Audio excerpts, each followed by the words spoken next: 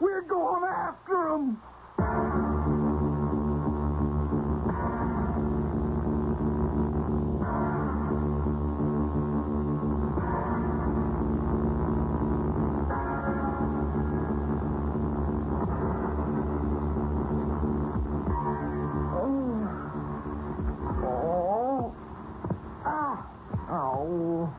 What's the use? I haven't slept all night. Oh, boy. I shouldn't leave the candle burning now. What if I drop off? Oh, well. What time is it? Oh, 3:15. Who's out there? Oh, no. Not that silly chimp. Okay, hold on, Bimbo. I'll be right there, boy.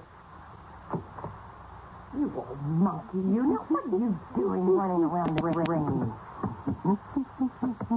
Oh, Bimbo, you're an old scamp. Anyway, you can stay for a little while. Bimbo, now you're lucky that's just a wastebasket. Now, get up on this chair and be a good boy. Too dark in here for you to be scampering around breaking everything. Aww. Dear old Bimbo. Yeah. I'm on your side, honey. I don't care what they say.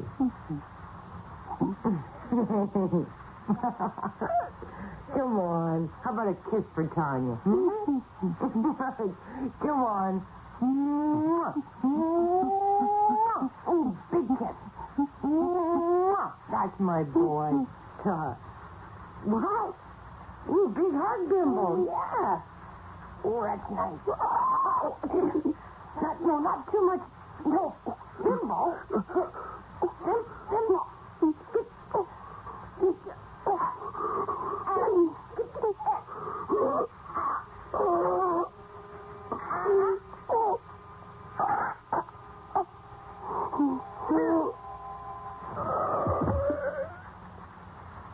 Tanya, what's the matter?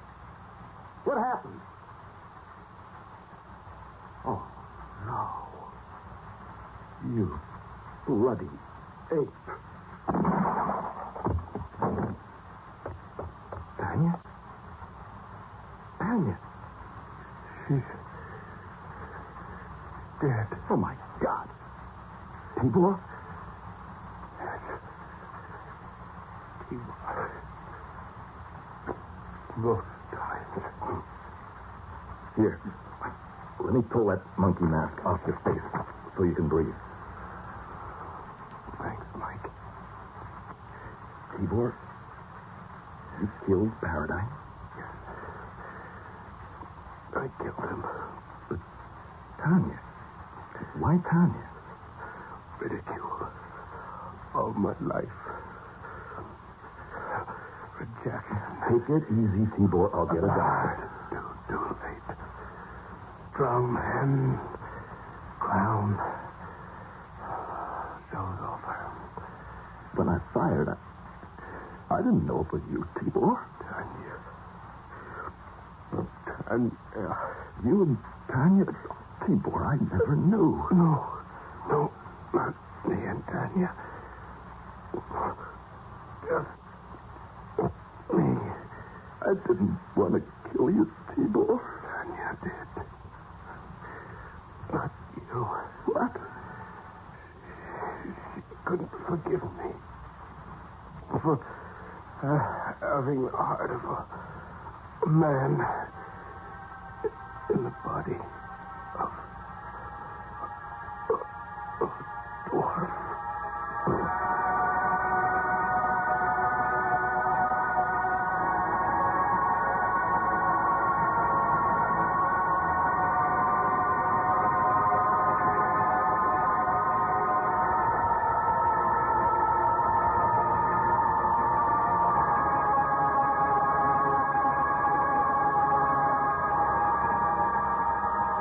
You have just heard Breaking Point by Max Ferguson. Featured in tonight's cast were Jane Eastwood as Tanya, John Stalker as Tibor, and Ken James as Ernie. You also heard David Hendlin as Mike and Frank Perry as Charlie, with David Calderisi as the police inspector. Our recording engineer is John Jessup, with sound effects by Benson. Our production assistant is Nina Callahan, and the series story editor has been Earl Topping. Nightfall is produced and directed for CBC Radio by Bill Howell. And now, here is a final word from your host. Hello again. On next week's Nightfall, I'll be programming more than anybody has a right to expect. Citizens! This traitor you see before you thought he could get away with it. What the? Holy... He was better than all the rest. Isn't that Rick? But he will now learn It is Rick. In a uniform. the hard way. He's older, but it's still him. Stay tuned. You can handle it. And watch what subversive thought will get you. He's become an actor. Well, he's on TV. What the... Oh, my God. What's that naked man tied to? Some sort of machine. Oh. What's that all about? I don't know. It's some sort of torture scene, looks like. Really, now? As if his arms were pulled right out of his body. Sure was realistic. I wonder how they did it. Future fear. Next week on Nightfall. Until then, careful of the edge.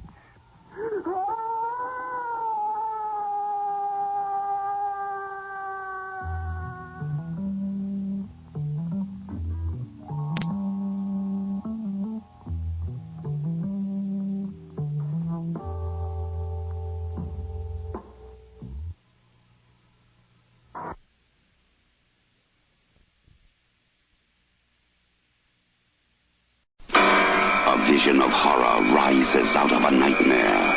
A vortex of fear draws you down into hell. A shadow of evil opens the gates of madness. It has come. Eyeball and Suspiria together.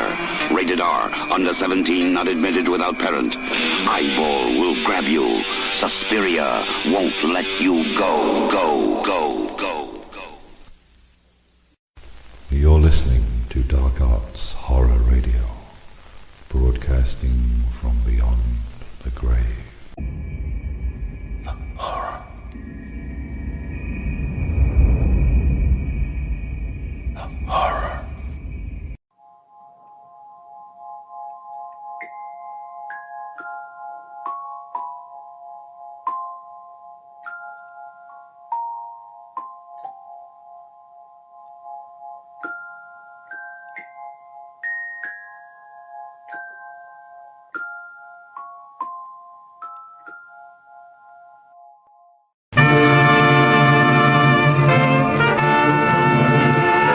Superstition on the air.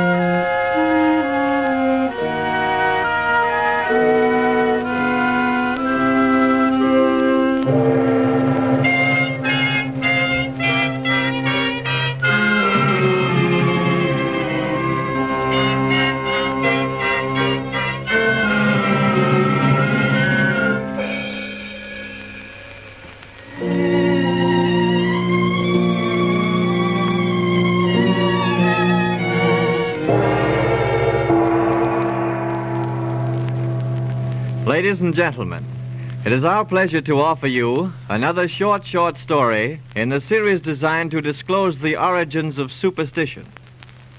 This one deals with the belief that if two people, while walking together, permit another person or object to separate them, it is an omen of bad luck.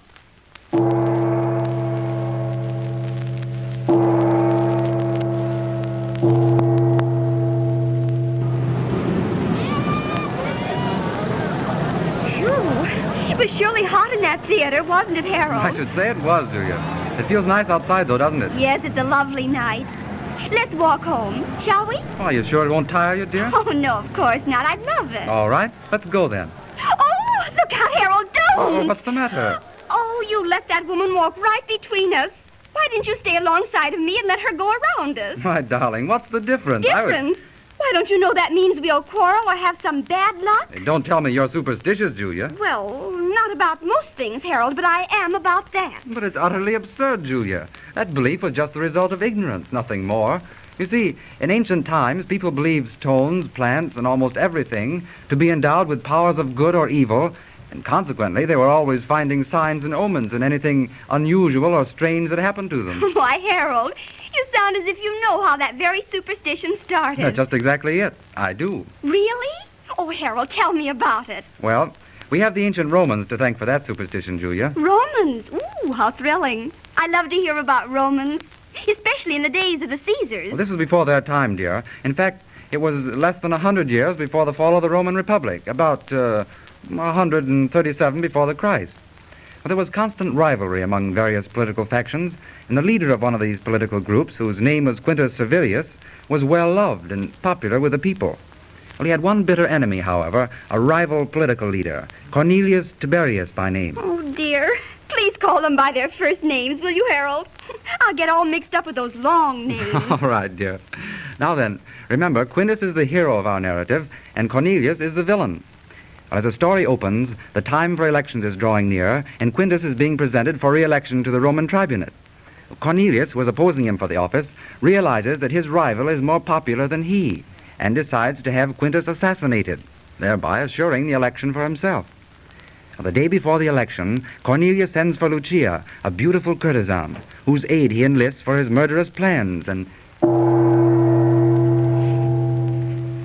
Ah, you have come at last, Lucia. As soon as I received your message, Cornelius. Verily, Lucia, you grow more beautiful each time I behold you. Ah, flatterer. But that isn't why you sent for me. Nay, Lucia, but who could look upon you and not feel his blood surge in his veins? And it is your charm that will aid me in my plans. Yes, Cornelius? How? Tomorrow, as you know, is the election to the tribunate, and I fear Quintus will defeat me, for he is very popular with the people. That must not be, Lucia. I need your help. What can I do, Cornelius? This. Quintus must pass your dwelling on his way home. And I want you to await his coming tonight and entice him into your house. Yea, and then? Then he must be killed. Killed? You expect me to kill a man? Nay, nay.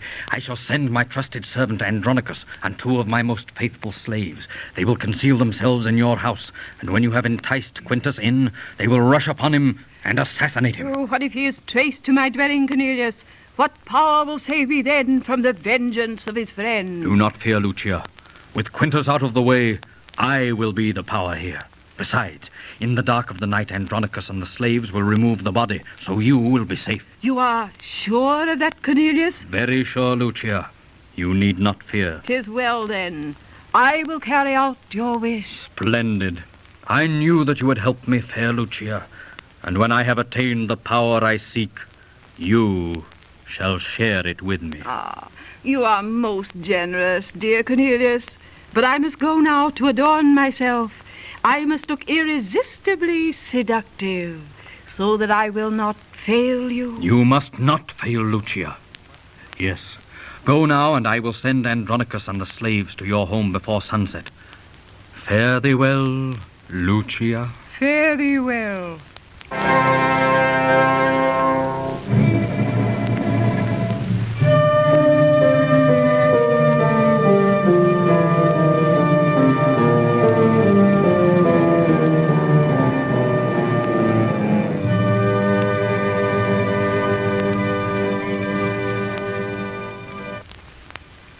Have you the slaves in their hiding places now, Andronicus? Yea, Mistress Lucia. Very good, then. Come.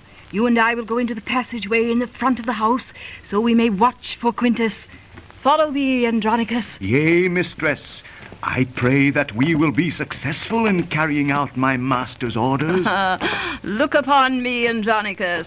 Do you think that I shall fail to entice Quintus? Nay, you will not fail, Mistress Lucia. You are the most beautiful woman in Rome. Quintus will follow where you lead him. Ah, here is the passageway. We will wait behind this door. Through the tiny latticed window, we can see Quintus when he comes, while we will be unseen. Stand here, Andronicus. Very well, mistress. I hope Quintus comes soon. Dusk is beginning to fall. Are you sure Quintus will come this way, Andronicus? Yea, mistress. He must pass this way to reach this house. Ah, look, Andronicus. 2 men are coming now. Yea, mistress. And one of them is Quintus. And who is the other, Andronicus? Why, it is his good friend Marius, the great warrior. Look how they walk, arm in arm like brothers. Ah, we had not thought that he would be with a friend. Alas, our plans are foiled. Andronicus, what shall we do? Cornelius will be in a rage if we fail to kill Quintus before the election tomorrow. I fear we can do nothing now, Mistress Lucia. I dare not go forth to entice Quintus while Marius is with him. It would be too risky. There is only one thing to do, then. What is that, Andronicus? I shall have to call the slaves so that we can follow Quintus and Marius. Before they reach the house of Quintus, we will attack them in the street. But we must work swiftly and sure. Look, Andronicus. They have reached the image of the stone lion that stands in the center of their path. Yea, mistress. They are separating at the statue and walking on either side of it. They seem to be in a hurry. Ah, they've passed the statue now and are side by side again. They're coming closer. They seem to be angry with each other. Listen. They're having words. Nay, Marius, let us talk no more about it. I cannot grant you the appointment as chief officer to the magistrate. But, Quintus, a moment ago, why, just before we parted at the statue, you thought differently. But I have reconsidered, Marius. My enemies will accuse me of favoritism. Nay, it is impossible. Impossible? Is this the way you reward me, after I have aided you in your career?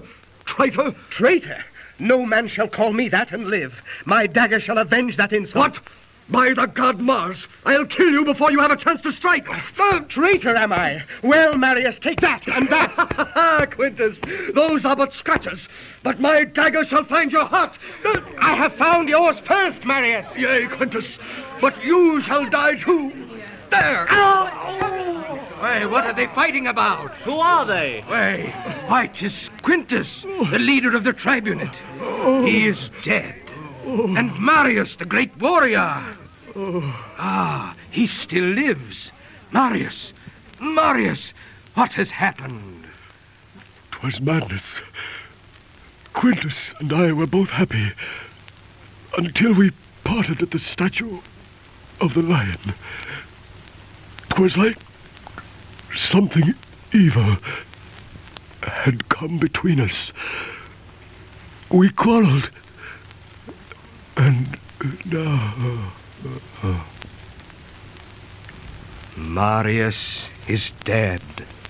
Alas, had he and Quintus not parted at the statue, this evil would not have befallen them. 'Tis an omen. Let us beware.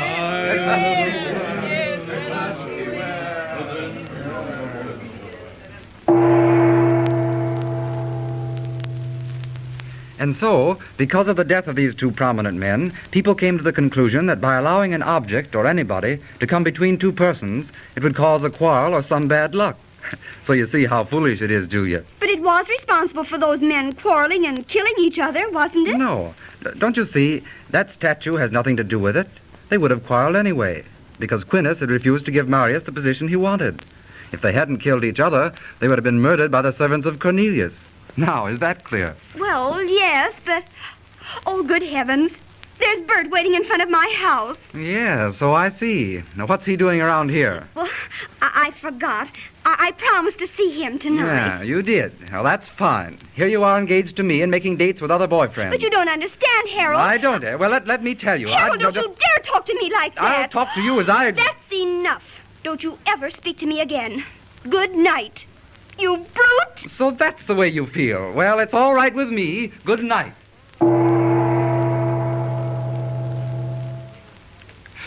When Julia and Harold cool off, they'll probably make up again. But undoubtedly, Julia will still believe that bad luck will befall two persons who allow an object or another person to come between them. Well, au revoir and good luck to you.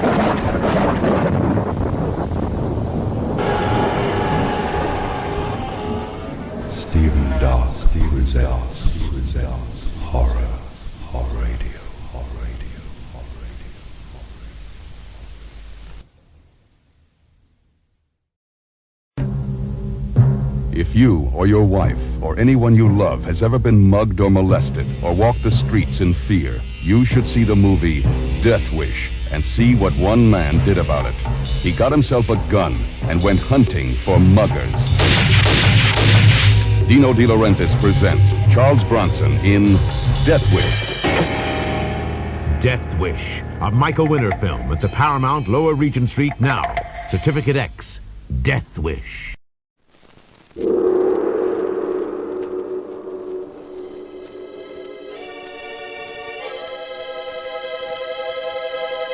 The Sealed Book.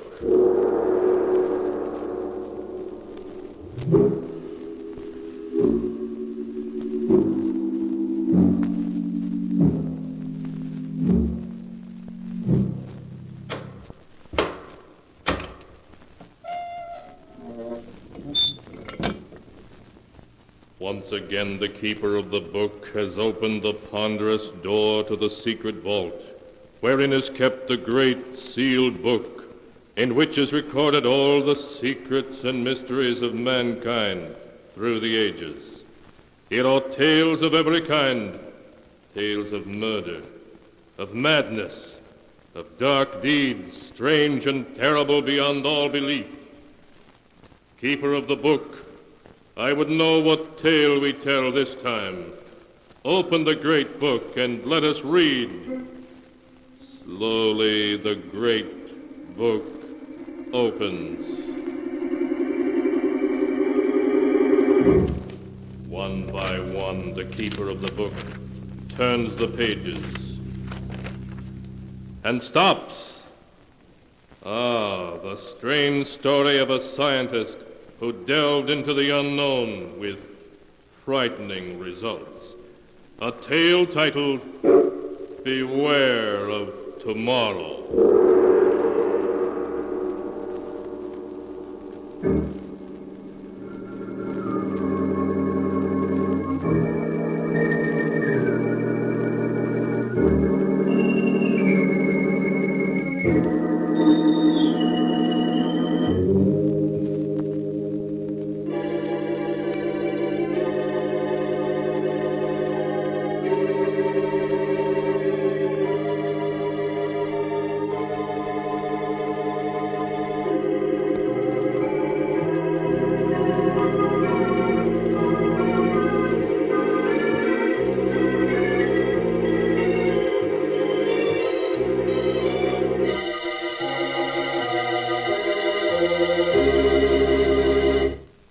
here is the tale, Beware of Tomorrow, as it is written in the pages of the sealed book. Our story begins as Sheriff Ramsey brings his car to a stop in front of an old mansion in a desolate section of New England. A young man gets out of the car and speaks to the sheriff. Thanks very much, Sheriff, for bringing me out here. That's quite all right, young feller. Do you know Professor Clark? The man that lives in this old mansion? Why, yes. I was Professor Clark's laboratory assistant back in college. Why? Well, there's been some talk in town of running him and that man of his, that Barton fellow, right out of the county. But what has anybody got against the professor? Well, there isn't a milder man in the world. Well, maybe so. But folks has got wind of what happened at the state penitentiary over in Hillvale last year. Sure, if you're talking in riddles. What did happen? The professor went over there when they hanged Richards, that hold-up killer. And the warden give the professor the murderer's brain. So what? Folks think he's keeping that brain in a big glass jar and making it grow. Oh, that's perfectly ridiculous. Well, I'm not saying I ever believed it.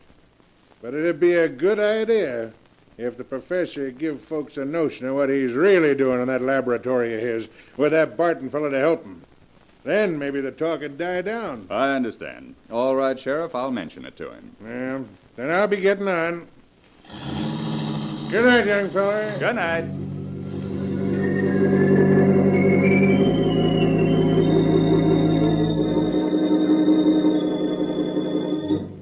A few moments after Dr. Richard Dale had knocked on the door of the ancient mansion, a frail, white-haired old man answered the door. An old man who could hardly speak in his joy as he gripped Richard Dale's hand. He led the way down a long hall to a great room where strange equipment took up almost every inch of space. Retorts and electric furnaces, generators, batteries, great glass vats. Dr. Dale stared around him in intense curiosity as Professor Clark helped him off with his hat and coat. There. Now sit down, Dick. Sit down and let me get a look at you. I got your letter, and it made me so curious I took the first train. You promised me a surprise. Is this it, this amazing laboratory? No, my boy. We'll come to that in a moment, after you've met Barton, my assistant. Oh, Barton! Yes, Professor? Dr. Dale has arrived. I want you to meet him. Why, of course. How do you do, Dr. Dale? How do you do? We've both of us been looking forward to your visit. Yes, the professor's letter made me so curious I couldn't stay away. Barton, is Alpha making some coffee? Yes, he started it when we heard the car. Alpha? Who's he? Our general man of all work. Truly amazing fellow. Here he comes now. What in the world? Shall Alpha serve coffee? Good heavens. I said you'd be surprised, Dick. He's not human. He's a machine, a robot. Yes, my boy. An artificial man made from metal and synthetic brain tissue. A machine man. But walking and then talking. He's not very pretty, but then the professor was mostly interested in making sure he'd work. Well, he must weigh a ton. No, only about 300 pounds. You see, Alpha is mostly aluminum and other light alloys. Inside his aluminum plates are some new batteries I've devised, together with miles of fine silver wire and a dozen electric motors, to give you only the highlights. Shall Alpha serve coffee now? Yes, Alpha. Put it on this table here and pour a cup for Dr. Dale. Alpha, do so. I still can't make myself believe it. Alpha poured coffee. Go on, Dick. Take it. Oh, yes, of course. Thank you.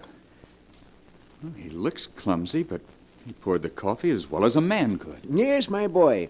Alpha has capabilities you'd never suspect to look at him. We won't need you any more tonight, Alpha. You can go back to your room now. Alpha goes. Be sure to switch off your batteries. They're going to need recharging tomorrow. Alpha understands. That's the most incredible thing I ever saw. You see, Dick, like any machine, he's completely inactive when his batteries have been switched off, but his brain continues to function. It's an artificial protoplasm that I spent 8 years creating. It's the only thing that makes him different from any other machine. But it means that Alpha can think like a man. A machine that can walk and talk and think. But Alpha isn't the only surprise I have for you, Dick. He's not? No, I have another one, even more astonishing. But you'll have to wait until morning to learn what that is. Barton will show you to your room, Dick. Of course, Professor. I'll see you in the morning, then. Yes. We'll have a long talk tomorrow. Good night. Good night, Professor Clark. Oh, Dr. Dale. Yes, Barton? Could we talk for a minute before I show you to your room? Why, yes, of course. It occurs to me that the professor forgot to tell you why he asked you here. It was his hope that you'd stay indefinitely and help us carry forward the work we've been doing here. Stay indefinitely? Why, I have my own work. Now, don't say no yet. Just think, Dr. Dale. Alpha is stronger and more rugged than a man. He needs no rest, no food, yet he can do the work of 3 men. He can plow, reap, run machinery. Think how much drudgery a million like him could lift from mankind's shoulders. Yes. Yes, that's true. And already Alpha is technically old-fashioned. Professor Clark has blueprints for a new machine man as superior to Alpha as an aeroplane is to a bicycle. We want you to help us build them. Well, I'm certainly tempted to stay. Perhaps I could arrange it. Good. Then I'll show you to your room now, if you wish. Yes, I am sleepy. If you'll just come this way.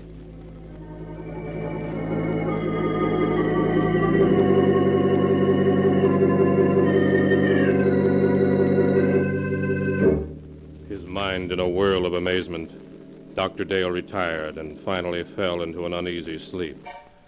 How long he had slept he did not know when abruptly he woke with a scream ringing in his ears. The cry came from downstairs. Dr. Dale leaped from his bed and raced down to the lower hall. In the lower hall, he found Barton hammering on the heavy door of the laboratory. Professor Clark! Professor Clark, what's wrong? Barton, what's happened? Professor Clark, I heard him call for help. The door's locked. We've got to break it down. Yes, come, put your shoulder beside mine. Right. Are you ready? Ready. Then shove. Oh, once again. All right, once more. Professor Clark, where are you? Professor Clark, he's not here. Yes. Yes, he's here. Lying on the floor beside the window. He's been murdered. It was Alpha. It must have been. No one else could have done it. Where is Alpha? The window, it's open. He went out that way. We've got to go after him. I'm afraid it's hopeless. At night in these woods, we couldn't possibly find him. No. No, you're right, of course. It'll be morning soon. Then I think he'll come back. He knows that he can only go for a few more hours before his batteries must be recharged. But, Barton, why did he kill the man who created him? The professor has been thinking of destroying Alpha because he's now technically out of date. Perhaps that's the reason Alpha killed him. Poor Professor Clark. We'll have to notify the police. That is only the sheriff. In any case, I think we should wait until morning and then report the professor's death as an accident. An accident? Yes. If the authorities learn the truth, our research may be stopped. And when Professor Clark has achieved so much, can we let it go for nothing? Why, no, of course not. Dr. Hale, we must carry on his work for him. Yes, that's what he would want. Then you will help me to continue it? You'll stay?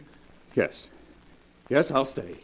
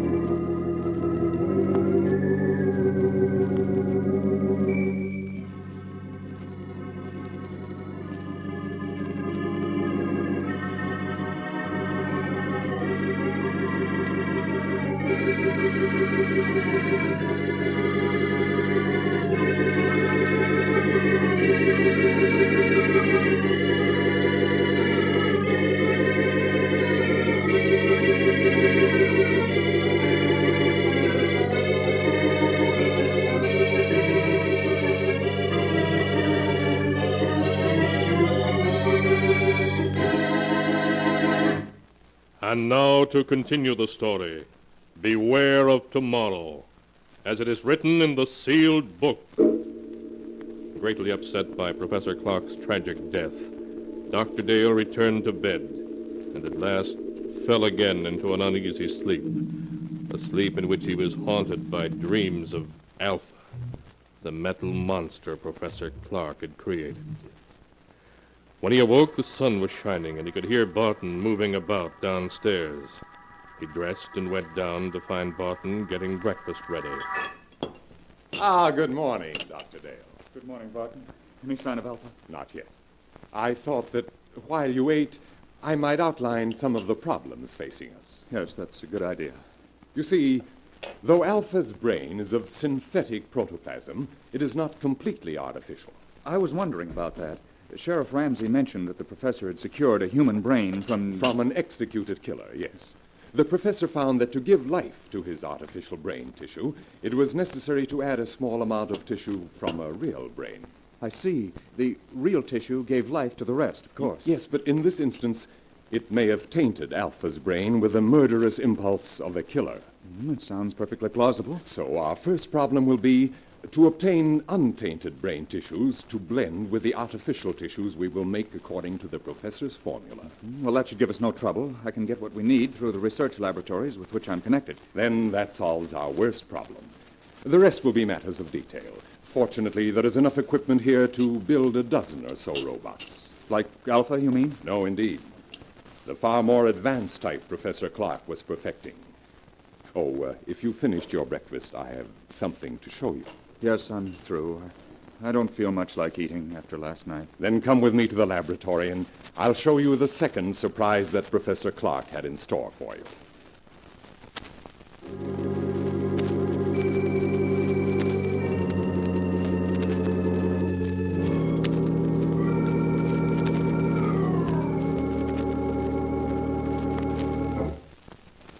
Here we are. Now, what I'm going to show you is in this box. Not another robot? Yes.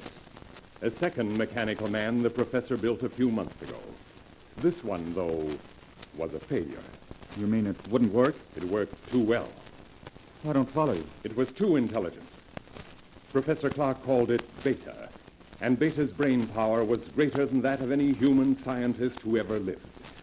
But Beta was insane. Good heavens. He represented, however, a tremendous technical advance. Look. Well, it looks exactly like a human being. Yes. Professor Clark used me for a model when he built Beta. It's an excellent likeness. Touch the face, Doctor. All right. It feels smooth and rubbery with a hard surface underneath. The surface is a new plastic Professor Clark developed with which he could imitate exactly the appearance of human skin. Underneath is an aluminum body on which the plastic was baked. I see. Beta's hair, eyes, and teeth are all artificial, too. But he walked and talked and acted so much like a human being that no man alive would have guessed his secret. No, you would have fooled me completely. Did you say he was insane? From the human viewpoint, yes. He considered himself superior to the human race. With his enormous brain power, he intended to make himself ruler of the world. Oh, you're joking. Not in the least. That was why Professor Clark destroyed him just in time. He had made plans to take over this laboratory and construct dozens of mechanical men like himself. And then, with their help, he was going to enslave all mankind. Barton, if that could happen once, it might happen again. I don't believe we should continue Professor Clark's work after all. Oh, there's no danger now, Doctor. You see, Beta also had a brain which contained tissues taken from that of the condemned murderer. But we will select the brain tissues we use from the highest types that are available. Well, in any case, we must proceed with the utmost caution. Of course, Doctor. Listen. Someone's come into the house. It's Alpha. He's come back. Alpha? We may need a weapon, Barton. No, I can control him. Alpha! Alpha, come here. Alpha, come. Alpha, you killed Professor Clark. Why did you do it? Professor said he would destroy Alpha. And you killed him because of that? Alpha not want to be destroyed. But you're just a machine. What difference does it make to you? Alpha is machine that lives. Alpha stronger than you. Alpha better than you. Alpha, be quiet. We want to know where you've been. Did anyone see you? 2 men saw Alpha. What do you mean? 2 men driving automobiles saw him. And what did they do? They tried hit Alpha with automobile. And then what happened? Alpha stopped automobile. Alpha killed 1 man. Killed him? Other man ran into woods.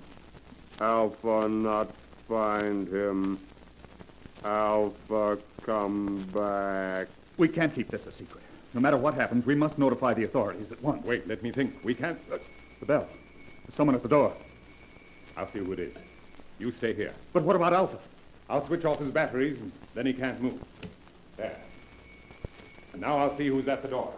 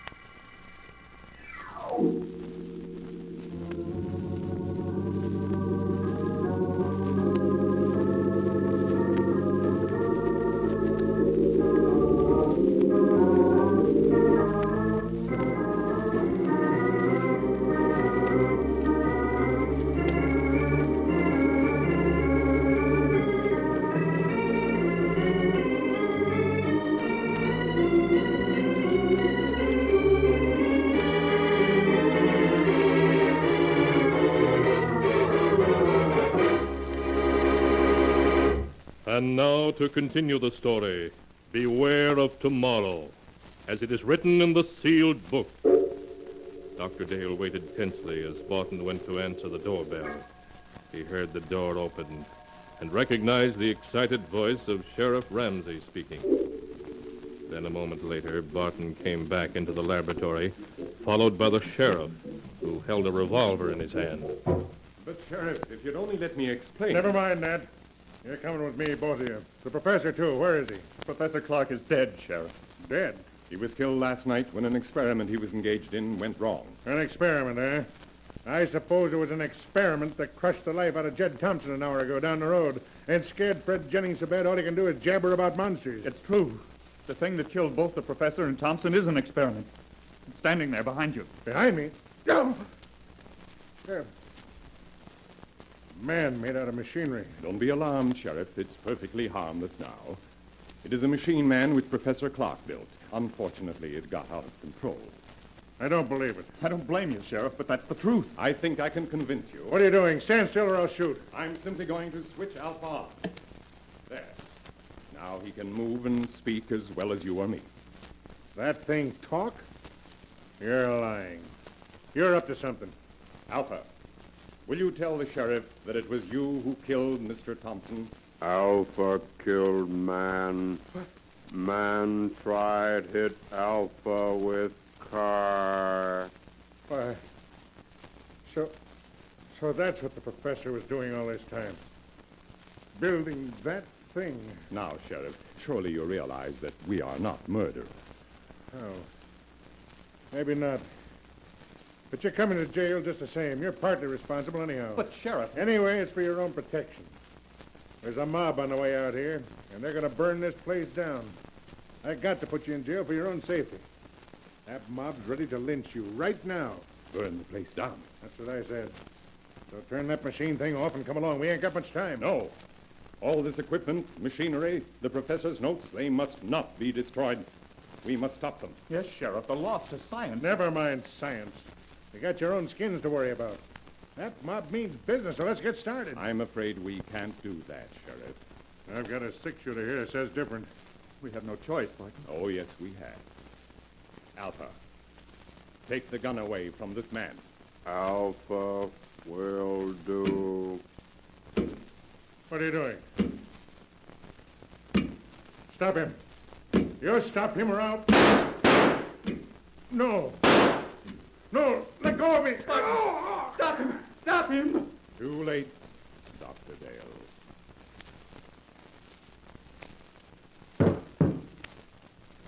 Alpha's crushed him. Yes, Dr. Dale. The sheriff is dead. Now you are a murderer. In a good cause. The life of one man or of a dozen men cannot stand in my way. You don't expect me to keep silent about this, do you? I think you will. Alpha? Alpha! He doesn't answer. His batteries have gone dead. The last burst of energy must have drained them dry. But it makes no difference. I think it does. A big difference. There. See this? Sheriff Ramsey's revolver. With 3 bullets still in it. Put your hands up. I must explain something to you, Doctor. You can talk, but if you move, I shall shoot. I only want to say that nothing is going to interfere with my plan to build more of the improved form of robot that Professor Clark perfected before his death. Robots who look and act so much like men, no one can detect them. They'll never be built. I intend to destroy all of Professor Clark's notes. They will be built. By me. I shall build 10, 100, 1,000. Then I shall lead them with their superior intelligence to the mastery of the world. You're mad. Of course, I should have guessed it. No, Doctor, that's not the answer. I shall tell you the truth. And then you must die. Stand still or I'll kill you. You remember last night when the professor said he had another surprise for you? An even greater surprise than Alpha? Yes? That surprise, Doctor, was Beta, the second robot. So perfect it looked like a man, but so intelligent that human beings were his children in comparison. But Beta was destroyed. No, Doctor. Beta was not destroyed. But you must be destroyed. Stand back. Stand back, I say. All right, then, I shall shoot. And now, Doctor, your bullets are gone. You aren't even hurt. Bullets cannot harm me. That's what I'm trying to tell you. Beta, the second robot, was not destroyed. But I saw him. What you saw was only an initial attempt that failed. The real Beta still exists. You see, Doctor, I am Beta. You? Yes. I, too, am what you would call a mechanical man. And now, you must die. No. No. Stay away from me. Stay away. No!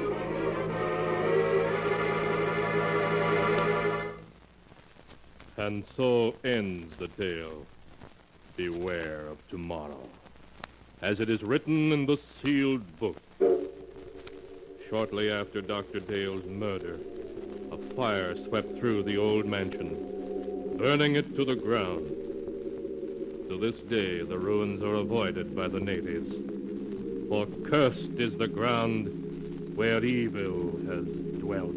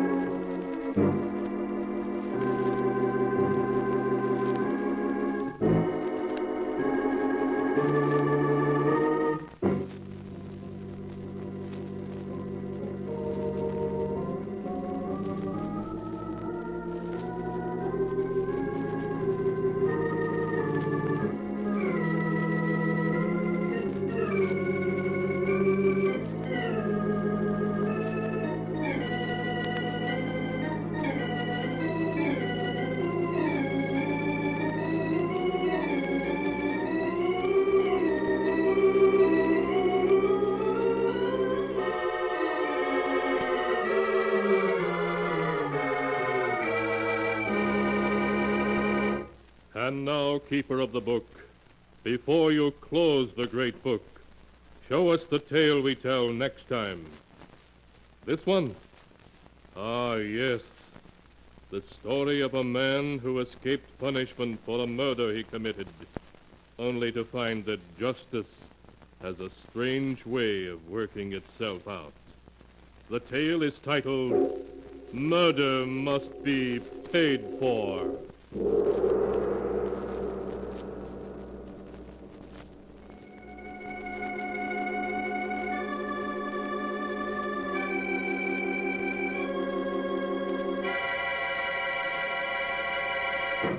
Be sure to be with us again next time, when the sound of the great gong heralds another strange and exciting tale from the Sealed Book. The Sealed Book, written by Bob Arthur and David Cogan, is produced and directed by Jock McGregor. The Mummers in the Little Theater of the Air.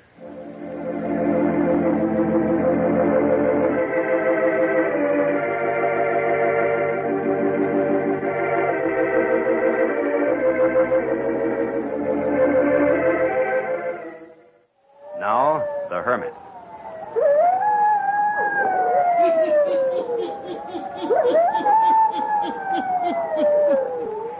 Ghost stories. Weird stories and murders, too. The Hermit knows of them all. Turn out your lights. Turn them out. Have you heard the story, Reflected Image? Eh? Then listen while the Hermit tells you the story.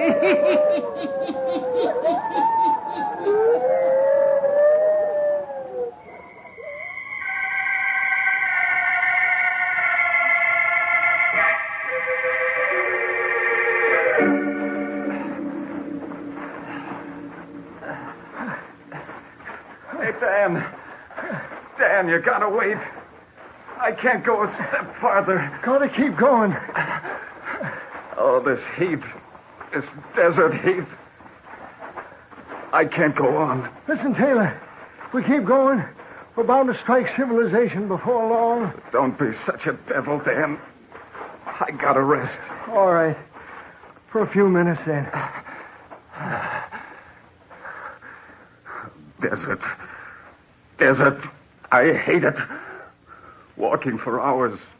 Sun beating down. Stop it, Taylor. You can't go on that way. If you do, you'll go loco. Come on.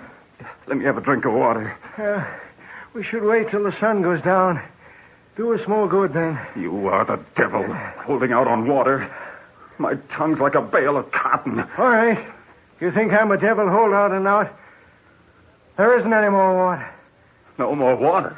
We drained the last when we took that drink 4 or 5 hours ago. I don't believe it. Let me have a bottle. Here. No water. No more water. No more water. Now, listen. Don't do no good to get panicky. Only make your thirst worse. Crying out like that. Just another day would bring us into a settlement. Lost. Our bones will bleach white here on the desert. Sit back and rest. It's getting cooler now. Dan, look. Look over there, atop that rise of sand. I'm looking. Do you see her standing there? I see the dead stump of a tree. So do you. I see her. A beautiful woman. The breeze blow on her dress. So cool-like. And Dan, she's waving to us, beckoning us to come on. Taylor, where are you going? Come back here. Wait. I'm coming. I see you. Don't go away. I'll get up. Just wait, that's all. Wait. Follow me. I'll take you to our cabin. Cabin. Water. There's a well near the cabin. Follow me. Dan! She's real! She's telling us to follow her! Dan, hurry! Follow me. Follow me to the cabin. All the water that you want to drink. Follow me. Dan! Dan! Taylor, you got to get a hold of yourself. I talked to her. There was a woman here. It was no dead tree. She said to follow her. That way. East, she said, to the cabin and water. Dan, you gotta believe. You gotta try it. Help me up, Dan. Oh, Taylor, you're seeing things. No, you gotta try. She was here, and she said to follow her. I can't believe you saw anyone. It's worth trying, isn't it, Dan? I talked to her. She said to walk this way. Come on. It's getting too dark to see, Taylor. We ought to... Oh, you're gonna try. Well... Come on. Where's the woman now? She went ahead. I saw her move this way. Hello? Hello? See? No one answers. You didn't see any woman. We gotta keep walking this way, Dan. Oh, it's crazy. Cabin. Water. The woman said this way. There wasn't any woman. You've gone off your nut, Taylor. If you don't stop this crazy stuff, I'm going to leave you in the morning. Strike out for myself. Look. Look. Do you see? Why, all that's good. A light. I told you. Cabin, water, just as the woman said. You must have seen a woman, Taylor. I didn't believe. Come on, Dan, hurry. We've struck real luck. Luck and water. Hello? Hello? We're coming. Hello? No one answers. It ain't a light in the cabin, Taylor. It's a star we see. No. It ain't no star. It's a light in a cabin too big for a star. It is pretty big, Taylor. You're right. I can see the shack now. Sure. Come on. The cabin door is open. They've heard us. The woman is waiting for us. Hooray! Water! Water!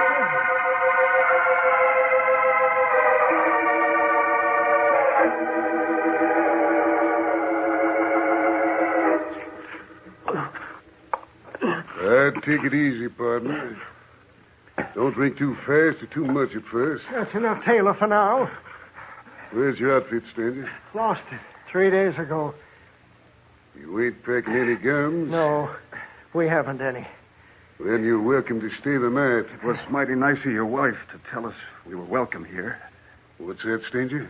Your wife, or the woman that told us to follow her here to the cabin and water. I don't savvy what you mean.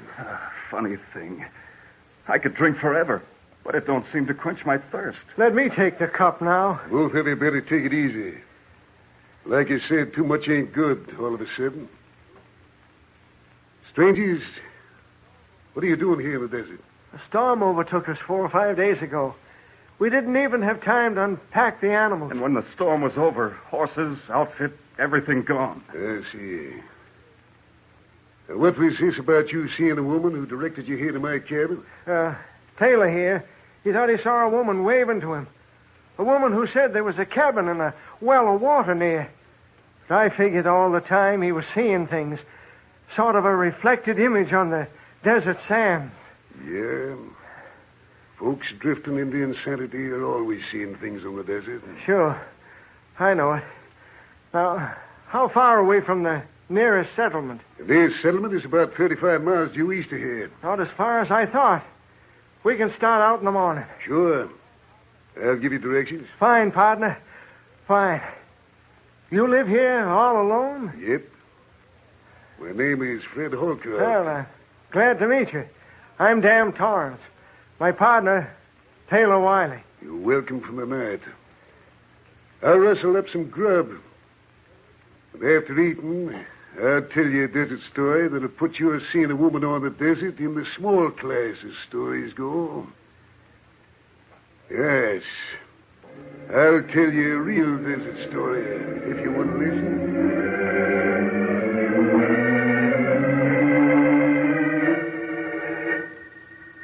This story will tell you what horrible things the desert can do to folks. It was about 3 years ago that me and my partner got together all our possessions. We sold them for all the profit we could get. Then bought stuff to start out on a prospecting trip. For a while, we didn't strike enough gold to make expenses. Then one morning, Ab and me made a walloping strike and hightailed it to town with our samples.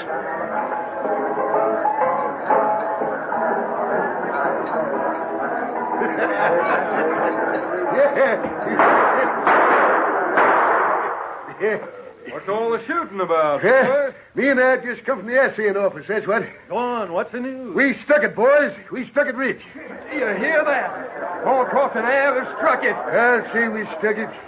No more grubbing for us. We're in the money, boys. We're in.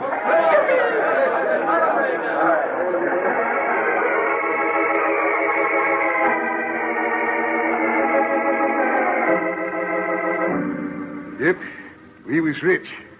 The first thing I did was to send back to the settlement for my girl to come out to me. Ab helped me get ready for her. We built this here cabin. Of course, it's no mansion, but it's a sight better than most desert shanties. Well, Lila came out, and we was married in El Toro, and then came back here to the cabin. Lila, she brought things along to pretty up the place. Curtains and such. We was real happy. Ab, Lila, and me. And the gold was still coming in. Night times, Lila and me would make plans as to how we were going to the big cities and live like king and queen. Then one morning, I comes into the cabin. Lila was sitting in that chair where you are sitting now, stranger. And Ab was standing there by the table. I could sense right away that something was up. I says, supper on, Lila? No. Time for grub, ain't it? Maybe so. Go on, Lila. Tell him. Tell me what? Lila don't want to stay here with you anymore, Fred. I reckon Lila's able to talk for herself, Ab. What's this Ab is telling me, Lila? Eb's got it right, Fred. I hate it out here. And you won't give up and say we got enough to move on. Well, now... Let me do the talking. I can't stand it here in the desert. Not any longer. I'll go crazy if I have to be here another day. But I thought... Go on, tell him all of it, Lila. It ain't only the desert you don't like. It's him. Lila's in love with me. Is this true? Lila, tell me. Is it the truth what I was saying? Yes. Why, Ab, you desert rat, I'll break every bone in your body. Now, take it easy. You won't touch me so long as I got the draw on you. Fight like a man, you yellow-livered skunk. Put down that gun and fight like a man. Yeah, don't listen to him. Don't you lay a hand on Ab, Fred. I ain't afraid to fight him. There's my gun on the table. Now, come on ahead. Yeah. You...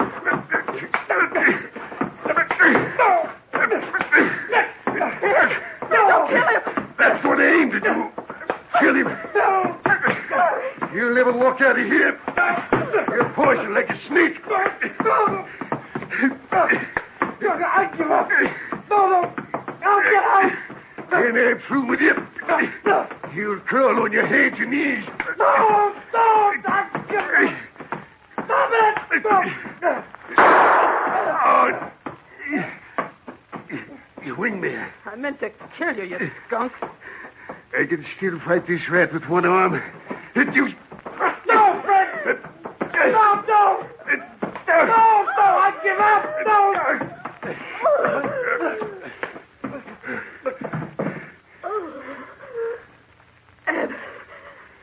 Ab, speak to me. You killed him. You killed Ab. You can't kill a skunk like him. He's not breathing. Look, his head's all smashed from hitting the table. Ab, speak to me. Let me see him. Dead. You killed him, man, Fred Holcroft. Ab. Oh, Ab. You're to blame for this, Lila. You're to blame for it all. A no good woman. You tried to kill me. For all your sins, you'll pay. You'll start paying right now. Did I tell the sheriff about you being a murderer? You ain't going to tell the sheriff or nobody else what's happened in this cabin. You're going to do just what I tell you to do. And no more.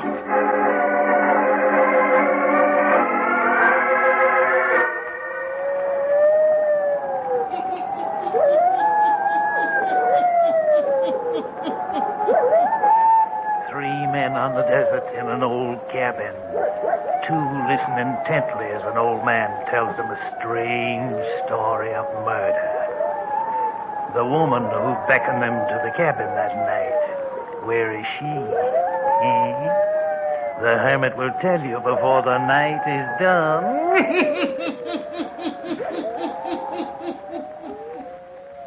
And now, the hermit again.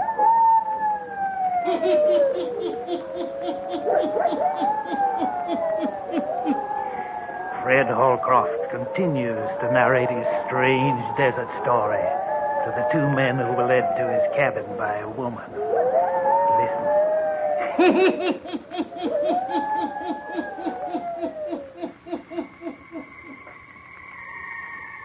Well, sir, we buried Ab that night. What do you mean, we? Lila and me. The woman who had betrayed me. I made her handle the shovel. I can remember as well as if it were today. She was sobbing and carrying on. But I kept her shoveling.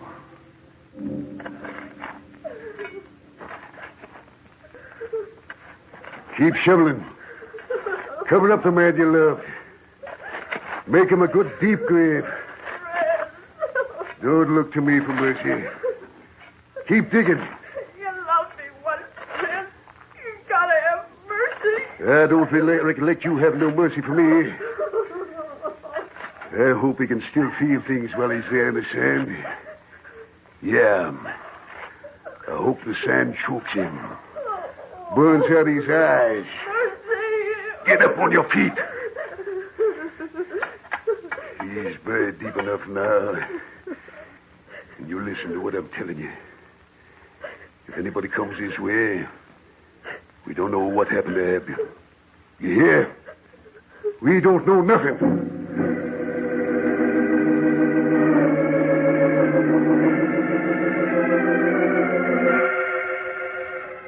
I can tell by the look in your eyes that you figure I was mighty cruel to Lila. But you got to remember, she had played me dirt. And what's more, she had tried to murder me to save that skunk of a man. I couldn't forget that.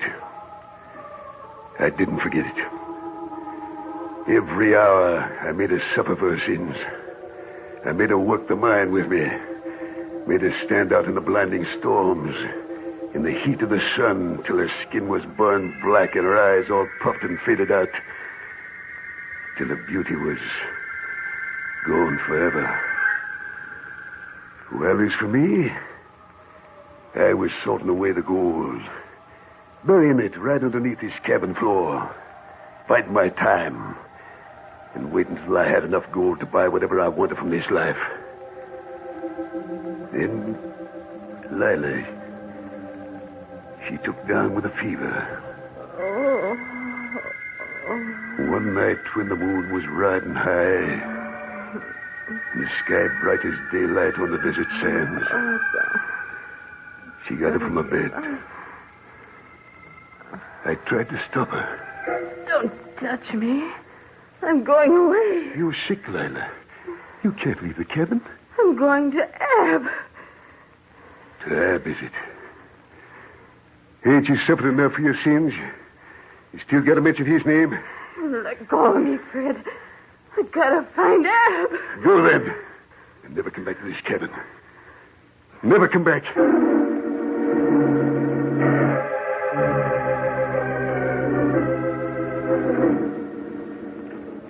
I stood at the door of this cabin watching her stagger away in the moonlight night. I never searched for her body. Her bones are bleached white by now from the sun. As for me, well, I always figured on moving on. But the sun and the desert, the scorching sands and the wild winds blowing, all of it sort of got into my blood. And I've stayed on here, hoarding my gold. But one of these days I'll be pulling out for the city, and the lights, the music, all the rich things money can buy. I don't understand it. Why are you telling all this to us, two strangers? How do you know we won't report you as a murderer? I don't likely know why I'm talking. Unless it's that the loneliness in the desert has got me. You let the woman wander off into the desert to die? I told you just as it happened. Don't you understand, stranger? That woman didn't die. It was her we saw tonight. Her that beckoned us into this cabin. She never died at all. Taylor, you never saw any woman. You said the dead stump of a tree. You thought it was someone moving. She talked to me, I tell you.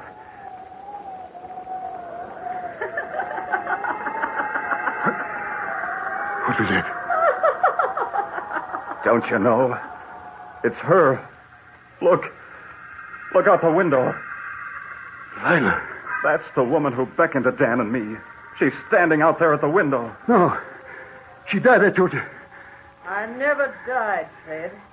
Never died. I've come for you. Don't let her in this cabin. Look. She walked right through the door. It can't be her. Look closely, Fred. I've come to finish up what I should have done years ago. Stop her. Don't let her do that gun. I've got it now, Fred. This time I'll do more than wing you. She got me. Got me. Grab him, Taylor. Look at the blood. Help her. I'm dying. He's done for. And the woman. She's disappeared through that door just like she came in. She's gone. And you and I, Taylor, we're going to be accused of this murder.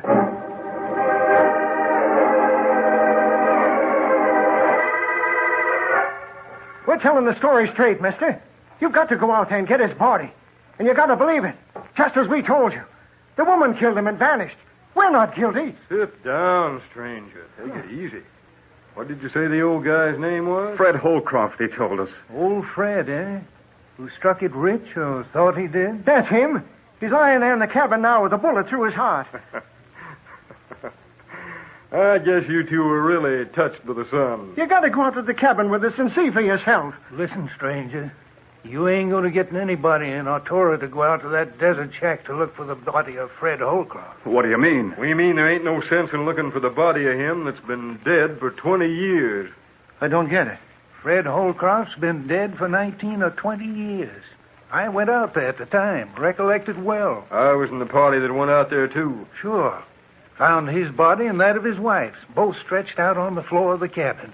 Died of the fever, I reckon. Why, there ain't any cabin out there anymore. Blowed away long ago by the wind. Yes, sirree.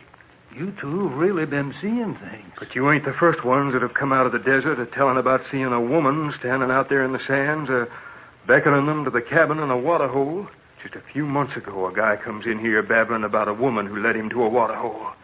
But ain't none of them ever been so touched before that they saw the old man or the cabin, or had a vision of a murder. Did anyone ever find old Holcroft's gold? Nope, nor his partner neither. Some folks reckoned he left Fred and his wife there to die and took the gold for himself. Listen, then. It may be we saw a vision, but you come out there with us to the spot where the cabin did stand. Maybe we can prove to you that the story we heard last night was true.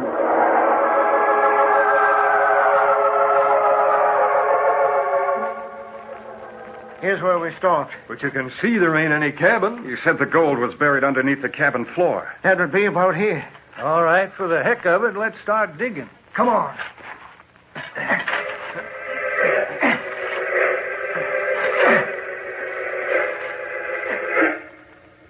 Gold.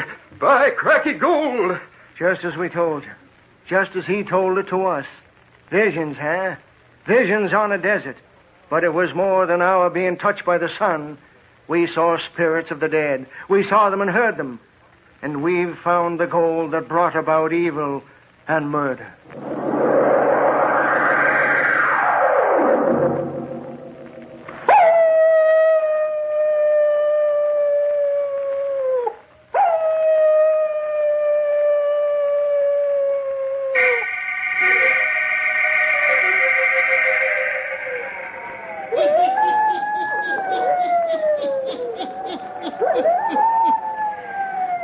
reflected image of the desert. And yet it was not of the mind alone, but rather a ghostly vision of the past. Spirits that could not rest in their graves of sand. Ghostly visions returning to Earth to walk the desert on moonlight nights. To speak to the living. To relate over and over the stories of their sin and murder. Yes. Turn on your lights. Turn them on. I'll be back. Pleasant dreams.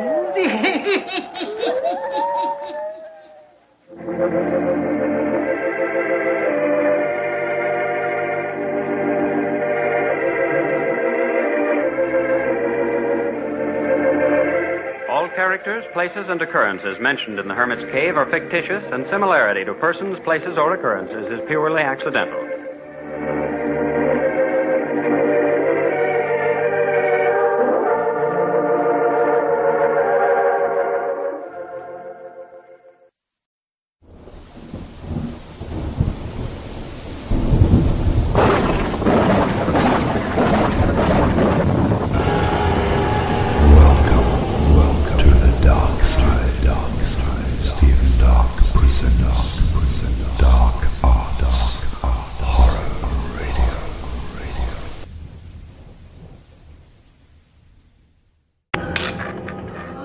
Not leaving us so soon, are you?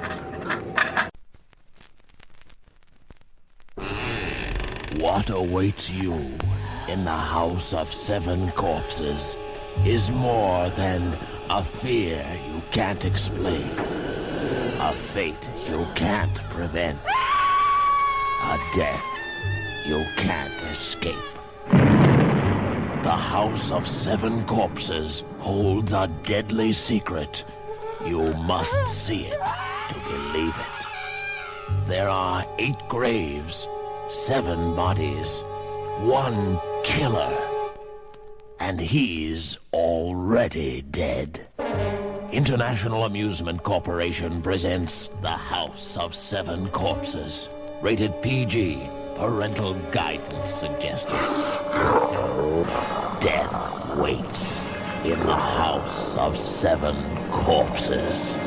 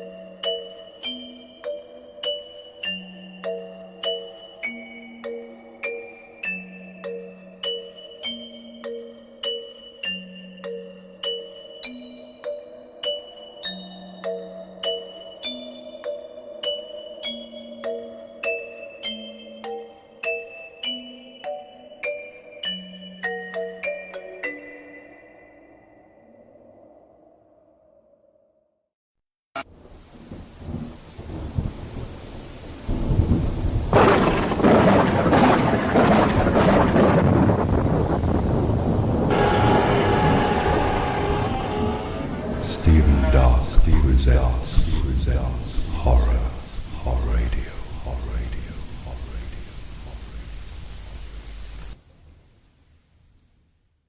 CBS Radio Mystery Theater presents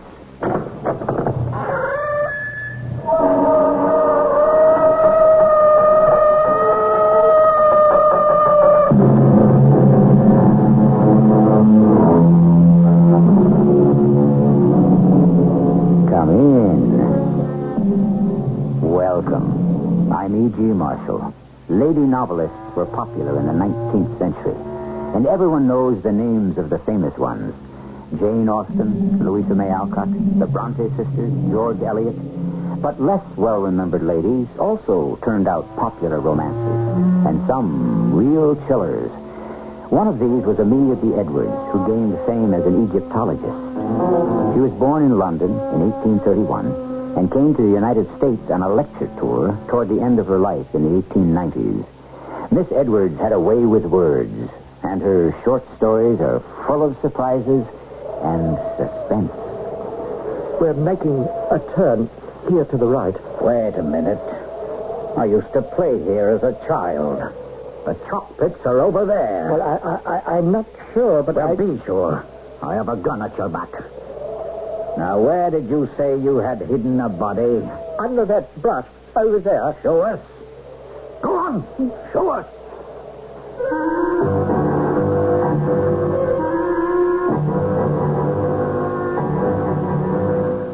Our mystery drama, The 4:15 Express, was adapted especially for the Mystery Theater by Elizabeth Pennell and stars William Prince. It is sponsored in part by Buick Motor Division and True Value Hardware Stores. I'll be back shortly with Act One.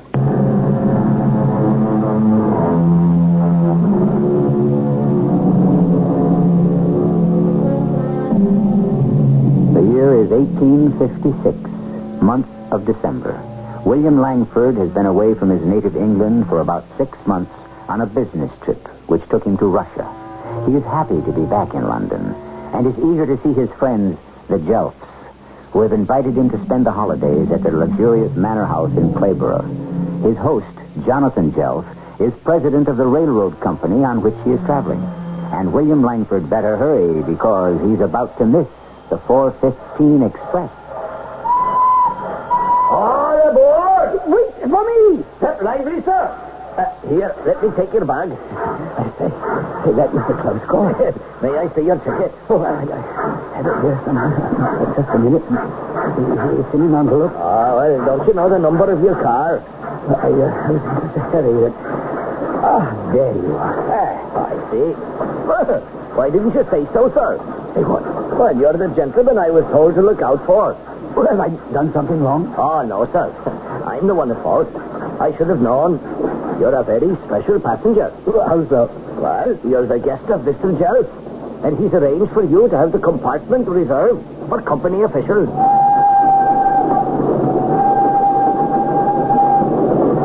Led me down a long corridor to a gloomy but shabbily elegant compartment, which had a musty smell combined with stale tobacco. It seemed so remote from the rest of the train that I was surprised when he said, as I go out, I'll just lock the door so you can be completely alone. What if... Oh, don't worry, sir. You can open the door from the inside, but no one can come in.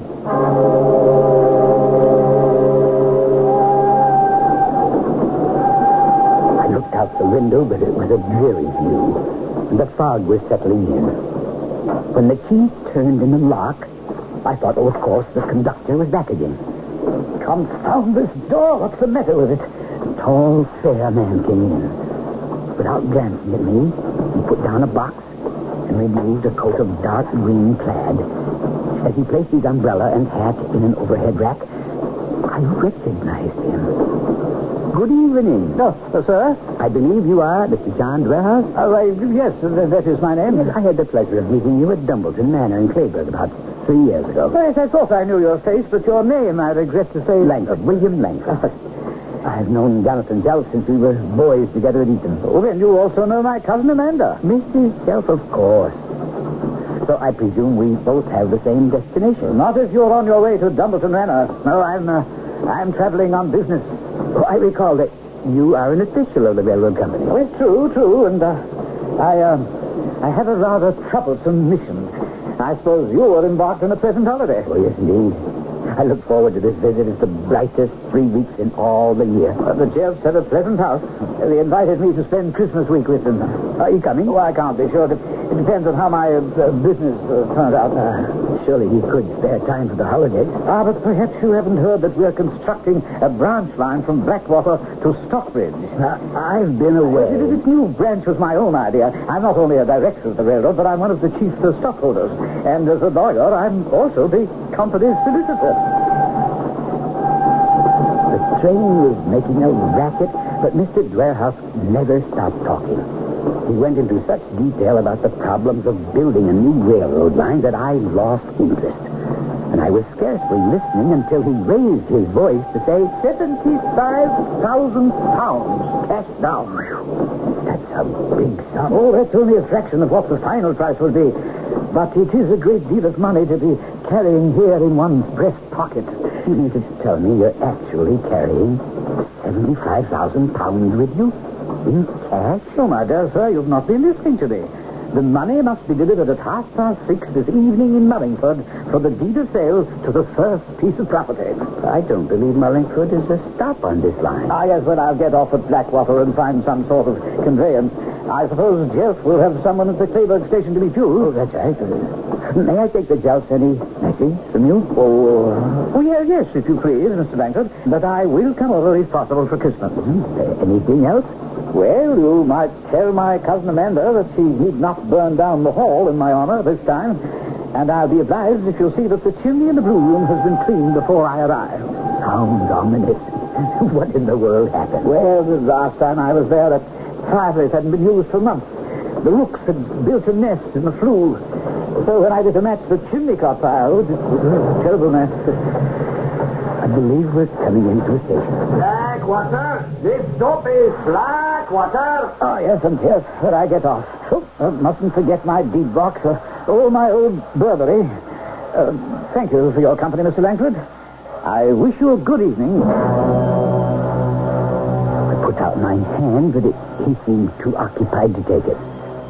As I watched from the window, he hurried off in a northerly direction. Then, moving around the compartment, I stepped on something. It was a fine Morocco leather cigar case with a silver monogram, J.D. on the side. I dashed to the top of the train steps and in the distance caught a glimpse of Mr. Dwarehouse talking to another man under a gaslight at the far end of the station. I jumped onto the platform and ran toward them. All aboard! I still had time because now Dwarehouse and his friend were directly in front of me when something unbelievable happened. The two figures vanished into thin air. The platform was deserted. And this time I had to make a leap for it. I would truly have missed my train.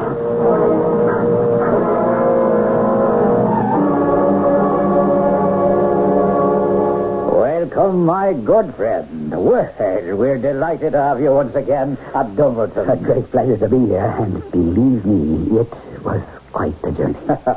We want to hear all about your travels. I have some messages. Oh, I want to know about your parents and our old cronies. And... But this is... It's simply wonderful to see you again. Amanda, my dear, beautiful as ever. And I have a special message for you. Oh, well, later. You see, we're giving a party, and I want you to meet everybody before we go into dinner. I'll have to change my clothes. No, not hurry. Your bags have been taken up, and at the top of the stairs, someone will show you to your room. Oh, it wouldn't be the one with that fireplace, would it?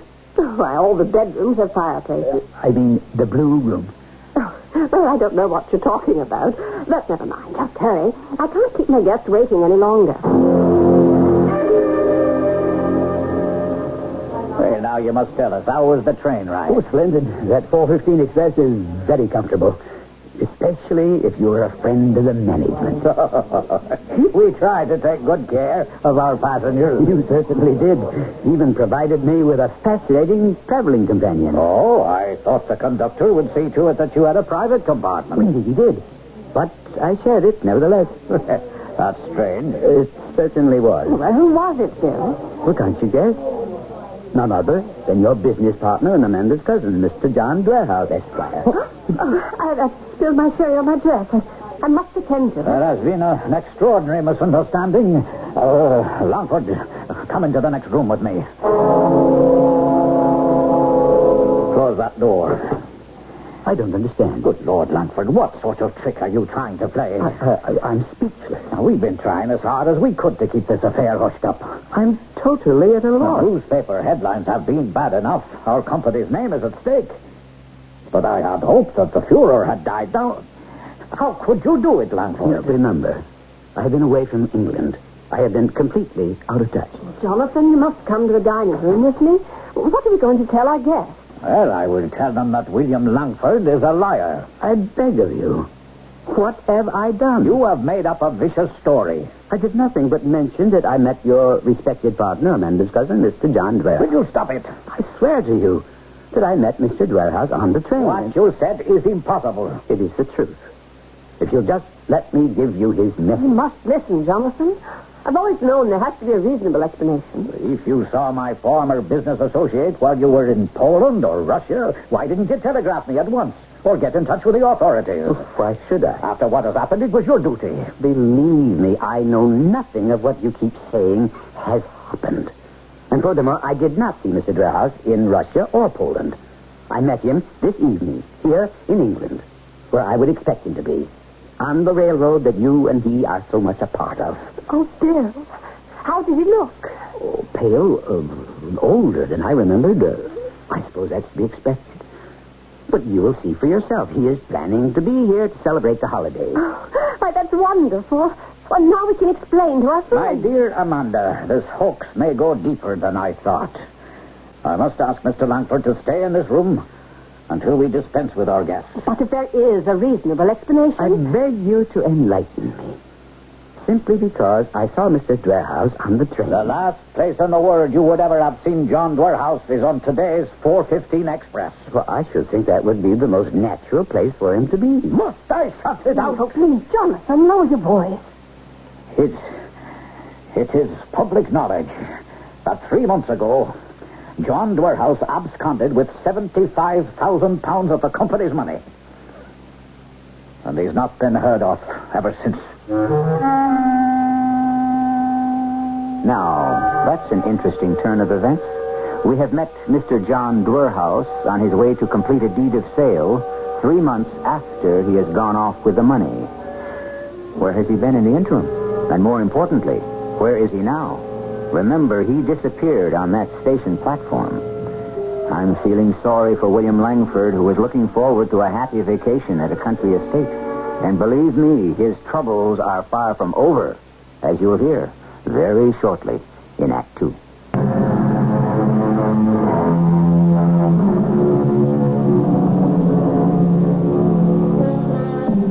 William Langford's holiday has certainly gotten off to a bad start. Instead of a pleasant visit with old friends, he finds himself accused of complicity in a crime which he knew nothing about.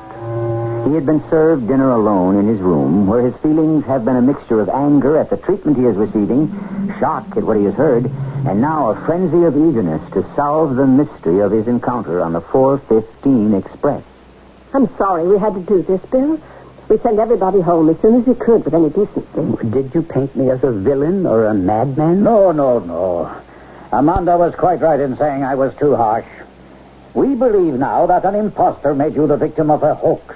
Or the whole thing was, on your part, a case of mistaken identity. No. I beg you to let me recreate the scene. Very well. We are willing to hear you out. Thank heaven. The conductor had settled me in the compartment and locked the door. But before long, the door was opened, and a man came in. Describe him. Tall, thin-lipped, somewhat stoop-shouldered, light-colored eyes, gray hair, worn rather long. And, oh yes, he was wearing a dark green plaid coat, carried an umbrella, and one of those metal boxes with a handle on top. I must say he looked worried and tired. Well, who else could fit that description? Well, I'm not convinced. Go on. Well, I addressed him by name, and he responded at once. Said my face looked familiar. The train was noisy, And Mr. Dwerhouse had far too much to say about the building of a new branch for the railroad line. I'm afraid I dozed. But I was brought up short when he said something about 75,000 pounds cash. A great deal of money he was carrying in his breast pocket. There. I knew you had heard about that 75,000 pounds. I heard it then, for the first time, and expressed astonishment that he should be carrying such a large sum. Where would he be going with the money at this late date? Why, he explained he had an appointment at 6:30 at the solicitor's in Mullingford to deliver the money for the deed of sale. By heaven, if that happened last night, some very strange things are going on. There's more. Now, I've heard enough. If what you say is true, I'll find out in Mullingford first thing tomorrow morning. I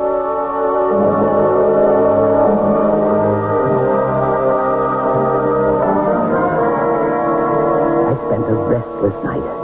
Coming down to the dining room for an early breakfast, I found my host had already left for Mullingford. Amanda was full of apologies. You must understand how much this means to me. I can't believe my cousin would do anything wrong. If you really saw him... Wait a minute. I have a personal message for you. Mr. Dwerhouse said you were not to try burning down the house, or at least the hall, in his honor. What? He told me about the last time he was here, and the rooks in the blue room chimney. You did see him. You must have. And no one else would know about that. Bruce was surely convinced, Jonathan. I want desperately to believe you, Bill. But whoever you saw was not on his way to settle accounts. They haven't seen Dwerhouse in Mullingford or anyone else from our company. That was a most damaging false alarm. Perhaps this will convince you. John's cigar case. I've seen it 1,000 times. Look here. His initials. Where did you get this case? Mr. Dwerhouse dropped it last night in the compartment on the 4:15 express. Give it to me. I'm going to Blackwater to call a meeting of our board. Bill, I'm frightfully worried. And I'm feeling greatly relieved. Jonathan will turn up the answer now that he knows Mr. Dwerhouse is nearby. Oh, but is he? Tell me again. Now, where did you last see him? When he got off the train at Blackwater. Who else would have seen him get off the train? Why, of course, the conductor. He was standing on the platform just by the steps. Well, then let's ask him. We can take the early train to Blackwater. We promised Jonathan we wouldn't talk. Oh, we dare not mention any names. Won't you be recognized on the railroad? No, never. I always travel by carriage. Then let's go.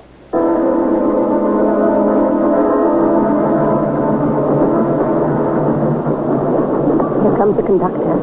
Is he the same one? Tickets, please. Why, good day, sir. Are you traveling back to London so soon? No, we're just on our way to Blackwater. If I had known, I would have given you and the lady the company compartment. Oh, not necessary for such a short trip. But tell me, do you remember the gentleman with whom I shared that compartment? Why, sir, there was no one with you. You were completely alone. You were standing on the platform when he got off at Blackwater. The only person who got off that car at Blackwater Station was yourself, sir. I was running after him. Well, you were in a hurry. But we weren't there long. And I thought you were just out for a breath of air. Oh, excuse me. Blackwater! Blackwater! Here's where we get off.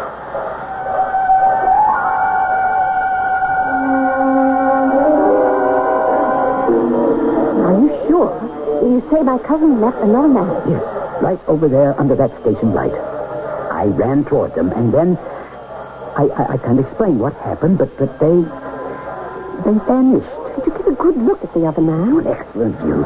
I would recognize him anywhere. Well, he must have been one of the railroad officials. Let's go to headquarters, and you can pick him out. I can't just barge in. We're in the lobby of the building. Their pictures are all on the wall. And you can show me who it was. There's the rogues gallery. I don't see a likeness of Mr. Dwerhouse. Well, this is where his picture used to be. Now, look carefully at each face and tell me if you recognize anyone. No, absolutely not the slightest similarity. Bill, don't let him see us, but look who just came into the lobby. It's the conductor. Shouldn't he be on the train to London? I should think so. He's getting on the left. Oh, let's follow him. But we can't. They know me upstairs. If I went traipsing through this building, Jonathan would be furious. May I help you? I want to see Mr. Jonathan Jelf. Mr. Jelf's attending a board meeting. But this is urgent. May I ask your name and business? Yes, I'm Benjamin Summers, conductor on the local branch. Sure, but Mr. Jelf is a very busy man. Perhaps someone else. I'll see no one but Mr. Jelf, and he'll thank me for it. This is a matter of extreme importance. Now, what is all this? You say your name is Conductor Summers? Yes, sir. With the company for 14 years. All right, state your business. I'm not in the habit of being called out of board meetings. Well, I try to be so careful. But last night on the 4:15 Express... Tell me quickly, man. Something unusual happened on last night's run from London? I had instructions to show a gentleman to the company's private compartment. Yes, and did you recognize him? Why, no, sir. But he had a special railway pass, and I'd been told to take care of him. What did he look like? Oh, a nice appearing chap. About your build. I believe he was your friend. Until today. What are you suggesting? The man was back on the train today with a lady. And his behavior was so peculiar, I felt it my duty to... Well, go on. He asked me about another man in the private compartment. By all means, tell me about this other man. There was no one else, sir. I have the key. And I know the rules of the company.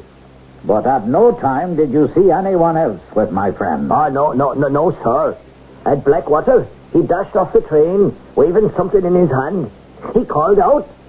But no one except the baggage man was there. The regular passengers had all gone to the other end of the station. Oh, he acted crazy like. I see. Did you question him? Oh, I didn't think it my place. But today, I'm very suspicious. This is no time to speculate, thank you, Summers. Say nothing about this to anyone. I'll call you later for further questioning.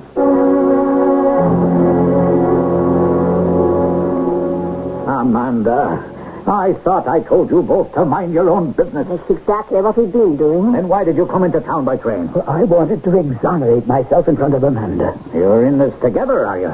Oh, we're all in it, Jonathan.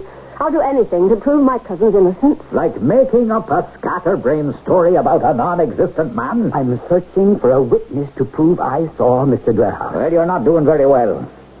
I've spoken to the conductor. Well, what did he tell you? He said that Bill was traveling alone. At no time on the journey was anyone else in that compartment. It's not true. I have no more reason to doubt Summers' word than to doubt yours. Oh, but Jonathan, he's obviously trying to reach us. Well, I must have proof. Well, what's that on your desk? Oh, yes, the cigar case. We cannot doubt it belongs to Mr. Dwerhouse. Well, shouldn't you show it to your board of directors? Yes, I did.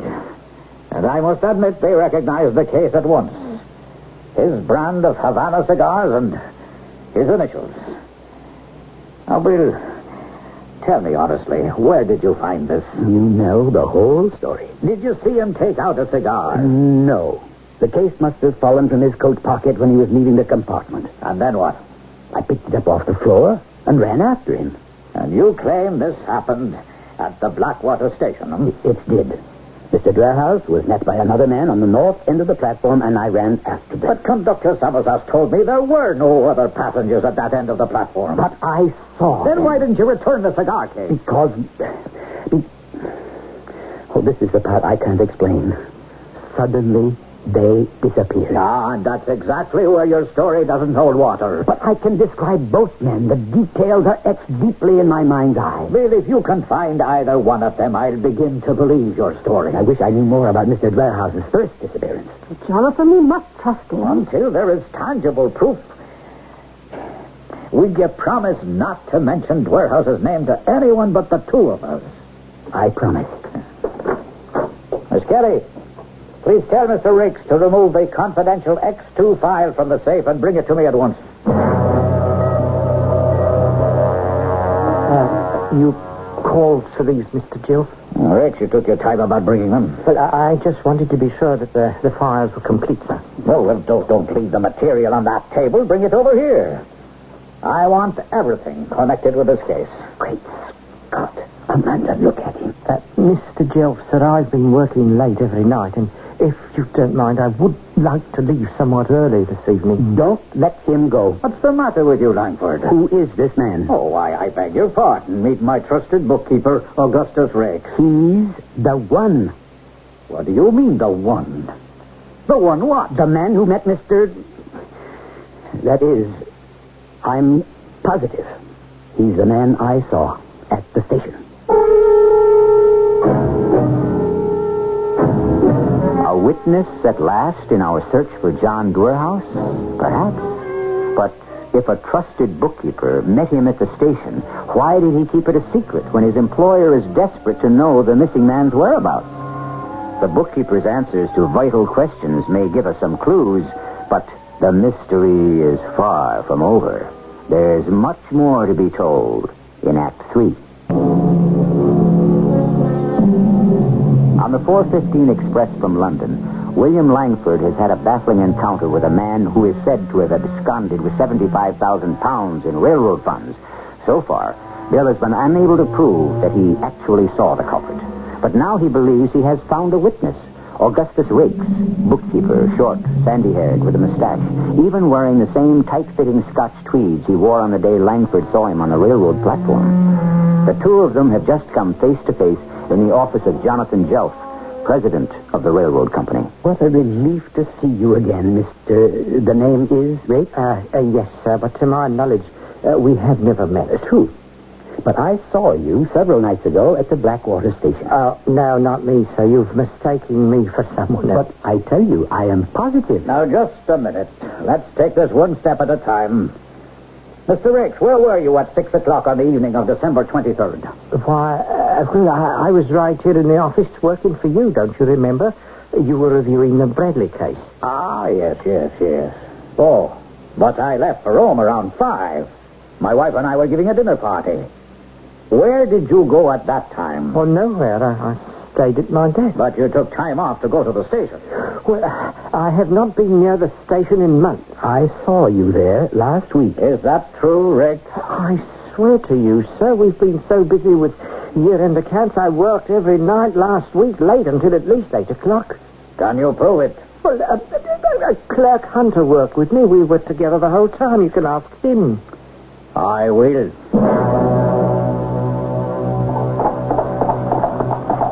I've rather lost my appetite for supper. And so have I. I'm sorry, Langford, but your story grows more incredible by the moment. Now, my staff is reliable, and Drake's is supported not only by the clerk, but by Miss Kelly and several others.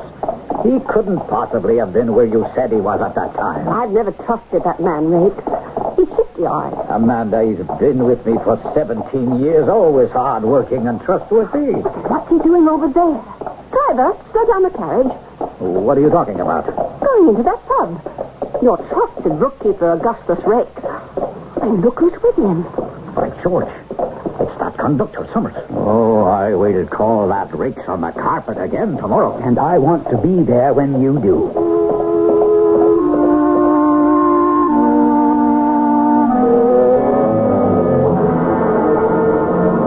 So, you see, Mr. Jill, this gentleman has mistaken me for someone else.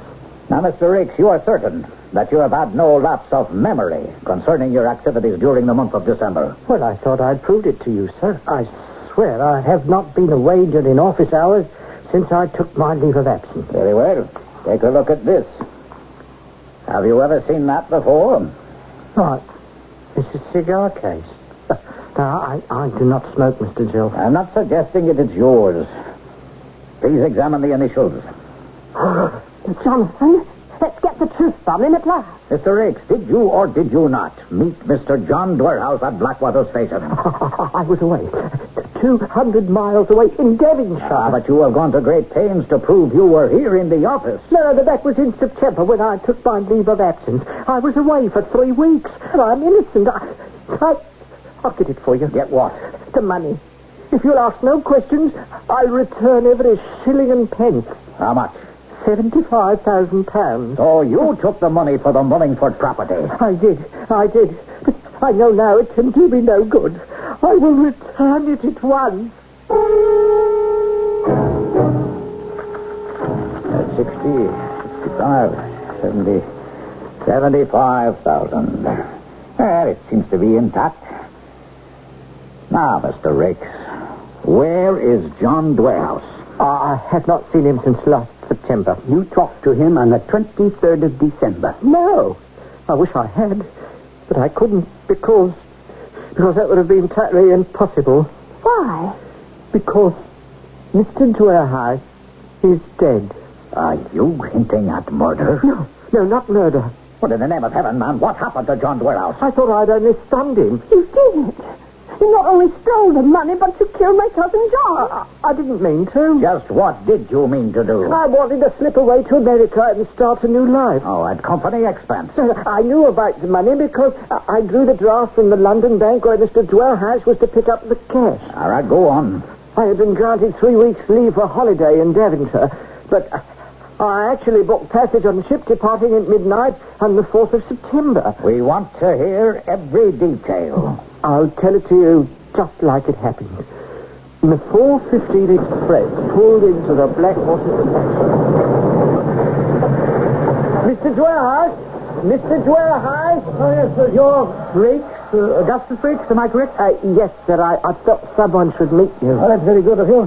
I'll need some sort of conveyance to Norringford. Oh, well, if you don't mind walking, I know a shortcut through the field. Well, I don't know. I'm a bit nervous carrying so much money with me. Oh, yes, exactly, sir. I think it wise not to arouse any suspicions. Suspicions about what? Well, you must know, sir, that certain sections in this area are opposed to the building of the new branch line. Oh, yes, of course, I know there are problems. I think it's best for you to arrive without being seen on the way to the solicitor's office. Well, if you say so, I don't mind walking. But it does get dark so early, and the fog is settling in. Oh, but I know the way. Just follow me.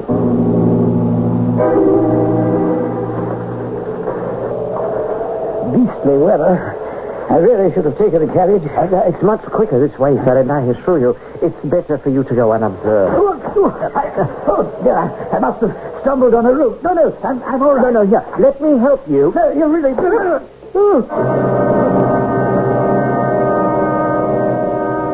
You are a murderer. No, please, no. Manslaughter, perhaps, but not murder. What did you use for a weapon? A length of pipe which I had concealed under my coat. Then you did have intent to kill. No, only to stun.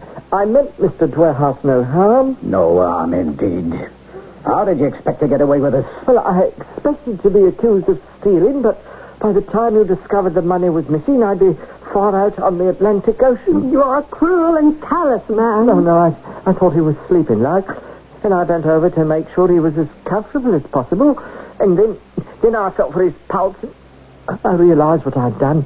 Poor cousin. Now, Amanda, everything may still be all right. We know that Mr. Dwarehouse did not die. Oh, I wish that were true. Of course it's true. I saw him less than a week ago. Where did you leave him? Well, when I found he wasn't breathing, I dragged him to the chalk pit. I rolled him into the pit and covered the body with branches. I figured nature would do the rest. Don't, Amanda. Sometimes nature is kind. We are going to find him. I beg you to be merciful. Oh, if only my cousin is found alive and well. I've given back the money. You were afraid to spend it. I will never forgive you for letting an innocent man take the blame. At last, Jonathan Jelf was on my side. We had to test the truth of Augustus Rake's story. I'll handle this my own way. Oh, Jonathan, let the police handle it. They'll be on call, but I want to see this for myself. I'm taking Gus Rakes to the chalk pit. I want to go with you. Absolutely not. You're staying here. But he's my cousin, and if... You'll know soon enough. Well, I'm going. Of course. The two of us will take Rakes in custody and make him squirm over this preposterous story he's concocted. It was eerie out there at night. We carried torches, and the flickering shadows danced like demons. Rakes led the way to the chalk pit. We're making a turn here to the right. Where did you say you hid the body? Under that brush over there. All right, show us. Go on. I'll pull this brush aside and prove that the man is a liar. is a body. I told you, but I didn't mean to do it. He's covered with the same plaid coat he was wearing on the train. And the body has been here only a few days. I leave it to you to make positive identification. Merciful heavens. This cannot be. Watch out! Rich is attempting to make a run for it. Now's the time to summon the police. Hello out there. Arrest that man. He's dangerous. Don't let him get away.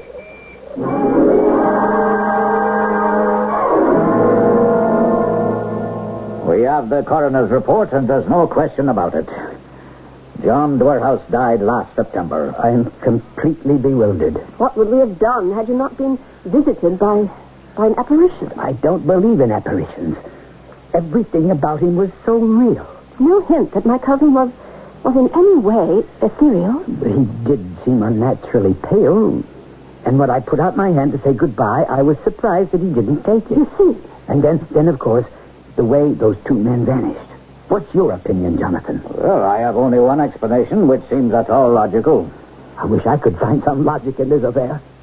You said that after you settled into the compartment, you felt sleepy. But I was tired. And the motion of the train did rather lull me. And later you dozed off. Well, Mr. Dwerhouse went into such detail. My friend, there was no Mr. Dwerhouse, except in your dream. I only dream about things related to my own life. Mixed up ideas from out of the past. Well, you had met John Dwerhouse. He could have been on your mind. But I knew nothing about your railroad or the money. How do you account for my accurate description of Augustus Rakes? Well, now, I can't answer that. Although I suppose you may have heard me mention him. Never, to my knowledge. Well, all I can say is that dreams are strange and wonderful things. And I'm deeply grateful that you fell asleep on the 4:15 express.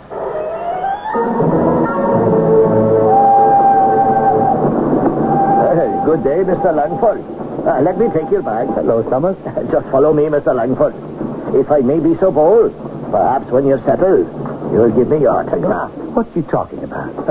I had no idea you were such a celebrity. They say it was you alone who solved the mystery of poor Mr. Dwerhouse. Now, that's enough. Now, wait a minute. Would you have recognized Mr. Dwerhouse? Oh, well, of course. He often traveled on this train, and we had many pleasant conversations. When was the last time you saw him? On the 4:15 express. That dreadful day in September when he was murdered. Where did he sit? As always, in the company's private compartment. And who has occupied it since then? Why, no one, until I unlocked the door for you. That would account for my finding the cigar case. Sir? Nothing. What are you doing? Looking for my key to unlock the compartment. No. I'm traveling in the public section. But I thought a gentleman like you... Do as I say. Carry my bag to another car. Never again will I be locked up with a ghost. A ghost? A dream? Is it possible to remember something which was never placed in your memory? I'm reminded of that little man who wasn't there. You may recall, he wasn't there again today, and we all wished he'd go away. That always seemed to me like a more or less logical bit of reasoning. In any event, if you take a train, or today a plane ride, and talk to a stranger, even a friend, just be sure you have a witness. I'll be back shortly.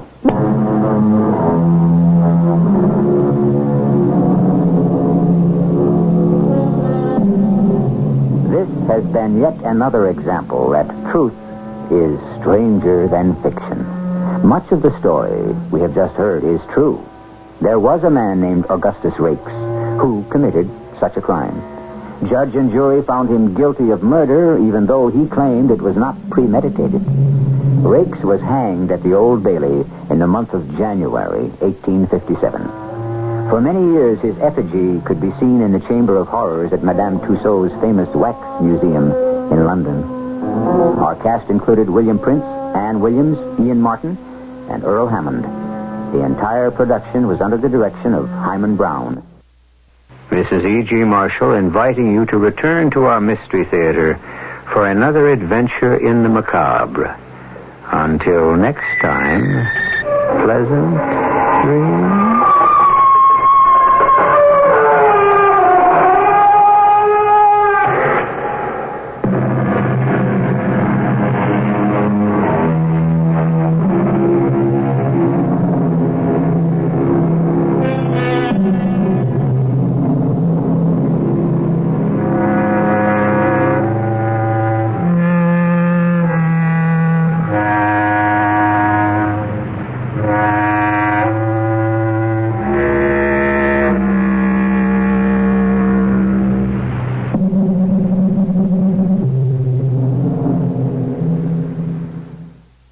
Petri Wine brings you Basil Rathbone and Nigel Bruce in the new adventures of Sherlock Holmes.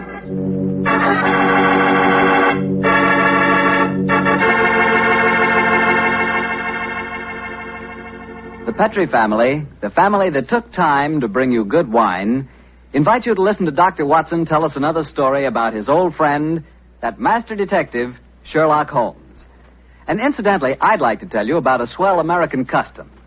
The custom of serving sherry wine just before dinner. Petri California sherry.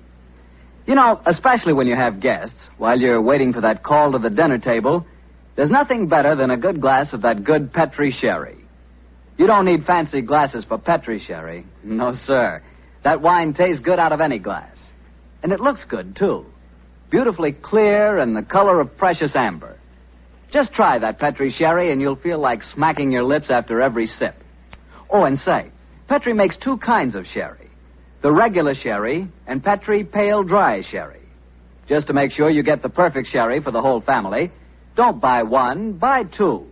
But do be sure the sherry you buy is Petri sherry. Petri, the proudest name in the history of American wines.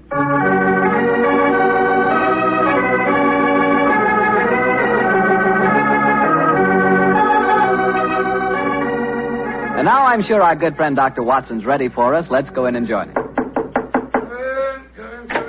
Ah, there you are, Mr. Bartell. Good evening, Doctor. Say, where are the puppies this evening? Mr. Bartell, don't you think it's about time you began to refer to them as the dogs? They're almost a year old, you know. I stand corrected. Where are the dogs this evening? Well, they had another furious battle with a dead seal on the beach today. My housekeeper, Mrs. West, is giving them a much-needed bath. They certainly have an aversion to seals, don't they? Well, Doctor, are you all ready with tonight's new Sherlock Holmes adventure? Yes, my boy, and as yesterday was St. Patrick's Day, I decided to tell you a story that took place in Ireland a few years before the turn of the century. I imagine that you've heard of kissing the Blarney Stone, haven't you? Oh, yes, Doctor, though I've never understood exactly what it meant. Well, let me explain it to you, because the ceremony plays a very important part in the story tonight. Blarney Castle is an imposing 15th century ruin a few miles outside the town of Cork. The castle is many stories high, and in the foremost tower, the famous Blarney Stone is situated. What's supposed to be the point in kissing it, Doctor? The stone is considered a powerful talisman, and the legend runs that whoever kisses it is endowed with eloquence for life. Say, Doctor, if I ever get over to Ireland, I'll certainly kiss that stone. But you're such a storyteller yourself, Doctor. I bet you've kissed it, huh? No, Mr. Bartell. I'm afraid I never had quite enough courage. Courage? Why does it need courage, Doctor? Well, because the Blarney Stone is set in a most inaccessible position on the outside wall. To kiss it, it is customary to lower the candidate for eloquence over the rampart, head foremost, with a friend hanging on to his heels. From the top of a castle? It does sound dangerous, Doctor. It was, my boy, so much so that in recent years a great row of iron spikes was put round the parapet to prevent an accident. Though, of course, at the time tonight's story took place, there was no such guard. And I have a feeling that an accident did take place, Doctor? No, Mr. Bartell, let me tell you the story from the beginning. Sherlock Holmes and I were staying in the city of Cleading, Holmes. Yes.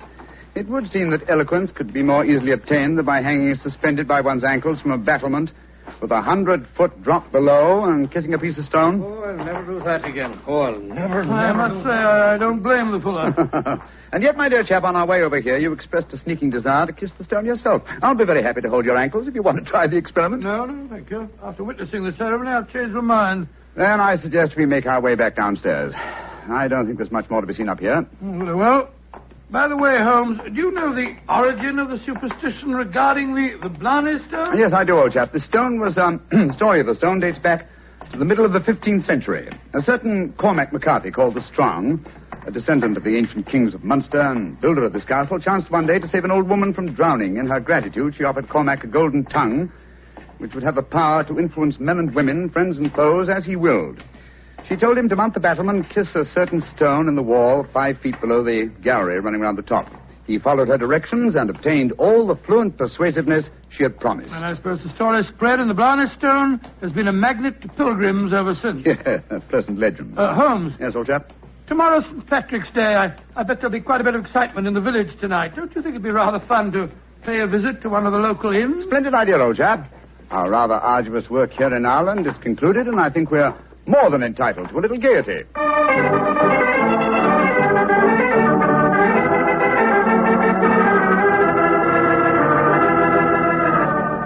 In Dublin's fair city, the girl so pretty, 'twas there that I first met sweet Molly Malone.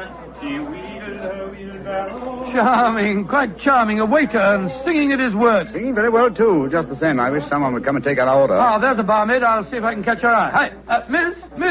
Would you gentlemen be after wanting something? Yes, my dear. My friend and I would like a little refreshment, and what would you suggest? What would I suggest, Your Honor? Oh, begorra. There's but one drink a gentleman like yourself should be after pouring down you, and that's the cream of Connemara.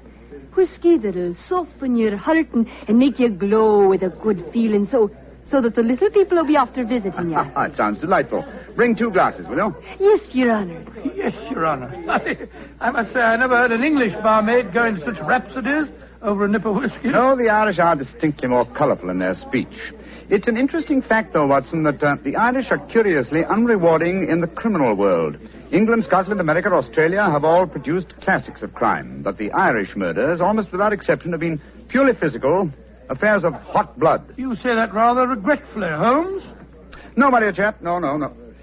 I say, Watson, look at this rather florid-looking gentleman coming towards our table. It looks to me as if he's a little under the weather. You fellas have got to have a drink with me. Oh, thank you, sir, thank you, but we've just ordered one. Well, you've got to have it with me. I went to the races at Cork today and made a killing. I'm going to buy all the drinks here tonight. I'm afraid that... Nothing to be afraid of. I'll sit down with you for a moment. My name's Hankin, Geoffrey Hankin. What's yours? Mine is Holmes, and this is my friend, Dr. Watson. How do you do, sir? How do you do? Your Honors, that'll be 1 and 6. Here, I'm paying for these. Here, half a crown, and you can keep the change. Oh, blessings on you, Your Honor. Oh, well, if you insist on paying for our drinks, Mr. Hankin, here's your very good health. Yes, indeed. You're both English, aren't you? Yes, sir. So am I, and it's certainly a relief to hear an English voice again. Oh, you don't like the Irish lilt, sir? Can't bear it. Personally, I find it rather charming. Yes, indeed, so do I. Well, you wouldn't if you had to live with it all the time. Sometimes I think that if I hear one more Irish tenor singing Molly Malone, or one more reference to the little people, I shall go raving mad. You live in Ireland, sir? Yeah, I have to. I own a half interest in a tread mill here, you see. In any case, my wife's Irish, and she thinks there's no other country in the world, so I suppose I'm stuck here. See that couple sitting at the table over there? You mean the fellow with a very beautiful girl? Yes. The man's Michael Corcoran, my partner. Oh, the girl's absolutely ravishing.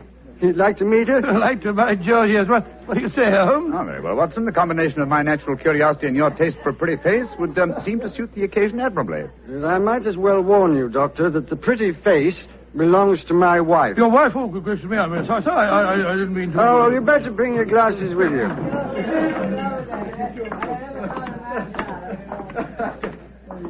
Molly, my dear, I want you to meet 2 English friends of mine, Mr. Holmes and Dr. Watson. How do you do? How do you do, Mr. Holmes, Dr. Watson? Won't you sit down and join us? And this is my partner, Michael Corcoran. How do you do, Mr. Corcoran? How do you do, sir? I'm glad to meet you.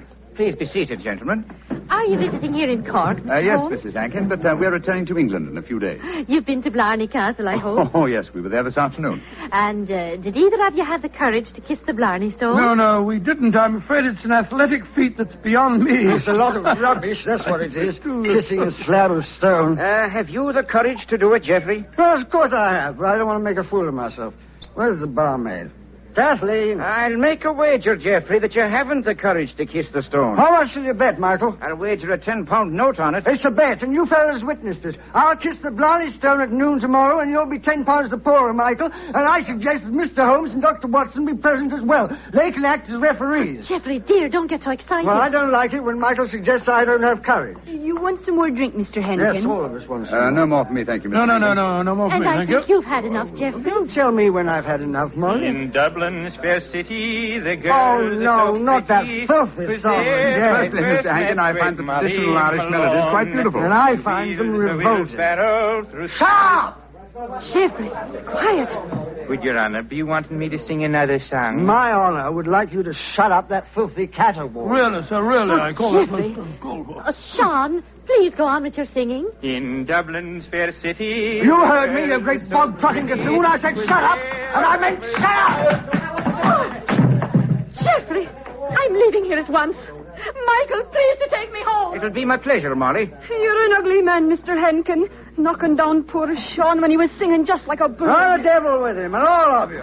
No Irishman will be after forgiving you for this night's work. No, not the little people of old Ireland either. You've made more enemies, Mr. Henkin, than you'll ever see.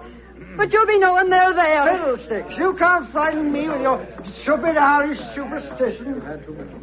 Well, bless my soul, that was a charming little party, I must say. Englishmen like Hankin are a disgrace to their country. Fortunately, they're not representative, though. Yes, I must say I'd hate to have a curse put on me like that barmaid laid on him. Watson. Yes? Did you see the glances which Mr. Hankin's partner and his wife exchanged as the brawl started? There was more menace to him in those glances than in all the threats of all the little people in Ireland. Yes. I thought that there was something between them. I say, Holmes, that bet about Hankin kissing the Blarney Stone at noon tomorrow, do you suppose... I suppose nothing, old fellow. But there are forces at work here that I don't like. I think, Watson, that you and I will be at the Blarney Stone at noon tomorrow.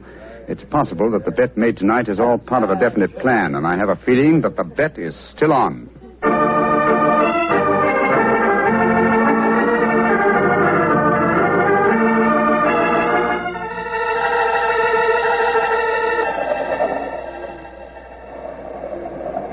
It's quite windy up here today, old fellow, at the top of the tower, isn't it? Yes, it's just past noon. I wonder if that man Hankin is going to keep to the terms of his bet. We shall soon learn. In the meanwhile, are you sure that you wouldn't like to change your mind and kiss the Blarney Stone yourself? I'm quite sure, thank you. Ah, here they come now. Yes. Hankin and his partner, Mr. Corcoran. The bet is on, Watson. Good day to you, gentlemen. Oh, hello. It's my friends from last night. Well, I see you're going through with the bet, son. Oh, yes. Geoffrey set his mind on the £10 of mine. Your wife didn't accompany you, Mr. Hankin? No, she didn't. I'm afraid I'm rather in disgrace for my behavior last night. Molly made me go round and see that waiter fellow that I hit. I offered him money, but he wouldn't take it.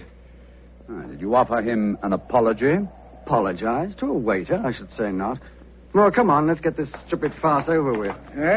Are you sure your nerves can stand it, Geoffrey? There's a drop of 100 feet or more below you. Oh, don't worry about me, Michael. Just hold on to my ankles tightly and don't let go.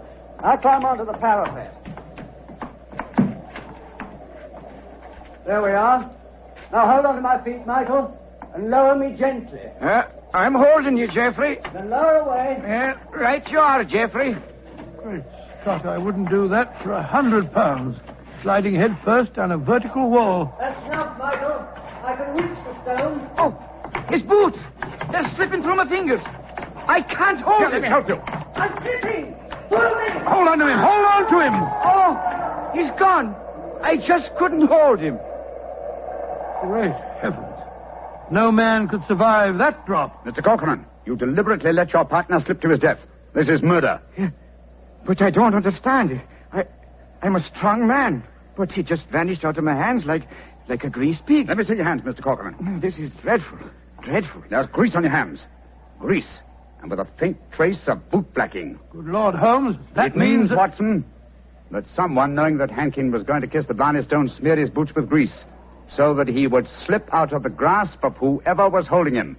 As clever a method of indirect long-distance murder as ever I've encountered.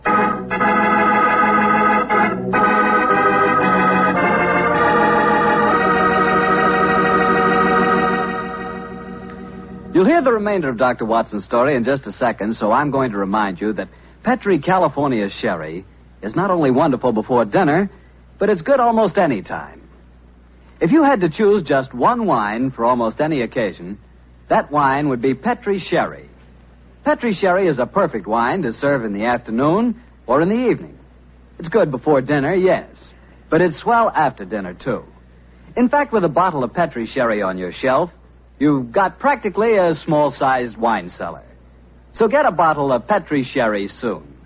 And remember, you can't miss with any wine that has the letters Petri on the label, because all Petri wine is good wine. Well, Dr. Watson, this is quite a story you're telling us tonight. What happened next? I suppose you went down into the castle grounds and looked for the dead man's body? Well, we tried to, Mr. Bartell, but the authorities were curiously uncooperative. They refused to let us search, insisting that the police be called first. And so, Mr. Bartell, half an hour after the tragedy, Holmes and I found ourselves standing in a tiny police station as we told the story to the local sergeant. Sure the saints be praised, Mr. Holmes. 'Tis a terrible story you've told me. Tomorrow I'll be after arresting Sean O'Flaherty. Sean O'Flaherty? He's the waiter at the inn, the one who sings. That he is, and he sings like a breath of spring. I'll be sorry to see him hang. But you've got no proof that he was responsible for the murder? Proof, you say, sir? Well, I can't arrest a big manufacturing man like Mr. Cochran, can I?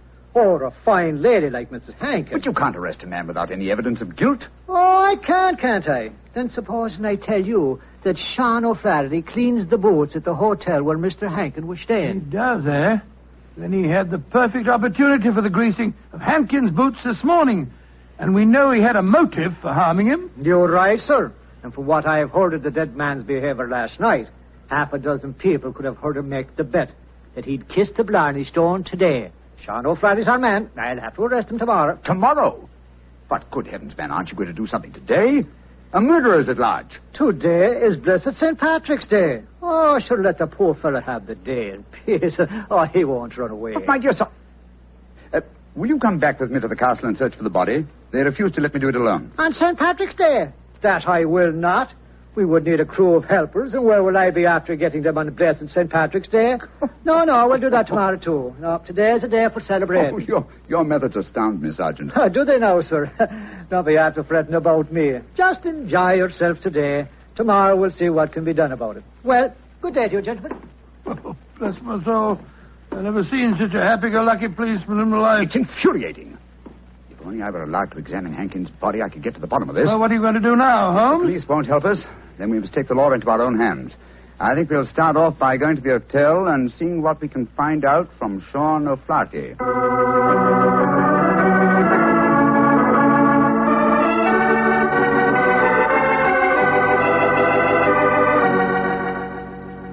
I was going to Ballymuir a day, I well remember, for to view the lads and lasses on the 5th day of November with a murring do a day and a murring a do a daddy. Oh, your honors would be after speaking to me, Sean O'Flaherty, perhaps? Yes, Sean. Did you know that Mr. Hankin, the man who struck you last night, was dead? Dead? Well, if ever a man deserved to be beneath the sod, 'twas Geoffrey Hankin himself. A mean, ugly man. The saints be praised that he's gone. How did he die, sir? He was murdered. Murdered? Well, bedad, I'm not surprised to hear it. Who murdered him, sir? At the moment, the police seem to think that you are the culprit. Myself?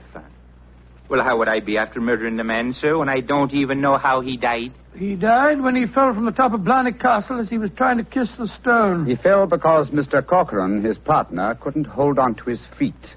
His boots had been greased. And we know that you have been cleaning his boots, Sean. That I have, sir. I cleaned them this very morning.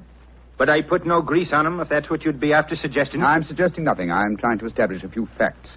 Do you know Kathleen, the barmaid? Oh, and why shouldn't I know her, sir? She's to be me wife before the winter sets in. She pronounced a curse on the dead man last night, just after he had knocked you down. It's possible that she met... Here she comes now. Sean, my darling, what are the fine gentlemen doing here? Oh, Kathleen. They've come to ask me questions about the death of Mr. Hankin. He fell off Blarney Castle today and got himself murdered, they say. The saints be praised. But what has that to do with you, my darling? Well, the gentlemen tell me that the village police think that I might have greased his boots so that he slipped to his death. The village police is as stupid as my father's big sow. If Mr. Henkin fell to his death today because his boots were greased, I can tell you who did it. Indeed, who? The little people. I warned Mr. Henkin last night that the little people would be after him. He insulted the Irish. Oh, come, my dear. You don't seriously expect us to believe in the little people? And why not, Your Honor? We have them here. Oh, there be those that say the fairies all be dead, but I know different. I've seen them. When I was a slip of a girl, close to where I lived, there was a rat. That's a fort, you know. And the rat was a fairy's fort. We never dared touch it with a spade or cut down a tree growing on it or carry away a stone. We'd put our ear to the ground at night and we could hear the fairy music rising up from under the ground. They're gentle people. Most of the time. But they'd grease the boots of a man like Mr. Henkin if they didn't like them. That they would, Your Honor. Holmes, I'm certain that we're wasting our time here. I feel so, Watson. You get the whole thing turned on the greasing of those boots. If only I could have the boots in my hands. If only I could make laboratory tests. But until that dolt of a police... But of course! I have it, Watson. You have what, Holmes? The answer, I hope. Get hold of Mrs. Henkin and Mr. Corcoran. Have them meet me in the Blarney Stone Tower in half an hour. And you, where are you going? To the police station to try and convince the sergeant that even though it's St. Patrick's Day, it's his duty to help me trap a murderer.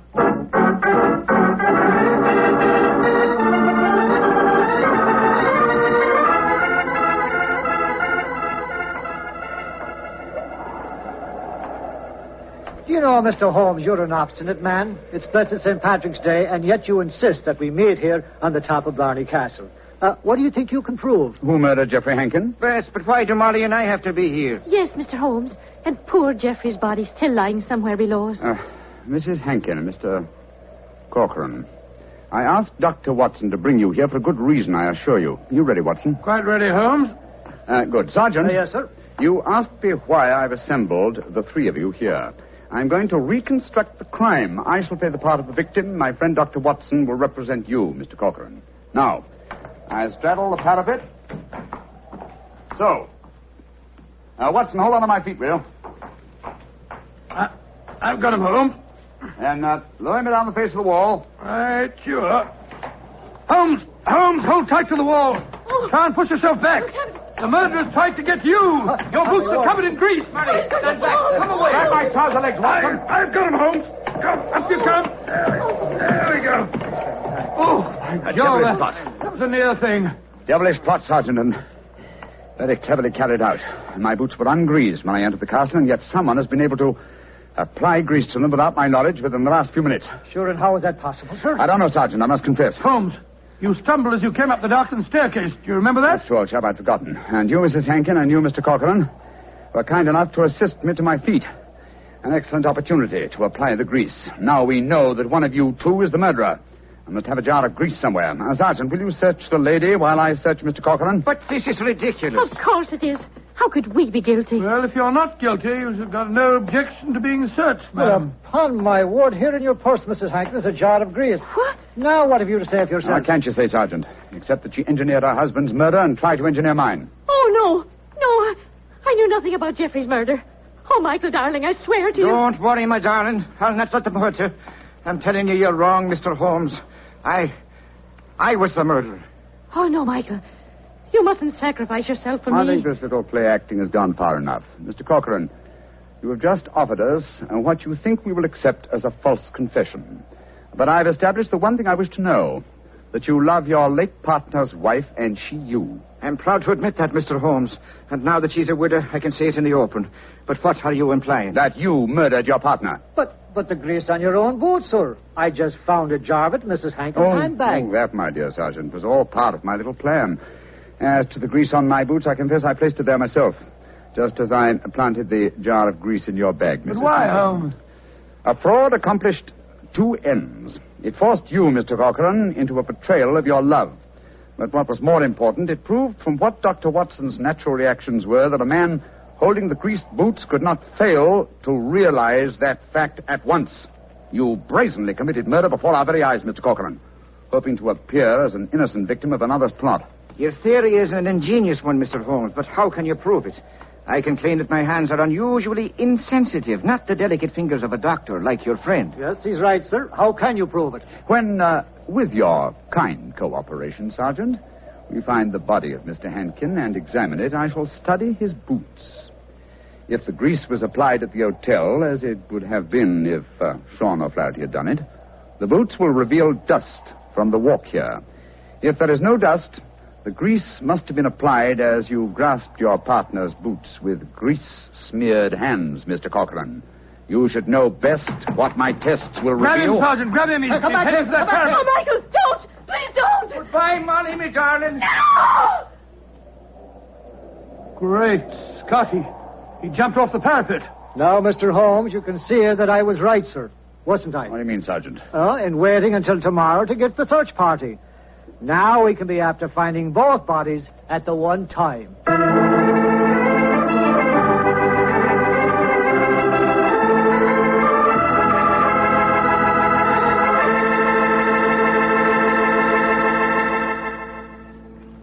Well, Doctor, that was really an unusual story. Yes, even now I get a bit of a shudder when I think of that afternoon at the castle. I don't blame you. Doctor, you know something? Earlier this evening, I said that if I ever got to Ireland, I'd certainly want to kiss the Blarney Stone, remember? Yeah? Well, I've changed my mind. I'd no more want to hang by my heels to kiss that stone than... Well, just let's forget it. But, my boy, don't forget, if you kiss that stone, you get the gift of eloquence. You'd be the most convincing fellow in the world. So? So, well, whenever you talked about Petri wine, you'd really do people a favor because they wouldn't be able to resist trying it. Oh, talking about Petri wine isn't important, Doctor. The best way to determine just how good Petri wine really is to taste it. One sip and there's all the proof you need. That's because the Petri family has developed the art of winemaking to a truly fine point. They've been making wine for generations. And all of the things the Petri family knows about turning luscious, sun-ripened grapes into fragrant, delicious wine have been handed on down in the family from father to son, from father to son. That's why whenever you want a swell wine, for any occasion, you can't go wrong with a Petri wine, because Petri took time to bring you good wine. Well, Dr. Watson, what new Sherlock Holmes story are you planning to tell us next week? Well, now, let me see. Next week, Mr. Bartell, I'm going to tell you a story in which that arch-criminal Professor Moriarty played a most important part. It deals with the theft of a famous painting, of a strange night that Sherlock Holmes and I spent trapped in the interior of a giant metal vault, and of mysterious bloodstains in an empty room.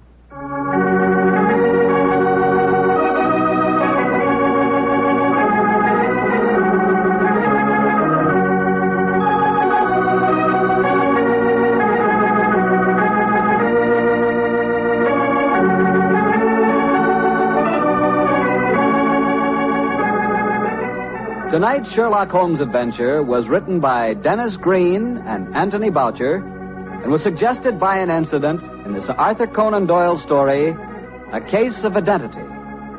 Music is by Dean Fossler. Mr. Rathbone appears through the courtesy of Metro-Goldwyn-Mayer, and Mr. Bruce through the courtesy of Universal Pictures, where they are now starring in the Sherlock Holmes series.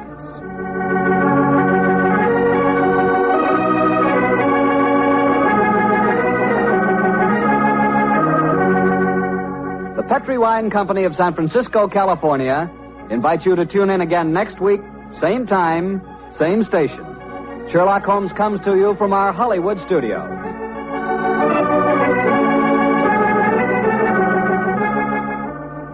This is Harry Bartell saying goodnight for the Petri family. For a solid hour of exciting mystery dramas, listen every Monday on most of these same stations at 8 o'clock to Bulldog Drummond, followed immediately by Sherlock Holmes. This is the Mutual Broadcasting System. Is not human. But it does not know it. Something is watching, waiting, and wanting on Saturn III. Saturn III, Certificate A, in the West End from Thursday. Read the exciting story in Sphere paperback at booksellers everywhere. You're listening to Dark Arts Horror Radio. the box. We came. Now you must come with us. Taste our pleasures.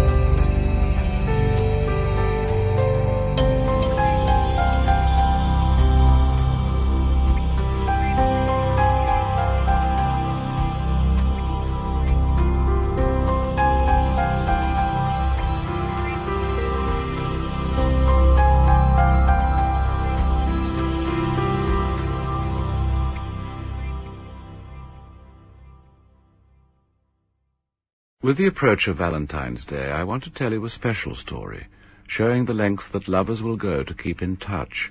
In the words of Ambrose Bierce, the telephone is an invention of the devil which abrogates some of the advantages of making a disagreeable person keep his distance. But occasionally, the telephone can offer, quite literally, a lifeline. 27118.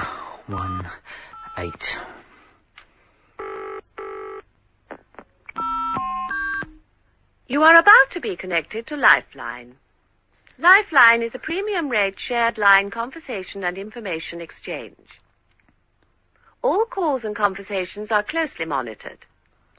Names are not allowed, home addresses are not allowed, the exchange of personal telephone numbers is not allowed. Come on. Any infringement of these simple rules will result in immediate disconnection. Lifeline is for telephone discussion only, and direct contact between subscribers is not allowed. You may accept these conditions by touching the numbers 5 and 9 on your telephone keypad. You are now connected to Lifeline. Belinda, be there, Belinda. Does anybody want to hear the worst thing I ever saw? Yeah, sure, I Yeah, go on. Yeah. Only it's 2 o'clock in the morning, and I don't know if it's the kind of thing we ought to be talking about. Why don't you just tell us, and then we can hear from somebody else? Yeah, right. I was 14. I was at school, and we were having a biology lesson. The teacher brought out this frog. I'm sure it was alive. He did something to it. I couldn't quite see what it was. But then he just pulled, and the whole thing turned inside out like a glove. Oh, it was horrible. I still get nightmares about it. Anyone else?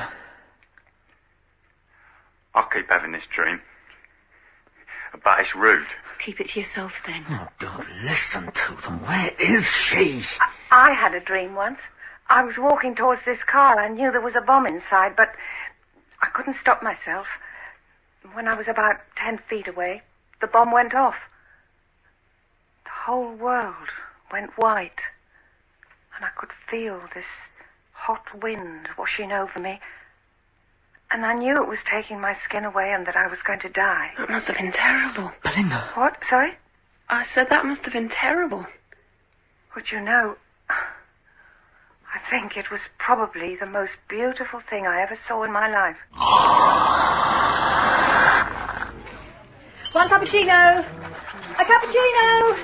Who asked for a frothy coffee? Down here, look. Colin, I need 4 all-day breakfasts. I'll be right on to I need it. them now, Colin. I'm just seeing to Ryan. Oh, well, that takes precedence, doesn't it?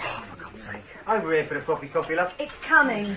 I'm getting you in trouble again. I'm always in trouble, Ryan. Look, here's 10p. Just make that phone call. Yeah, right. I don't suppose there's any chance of getting something on the slate. I've got no food at all in the flat. Well, look, Susan goes on a break in half an hour. I'll get you something while she's out of the way.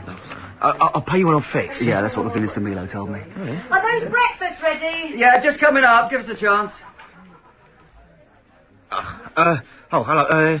Can I have the advertising department, please? I want to place an ad to sell a car.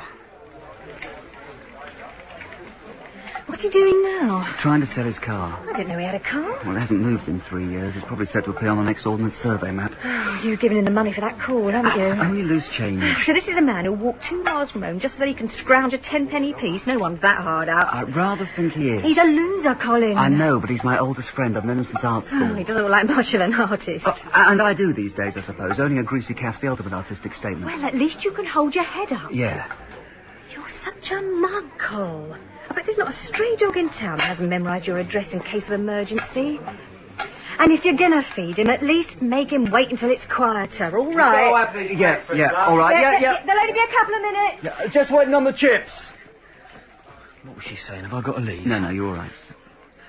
Colin? What? How's business going? All right, why? You haven't got a spare 200 quid you could lend us, have you? That's right, Colin. We can get sick of having cornflakes for 3 meals a day. I'll tell you something, Ryan. If you need 200 quid for a phone bill, you'd be better off having the phone taken away. Well, the bill hasn't actually arrived yet. It could be more. More? Who have you been calling? Everyone in Brisbane? No. It's a bit more complicated than that. Did you ever hear tell of an outfit called Lifeline? Isn't that the one where you ring for help if you get pregnant? No. It's not like that. It's like all different people ring in and talk. To each other, I mean. Oh, a chat line. Are they still legal? I don't know. It's something deeper than that. They never advertise, but the right callers just seem to find their way on. You wouldn't believe it, but they do. Ryan, those things run on premium rates. They cost a bomb. Yeah. Well, no wonder you're so scared of getting the bill. The only thing I'm scared of is that they'll cut off the phone when I can't pay. They'll be doing you a favour. I know you may get lonely sometimes, but that's no answer. So what if they cut me off when Belinda tries to call? What do you mean? She calls the old number, sorry, no reply. What's she going to think? Ryan, I know what you're thinking, but I've heard her, Colin. On Lifeline. You heard somebody like her? There is nobody like her. They never try to tell me that I don't know her voice. She's out there and she's lonely too, and I know she's trying to get back in touch. Ryan, Belinda's dead. She's dead. Well, I didn't expect you to understand. Well, what's to understand? She's dead. She died. She's not going to be giving you a call. Come to the flat tonight, I'll prove it to you. Prove? What's to prove? Oh, so that's it, is it? You're right and I'm wrong, and never mind the evidence. Come to the flat. Ryan, where's all the furniture gone? Sold it. This is a furnished flat. None of it was yours to sell. I'll replace it when I can. The landlord won't know. When you can. Ryan, I found you 3 jobs through the people who come in the cafe, all regulars. They all did me a personal favour, and you didn't hold one of those jobs down for more than 6 weeks. I mean, you were night watcher on a pile of topsoil. How simple can a job be? But they're still looking for it. Colin, shut up. There's not a thing wrong with me. Nothing wrong. You have an empty flat. You have no carpet. You have no furniture. Yes, I do. Well, you have 1 table for the telephone and 1 chair to sit on. This is an answering machine. In case Belinda calls. It does more than just take messages. It can record anything on the line. That's why I chose it. How much? Well, the sofa. Oh, and one of the wardrobes. Oh, one of the wardrobes. The junk shop did a straight exchange. It looks ancient, but it does work. I don't know what to do with you. I heard her last night. You're making it worse. Sit down, Colin. Listen, and then you can judge me. How long have you been spending on this chat line? Oh, 3-4 hours a night. Taped over my entire Led Zeppelin collection. That's the first sane action you've told me about since I've been here. 4 hours a night. I know. Sometimes I call and no one answers. You've got to wait until about 2 in the morning before it starts to mean anything. Why? Well, that's the time when people start to open up. But you don't get so many time wasters then. I was sure that I'd heard her a few times before, but she'd never said much, and I was scared to join in. But, yeah, listen to this. And I could feel this hot wind washing over me. And I knew it was taking my skin away and that I was going to die. It must have been terrible. Do you hear that? What? Sorry? I said that must have been terrible. But you know, I think it was probably the most beautiful thing I ever saw in my life. Do you want to hear mine? Yes. My dream happens on a cliff. I'm standing on the edge, and I'm looking out to sea, and it's night, and all I can see are these distant lights somewhere out across the water. I keep thinking they're the lights of home, and all I have to do is take 1 step out, and I'll be there. 1 step, All it takes is the nerve to do it. And do you? That's me again. I know. In the dream, do you take the step? What? I can never remember. They have these rules. No full names, no trying to set anything up. Here's what they do if you try. I can see the sun coming up. Is anyone else still there? Only me. I think the others have gone. I've got a confession to make. I was waiting for this. So was I. Belinda, why don't you Names come are back? not allowed. Home addresses are not allowed. The You exchange see, of personal they telephone cut you off. numbers They is just not allowed. cut you off. Any infringement But it was of these her. simple rules It was her, results wasn't in it, Cole? connection. Lifeline is for telephone discussion only, and direct contact between subscribers is not allowed. The other person has cleared. The other person has cleared. The other person has cleared. The other person has cleared. The other person has...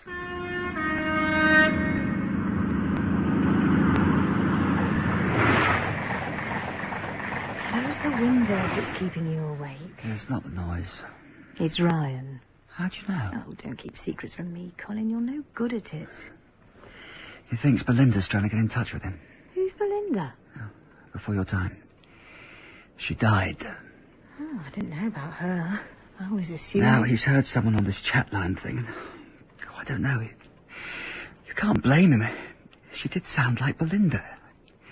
I keep thinking about some of the things this woman said. I mean, I know it's only a coincidence, but if I can't get it out of my mind, what must it be like for him? What was she like? She was just this plain girl, but... Oh, I don't know. They were in it so deep. I suppose they were touchy. And they were insecure. They were like a couple of 15-year-olds. What happened to her? Well, they had a big row and she took a train to the coast. They found her all smashed up at the foot of a cliff. Oh, God. Post-mortem said she was pregnant. And her family wouldn't let Ryan anywhere near the funeral. Well, you can't really blame them. I know, but I think it's because of that he's never been able to accept that she's really dead. He said that the row was about nothing. Everyone assumes it was about the baby, but he says he didn't even know. Do you want to know what you started me thinking about? I always do whenever I think about the two of them. What? Stray dogs. I reckon there's no dog more devoted than a stray from the dog's home, because they know just how lucky they are. Well, that's how Ryan and Belinda were with each other. I don't think he'll ever get over it. I think that's why he'll always be the way he is.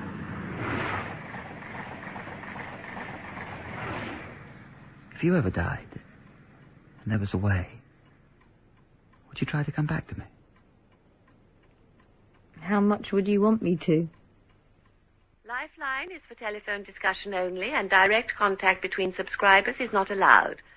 You may accept these conditions by touching the numbers 5 and 9 on your telephone keypad. You are now connected to Lifeline. Is there anybody there? I know it's late. No? I know some of you just listen sometimes. I know because I've done it myself, so I'll just carry on for a while, and if there is anyone there who wants to join in, or if you're out there and you don't, well, that's fine as well. It's not easy to talk. It's never easy to talk about things that matter. I don't know why they make us so afraid, but perhaps we just don't like to make fools of ourselves. But you'd think that when it was important, we'd somehow... Yeah, well, it never works out that way, does it? You always realise too late. I learned something too late. I learned that everything you love, you lose it in the end. And the end always comes a lot sooner than you'd think. But now I'm starting to wonder. Are there second chances after all? Or is that just a dream? Does anyone know? Anyone?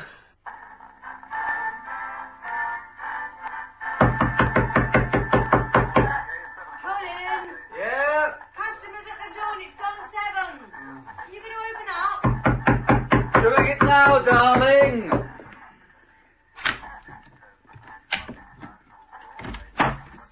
You? Me?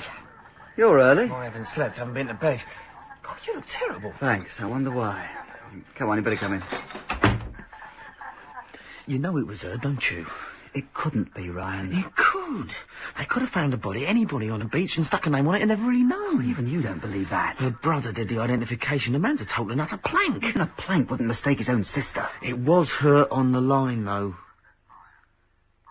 Wasn't it? What are you doing here so early, anyway? This. The phone bill? First post. Read it. Well, they itemise everything these days. What do you see? Quarterly rental, test units, VAT. Yeah, look at the calls. 12 units. Only 12? You said you'd made hundreds of premium rate calls. That's got to be wrong. That's it, don't you see? I only used the phone for calling Lifeline. I haven't called anyone else in ages. I even placed a newspaper ad from here. It's a mistake, Ryan. That's all it is. I don't know. I think it's got some kind of significance. Well, like what? I don't know. They'll catch up with you on the next one. It's not something you're going to get away with. You're missing the point, Colin. There is no point, Ryan. Something got stuck in the works and you've got a breathing space. Don't try reading anything into that. You're scared. End of conversation. There's nothing to be scared about, Colin. I'm not. Locked up? Yeah. I left a note in the window for the pie man. You know, when I was a kid, one of my friends used to live over a fish and chip shop. Chippy Thompson. That's what everybody called him. His house always smelled of it, and so did he. When I come up here, I can't smell a thing.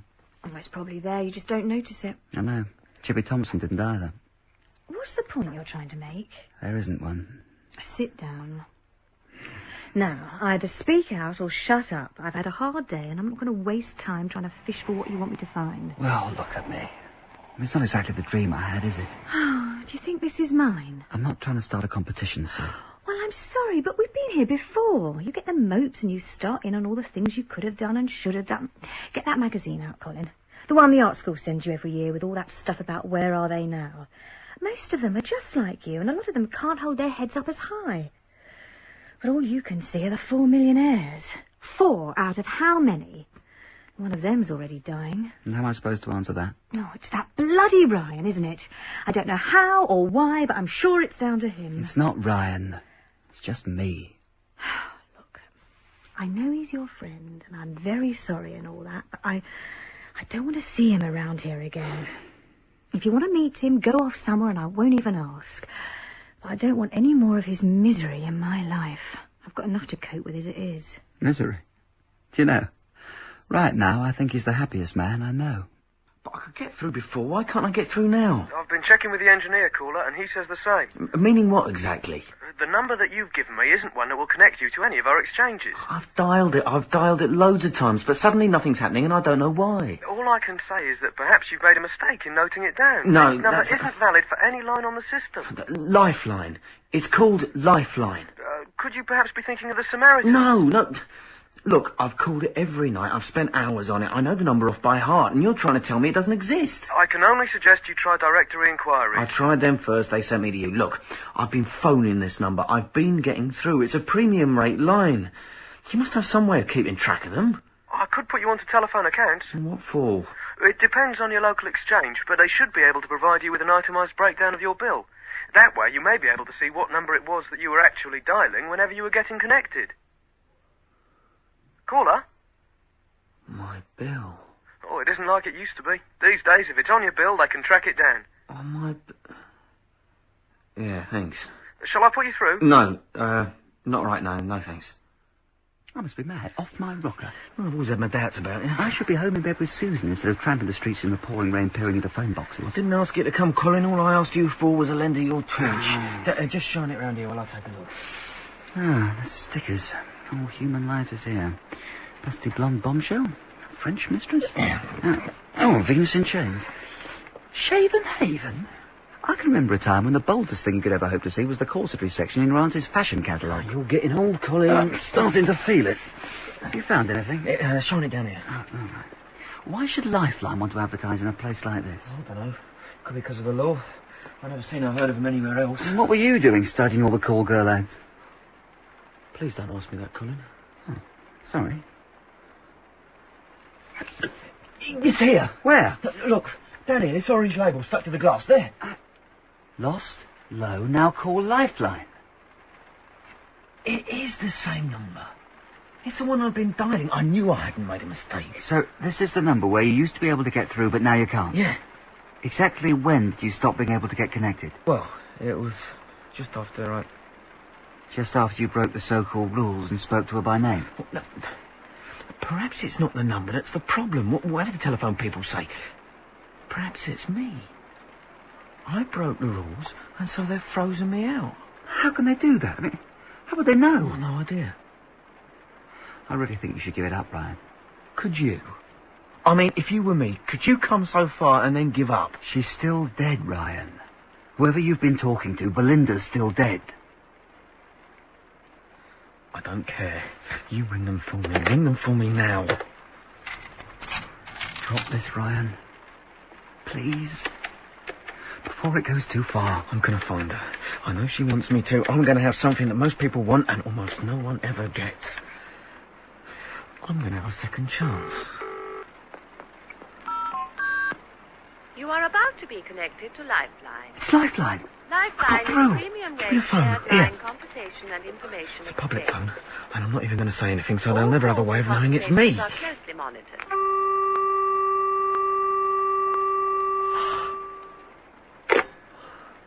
I'm sorry, Ryan. There's got to be something I can do to get back in. There's got to be something. This is brilliant. What is? The van. I've heard this wreck called many things. Brilliant's never been one of them. Yeah, next left. There's 2 phone boxes down here. I can't see anyone turning out in this. Someone's going to be out there tonight putting the stickers in the boxes. We just have to find out who hires him. We've been driving around for 2 hours. We've covered just about every public phone in the middle of town. We'd have seen them by now. Who's that? It's just someone making a call. Suppose you find this Lifeline outfit. It's probably a few £1,000 worth of gear in a crummy back room somewhere. A few machines and somebody reading a newspaper and all these voices telling their hard luck stories to each other way off into the night. How does that get you any closer to Belinda? They've got to help me find her. I'll make them help me. For all you know, they could be anywhere. Some other town or right down the other end of the country. Look! That guy there with the shoulder bag. He's going into that phone box. Well, he's probably going to ring for a taxi. Stop the van. I can't stop here. Stop the van. I'm getting out. Ryan! What the hell do you think you're doing? I'll be back as quick as I can. Ryan, I can't wait here. Thanks, Colin. All right. I'm moving out of the way. You want to get your bloody head examined? No one ever said a truer word, mate. Ryan, come on. Colin. Come on, Ryan, get in, let's go. No, not yet. I said get in. Knows. Colin. He knows where they are. He said he'd give me an address for 20 quid. So? I haven't got it. You sold your car. Nobody rang. Please, Colin, I'll never ask you for anything else after this, I promise. I'm not even going to pretend I can pay you back. I'll just stay out of your life for good.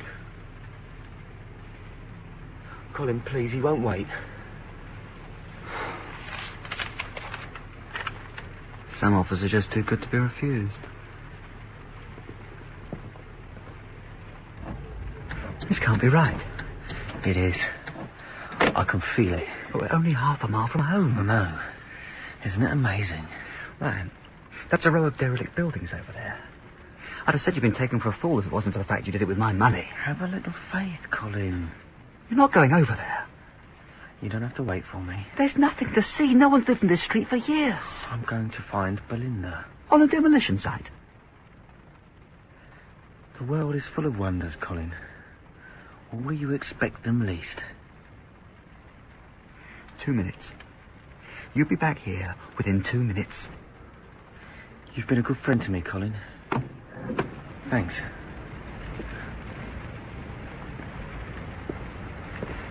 Two minutes!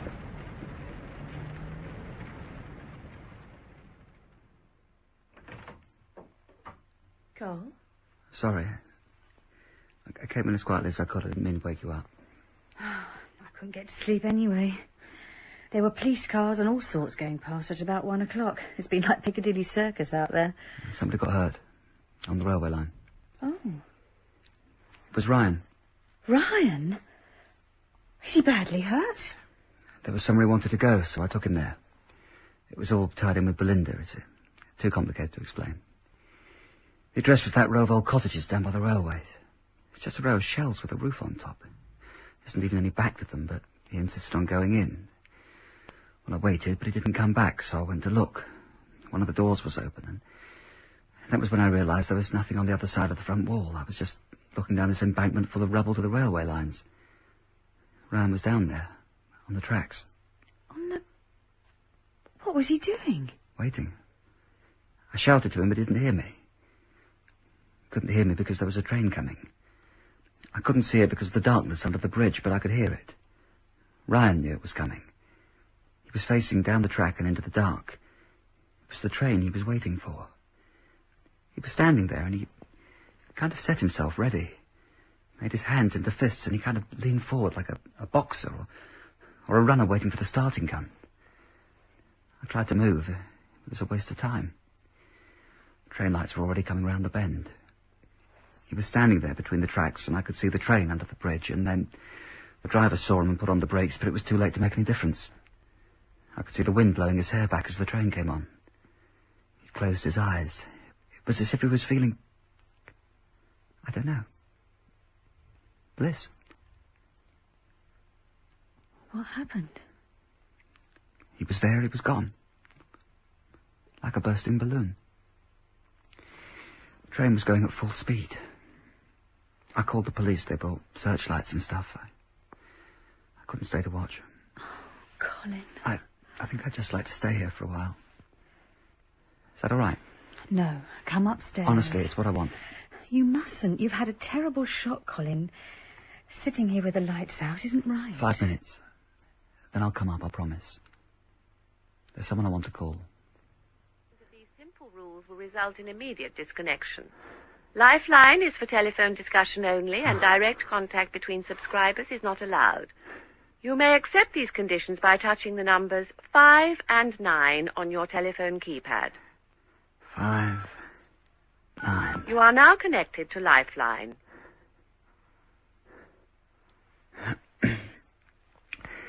Hello?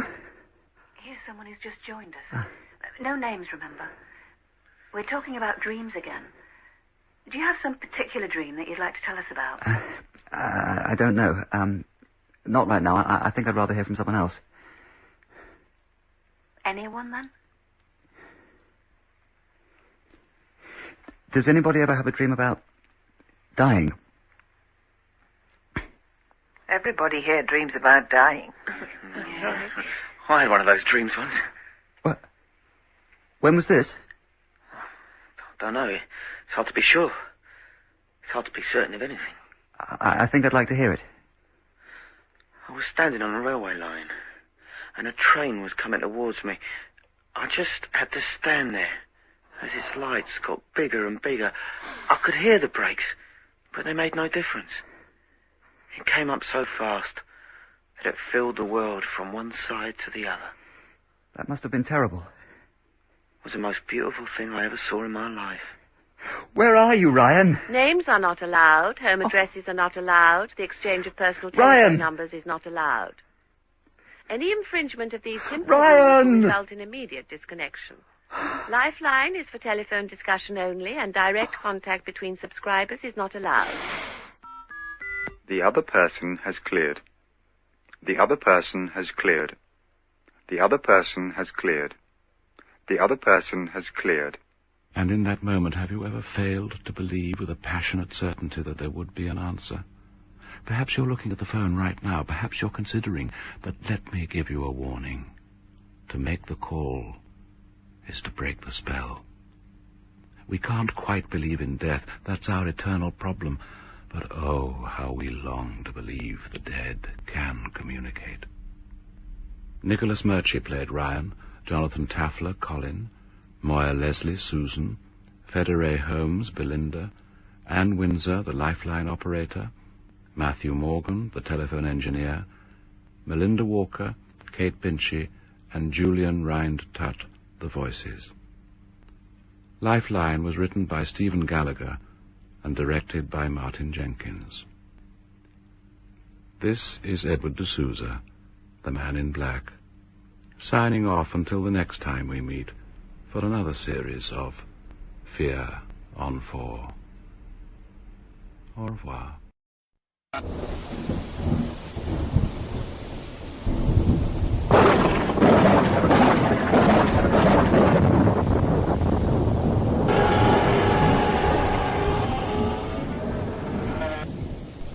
This is your host, Stephen Dark, welcoming you to Dark Arts Horror Radio, broadcasting from beyond the grave.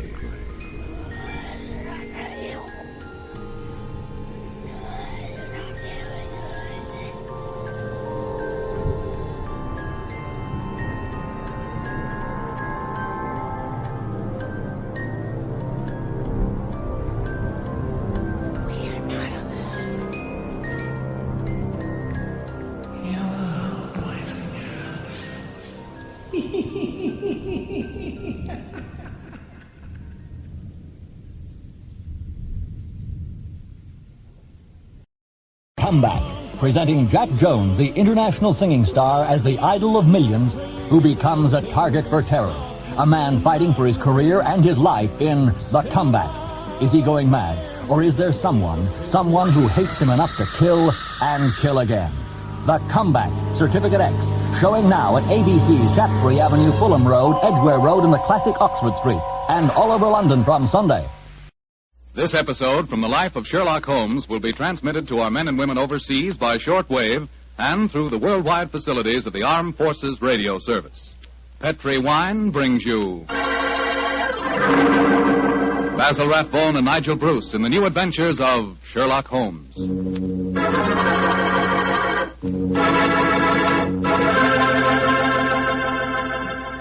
The Petri family, the family that took time to bring you good wine, invite you to listen to Dr. Watson tell us about an exciting adventure he shared with his old friend, that master detective Sherlock Holmes. And say, while you're getting comfortable, I'd like to tell you about an old American custom. The custom of serving a glass of sherry wine before dinner. Petri, California sherry. You know, Petri sherry is to a good meal what the overture is to a good musical comedy or an opera. Before you sit down to the dinner table, just pour yourself a little glass of Petri sherry and sip it slowly. Look at that beautiful amber color. Smell the fragrance of those sun-ripened grapes. And taste that fine sherry flavor. You'll agree with me, I'm sure, that Petri sherry is the best beginning a good meal ever had. And say, if you happen to like your sherry dry, as I do, you'll really like Petri Pale Dry Sherry.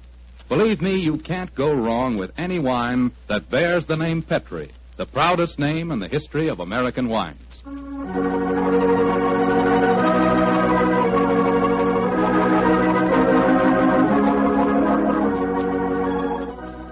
And now let's drop in on the good Dr. Watson, who's waiting for us in his California ranch house. Good evening, Doctor. Good evening, Mr. Foreman. Come in and make yourself at home. Thank you, Doctor. Sitting here with the lights off, I see. Have you been getting yourself in the mood for tonight's Sherlock Holmes story? No, my boy, I was watching the sunset. It's quite beautiful tonight. Aye, Doctor, the sun set over an hour ago. Yes, I know that, young fellow, my lad, I know that. But at my age, a fellow's entitled to take a little snooze after dinner, isn't he? Of course he is, Doctor. And now that we've settled that, how about tonight's story? Well, a very beautiful girl figured prominently in this adventure, Mr. Foreman. Her name was Jasmine Lafleur. Huh? You say that again, Doctor, please? I know, my boy, but that was her stage name. When she was a magician's assistant, unfortunately, I never had the opportunity of seeing Jasmine Lafleur in the theater. But I'm told that she was a fascinating figure in tights and spangles. When Holmes and I first met her, however, she was dressed a little more conventionally. And her name was then Diana Vennering. Lady Vennering. Lady Vennering? Say, those tights and spangles really paid off, didn't they? Well, how did you and Sherlock Holmes come to meet up with her, Doctor? In rather spectacular style, Mr. Foreman. Miss Lafleur became something of a femme fatale in the early 1900s. First of all, she married Signor Rossoni, the magician for whom she was working. On the wedding night, he was mysteriously stabbed to death. A few months later, Madame Rossoni, very fetching in her widow's weeds, I'm sure, met Sir Wilfrid Vennering. And, after a whirlwind courtship, she married him. Don't tell me he got murdered, too. He did, Mr. Foreman. Also on the night of the wedding. But this time the police found a suspect. It was a certain Major Beckworth, cousin of the dead man, and an ardent suitor of the fair Diana. The trial at the Old Bailey was one of the most sensational I ever remember. Sherlock Holmes and I, in court on the closing day as a jury, were still considering their verdict. Holmes, the jury's been out over 8 hours. I bet you they can't agree on a verdict and there'll be a new trial. I think not, old chap. Look, here they come now. You know, there's a strong moral probability of guilt, but I'm sure they'll agree that there's insufficient evidence to convict. Oh, perhaps you're right. Just look at Lady Vennering down there ahead of us. What a stunning woman. Yes, and a woman of great poise and courage. Here it comes. Gentlemen of the jury, have you arrived at a verdict? We have, my lord. How say you? Do you find the defendant guilty or not guilty? Not guilty. Exactly. Come on, Watson. Let's get a breath of fresh air. Well, I was wondering perhaps if we shouldn't go over and congratulate Lady Vennering. On what? The fact that our husband's murderer has not been found? Oh, I suppose you're right.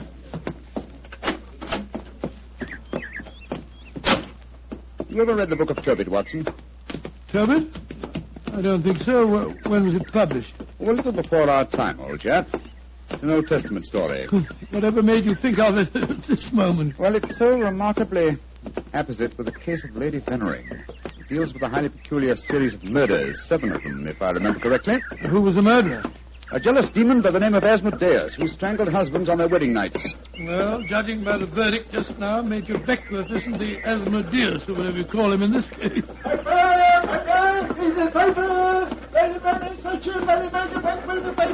Here you are, boy. Here, give me a paper. Thank you, Governor. Thank you. Paper! Well, Holmes, what does it say? Oh. All right. Here we are. Listen to this. Lady Vennering, widow of the murdered man, says that she will marry the suspect. Lady Vennering told newspaper reporters this afternoon that if Major Beckworth is acquitted, she will marry him before the year is out. Oh, on my soul, Holmes, there's a positive sparkle in your eyes. You read about her. I must admit the lady fascinates me, old chap. I hope before she becomes involved in any further tragedies that we may have the opportunity of meeting her. And something tells me that we will.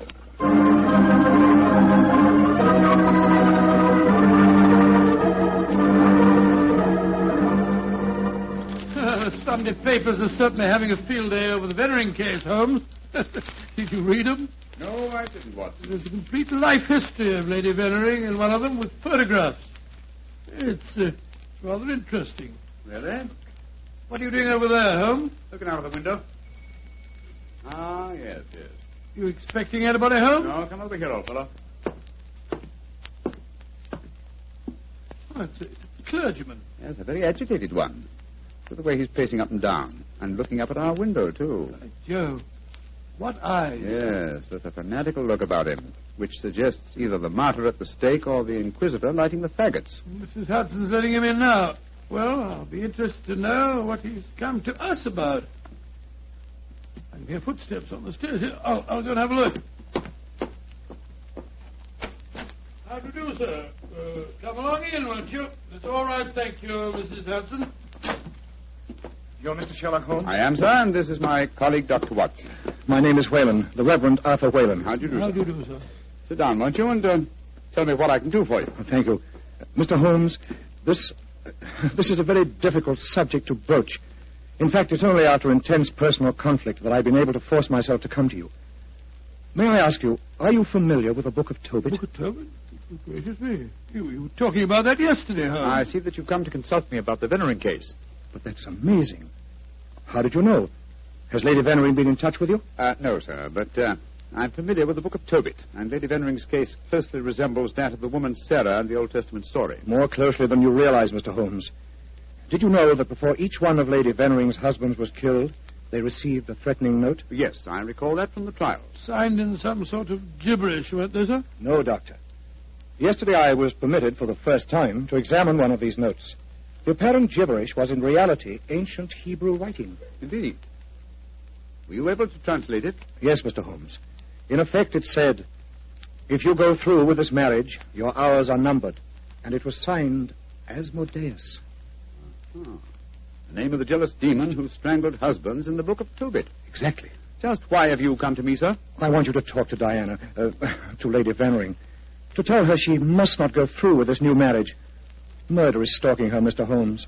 I have argued with her, prayed with her, implored her to realize her danger. But she is adamant. I'm afraid I should feel extremely presumptuous in giving her my advice. No, Mr. Holmes. I have prepared the way for you. You could, I'm sure, make her realize her danger. And she's willing to see me, you say? Willing and anxious. Oh, very well. But I'd like to ask you a few questions first. Anything, Mr. Holmes. What is your interest in her? She's a member of my flock. She needs my guidance. Nothing further? No, Mr. Holmes. By the way, I believe that you performed the marriage ceremony at both of her previous weddings. Yes. Are you proposing to officiate at the ceremony if she marries Major Beckwith? Well, I don't know. I'm hoping that marriage will never take place. And so I want you to help me, Mr. Holmes. Where does the lady live? 47, Berkeley Square. Very well. Dr. Watson and I will call on her this afternoon. Delighted to. I doubt if I can be there myself. In fact, Diana might speak more freely if I'm not. But here's my card. Oh, thank you. You'll know where to get in touch with me if you want to. Very well, sir. Good day to you, gentlemen. And I'm greatly in your debt. Well, good day, sir. Good day. Strange business, Holmes. I can't believe that Mr. Whalen's motives are entirely impersonal. Nor can I, old chap. What are you laughing about? I was thinking of the Book of Tobit, Watson. In that the role of protector, the role I have just been asked to take, was played by the Archangel Raphael. I can't help feeling, Watson, that I'm making distinct strides in my profession.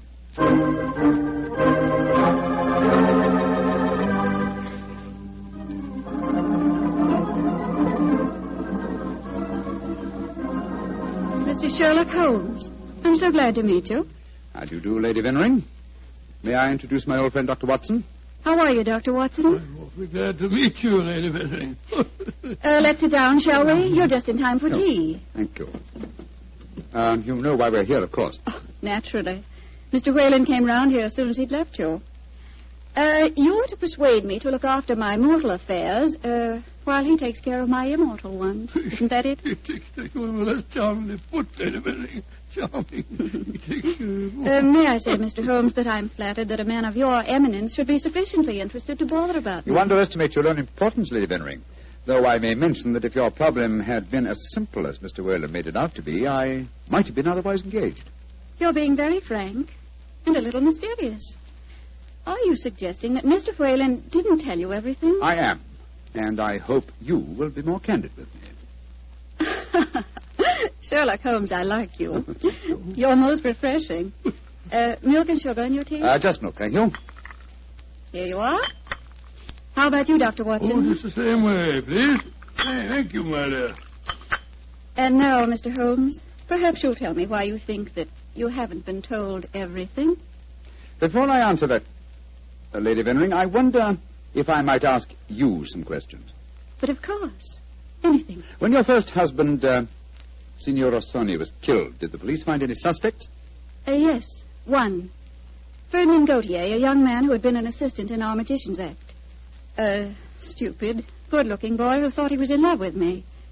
But of course Inspector Lestrade had to release him. There was no evidence. Inspector Lestrade? Well, you can bet that if he arrested him, the boy was innocent. A warning note was found among your husband's effects, wasn't it? Yes, and it was signed in Hebrew with the name Asmodeus. But perhaps you're not familiar with the Book of Tobit. Oh, yes, sir, I am. I'm familiar with it, Lady Vennering. How did you know then that the Hebrew letters signified that name? Mr. Whalen translated them for me. Oh, I see. And also read me the Book of Tobit. He's always been particularly fond of that book. Perhaps because it illustrates his own ideas on the dangers of marriage. But Holmes, he told us that he hadn't seen one of the warning notes until yesterday. Precisely. Lady Vennering, I read in the papers that you intend to marry Major Beckwith, the man who has just been tried for your late husband's murder. Yes, Mr. Holmes. When are you going to marry him, may I ask? When it pleases me. Doesn't it occur to you that a great deal of comment will be caused? Also that Major Beckwith's life is in obvious danger? Of course it occurs to me, my dear man. But because of two tragic marriages, am I to spend the rest of my life alone? as Mr. Whalen would have me do. I'm young, alive. Peter, what are you doing here? I just arrived back in England today, Diana. What's this I read about you marrying Beckwith? Peter, I have guests. Mr. Sherlock Holmes and Dr. Watson. This is Peter McComas, one of our most promising young painters. Diana, tell me it isn't true. When I left England, you loved me, and I you. I come back, and what do I find? You're planning to marry Beckwith. Well, I won't stand for it. If you think you can throw me over like some silly boy, you're very much mistaken. I can tell things, you know. I can tell lots of things. Get out of here, Peter. Get out. Diana. And don't come back until you've learned manners and discretion. But Diana... Get out.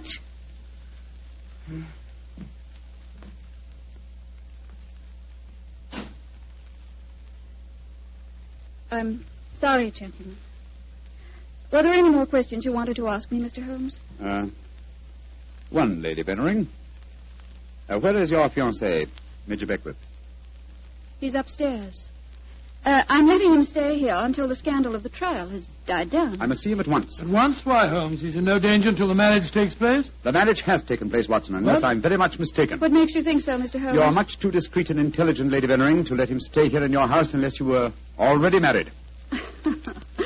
We were married this morning. But we planned to keep the fact a secret for a few months until the scandal had died down. May I talk to him, please? Of course. I'll ring for the butler and ask him to come down. May I ask, madam, who married you? The Reverend Arthur Whalen, of course. Oh, and all the time he talked to us today, he knew perfectly well that this marriage had taken place. He must have just come from it. I don't trust that man, Holmes. Oh, there you are, Hudson. I just rang for you. Will you ask Major Beckwith? Excuse me, milady. I was just on my way to telephone the police. The police? What do you mean? It's Major Beckwith, milady. He's been stabbed to death in his bath. Mr. Beckwith murdered, too. Hudson, I'll telephone the police. By now, I'm rather well acquainted with Inspector Lestrade. Excuse me, gentlemen. What a dreadful business, Holmes. The third husband murdered on his wedding day. But what a woman, Watson. She's superb, magnificent. What on earth do you mean, Holmes? What courage. What unconquerable spirit in the face of a fresh tragedy. Watson, she fascinates me. I haven't seen such a splendid female since we solved that case for the King of Bohemia.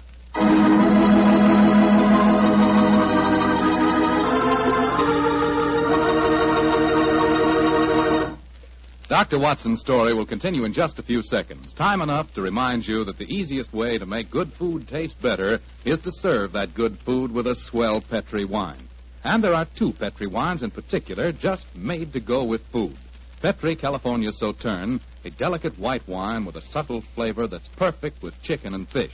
And Petri California Burgundy, a hearty, rich red wine that's out of this world with any meat or meat dish. So if you want to know just how good a cook you are, serve your good food with Petri wine made to go with it. A Petri Burgundy or a Petri Sauterne. Two swell Petri mealtime wines.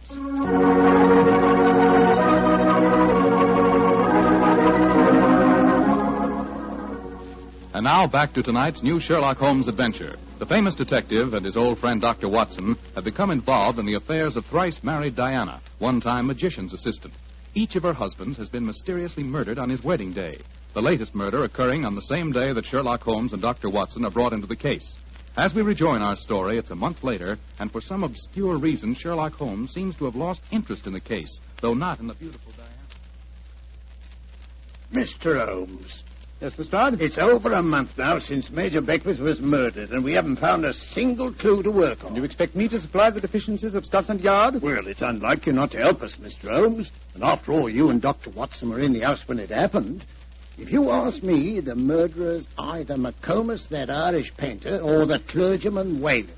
What do you think, sir? As far as I'm concerned, the case is closed, Lestrade, and I wish you'd stop bothering me. What do you think I am? Nothing but a detecting machine? Mr. Holmes, whatever's come over you? Holmes, you're not going out again this evening, are you? I'm afraid so, old chap. Well, this will be the fourth night in a row. I was hoping that we might have a nice, quiet evening in front of the fire. Oh, I'm sorry, Watson, but I promised to take Diana to the horse show at Olympia. I should be home by midnight.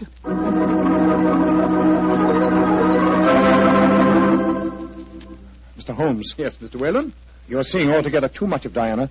She seems to be completely under your spell. But you introduced me to her in the first place, with the request that I keep an eye on her. I made a great mistake.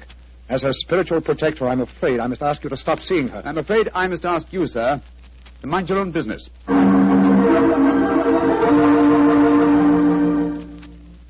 I say, Holmes, have you seen in the paper that violinist, Isaiah, is playing at the Albert Hall tonight? No, I haven't looked at the paper today. Oh, I thought perhaps that we might go along and see I'm him afraid together. I can't hold you up. No, I'm taking Diana to the French Maid at Dahlia's Theatre. I hear it's a charming musical comedy.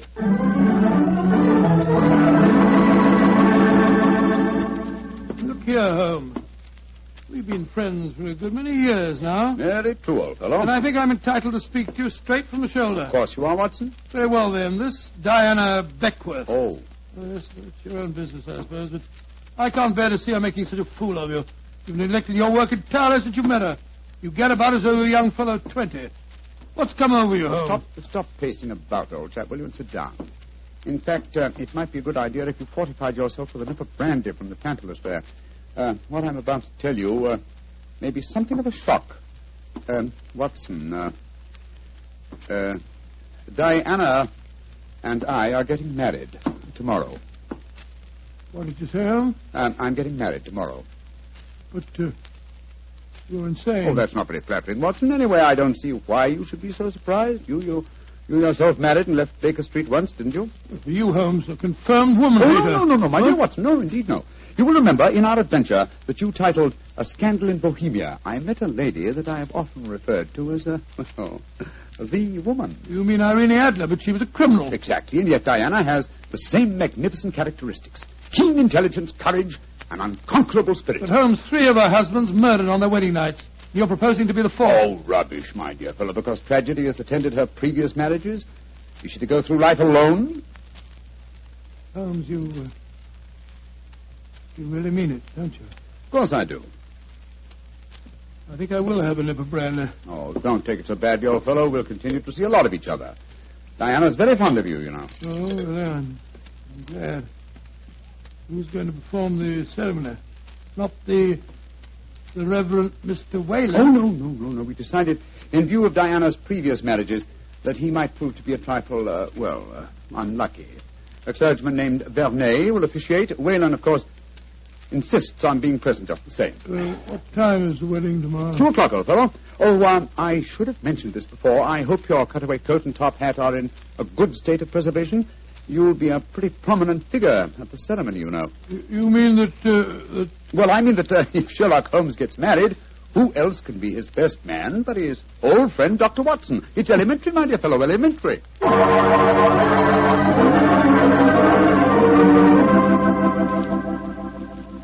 I now pronounce you man and wife. And those whom God hath joined together, let no man put asunder.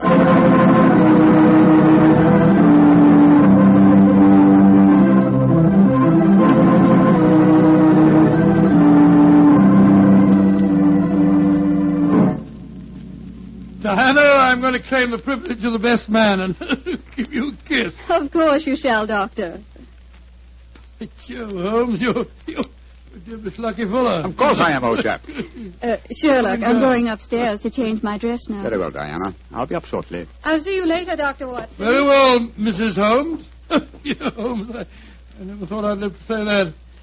Watson, old fellow, I'm worried. Worried today? Oh, my dear fellow, what's the matter? Well, just before the ceremony, I received one of those warning notes signed by Asmodeus. Oh, you better be careful, Holmes. I think I'll slip out and have a pipe or 2 on the matter. Yes. Look after my guests for me, will you? And keep your eyes open. And your ears. Yes, I will indeed. There you are, Mr. Whalen. Would you care for a glass of champagne or a punch or something or other? Thank you, no, Doctor. I'm in no mood for celebration. I'm certain that Diana has made a shocking mistake. Well, rather, sir. I don't think... I only came here in a last-minute attempt to dissuade her. Now that I've failed, I shall leave. Good day, sir. Yes, well, Dr. Watson? Oh, hello, McComas. Where's Mr. Holmes? We'll be back in a few minutes. Would you care for a glass of champagne, sir? Well, thank you. I should like to drink a toast to the pair. I've been in love with Diana for years, you know, but she wouldn't marry me, and well, I suppose I might as well make the best of it. I must say your friend Sherlock Holmes seems like a splendid fellow. He is indeed, McComas. In fact, I may say... Excuse me, sir. All right, Holmes, I'm coming. Up here.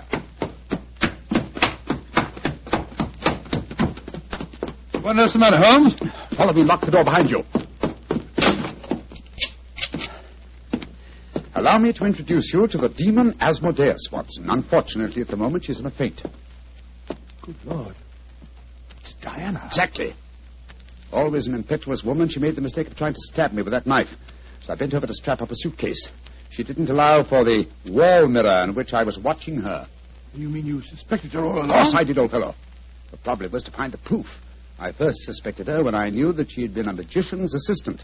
The key to the profession of magic is misdirection, and these murders have been a perfect example of misdirection of motive. How do you mean, Holmes? Well, by creating Asmodeus, thanks to the well-meaning stories of the Reverend Mr. Whalen, from whose theological libraries she must have copied the Hebrew signature, she focused the murders on jealousy, concealing the fact that the one person with a perfect motive was herself, the widow who was to inherit. Oh, why hasn't she been caught before? Because she was clever, devilishly clever.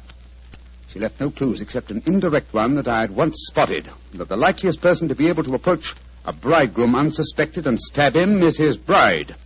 And now I wish you'd see if you can revive her, old fellow. When the police get here, I should like Mrs. Holmes to be in full possession of all her faculties.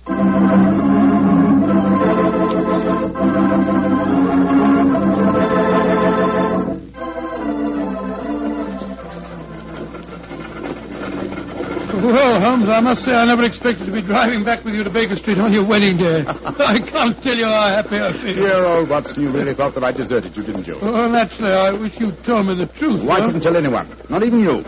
If the faintest shadow of suspicion had entered her mind, I'd never have caught her. Well, it seems to me you paid a pretty high price, Holmes. You told me you made a will in her favor. Supposing something happens to you before her trial, she'd get the money, you know. Oh, the will? Oh, no, that was worthless. I told Diana that it was a holographic will and perfectly valid. Well, what on earth is a holographic will? A will drawn up in one's own handwriting on a piece of perfectly plain paper. Such a document is quite legal, but I drew mine up on a paper with a letterhead. That made it invalid. Oh, I see, but the fact remains that you are married, Holmes. I really fooled you completely, didn't I, Watson? Didn't the name of the clergyman who married us suggest anything to you? The Reverend Vernet? No, and why not should it? Well, Vernet was a French painter of some note. He also happens to have been a great uncle of mine, and Mycroft's. You mean that your brother Mycroft was a clergyman? I mean that Mycroft was disguised as a clergyman. And a very convincing job he did, too. A more satisfactory clergyman than the Reverend Mr. Whalen, no doubt, whose possible complicity may compel him to answer some very awkward questions. Then you're not married. Upon my soul, Holmes, I don't know what to say. Then I suggest that you say nothing, my dear chap. Let's just sit back quietly, as two good friends can, and brood about the mutability of human affairs.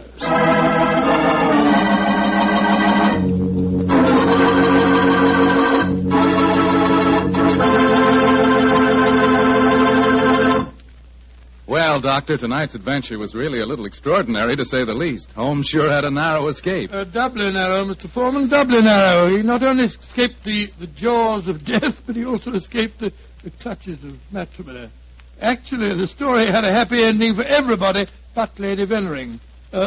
Jasmine Lafleur. Well, what about that artist fellow, McComas? How did he take it? Oh, very well indeed. In fact, in gratitude, he even painted Holmes's portrait. Not exactly a good likeness, though. One of those modern artists who paints as impressions of a person, but rather than a portrait. What do you mean? Well, now, let me see. If he were to paint his impression of you, you'd probably end up by looking like a bottle of Petri wine in a sports jacket. Go ahead, Doctor. You can tease me all you want to, but I'll still rave about Petri wine. And why not? The facts bear me out that Petri wine most certainly is good wine. After all, the Petri family knows all there is to know about the art of turning plump, sun-ripened grapes into fragrant, delicious wine. That's because they've been making wine for generations, ever since they started the Petri business way back in the 1800s. And because the making of Petri wine is a family affair, the family has been able to hand down from father to son, all their skill and knowledge and experience. And believe me, that adds up to plenty. So no matter what type of wine you prefer, one to serve with meals or a wine for any special occasion, choose one of the fine Petri wines. You can't miss, because Petri took time to bring you good wine. And now, Dr. Watson, what story do you have lined up for us next week? Well, now, let me see, Mr. Foreman. I'm going to tell you about a strange adventure that began by my taking a wild cab ride through the moonlit streets of London and ended with Holmes and me being trapped in a luxuriously furnished cellar below a furniture warehouse down by the waterfront.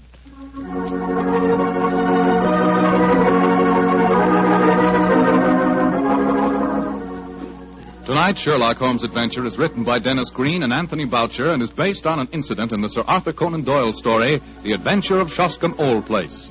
Mr. Rathbone appears through the courtesy of Metro-Goldwyn-Mayer and Mr. Bruce through the courtesy of Universal Pictures, where they are now starring in the Sherlock Holmes series. The Petri Wine Company of San Francisco, California, invites you to tune in again next week, same time, same station. Oh, the Petri family took the time to bring you such good wine. So when you eat and when you cook, remember Petri wine. To make good food taste better, remember... Petri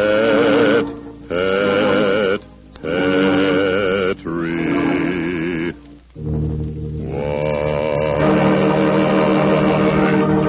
This is Bill Foreman saying goodnight for the Petri family. Sherlock Holmes comes to you from our Hollywood studios. This is the Mutual Broadcasting System.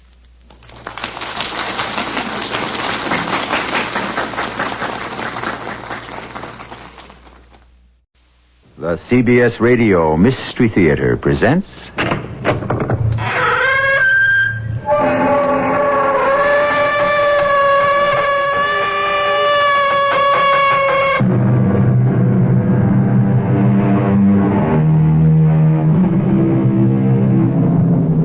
Come in. Welcome. I'm E.G. Marshall. Things that are done... it is needless to speak about. Things that are past, it is needless to blame. So spoke the great Chinese philosopher Confucius. Confucius believed by many to be the wisest man that ever lived. Since our story is about wisdom, we had to put Confucius in there someplace. Wisdom, a quality so often associated with the mind, can also spring from the heart as well. I tell you, her death wasn't an accident. Well, how can you say that? Were you there? No. But did you see anything suspicious? Did you ever even know these people? No, but I... Then what gives you the right to make such an accusation? Because that's what really happened. I'm never wrong. Oh, really? Now, I'm never wrong about anything. Especially murder.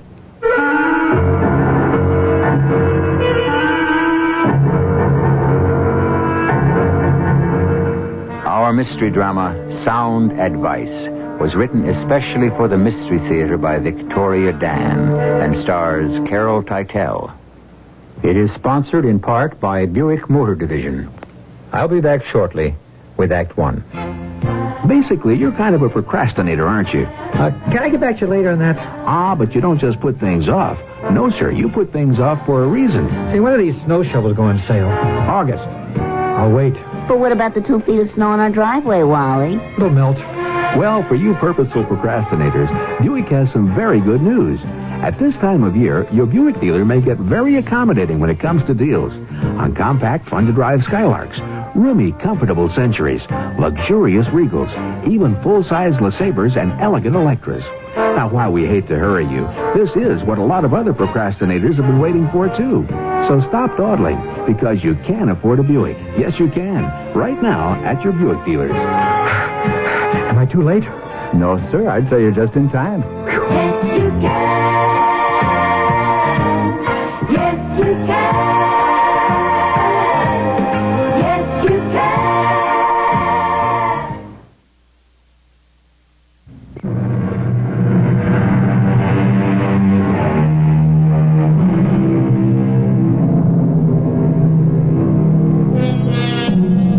Nothing is given so profusely as advice, so the philosopher said. In a world constantly tormented by food, energy, and water shortages, isn't it reassuring to know that there is at least one commodity, advice, which will never be in short supply? Yet, despite the profusion of free wisdom, too many people feel the only advice worth taking is the kind you have to pay for.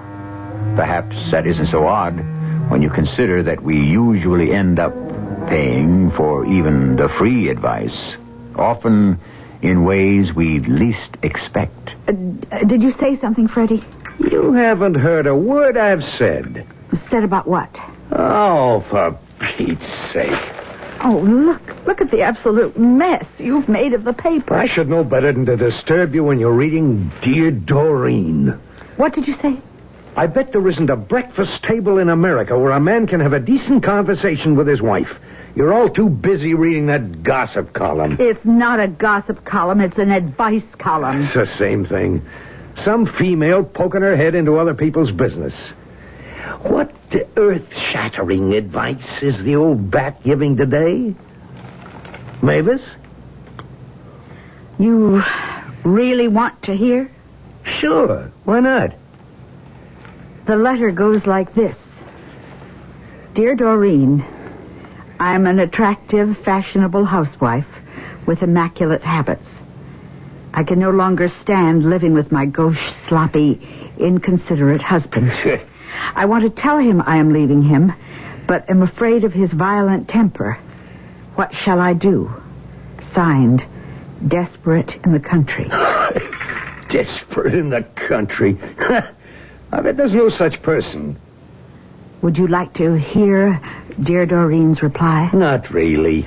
Dear Desperate, you and your husband are obviously mismatched. Forget his sloppiness. Forget his temper. And most of all, forget him. Sincerely, Doreen. Forget him? This Dear Doreen is telling some lady to leave her husband? Yes. Some lady she doesn't even know? She's a phony. I bet she makes up all those letters. That's not true. I bet she even wrote that last letter, Desperate in the Country. Who ever heard of a name like that? It was the only name I could think of. What? I wrote that letter to Dear Doreen. You're kidding, right? I'm desperate in the country. What are you saying? I'm leaving you, Freddie. You're what? Leaving you. I don't believe it. I mean it this time. Why? I can't stand it anymore. Well, aren't I a good husband, Mavis? Don't I buy you all those fancy clothes you want? Please, Freddie. Don't I let you watch what you want on television when there isn't a game on? I don't love you anymore. You don't? Now, listen. You're not leaving me just because some fishwife in a newspaper tells you to. Now, can't we be civilized about this? Civilized? You expect me to be civilized? This isn't the movies. There you go, shouting. Always shouting. I'm not shouting. Let me make this quite clear, Mavis. You're my wife. You're not leaving me. I've made up my mind. You'll never leave me. I will. I am. I won't let you. I will leave you if it kills me. Even if it kills you? I don't want to discuss it anymore. Just a minute. Where are you going? I have a headache. Sit down, Mavis. No. You just don't tell your husband you're leaving and then just walk off. Come back here. We're not finished. Let go of my arm. Not until you understand this, Mavis. You're not leaving me. My wrist. You'll never leave me. Please, Freddie, you're hurting me. You're my wife, and a wife has to be loyal to her husband.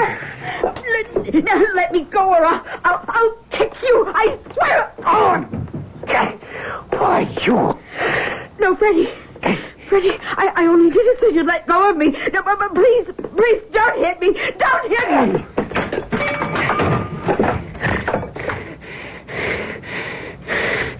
Mavis?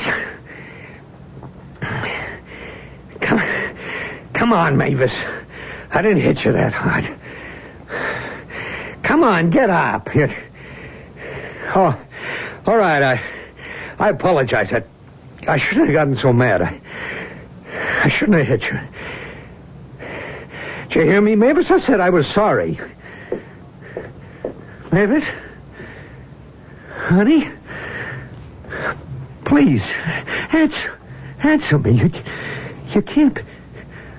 It was an accident. You must have hit your head when you fell. I don't mean to... It was an accident. No one will believe it.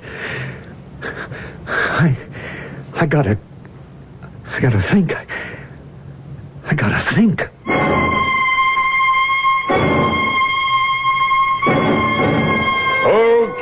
Okay, keep it moving. Keep it moving. Can't you see we got an accident here? Hey, did a car really skid off the bridge, Sheriff? Come on there, no rubbernecking. Keep it moving. No, did a lady really drown? I told everybody to keep back. Now let that ambulance through. And make way for that stretcher. Oh, Joe, will you take over? Keep those people back. Keep that traffic moving. I got to talk with my husband.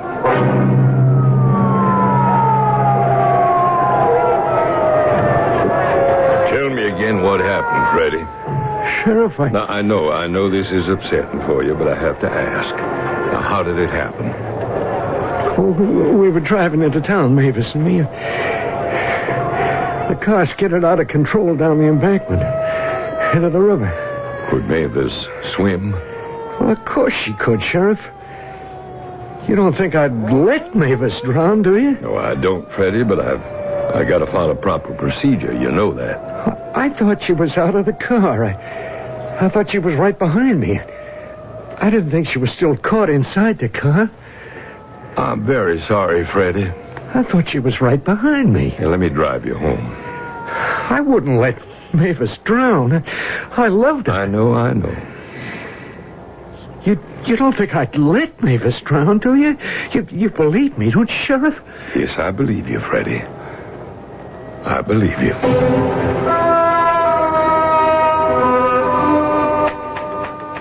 Dear Puzzled, your mother-in-law does not know everything. Come in. Hello? Yes? I'm Jenkins Smith, new managing editor. Oh? I'm visiting the various departments, introducing myself to the staff. This is the Dear Doreen office? Yes, that's right, Mr. Smith. And you are... Doreen Compton. Doreen? You mean there really is a Dear Doreen? Who else do you think writes the column, Mr. Smith? I thought... I was sure it was just a name someone made up.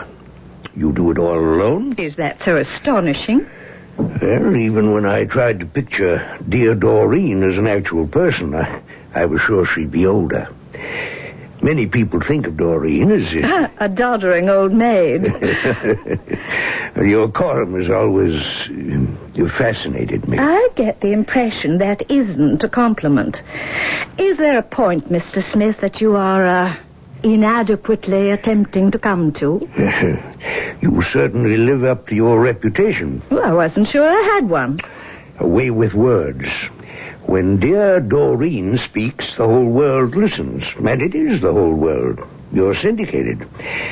So doesn't it ever bother you? What? The power you hold? I don't believe in false modesty. I'm good and I know it. Well, I'll level with you, Doreen. I'm a newsman. I believe in reporting the news, period. No frills, no fashion centerfolds, no recipes, no advice to the lovelorn, no comics, just the news. But just the news doesn't sell newspapers. Say the word, Mr. Smith, and I'll gladly leave. Now, Doreen, no, I didn't There say... isn't another paper in this country that wouldn't pay me 5 times what I earn here. Yes. All I meant was what you write might not be what I think of as news. Still, as a journalist, you have a responsibility. Mr. Smith. Call me Jenkins. Mr. Smith. Yes. I am aware of my responsibility. But don't you ever wonder, with all this advice you give out? Wonder about what? If it's the right advice. But would I give it out if it weren't the right advice? Well, you're dealing with strangers.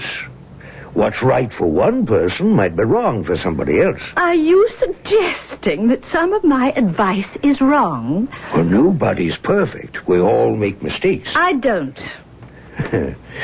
With an attitude like that, you'd probably fall apart if you ever discovered you were wrong. But I am never wrong. That's exactly what I mean.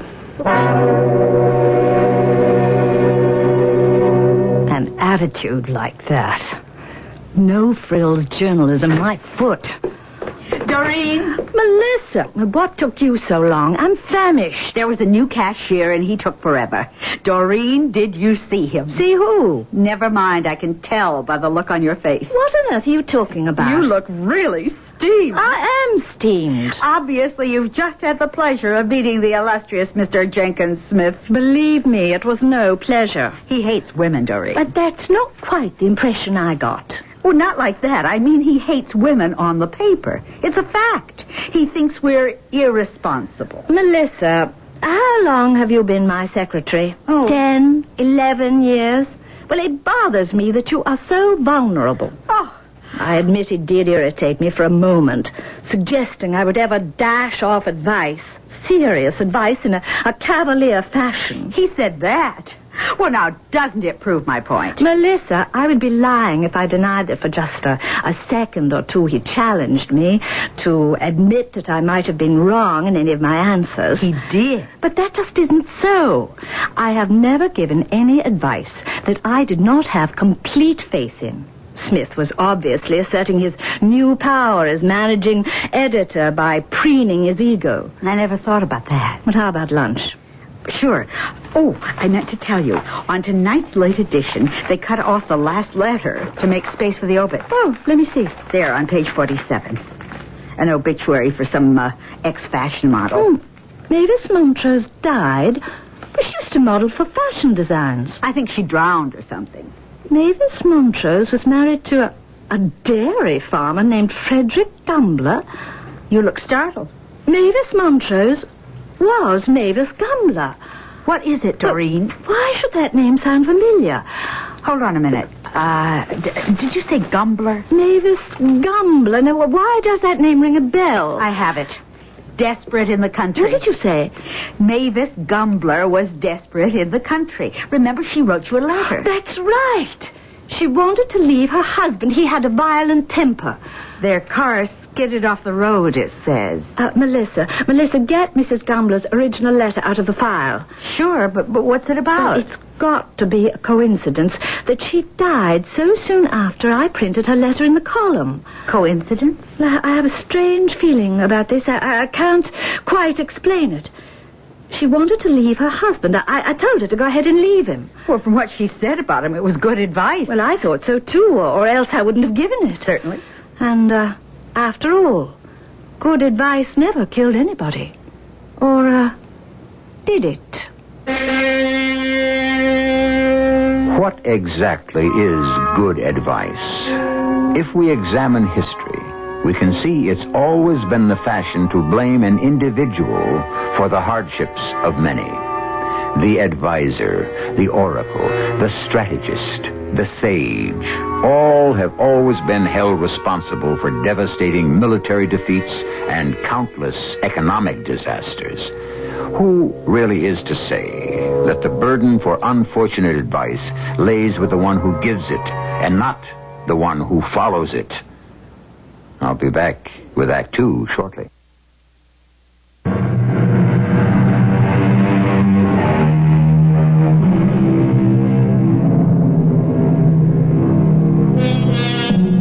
About this matter known as coincidence, there are two definite schools of thought.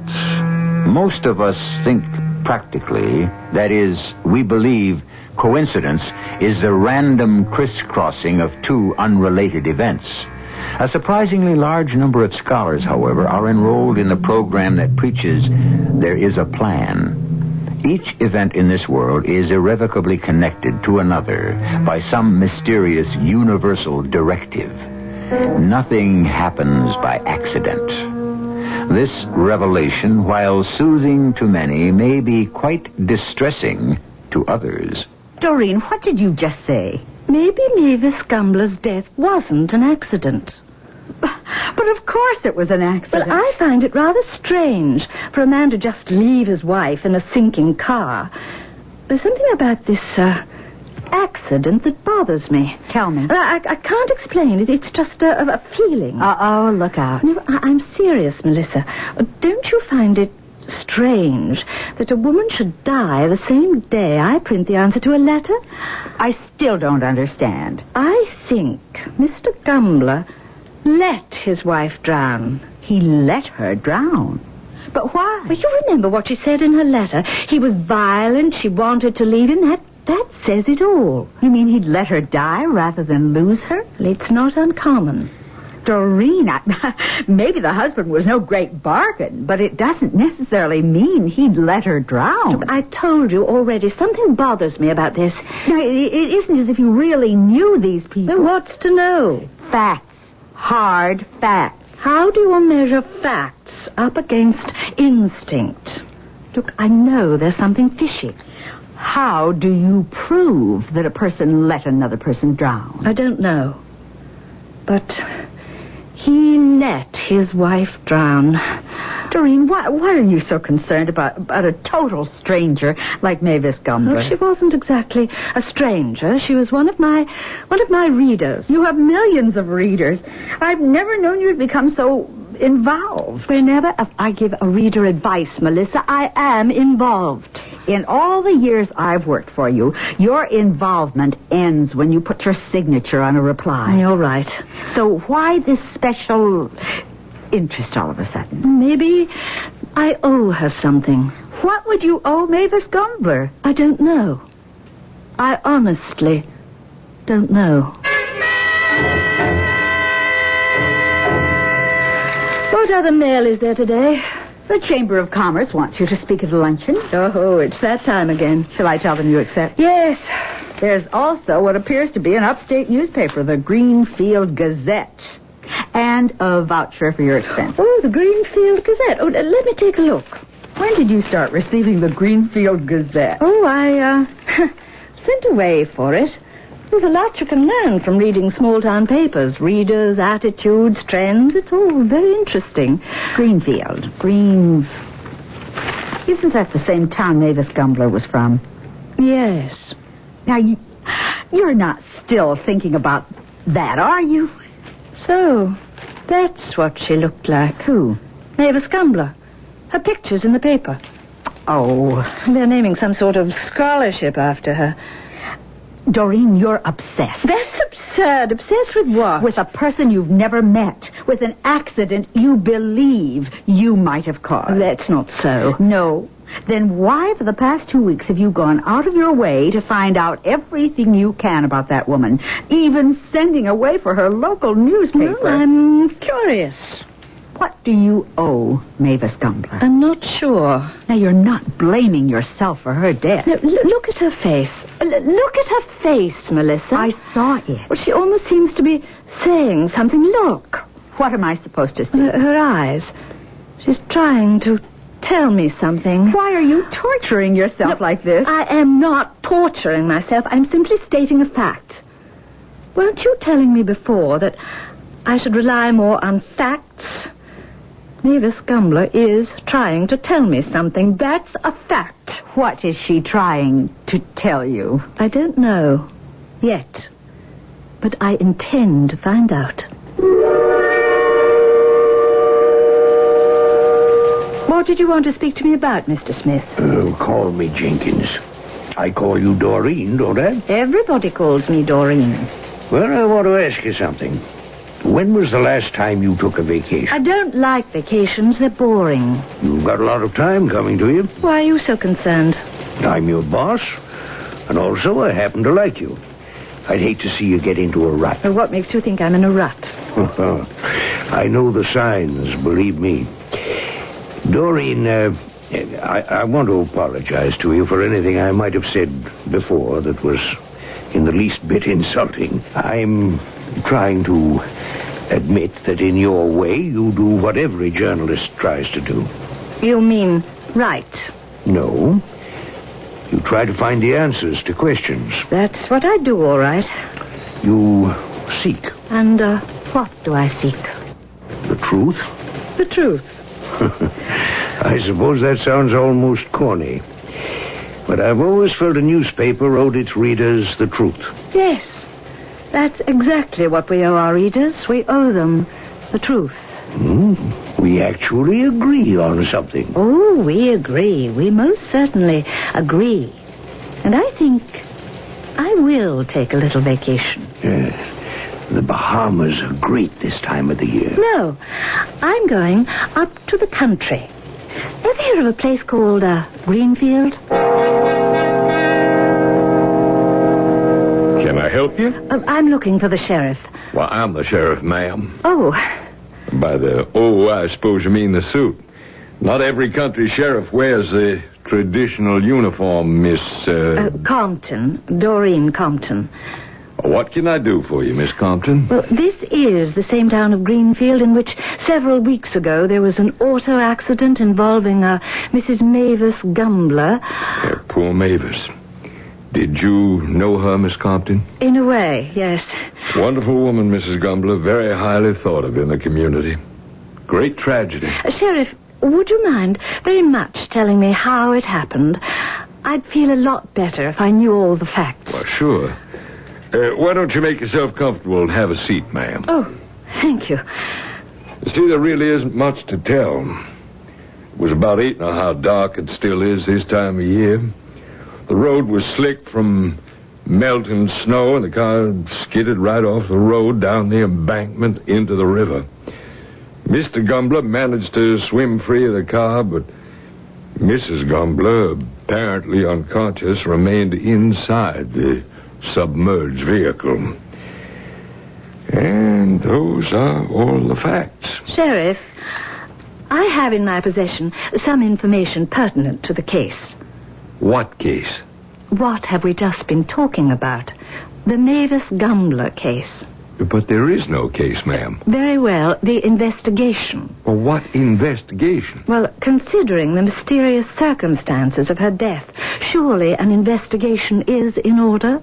Miss Compton, in what way was Mavis Gumbler's death mysterious? Well, don't you find it odd that her husband never went back to the car to try and rescue her? It was tragic, perhaps, but not odd. Well, if somebody I loved was trapped in a submerged car, I'd certainly...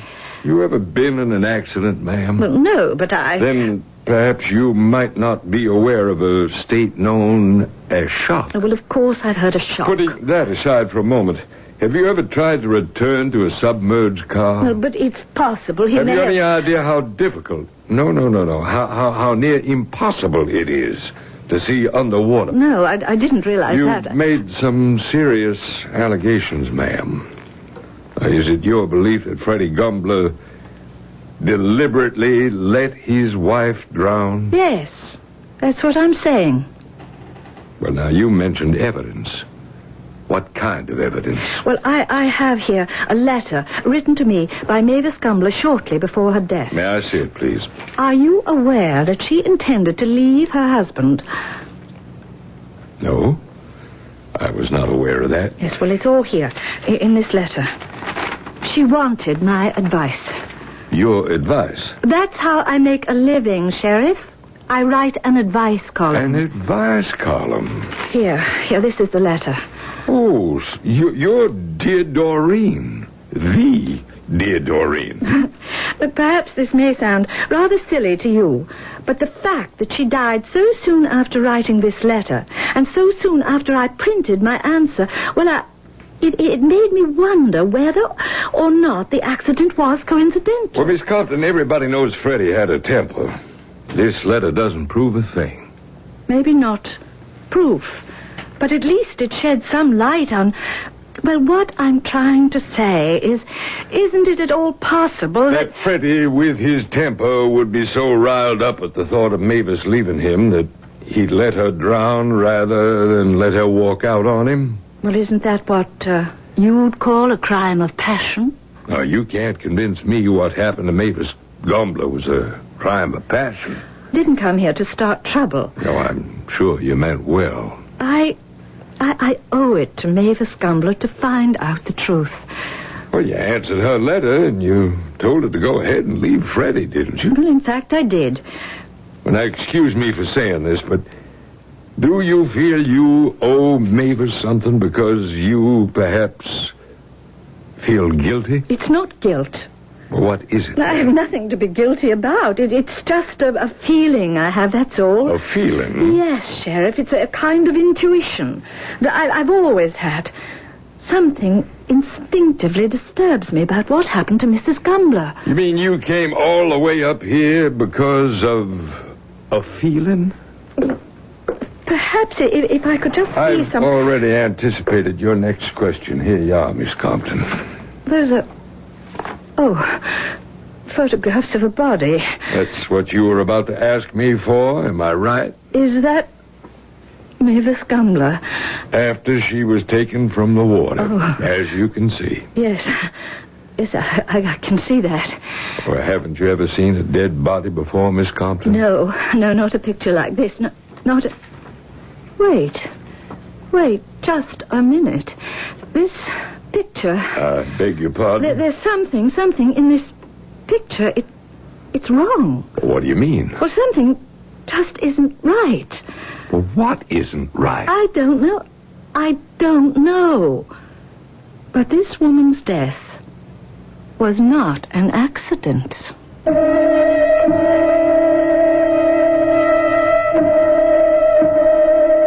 In all fairness to the accepted rules of storytelling, we admit that certain clues have already been furnished in Act One. We like to think that you, the listener, have grown rather adept at deciphering the puzzles concocted here regularly.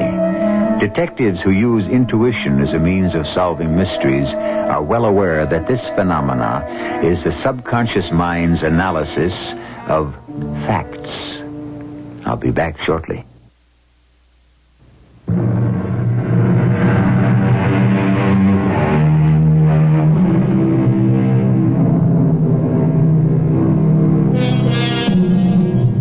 By what power do we become the victims of an obsession?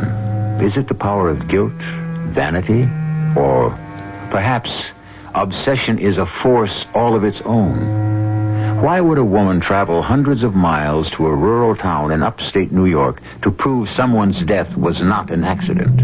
A person who was a total stranger?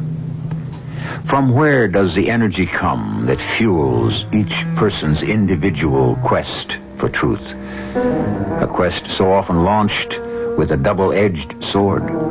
For while we all feel compelled to seek the truth, are we not also afraid of what we will find? Let me understand this, Miss Compton.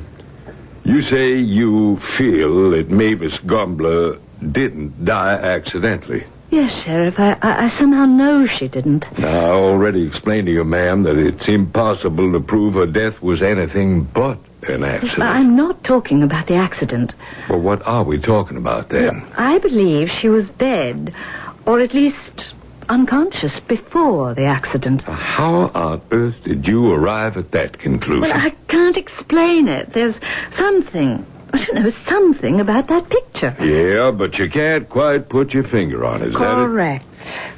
Now, I don't know what kind of world you live in, Miss Compton, but allow me to explain what the reality is up here in Greenfield. A person, might I say a fine person, has died and been laid to rest.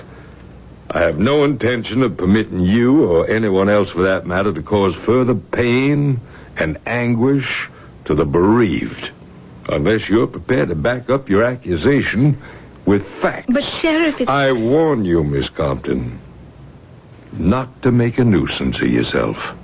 I have no intention of leaving until I have solved this matter to my satisfaction.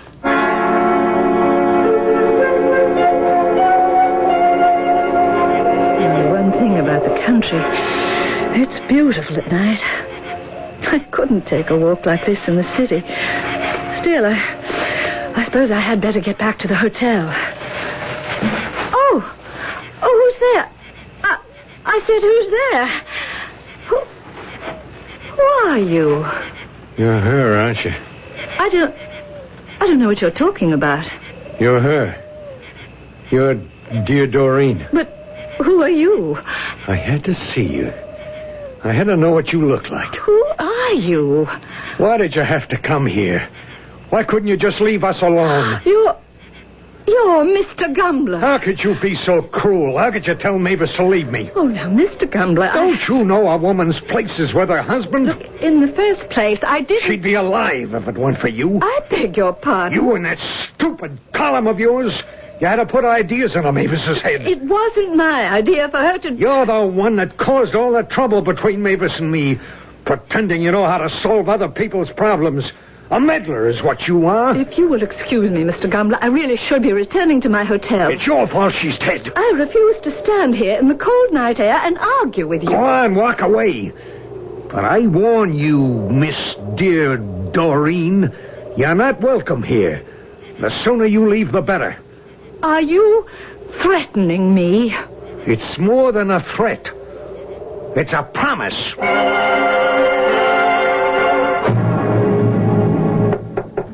What on earth? Who is it? It's the sheriff, Miss Compton. Oh, just a minute.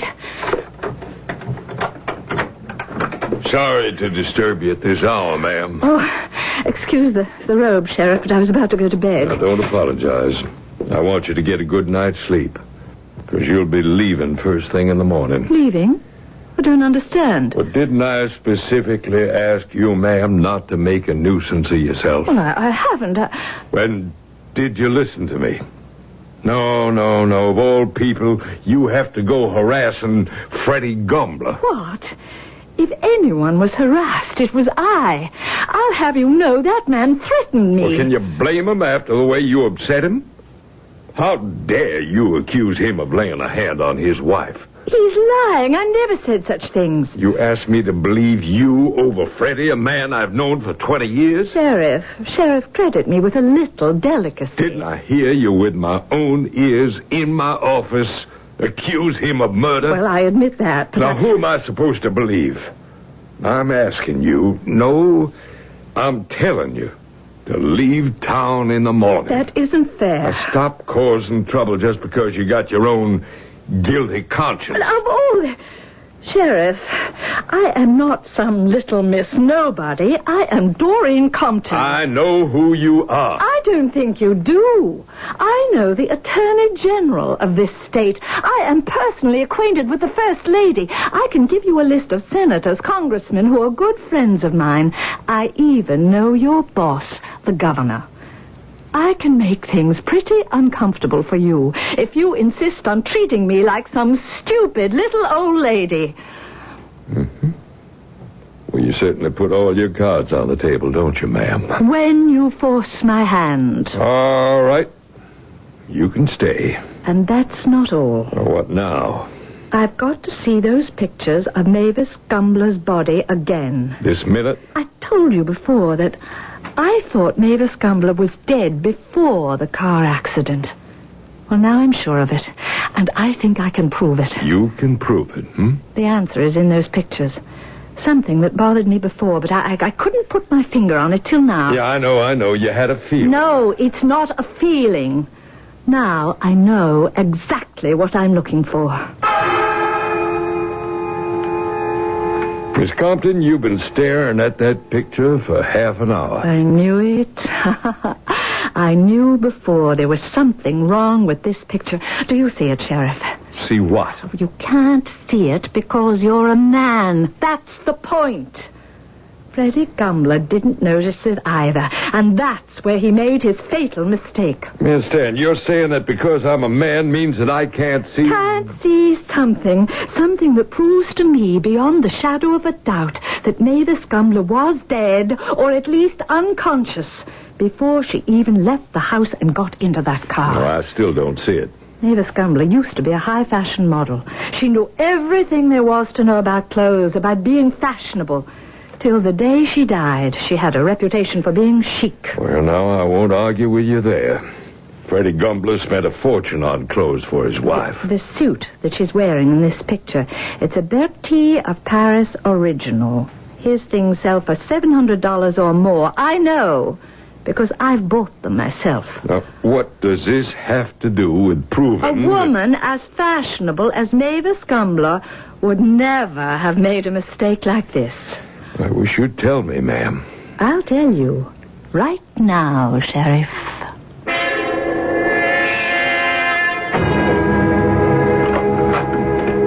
Sheriff, what's going on here? Sit down, Freddie. What's this all about? Freddie, I want you to tell me again, from the beginning, what really happened the day of the accident. What really happened? Well, Sheriff, I've already told you what happened. Tell me again. I don't understand. Just tell me, Freddie. Oh, wait a minute. Who's that over there? That's a stenographer. Well, why do you need it? What's going on here? Tell me the truth, Freddie. I already told you. Mavis and I had dinner, and we changed into our Sunday best for that party over at the Prestons. And then? Well, you know the rest. We were on the river road. The car skidded. We went right over the embankment. The waters were high from the rains we'd been having. The car sank in seconds. I remember swimming and not getting anywhere. I must have blacked out as soon as I hit the shore again. And Mavis was still in the car, unconscious, dead, whatever came first. Oh, come on, please. I can't bear to talk about it anymore. What really happened? I just told you. You're lying. No, I'm not. Freddie. It's the truth. I swear it's the truth. We know you did it. Did what? It was an accident. What did you hit her with? It wasn't like that. What was it like then? I hit her with my hand. I didn't think I hit her that hard. Was she dead? She was going to leave me, Sheriff. She couldn't stand for me to touch her anymore, she said. How could she leave me? I couldn't let her leave me. Was she dead then, Freddie? No. Oh, maybe. I don't know anymore.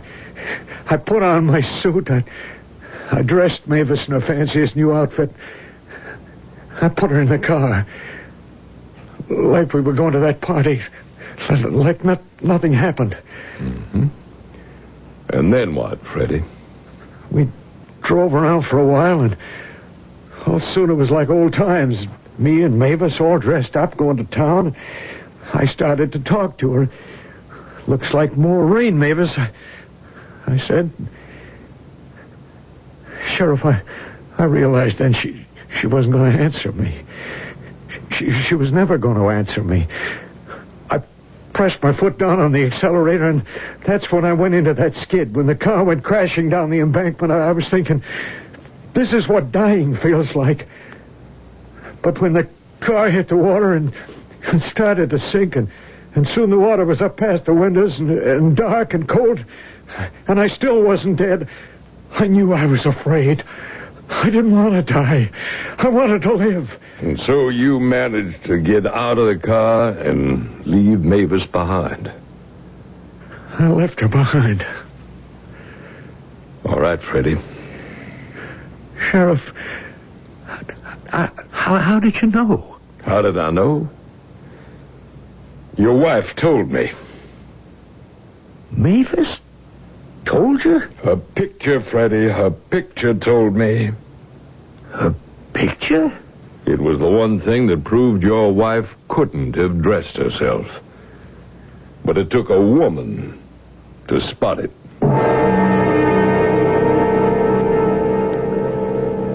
You do see, Sheriff.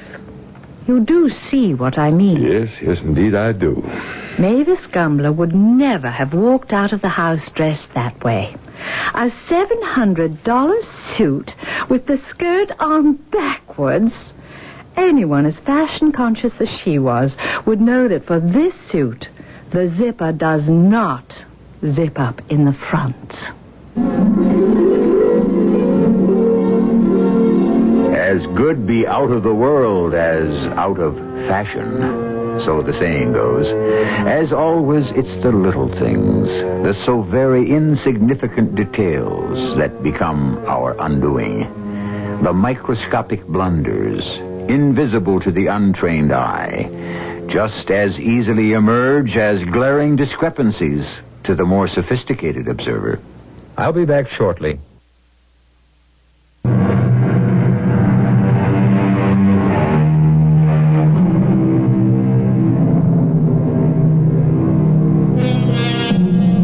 the destructive powers that lay within the mind, surely guilt must be the most awesome. How are we to explain the vulnerability of even the most confident human being to the ravages of this simple emotion? What is this ceaseless drive to learn the truth at any cost? Perhaps the answer lies somewhere in our respect for those truths which are painful only when we avoid facing them. After all, are not the invisible burdens the heaviest? Our cast included Carol Teitel, Cork Benson, Arnold Moss, and Martha Greenhouse. The entire production was under the direction of Hyman Brown. This is E.G. Marshall inviting you to return to our Mystery Theater for another adventure in the macabre. Until next time, pleasant dreams.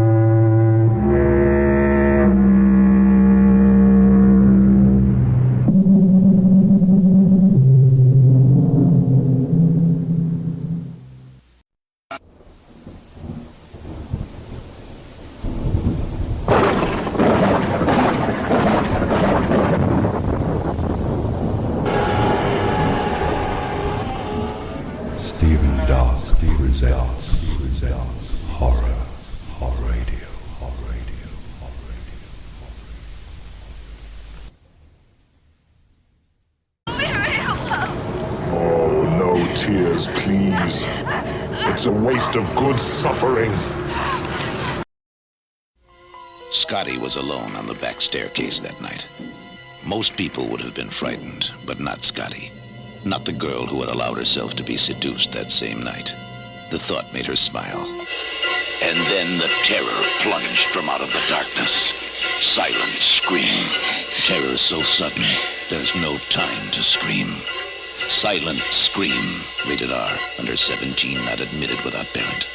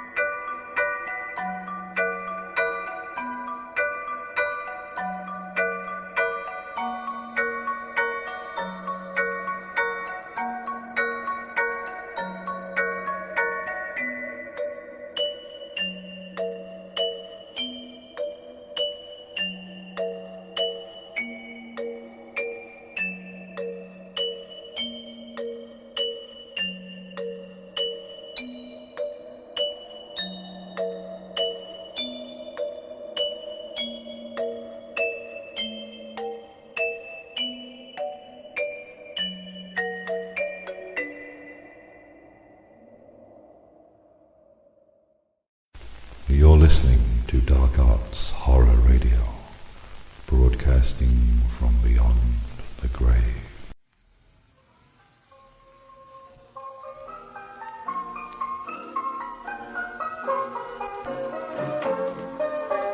Your grapefruit, Miss Desmond. Oh, pour me some more coffee, will you?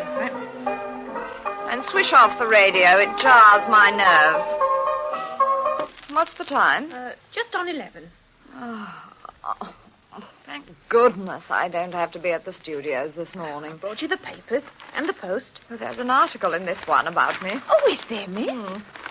Oh, here it is. Love and career can mix, says screen star Helen Desmond. Oh, a lovely picture of you. Where are the letters? Here you are. Oh, I wonder who this is from. Oh, whatever's wrong? This letter. This letter. Read it. Read it.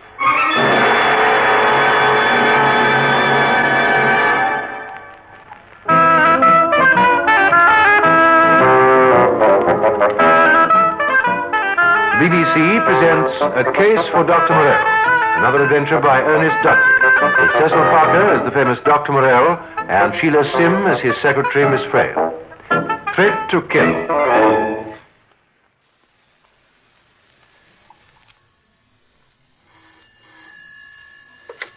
Hello, this is Dr. Morell's house. Is Dr. Morell there? He's engaged at the moment, I'm afraid. Who is that speaking? My name is Digby.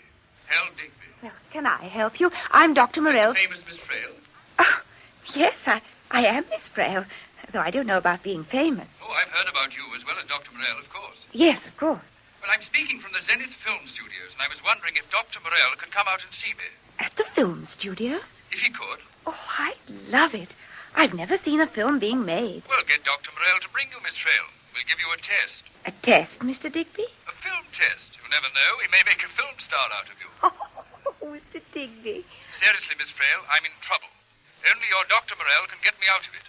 I've got to see him. Well, I know it's impossible until late this afternoon. How late, Miss Frail? Name your own time and I'll send a car. I might arrange it for 5 o'clock, Mr. Digby. Yes, I think that will be all right. Come in. Dr. Morell for you, Mr. Digby. I couldn't be more pleased to see you, Doctor. Good afternoon. Okay, Miss Curtis, and don't let anyone disturb us. Very good, Mr. Digby. By the way, Dr. Morell, isn't Miss Frail with you? No, there was rather a lot of work for her to do. Oh, too bad. She'd have enjoyed looking around the studios.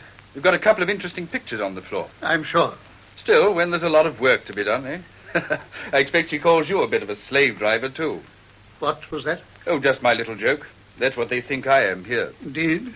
For a moment, Never mind. Anyway, nobody's ever wanted to kill your Miss Frail. I don't quite follow. That's the threat that Miss Desmond received this morning. Helen Desmond, you know, our biggest box office bet. I am not well informed on public entertainment figures. Someone has threatened to kill her. That's why I've asked you here.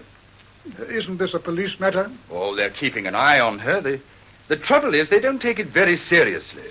You can't blame them. They suspect it's some publicity stunt.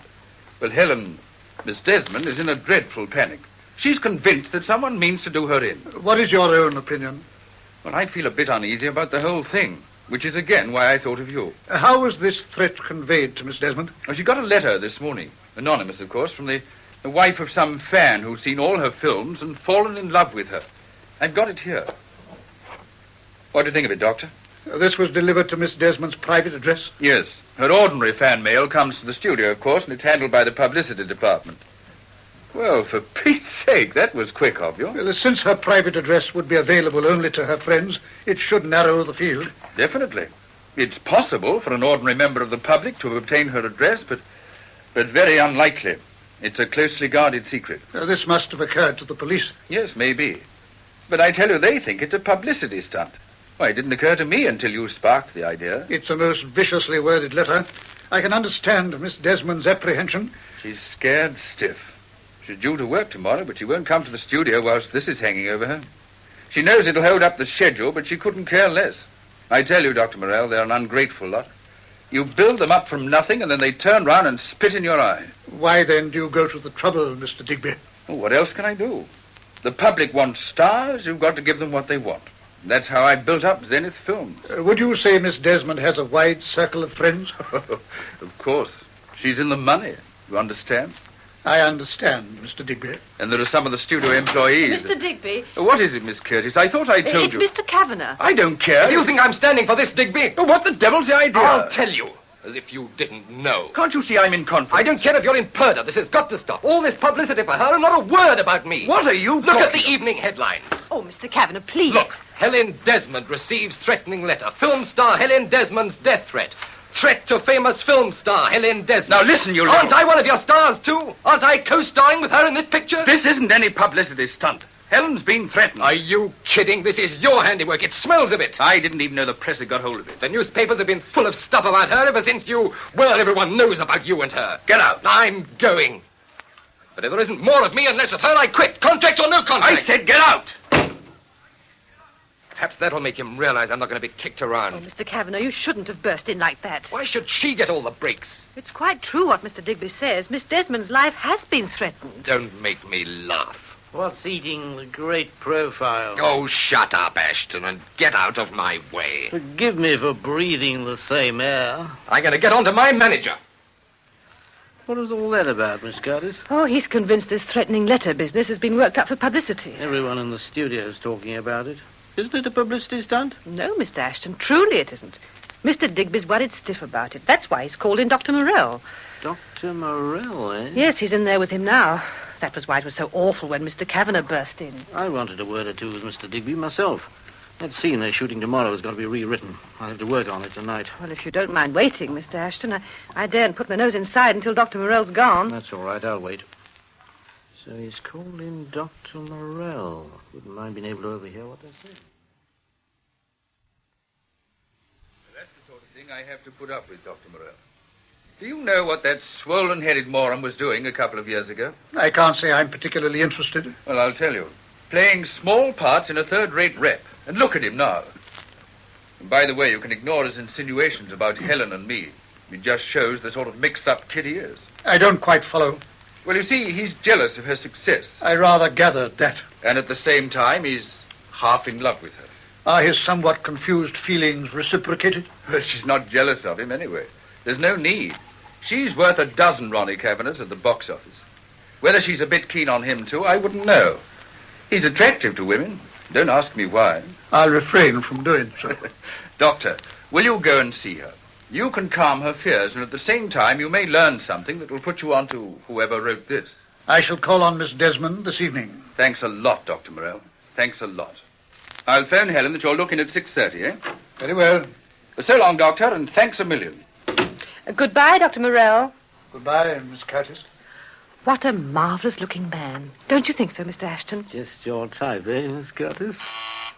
Get me Miss Desmond at her flat, Miss Curtis. Yes, Mr. Digby. And Mr. Ashton is here to see you. Oh, I'll see him when I've spoken to Miss Desmond. Yes, Mr. Digby. He won't be long, Mr. Ashton. Thanks. Penny for your thoughts, Mr. Ashton. Eh? You had a funny expression then. I was only thinking that it isn't Helen Desmond who ought to get bumped off, but Ronnie Kavanagh.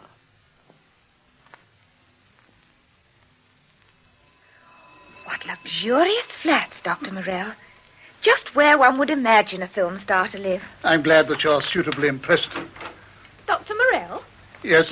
Good evening, Mrs. Morell. Oh, no, I'm not Mrs. Morell. This is Miss Frail, my secretary. So sorry, Doctor. Please forgive me. Oh, it doesn't matter in the least. Will you come this way? Miss Desmond, Dr. Morell. Hello there. And Miss Frail. Oh. Good evening, Miss Desmond. Can I get you a drink, Doctor? Not just now, thank you. I was just trying to open this bottle of perfume. The stopper seems to have stuck. Shall I try, Miss Desmond? I'm sure Dr. Morell has strong hands. Allow me. You're very kind. What a fascinating-looking bottle. It's just arrived, made specially for me. How exclusive can you get? It must be terribly expensive. Have you done it, Dr. Morell? Oh, how wonderful of you. You had omitted to remove the seal. Had I? How silly of me. Aren't you going to try it, Miss Desmond? I'm sure it must smell marvelously. Put some on your hand. Oh, thank you. There. Oh. Oh, don't you like it? Oh, yes, just a bit strong. Stronger? Of course it's strong. It costs the earth. Have a sniff, Doctor. Perfume doesn't appeal to me, although I'm sure it's delightful. From one of your admirers, no doubt. How did you guess? You say it arrived only today. That's right. Why? By post. I don't see. I'm really interested in what people know your private address. You mean that horrible letter I got this morning? That's what I'm here for, to allay your fears, and at the same time discover the writer's identity. I feel much safer now you're here. How wonderful it must be, Miss Frail, to have a job like yours. Do you think so? I'd give anything to change places with you and have such a marvelous boss.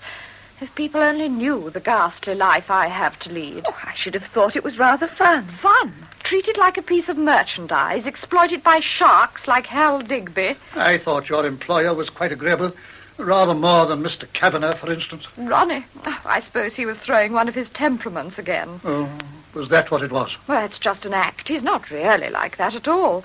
He's vain, takes himself too seriously, but you have to in this racket. After all, the women throw themselves at him. Do you find him attractive? Yes, as a matter of fact, I do. Why? I was wondering. He's mad about me. You weren't thinking that he'd... Oh, no, he may be jealous because I'm bigger box office than he is, but he... It occurred to me that his emotions might have become mixed to the extent of warping his mind. You mean, Doctor, each man kills the thing he loves? That's not a bit like Ronnie. I know he wouldn't play a filthy trick like that on me. Now, that rat Ashton, he's got a warped sense of humor. Ashton? The writer on this picture I'm making, Ted Ashton. He hates my soul. Why should he hate you? One of these highbrows. Doesn't think much of me just because I can't say his dialogue. Can I help it if I'm not an actress? What do they pay me for? But you're a star, Miss Desmond. Biggest box office Zenith ever had. But they don't queue up to see me act, but because I've got what it takes. Oh, yes, I see. And I give it to them on a plate. Has it occurred to you, Miss Desmond, that since this letter was sent to your private address, it might have come from someone among your friends or acquaintances? You mean... But of course you're right. It isn't someone I don't know at all. It is more likely that was to cover up the writer's identity. But if he or she was that clever, would they have made the mistake of not writing to the studio? Ah, you see, Miss Desmond, the criminal can't help himself. Some inner compulsion, some subconscious force impels him to give himself away, to bring about his own self-destruction. Thank you, Miss Frail. What Miss Frail means is that the letter had to be addressed to you here for it to have had the required effect. If it had gone to the studio, you might never have received it. That's true. My fan mail comes in sackloads. I never see it, and I don't suppose the publicity boys bother with it either. Well, if they had seen this letter, it would have been kept from you to save you unnecessary worry. Oh, Dr. Morell. Oh, what is it, Miss Desmond? Oh, Doctor, help me. I feel faint. It's the shock. Lean back on this couch. Oh, thank you, Doctor. Oh, shall I get you something? A drink of water? No. Just you stay by me, Doctor, and I'll be all right. But let me take your hand. Such steel-like strength in it. It could be so gentle.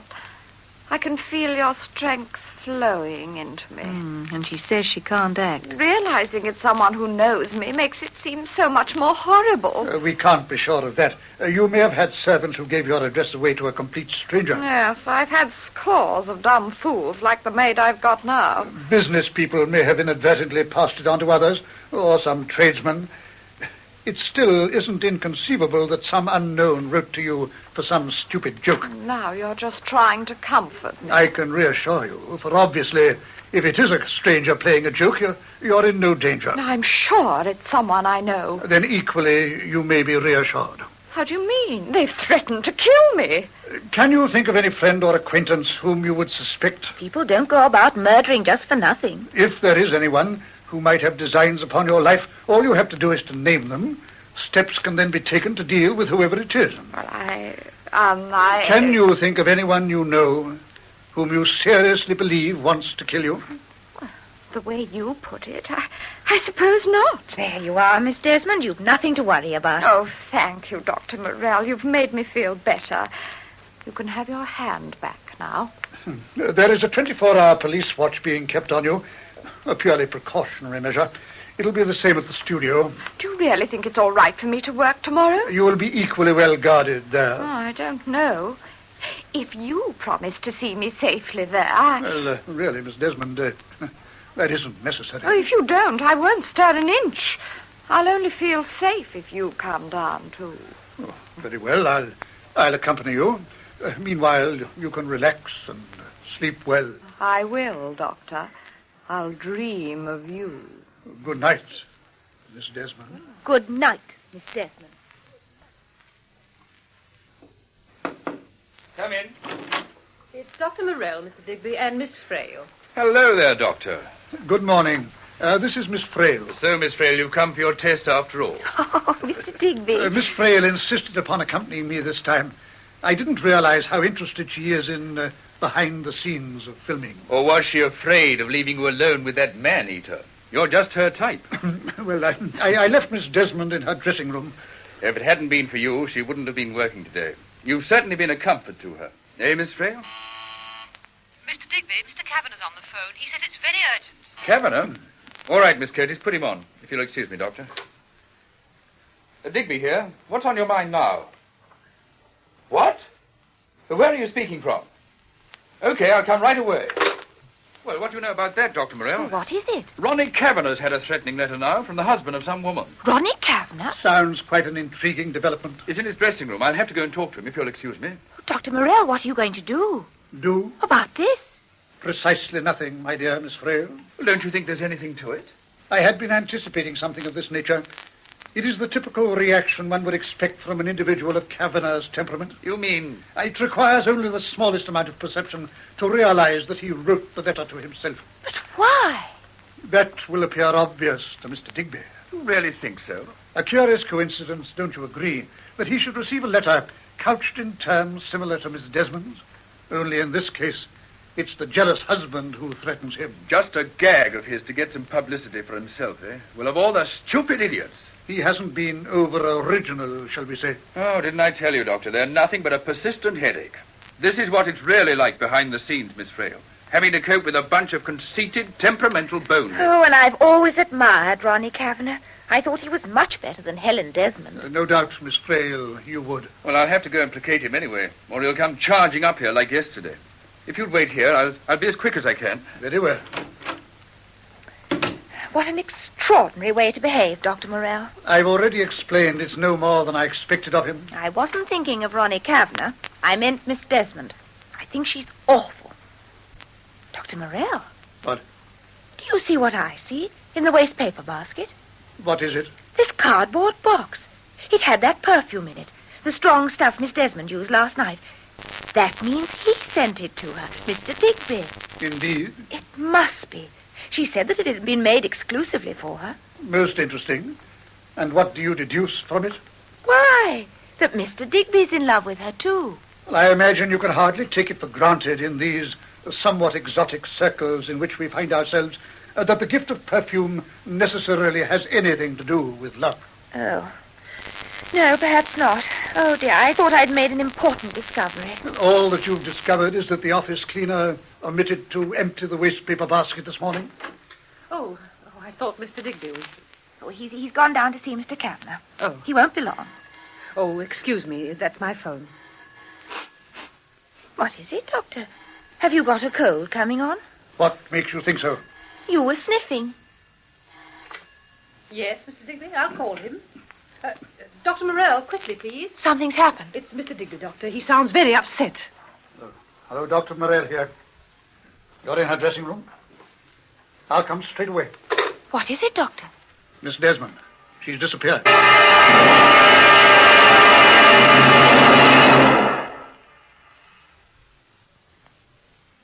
I'd had a word with Kavanagh, Dr. Morell. Said we'd go into this letter business just to placate him, and then I looked in here to see how Helen was. You left Kavanagh in his dressing room? Yes, he's still there. But Miss Desmond must be somewhere. Well, I waited, and then when she didn't turn up, I phoned round the studio. No one's seen her at all.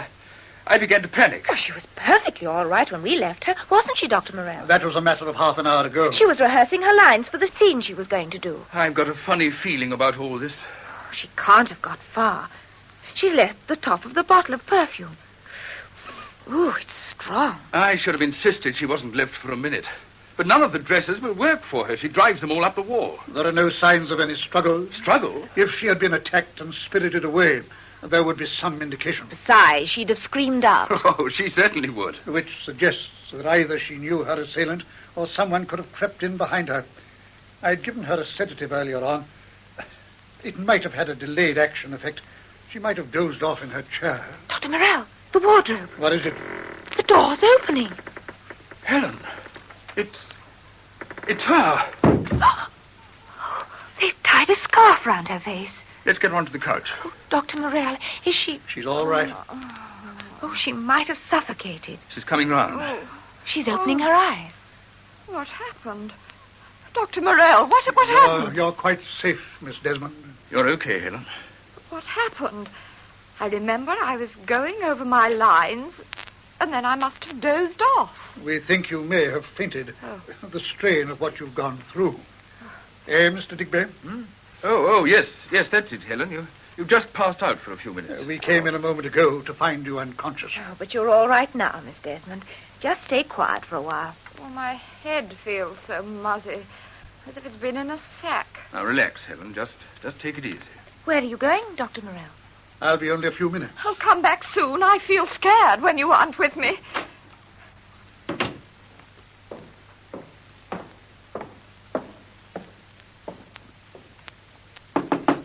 Come in.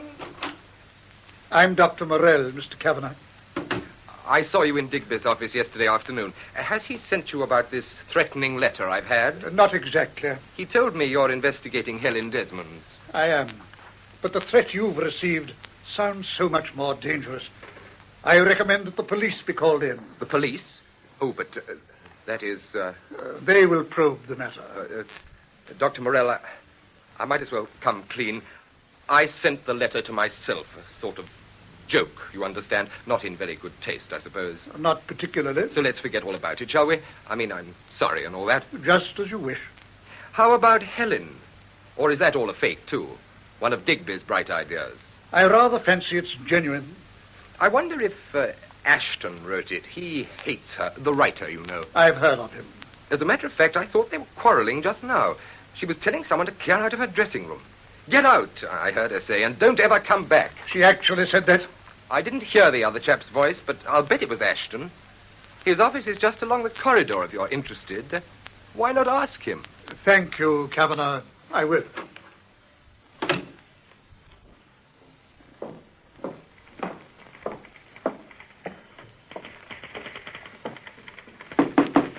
Come in.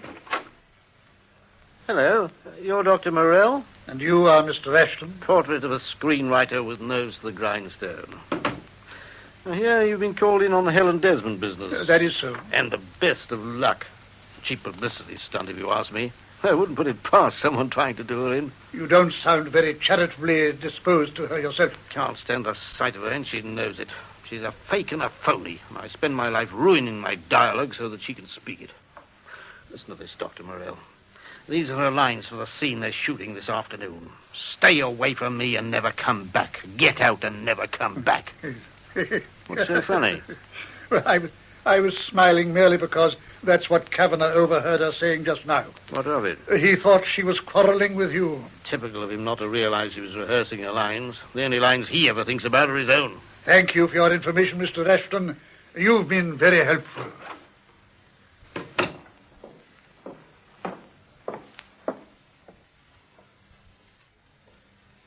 That was very smart of you, Dr. Morell. Not to let Helen know what had happened to her. I thought it wiser. Oh, she'd have gone off into terrific hysterics. The end of any work today before she'd even started. That was what I foresaw. We'd never have got her onto the set if she'd realized she'd been attacked. Dr. Morell thinks of everything. How about a cup of tea, Miss Frey? Oh, yes, please. I'd love some. I meant to ask you when we came back here. You too, Dr. Morell. Thank you. Get some tea for us, Miss Curtis, will you? Oh, and get me stage 3, Mr. Harris, on the line. Yes, Well, I suppose the next thing, Dr. Morell, is to call in the police. You really believe that is necessary? But we daren't risk a repetition of what happened just now. If we hadn't been there, she'd have suffocated to death. I think we can now prevent it from occurring again. How? Oh, excuse me. This will be Harris from the set. He's the assistant director. Harris? Mr. Digby here. How's it going? Is Miss Desmond okay? Fine. Oh, just to check that we're keeping to schedule. She's okay. Good. But you were saying, Doctor, you were on to something. Dr. Morell, you know who it is. I can tell by that look on your face. Is that so? Well, now look, for Pete's sake, who is it?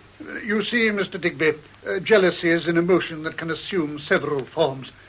One can be jealous of someone for a variety of reasons.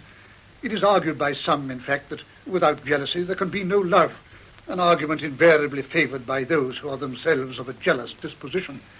But then again, there are those who are envious of another's success. An actor, for instance, who, because he is vain and petty-minded, and these two characteristics go together, cannot bear to see another person overshadowing him in the same profession. Ronnie Kavanagh. So it was him all the time. Shh, he hasn't finished yet. Then there exists another kind of jealousy, perhaps the most difficult to comprehend and therefore to root out. That of someone whose mind is unbalanced, who becomes filled with a hopeless, insane jealousy festering within until it finally erupts into an act of evil, stupid violence. The tea, Mr. Digby. Thank you, Miss Curtis. The sort of jealousy which you entertain for Miss Desmond. Insane, unreasoning. But Dr. Morell, I am addressing you, Miss Curtis. Me? What have I... You! It was you who wrote that threatening letter and who attacked Miss Desmond. Yes. Yes, it was me. You? I did it. I did it. I hated her. I always have done. She had everything. All the men were in love with her. I didn't try to kill her. I don't know what I meant to do. I just had to hurt her in some way.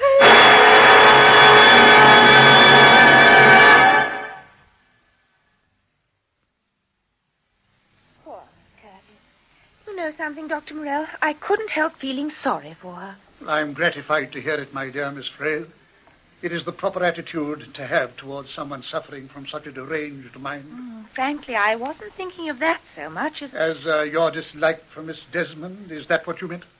It's all wrong of me, I know. But I felt that she deserved everything she got. All that luxury and glamour, and even then she wasn't happy. Which means that she, too, and others like her, need understanding. I just can't agree. How can you waste a moment's sympathy on someone who's so bogus and vulgar? That dreadful perfume she uses. It was that which enabled me to lift the threat that was terrifying her. Whatever do you mean? I thought I'd made it clear to you. You know, Dr. Morell, you never tell me anything. Oh, perhaps you weren't in the office when I explained to the others.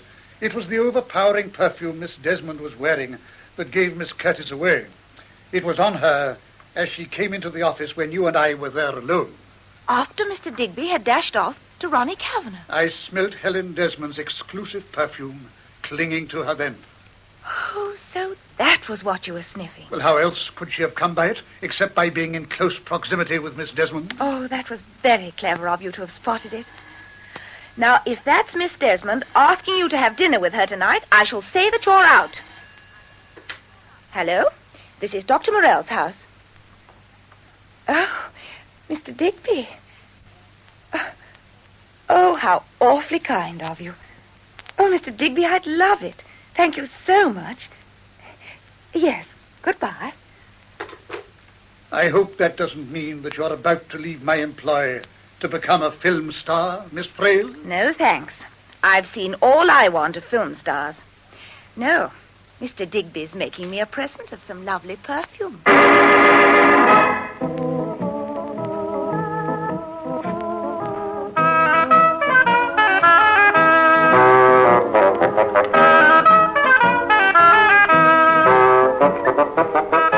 That was another adventure in a BBC series featuring Ernest Dudley's famous character, Dr. Morell, and, of course, his secretary, Miss Frail. The artists taking part were Dr. Morell, Cecil Parker, Miss Frail, Sheila Sim, Helen Desmond, Rosalind Knight, Miss Curtis, Cecile Chevreau, Ronnie Kavanagh, John Horsley, the maid, Annette Kelly, Mr. Ashton, Norman Wynne, Harold Digby, John Sharpley. This recorded program was produced by Leslie Bridgemont.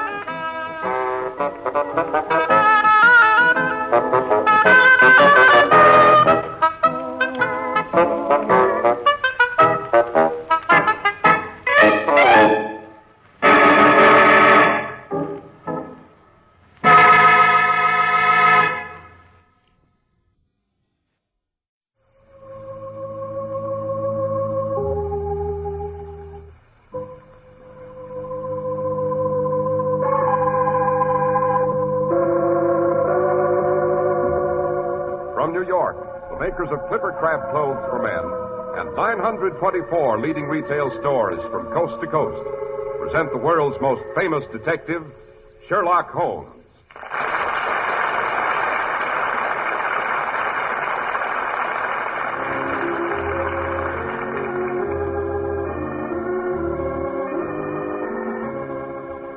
Our stories are based upon the character of Sherlock Holmes, created by Sir Arthur Conan Doyle.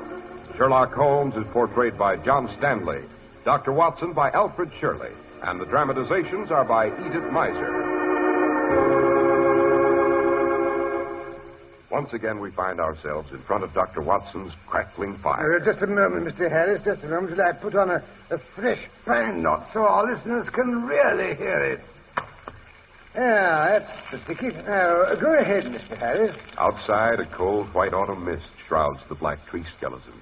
But inside, we sit warm and cozy and ready for another of Dr. Watson's fabulous Sherlock Holmes adventures. What's it to be tonight, sir? Your conversation of white shrouds and skeletons brings to mind one of the most bizarre problems we ever undertook to solve. It came dash close to being our final problem, as a matter of fact. Sounds promising, Doctor. Nothing I like better than hearing about Holmes in a tight spot. And whenever our adversary proved to be the notorious Professor Moriarty, it was generally a very tight spot. Professor Moriarty, wasn't he the man Holmes referred to as the Napoleon of crime? The same. Actually, this case began when Sir George Westbrook discovered a corpse dressed in a Roman senator's toga, tunic, and sandals. Holmes always maintained he could deduce a man's entire history from his wardrobe. But this time he didn't. Doctor, speaking of judging people by their clothes, I thought Bless my soul. Yes, of course. I almost forgot. Let's have a few words from our sponsor, who is also an authority on the subject of gentlemen's apparel. May I say, Dr. Watson, that most people, like Mr. Holmes, do judge people by their appearance. That's mighty important in connection with Clippercraft clothes. Because you'd never guess Clippercraft costs so little. Such low prices for such truly fine quality are rare, to say the least.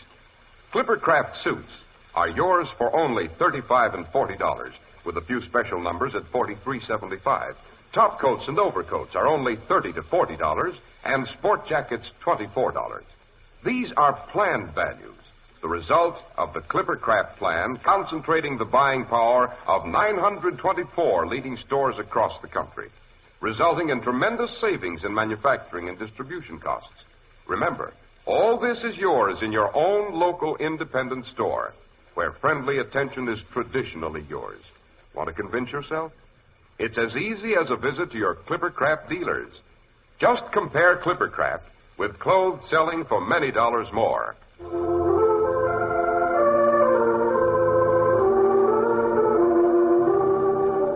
And now, Dr. Watson, to get back to the gentleman in the Roman toga. All right, Mr. Harrisman. It all began on a freezing winter morning. My first view of Baker Street presented a dispiriting glimpse of icy sleet falling between the dun-colored houses. I donned my carpet slippers, my oldest trousers, and a well-worn bathrobe with the firm intent of enjoying a placid breakfast and settling myself in front of the fire for the rest of the day.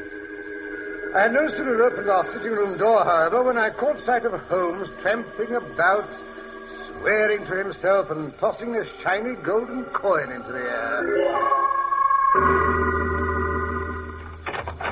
Confounded if I could only lay hands on the villain. Morning, Holmes. What seems to be the difficulty today? Difficulty? Moriarty is back in business. Only this morning, Mrs. Hudson received this coin. Here, have a look at it.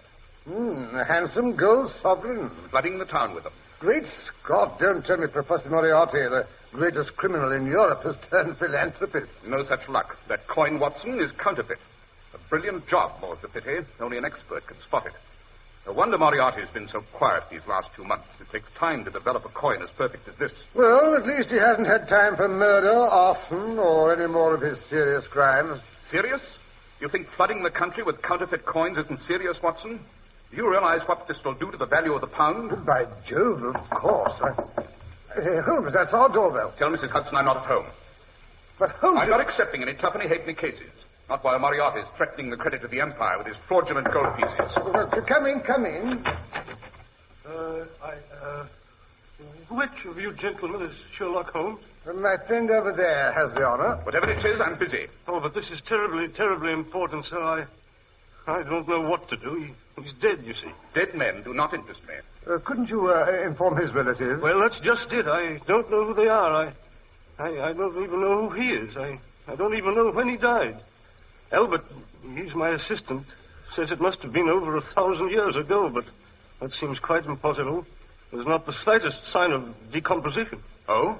On the other hand, until Albert and I broke through this morning, no one had been in that room for centuries. What room? The Roman baths. I discovered them, you know. The bricks are undoubtedly ancient Roman. Even the cadaver was clad in a senator's toga. And genuine, I assure you. We found him there in one corner. Now, let's get this straight. You found a fresh corpse dressed in a Roman toga in some Roman ruins that have been buried for centuries. Yes, Mr. Holmes. Watson, what are you waiting for? Bring the gentleman a chair. But you said you were busy. Don't be irrelevant. This sounds interesting. Oh, very well. Well, won't you sit here, Mr. Oh, yeah, I'm sorry. I'm afraid I forgot to introduce myself. Here's my card. Read it for me, Watson. Sir George Westbrook, President L&WA Association. That means London and Wessex Archaeological Association. Of course. I remember hearing the Corporation of London had engaged you to investigate some ancient Roman remains which you discovered in the Billingsgate section. That's right, Mr. Holmes. They're under the basement of the Coal Exchange in Lower Thames Street. Albert and I have been burrowing away down there for over a month. This morning, we broke through the final bit of brickwork and emerged into a large subterranean chamber.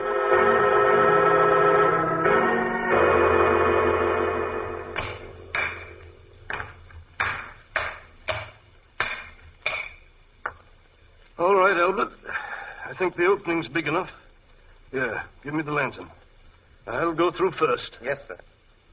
Why, Sir George, your hand is shaking. Is it any wonder? I'm excited, Albert. Unless I'm very much mistaken, we've unearthed some baths that were built by the early Romans. Yes, well, come along. Careful. Don't tear your clothing. I say, sir, it is a biggish room, isn't it? Splendid, Albert, splendid. Look at that ceiling, will you? In almost perfect condition. Hello, what's that in the corner over there? Looks like a heap of white cloth. No, there's a leg sticking out of it. Good Lord, it's a body. We'd best have a look at it, sir. Yes, but be careful. Don't touch it. Don't touch anything. What's that white thing he's got on? Why, it's a toga, Albert. A Roman toga. Sopping wet, sir. If you ask me, he's been drowned.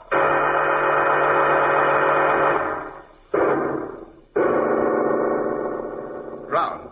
Did you say drowned, Sir George? That's right, Mr. Holmes. No, but that's impossible. There hasn't been any water in those baths for over 1,000 years. Interesting. Very interesting. Tell me, Sir George, what was the condition of the air in that chamber when you broke in? Stale, vitiated? No, Mr. Holmes, it was quite fresh. That's curious now that I think of it, because there was no other entrance to the room except the one we'd come through. The doorway to the rest of the baths was filled by a great heap of bricks and rubble. You were unable to identify the corpse? As a matter of fact, we didn't do any further investigating. Albert was quite overcome by the sight of the body. I'm afraid he's never been very strong about such things since the time that mummy disintegrated in his arms while we were working on those pre-Hellenic excavations in Crete. I sent him home and came straight here to consult you. You mean you left no one behind to guard the body? No, Mr. Holmes. What? Where's my hat? Where's my coat? Watson, don't just stand there. There's no time to lose.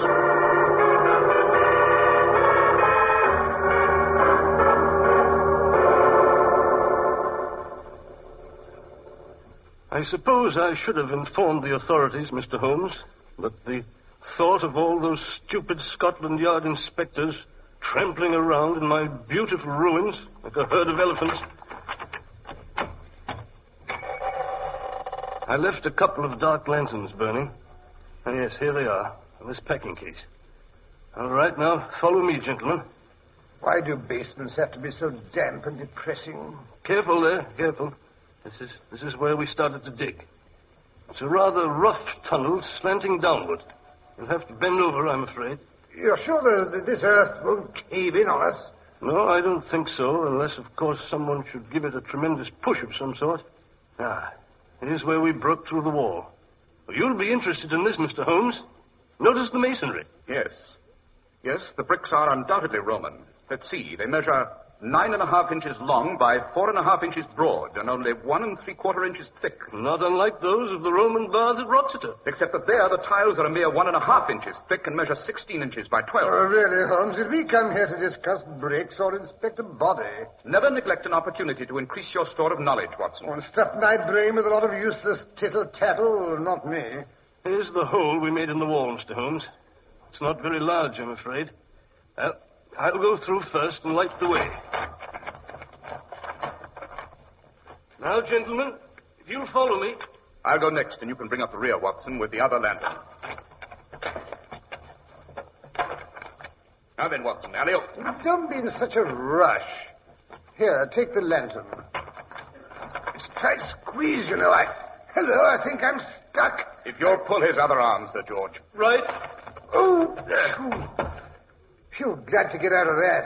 I told you should go on a diet, Watson. Oh, just because you're satisfied to look like a walking skeleton, Hello, this is a gloomy-looking spot. More like a tomb than the sort of place one thinks of as an elegant Roman bathing establishment. Yes, it certainly is more like a tomb at present, complete with the remains of the deceased. Although how he was able to insinuate himself into this chamber... Yes, quite. A superficial survey of the walls and ceiling certainly shows no signs of any recent entry, except by way of the hole through which we just dragged Watson. Interesting, very interesting. Yes, suppose we view the body we came to investigate. Yes, he's over here, Mr. Holmes, against the south wall. Oh, watch your step. The flooring here is a bit uneven. Here he is, exactly as we found him, lying on his face with one arm stretched over his head. Say, skinny old boy, wasn't he? I say, these robes or whatever it is he's wearing, they are sopping wet. Yes, the poor fellow was undoubtedly drowned. Lungs still full of water. Extremities icy, rigor well advanced. Well, he's been dead 6 to 8 hours, I should say. Holmes, how about it? Not necessarily. The floor he's lying on is extremely cold. Also the air. Of course, the really fantastic part of the whole picture is the man's raiment. The tunic and the toga with a wide purple stripe. Even the thong sandals are the authentic garments of an early Roman senator. So I see. Whoever this person was, he was thoroughly at home among Roman customs and manners. That ring of office on his outstretched hand is undoubtedly authentic. Oh, look here, Holmes. You don't actually believe this is a genuine Roman senator who got himself drowned in this room and managed somehow to stay in this state of preservation? No, Watson. There are several obvious flaws to that theory. In the first place, although the costume is authentic in line, cut, and drape, the woolen fabric of this toga was woven not on an ancient hand loom, but by a modern machine. Second, the liquid in which the gentleman was drowned would have evaporated in a short time, even in very stale air. And third, this room is neither the frigidarium, which was the cold plunge, nor the caldarium, which was the warm. No, judging by the recessed benches built into the walls, this room was the suratorium, or what the Romans called the vapor bath. But of course, Mr. Holmes. Why didn't I think of that? But, good Lord, then how was he drowned? And why? Suppose we turn the victim over, Sir George. His identity may give us the answer to those questions. Righto. Easy. By Jove, he looks even more Roman from this side. That nose, those hawk-like features, like some rapacious old Caesar on a Roman coin. Rather accurate and appropriate description, my dear Watson. Yes, this, unless I'm very much mistaken, is Brutus Octavius Bainbridge, the world's greatest numismatologist. You mean the coin expert? But of course. I thought the old fellow looked familiar. Well, I've heard he often wore Roman dress when he was lounging about at home. Oh, so that part of our mystery is a perfectly normal explanation. Don't be too disappointed, Sir George. There are several other little questions to be cleared up, the answers to which may be rather more exciting than you anticipate. What do you mean, Holmes? Well, for one thing, Mr. Bainbridge disappeared very suddenly from his home one night a little over 2 months ago. About a fortnight later, the British Isles began to be flooded by an extraordinarily clever counterfeit sovereign. By Jove. I pointed out to Scotland Yard that there might possibly be a connection between the two events. You mean Mr. Bainbridge was a counterfeiter? I mean, as the greatest living authority on coins and coinage, he was undoubtedly kidnapped by a band of unusually daring counterfeiters and forced to assist them in their work.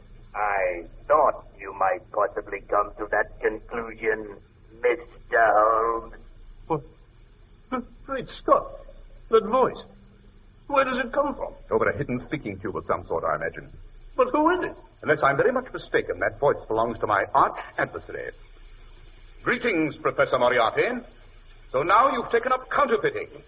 Have I destroyed so many of your activities that you're running short of funds? I've warned you repeatedly, Holmes, that you are getting to be a nuisance. Surely you must have realized how dangerous that can be. But, my dear Professor, surely you must realize that danger is the breath of life to me. This time, Holmes, you've overreached yourself. On the contrary, Moriarty, it's you who have gone too far. Watson, get Sir George out of here. I'll keep talking to give you a chance to escape. Was it necessary to kill Bainbridge after you'd finished picking his brains? Not necessary, my dear Holmes, but expedient. We drowned him. I wonder if Dr. Watson can guess why. Well, dashed if I can. Why not shot or strangled? I say, what's all this about, Holmes? Get out of here, you idiot. But I leave you in danger, I should say not. You see, Dr. Watson, drowning would serve two purposes. It would eliminate Mr. Bainbridge, and it would provide a tasty lure for Mr. Sherlock Holmes. What do you mean? I knew he'd never turn down an invitation involving a corpse in a toga, ostensibly drowned in an ancient Roman bath. Watson, if you have no regard for your own safety, at least have the intelligence to get Sir George out of here. I'm dashed if I understand what's going on here. You will, Sir George, you will. Sorry to have to execute you, too, but I'm afraid you signed your own death warrant when you sent for Mr. Sherlock Holmes instead of Scotland Yard. I rather thought you would, you know. Ah, well, this is what comes of associating with anyone who is foolish enough to think he can outwit Professor Moriarty. Look here, you old blunderbuss. You needn't think you can bullyrag Sherlock Holmes or me either. No. Great Scott, what's that? I rather imagine one of the good professor's hirelings has blown up the entrance to Sir George's tunnel. What? You mean we're buried alive in this sepulchre? Just like Aida and her young man. Isn't it romantic? You might try singing yourself to death as they did. Such a waste of time, I always thought. What a pity Mr. Bainbridge won't be able to join you. You'd have made such a jolly quartet. That's torn it, eh, Holmes? Looks as though we're entombed in this blasted place until Sir George's assistant turns up tomorrow morning and finds the tunnel caved in. Tomorrow, my dear Watson, is Sunday, and the day after a bank holiday. Better blow out one of the lanterns and save it for later. But this is terrible, Mr. Holmes. Why, we'll be asphyxiated by the time Albert arrives on Tuesday. I doubt it, Sir George. There's a very definite movement of air. Fresh air. Icy fresh air. If you'll wet a finger and hold it up, you'll notice what amounts to a slight breeze. No, I doubt that we shall die from any lack of oxygen. We may very well perish, however, from cold and exposure. It doesn't take long to freeze to death in this temperature. Oh, you needn't be so confounded cheerful about it, Holmes. Don't interrupt, Watson. As I was saying, we may very well expire unless we can discover how Mr. Bainbridge's body was brought into this room. What good will that do? Any passageway large enough to permit the entrance of this corpse will also serve as an exit for Sir George and myself. You, Watson, may have a bit of trouble. Oh, you go to blazes. But, Mr. Holmes, what passageway could there be? As you know, the architecture of the ancient Roman baths was fairly identical. There was obviously only one doorway into this bath, and that's blocked by a great fall of earth and bricks. Quite. But aren't you forgetting, Sir George, the small, unseen, tube-like passage that invariably ran under all the rooms except the coal plunge? Of course. The hypocaust. Oh, what in thunder is a hypocaust? A smallish tunnel lined with red paving squares, which ran from a furnace outside the buildings under all the principal rooms of a Roman bath. If we can discover some loose tiling in this floor, we may thank the ancient Romans for inventing what our poor, retarded civilization considers a modern improvement, namely central heating.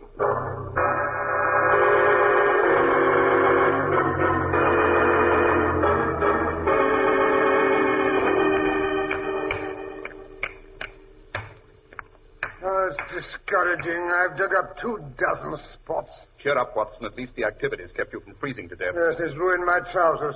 Good thing I was wearing my old suit. I say, the light's getting dimmer.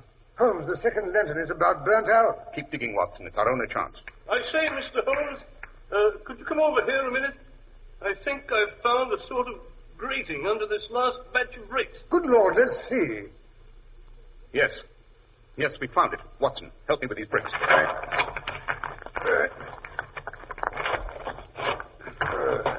There. Watson, bring the lantern. Right-o. Here they are. Now then, let's see. There's black down there, isn't it? Correct me if I'm wrong, Sir George. We are now in the vapor room. The blocked-up entrance over there leads to the hot bath. That would put the cold plunge on our left. No good going in that direction. When we go down into the tunnel, we should turn right to get out. Quite correct, Mr. Holmes. I'll go first. Give me the lantern, Watson. It's flickering, Holmes. It's gone out. Very well, then. We'll have to crawl our way out in the dark.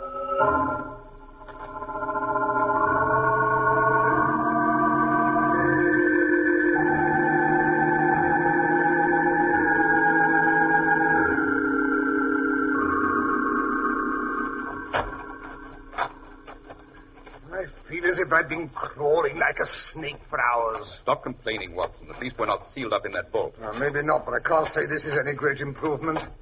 Oh, I don't ask to stand upright. If I could only get to my hands and knees for a moment. There's a shallow pool of water here. How jolly. I could use a bath, only I'd just as soon not have ice water, you know. Save your breath. How are you getting along, Sir George? I'll manage. What? Now what? Something ran over my hand. Probably a sewer rat. Delightful. Maybe we could take it home for a pet. Quiet, Watson. I think we've reached the end of the tunnel. Yes. It opens out. You mean I can finally get up off my stomach? Yes, give me your hand. Oh. I think my back is permanently bent. Hello? There are some steps here. Steps going up. And the door at the top. It's open a slit. Yeah. There's a light. Well, there must be another entrance at ground level. Yes. Follow me and be very quiet. Better have your revolver handy, Watson. This may well be the most dangerous part of the entire adventure. Easy now. Let's have a look through the crack before we open the door. It's a large, bare-looking place. Now, what's all that machinery? Those are melting furnaces, presses, weighing apparatus, rolling machines. And on the far side are the acid and water baths in which Bainbridge was undoubtedly drowned. In short, you see before you a very complete mint for the coining of counterfeit money. Mr. Holmes, who's that sinister-looking man stepping out of the shadows? There. Look, he's adjusting a jeweler's magnifying glass in one eye. Now he's hunched over a pile of golden coins. Good Lord. His head oscillates from side to side like a snake. Enjoying the fruits of your labor, Moriarty? You! Holmes! You didn't expect us to return your call quite so promptly, eh, Professor? Don't bother to reach for that acid. Watson has you covered. Better put your hands up. That's right.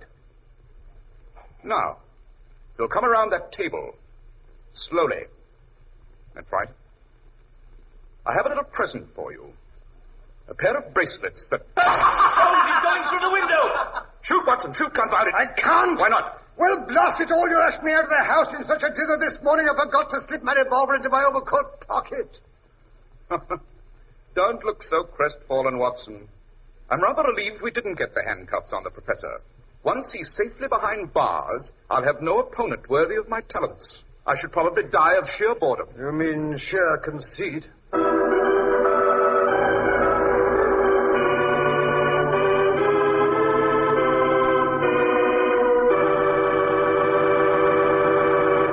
That was quite a story, Dr. Watson. There's always plenty of action when Professor Moriarty's around. How true, Mr. Harris, how true.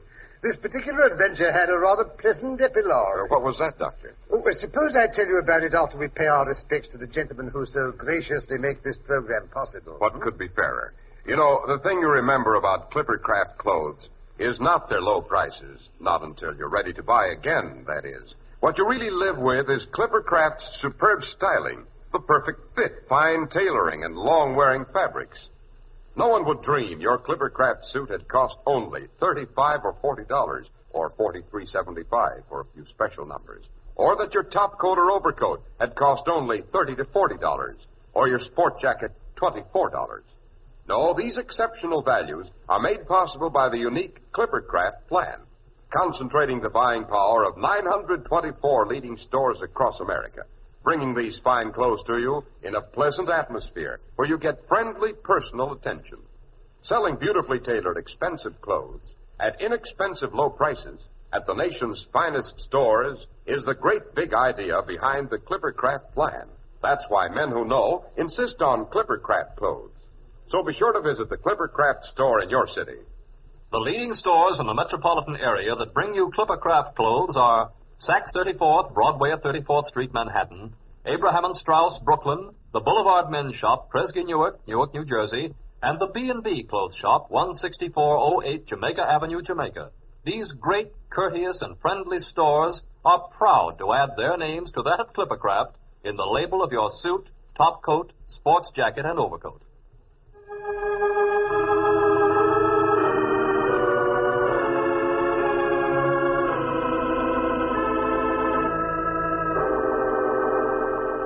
And now, Dr. Watson, about the epilogue to the adventure of the corpse in the Roman toga. The officers of the Royal Mint tendered Holmes and myself a dinner in recognition of our invaluable services in breaking up a counterfeiting outfit which had threatened the value of British currency.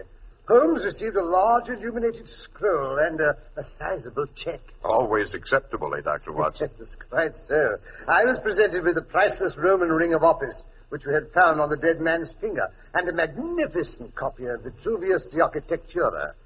On the flyleaf in Holmes' handwriting was the inscription, "One never knows what bit of useless tittle-tattle may save a man's life." The chapter on the hypocaust was underlined. Gotcha that time. And now, Dr. Watson, I wonder if you'd like to give us a hint about next week's story. Well, next week, I think I'll tell you how Holmes and I found a man shot under a smashed streetlight.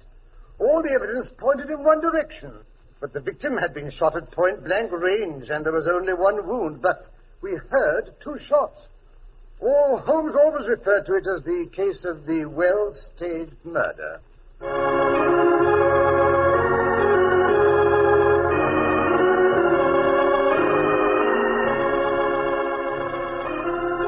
The makers of Clippercraft clothes and 924 leading stores from coast to coast have brought you another in the new series of broadcasts featuring the world's most famous detective, Sherlock Holmes. Sherlock Holmes is produced and directed by Basil Lochran, with special music by Albert Berman.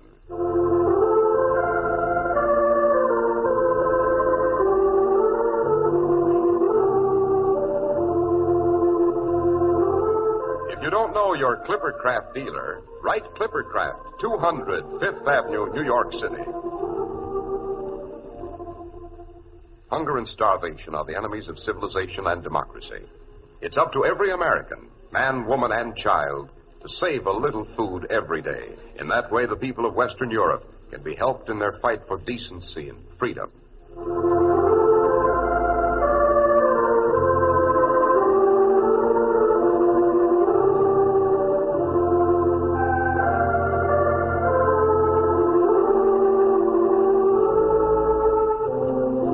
Be sure to listen next week to Sherlock Holmes in the case of the well-staged murder.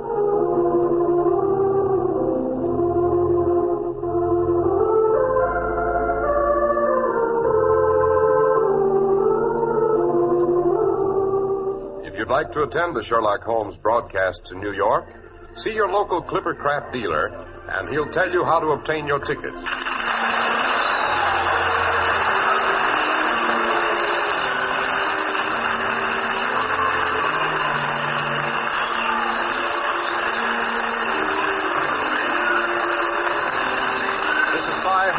Speaking for Clippercraft clothes.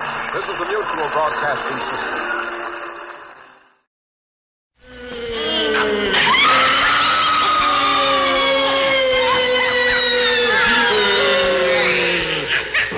You'll shriek at the sight of 13 ghosts when you see them through the new Ghost Viewer that will be given to you free at this theater. Bring the whole family. They'll all enjoy this completely different scream sensation, happily created to scare the living daylights out of you. William Castle, whom the Saturday Evening Post calls the master of movie horror, tells you more about it. Do you believe in ghosts? I do. And you will too. When you come to this theater, and see my picture, 13 Ghosts. When you see 13 ghosts, you'll be given a supernatural viewer, which will enable you to penetrate for the first time into the spirit world. It will let you see all 13 of our weird, wonderful, and wildly assorted ghosts. 13 Ghosts, the motion picture where there's a ghost for each member of the family. See the ghost of a lion in the basement.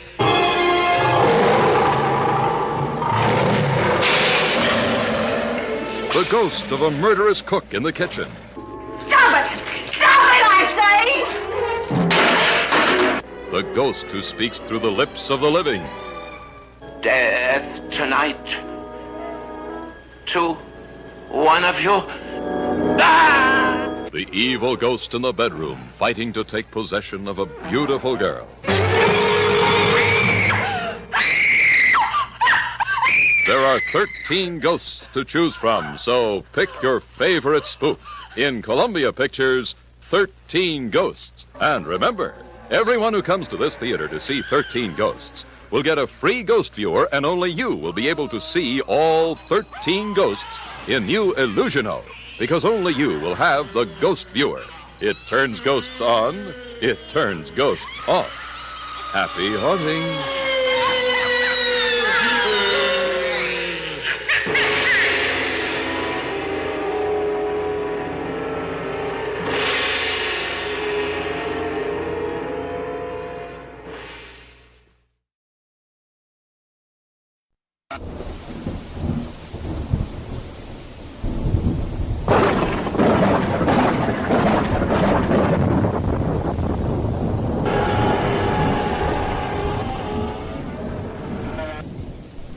This is your host, Stephen Dark, welcoming you to Dark Arts Horror Radio, broadcasting from beyond the grave.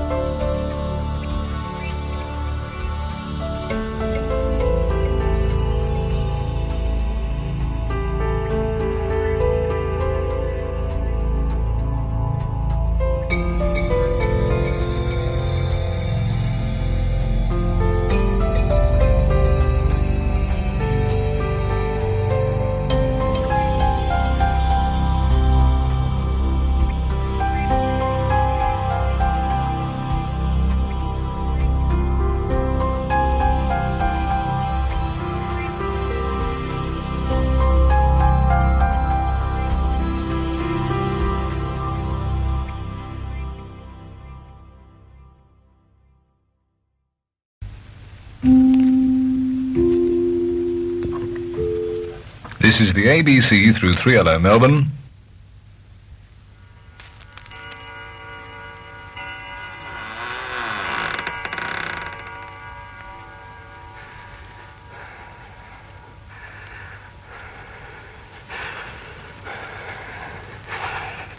I hate her. I hate her. Now.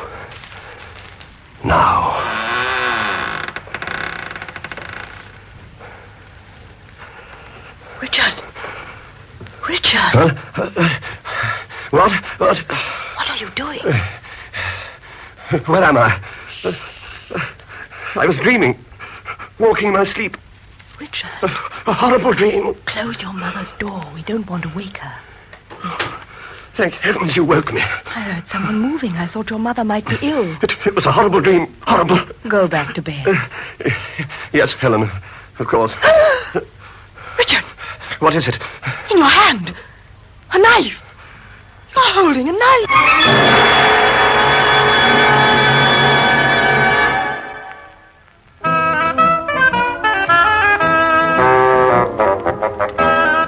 The BBC presents A Case for Dr. Moreau, another adventure by Ernest Dudley, with Cecil Parker as the famous Dr. Moreau and Sheila Sim as his secretary, Miss Frail.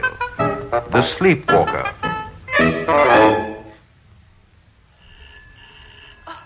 Who can that be at this time of night? One good way to find out, Miss Frail, would be to answer it. Oh. Hello? This is Dr. Morell's house? Hello? Hello? Who is it? Well, there's no one there. Well, in that case, hang up, and we'll proceed with my work. Oh, I do wish people wouldn't do that. It makes me feel quite creepy. Probably a burglar casing the joint. Doing what, Doctor? Surely you've heard that underworld expression before. The burglar telephones the house he's selected to discover if it's unoccupied or not. Quite the usual procedure. But I'm sure no burglar would dream of robbing you. They know you too well. I'm not quite sure whether to feel flattered or not. Oh, well, you know what I mean. Anyway, I believe you're only trying to scare me. If I may continue with my dictating. Yes, Dr. Morell. Where were we? Well, I was propounding that every criminal is actuated by a compulsive urge to encompass his own doom. In each human being, the seeds of death are implanted from the moment of birth. And in order to destroy himself, the evildoer deliberately seeks to draw attention to his crime. I know, I still don't see that. No, Miss Frey, possibly because your comprehension of the psychology of the criminal is not so profound as mine. Oh, of course, you know it all. You were saying... Nothing, Doctor, nothing. It is only by this understanding of the criminal psychology and knowledge of the principles that govern psychiatric behavior that the police investigator can hope to operate with any success. Now, take, for instance, that case of sleepwalking, which I made comparatively short work of. Oh, that odd young man, Richard Wilson, you mean? Yes, a classic example of what I have in mind, the culprit's self-betrayal. It was one morning early this year, I remember, when he came to see you by appointment. This is Mr. Wilson, Dr. Morell. Good morning. Good morning, Doctor. Thank you, Miss Frail. Sit down, Mr. Wilson. Thank you.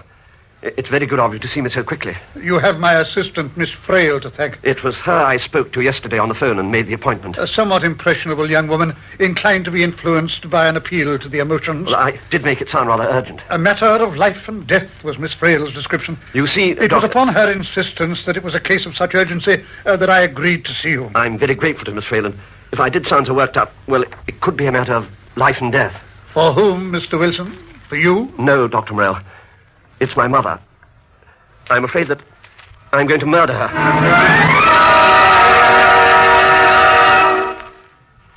Do you care to smoke? Yes, thank you. Thanks. Try to relax, Mr. Wilson, and let me reassure you that it isn't altogether unusual for children to wish their parents dead, and sometimes to the extent that they become horrified that they may transform the thought into action. I'm not a child, Dr. Morell. Quite, but there are few adults who are not inhibited by some hangover of childhood influences. Well, I myself, for instance, have never been able to rid myself of the infantile compulsion to slide my finger along the banister when ascending or descending a staircase. Oh, really? Merely a manifestation by my subconscious of some childhood yearning, real or imaginary, for security. Well, I'm sure my childhood was secure enough. By the way, Mr. Wilson, I would prefer it if you didn't mention this little eccentricity of mine to Miss Frail. No, of course I won't. It might appeal to her as a matter for some levity. I understand. Well, I had a happy home, a fine school and university. I'm doing well now. I'm an architect by profession. And your age? 33. Married? No. Is your father alive? No, he died when I was a child. And you live with your mother? Yes, I designed our house, as a matter of fact, in Hampstead, overlooking the heath. Mother and I have always got along famously, and, well, since I hadn't married, there was no reason for me to have a place of my own. And you now find yourself suffering from an obsessive fear that you will kill your mother? For the past 3 months, I've been having these ghastly nightmares. They've always been the same sort of dream? Yes, that I've got to kill her, murder her. Then last night I had this dreadful dream again, and I woke up outside her bedroom. I'd walked in my sleep. I was holding a knife, a stiletto that I use as a paper knife. If I hadn't been awoken, I'm sure I should have gone in and stabbed her. Murder your mother whilst walking in your sleep. An interesting possibility. Though I'm bound to say I've never encountered such a case in all my experience. I shall do it, I know it. You must help me. But you've always awakened from your dream in time? Except last night I didn't. Someone else woke me. I was just going to enter Mother's room, holding the knife, and then Helen, Miss Keene, Mother's secretary companion, she heard me. She woke you? Yes, thank heaven she did. Otherwise I should... I'm quite sure that you would have woken up yourself, as you've done before. But supposing I hadn't, Doctor, supposing I had stabbed her, I'd have been guilty of murder. Well, as to that, no court of law would find you guilty of a crime when you were not responsible for your actions. But of course I didn't come to you just to know that. Look, I'm terrified. I tell you that I shall kill my own mother. You would describe yourself as close to each other? Oh, yes, that's why I simply can't understand these nightmares. And now last night... It's possible that you may have sleepwalked on previous occasions and returned to your own bedroom without you or anyone else being any the wiser. I see. I hadn't thought of that. Mm-hmm. Have you contemplated becoming married? No. Well, that is, I am in love with someone. And who is in love with you? I think so. Yes, she is. And have you asked her to marry you? Not yet. Do you wish to marry her? Yes. And she wants to marry you? Yes. Then... Well, you see, that is my mother. Look, what's all this got to do with it? Helen understands. Helen? Your mother's secretary companion? Yes. How long have you been in love with each other? Well, I suppose it began a year ago. A few months after Helen came, although I didn't realize it at the time. When did you realize it? About 4 months ago. She told me she loved me, too. And she understood that you couldn't have married her while your mother was alive. Well, how did you... You explained that she was a very understanding young woman. Look, I came to consult you about these horrible dreams. What's Helen got to do with it? Everything. You want to marry. You can't because you know it will upset your mother. In effect, your mother stands between you and your personal happiness. Subconsciously you're aware of this, and though you try to repress this nagging truth, it confronts you in your dreams and nightmares in which you can remove the obstacle to your happiness. Well, I can't believe it. It doesn't make sense. On the contrary, Mr. Wilson, yours is the most typical case. You mean to say that all I've told you has been brought about by Helen and I falling in love? And because you can't marry for fear of your mother. But surely you can help me. I mean, I thought you would. Make out a prescription? Send you away with a bottle of pills? Well, it isn't as simple as that. I don't think... Well, that is... Perhaps I'd better go. I'm very grateful, Dr. Morell, of course, but... Miss Frey. Yes, Doctor? Mr. Wilson is just going. Oh. Thank you very much, Doctor. At any rate, you've been able to satisfy yourself on one point. What's that? Well, if you should walk in your sleep and kill your mother, you won't be held guilty of murder. Not that, of course, that would happen. Anyway, not in your sleep.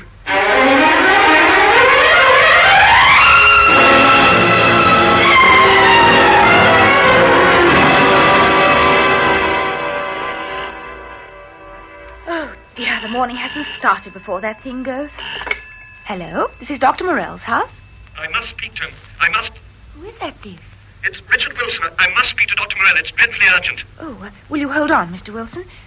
Dr. Morell, it's Mr. Wilson on the phone. You remember he came to see you about a week ago. Wilson? The sleepwalker with obsessive matricide tendencies? Yes, Dr. Morell. I'll speak to him. Mr. Wilson? Dr. Morell here. Something frightful's happened. Please come at once, Doctor. My mother's dead. She's been murdered.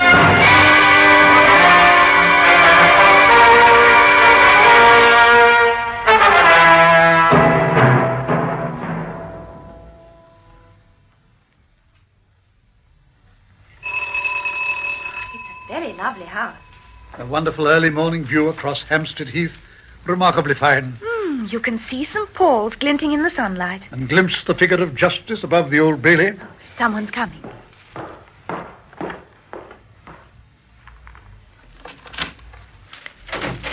Dr. Morell? Yes? Please come in. Oh, this is Miss Frey. I am Helen Keene, Mrs. Wilson's secretary companion. Mr. Wilson is upstairs in his room. I'm afraid you'll find him most dreadfully upset. Oh, how awful for him. And for you, too. Have the police been informed? No. He wanted to see you first. If you'll come upstairs. This way. Dr. Morell? There he is. He heard you arrive. Come up, please. Go on, Dr. Morell and Miss Frail. I'll wait down here. I telephoned you right away, Doctor. This is dreadful. Shock. Oh, I'm sorry, Mr. Wilson. Miss Keene says that you haven't called the police. I didn't know what to do. Then I thought perhaps I ought to let you know first. Mother's room's along here. What about the servants? The housekeeper doesn't come till 10. There's a daily help who turns up when she feels like it. This is Mother's room. Oh, what a state it's in. This is how it was when I found her. I haven't touched anything. Stabbed through the heart. I'm afraid there's nothing can be done. Oh, poor thing. I should think death must have occurred several hours ago. That's the stiletto I told you about. So I observe. Are you all right, Miss Frail? Yes, of course. If you feel a trifle faint... Yes, I know. Just put my head between my knees. I came in as usual at 8:30 with her morning cup of tea, and there she was. Then I saw her dressing table had been ransacked and the window onto the balcony had been forced. Well, her handbag's open, too. Yeah, she always kept it there by her bedside. She had a note case, but that's gone. The motive appears obvious enough. She kept her jewelry in that case. It's been thrown on the floor. The burglar must have disturbed her. The bedclothes indicate a struggle. This stiletto, you had it in your possession that night? Yes. What did you do with it subsequently? I was scared to keep it myself. I thought the best thing was to lock it away in Mother's bureau over there. Well, it's been smashed open. And the burglar found it? Only Mother had the key. Dr. Morell? What is it, Miss Frail? In her right hand, look. I had already noted. It appears to be a portion of a man's necktie. The murderer's? Oh, she struggled with him, grabbed at his tie, and tore part of it. Yes, a very ordinary tie, of a pattern worn by thousands. But still, it's something to go on. Well, it's not unlike one of my own. Doctor, could I have done it? That's why I sent for you. Help me, you must help me. They'll hang me for it. Something I never meant to do. Try to calm yourself. I must have come in walking in my sleep, broken open the bureau where I knew the dagger was. But what about the jewelry? Probably taken that and hidden it away somewhere. Aren't you forgetting one thing? You were wearing pajamas. Or do you seriously suggest that you put on a necktie? A portion of which your mother is gripping in her hand? Well, of course, Mr. Wilson. That's proof that you couldn't have done it. You just listen to Dr. Morell. He's always right. Thank you, Miss Frail. Now, if you would listen to me... Yes, Doctor. Go downstairs and telephone the police. Oh, but there's a phone here. Oh, of course. Fingerprints. You are improving, Miss Frail. Oh, am I? Well, I'll go and phone Scotland Yard. Dr. Morell. Yes? Will you tell them about my sleepwalking? I mean, despite what you say, I'm afraid they will suspect me. Since you still seem so concerned, I think we may omit any reference to your somnambulism. Oh, thank you. I'll go and phone. It's all right, Miss Frail. I'll go. Oh. Wouldn't it seem better coming from me? Perhaps it would be better for you to phone them. I'll do that. Mm-hmm. You got him to ring the police deliberately, didn't you? You've got that look on your face. You are very discerning, Miss Frail. And what does that look signify? Something you want to discuss with me confidentially. Of course. Do you think he's trying to pretend he did it in his sleep? That's what it looks like to me. Well, I hate to disappoint you, but it doesn't look like that to me. It doesn't? You see, closer examination of the necktie indicates that Mrs. Wilson didn't tear it off in a struggle with an assailant. Doesn't it? Now, look for yourself. Oh, I'll take your word for it. Don't be so squeamish. Look. Notice how she grips it. The inside of the tie held against the palm of her hand. Yes. Doesn't that suggest anything to you? No. There are moments, Miss Frail, when I could willingly... However, perhaps a simple demonstration will make my meaning clear. Sit down. Yes, Doctor. Now, I am leaning over you as if... Oh, yes, As Doctor. if about to attack you. Oh! Now, grip my tie with your right hand. Like this? Your right hand. Oh, yes, you've made me quite flustered. Grip my tie. Like this? Well, do it as if you mean it. As if you know I'm about to murder you. Which is a matter of fact. Oh, what, Doctor? Never mind, never mind. Is this right? You don't... Well, you don't really have to strangle me. Oh, sorry. Now, do you see how you're holding my tie? With the outside of it against the palm of my hand. Precisely. Oh, what is it, Dr. Morell? What are you getting at? Well, if my theory is correct, the logical conclusion is that the torn-off tie was planted to give a false impression. Gracious. You mean that it wasn't a burglar who murdered her, but someone else? But you've just said it wasn't Mr. Wilson. Well, who else then? That remains to be seen. What is it? I thought I heard someone. Wait.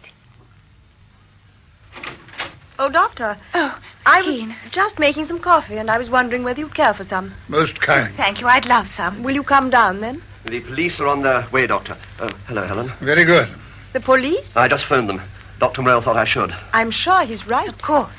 And you still don't think I have to tell them about walking in my sleep? But, Doctor, you... Yes, Miss Frail? Oh, that'll be the police. Oh, they've been very quick. I'll answer it. What were you going to say, Miss Frail? Oh, it was nothing. I'm glad of that. Well, give it to me. I'll see if I can get into this paper. Richard. Dr. Morell, look at this. Mother's note case. The one from her handbag. That was the postman. He says he found it in the post box when he was clearing it just now. There's a pillar box a few yards away from the house. I recall passing it on our way here. Look, let me look. There's nothing in it. He took all the money and pushed this into the pillar box as he passed. That would appear evident. So it was a burglar, all right, just as we thought. But, Doctor, you thought that... Yes, Miss Frail? Oh, nothing. Your mother's name and address was in it, so the postman brought it back right away. Good. It may be useful to the police. But what about fingerprints, Dr. Morell? Oh, but I expect they will be all blurred. I expect you're right. Here we are, Doctor. Have some coffee before the police really do arrive. Coffee, Miss Frail? Oh, thank you. Oh, that must be them this time. I'll go. No, you finish your coffee, Helen. It looks as if I've been seeing a lot of the police. I might as well start now.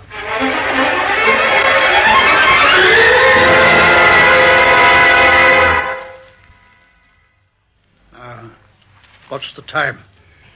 6 o'clock. Where is Miss Frail? I must dictate these notes. This could prove of inestimable value.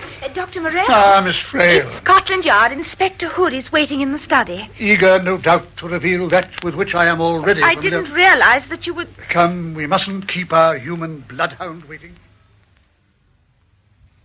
Thought I'd just drop in, Dr. Morell, on my way back to the yard. I'm very glad you did, Inspector. And now, as I'm sure you've noticed, Miss Frail is all agog to learn the object of your visit. I think I've got some news for you. But first of all, I do want to thank you for your help this morning. That tip-off about the tie, for instance. Well, I don't mind admitting I might not have spotted that. Well, I'm sure you would, Inspector. In any case, it was by no means conclusive, as I advised you at the time. Quite so. It merely seemed to indicate that Mrs. Wilson hadn't torn it from an assailant, as it appeared, but it had been planted to give that impression. I demonstrated with Dr. Morell that she would most certainly have gripped the tie differently.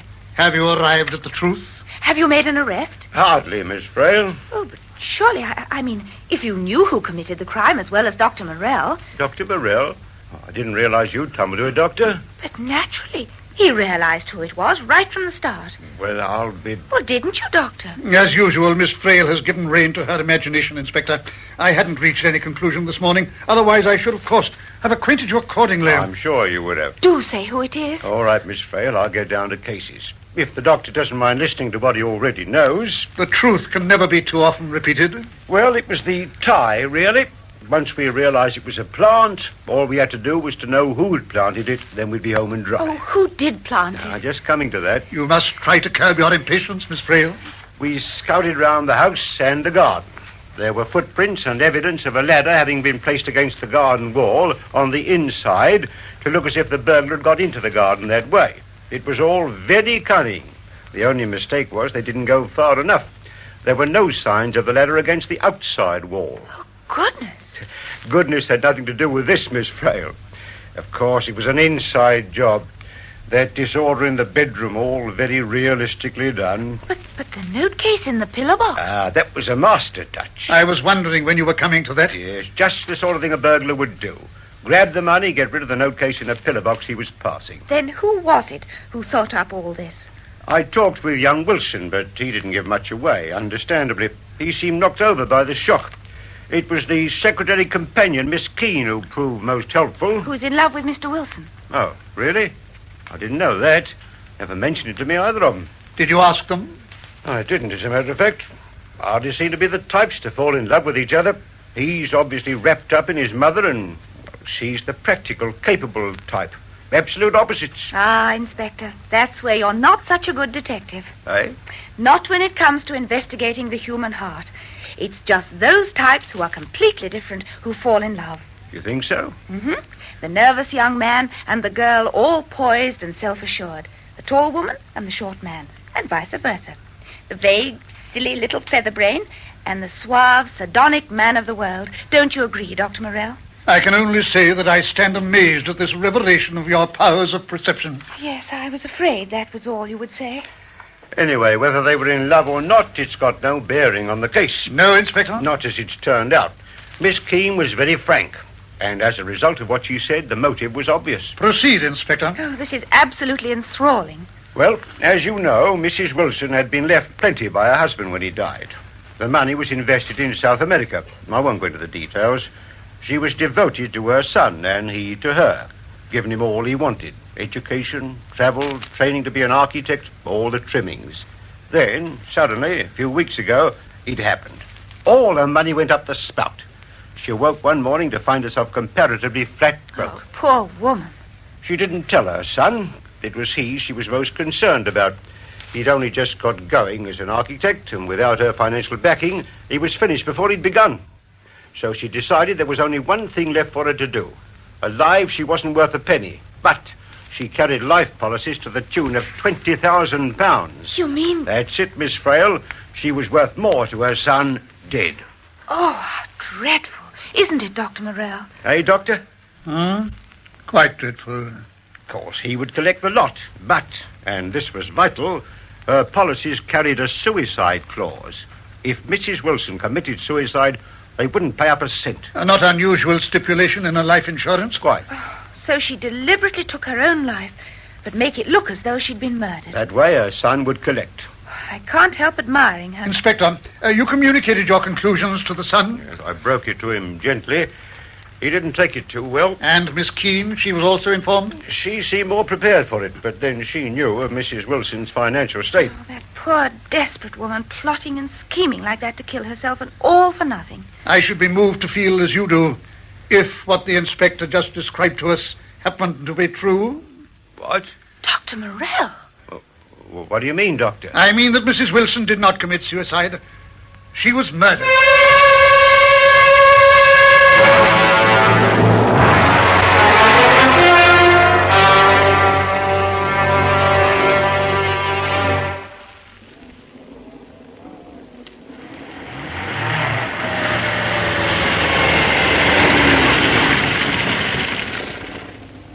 Here we are, Dr. Morell. The house looks very dark. There's a light in the front room. Where Mrs. Wilson used to like to sit. Come on. You wait here, driver. Yes, sir. There'll be a wireless car along any minute. Information room will have told them the drill. Yes, sir. Just tell them we've gone in, and I want them to wait outside the front door and keep their eyes peeled. Very good, sir.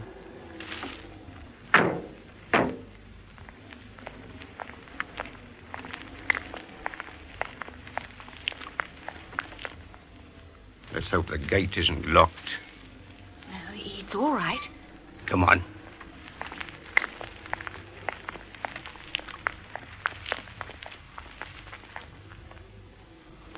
Now, where's the bell push? It's so dark. It's quite chilly. Would you rather go back and wait in the car? Oh, no. Now, I'm going to leave this for you to handle, Dr. Morell. I'll endeavor to be a credit to you. To think that if it hadn't been for you, I still can't get over it, the dead cunning of it. Inspector Hood, what brings you back again? Oh, hello, Dr. Morell. Miss Frail. Good evening. Sorry to disturb you like this. I should have thought you'd seen enough of this house for one day. Not quite, Mr. Wilson, I'm afraid. Well, come on in. Thank you. What is there about all this to interest you, Dr. Morell? Inspector Hood has told you, of course. I have heard his version of the matter. Well, let's go into the front room. Helen's just gone upstairs. So the inspector's version doesn't add up with yours. Is that why you're here? I thought we might have a quiet talk, Mr. Wilson. What have you found out? Something more about poor Mother? When you realized her motive for taking her own life, what was your reaction? Well, frankly, I couldn't believe it. I still find it difficult to accept the idea. We've been discussing it, Helen and I. It just doesn't seem like Mother. Helen's told me how she made her swear not to tell me about losing her money. I'm afraid she realized that she was very wrong not to have told me, in spite of her promise. Why, it would have made it easier for us to marry. Mother might have been less difficult about it. I didn't know that you and Miss Keene were... Oh, well, I didn't think to mention it, and you didn't ask me. You didn't ask me either, Inspector. Helen. Miss Keene. Good evening, Dr. Morell. Miss Frail. Good evening. Good evening, Miss Keene. I heard people arriving, so I came down. I didn't guess it was you. I've been telling Dr. Morell what you and I have been discussing. You mean my promise to your mother? I was just saying how it might have made it easier for you and I to get married. Yes, I heard you. But, Dr. Morell, surely you and Inspector Hood, not to mention Miss Frail, aren't here merely to inquire what Richard's reactions were when he knew that his mother committed suicide for his sake. Not altogether, Miss Keene.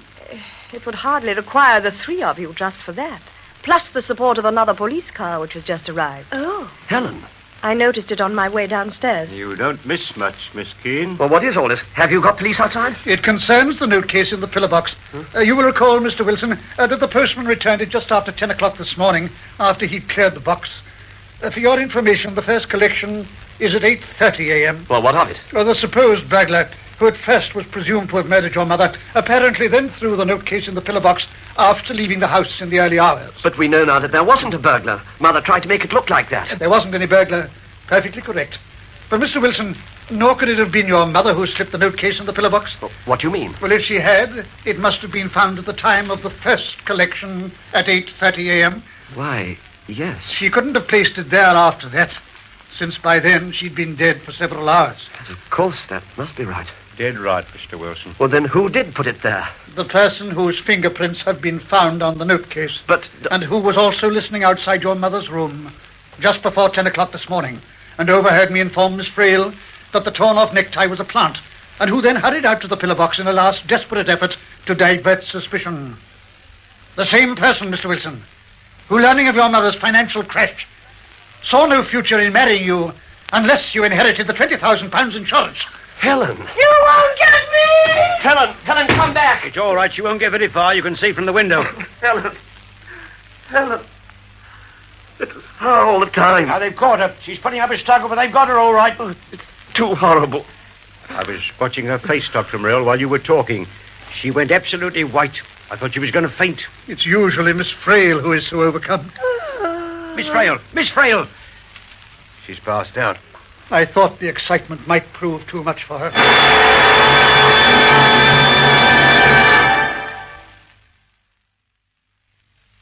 No doubt about it, Dr. Morell. The way you solved the sleepwalker case was out of this world. You're too kind, Miss Frail. I have encountered few criminals who went to such elaborate pains to cover up their tracks. Disposing of the note case in the pillar box, for instance, for all her ingenuity, she found herself driven by a subconscious compulsion to overplay her hand and so encompass her self-destruction. But surely she betrayed herself by her fingerprints on the note case. I call that just plain stupid. My dear Miss Frail, did I never explain that to you? How do you mean? Well, naturally, her fingerprints were on the note case. She put them there when she took it from the postman. So they proved absolutely nothing at all. What? Bluff, my dear Miss Frail. Bluff? Just bluff, yes. It had been a long day, remember. I wanted to force a confession out of her without wasting any time, so that I could get back and proceed with my work in the laboratory, which was much more important in my estimation. But Dr. Morell... That reminds me, Miss Frail, if I may continue with dictating these notes. Yes, Doctor. Where were we? Well, I was observing that every criminal is motivated by an inner compulsion to bring about his self-destruction. In order to achieve this act of self-betrayal, the evildoer cannot resist from drawing attention to his own crime.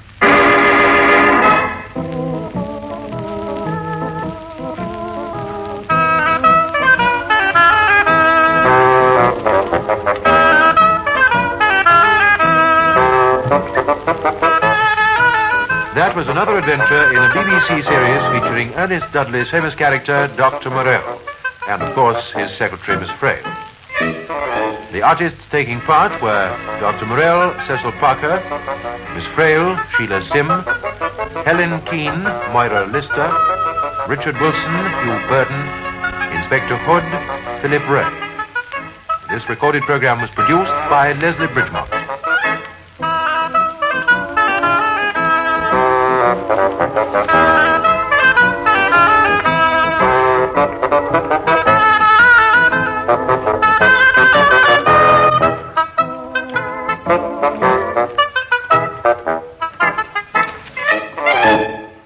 You're listening next Saturday afternoon for another case for Dr. Morell, this time the blackmailer.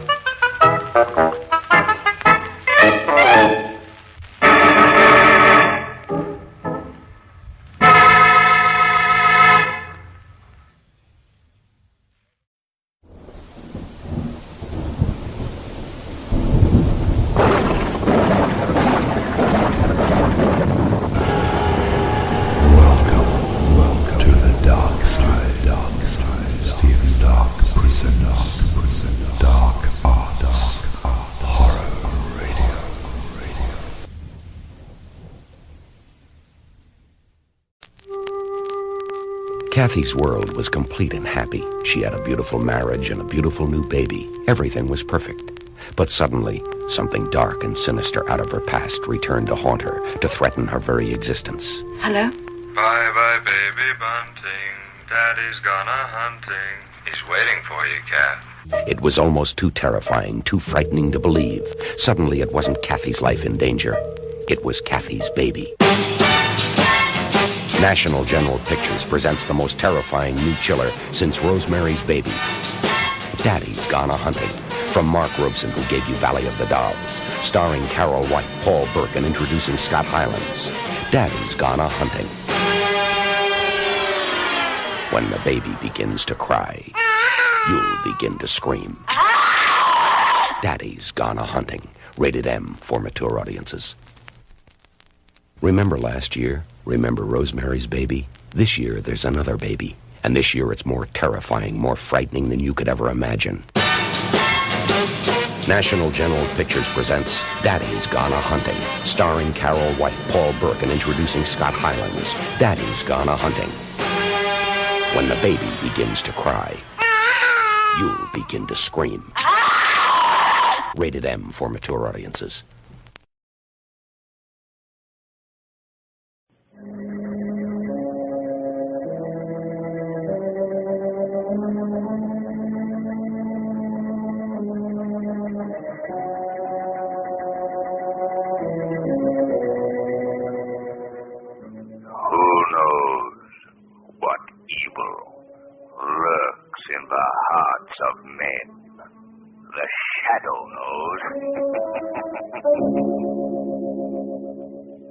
The Shadow, mysterious character who aids the forces of law and order, is in reality Lamont Cranston, wealthy young man about town. The Shadow uses his hypnotic power to cloud men's minds so that they cannot see him. Cranston's friend and companion, the lovely Margot Lane, is the only person who knows to whom the unseen voice of the Shadow belongs. Today's story, The Return of Carnation Charlie.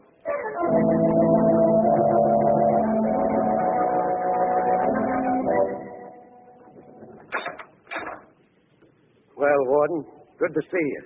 But to what do I owe the honor of this visit? Time to go, Charlie. Ready for the chair? Sure, I'm ready. I brought the chaplain. I thought you might change your mind about repenting. No, I haven't. But did you bring the carnation? Yes, Charlie. Here it is. Good. Maybe it's not too late for it to work. I'll just fasten it to this here snappy prison outfit. I don't think it'll bring you good luck this time, Charlie. You don't, huh? Well, now, that carnation of mine has never failed, Warden. All my life I wore a carnation every day, and I always had good luck. But the day I come to trial for the murder of that rat Colucci, your Commissioner Weston says I ain't to wear it. It's against the court etiquette. And what happens? The jury says first-degree murder. Superstition, Charlie. That carnation isn't going to save you from the chair. Maybe and maybe not, Warden. Maybe you think I'm nuts. Well, all I know is I've beaten every rap when I had my carnation. But the first time I don't have it, they slap a death sentence on me. But remember, I said I'm coming back, and I will. I got my carnation. Nothing can stop me now. Calm down, son. First of all, I'm going to get that florist.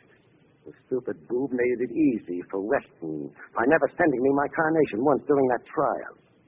Yeah, I'm coming back. And that florist is the first guy I'm going to get. Once you're dead, Charlie, you won't... I ain't through, Warden. Then I'm going to get Moley. Bo Moley. There's a guy supposed to be my best friend, my right-hand man. And what does he do? He rats on me. He waits till I'm in a jam. Then he moves in and takes over my gang. No, I mustn't forget him. Haven't you any other thoughts than revenge, Charlie? Not a one, Warden. I'm coming back. And I'm going to get that guy Weston. He put the screws on me, that Commissioner Weston, and he twisted them. You see, I don't like that from a cop. I don't have to... You deserved what you got, Charlie. You know that. You're not dying for the murder of Colucci alone, but for the murder of many others. Yeah? They couldn't pin a thing on me, and you know it. You're a killer, Charlie, and you deserve to die. Okay, so I'm going to die, ain't I? But remember, I'm coming back. And I'm going to get first that florist, second that rat, Bo Moley, and last the Commissioner Weston. Just remember that. And now, let's go and give the newspaper boys a thrill, huh? All right, guards. Like the prisoner on both sides. Chaplain, whether he wants it or not, if you will. Certainly. All right, Charlie. Let's go. Wait and see, Warden. Pater noster, qui Coming back. sanctuaris Just remember that. nomen tuum. I'm coming back. Venit regnum tuum. Dominatus regnum.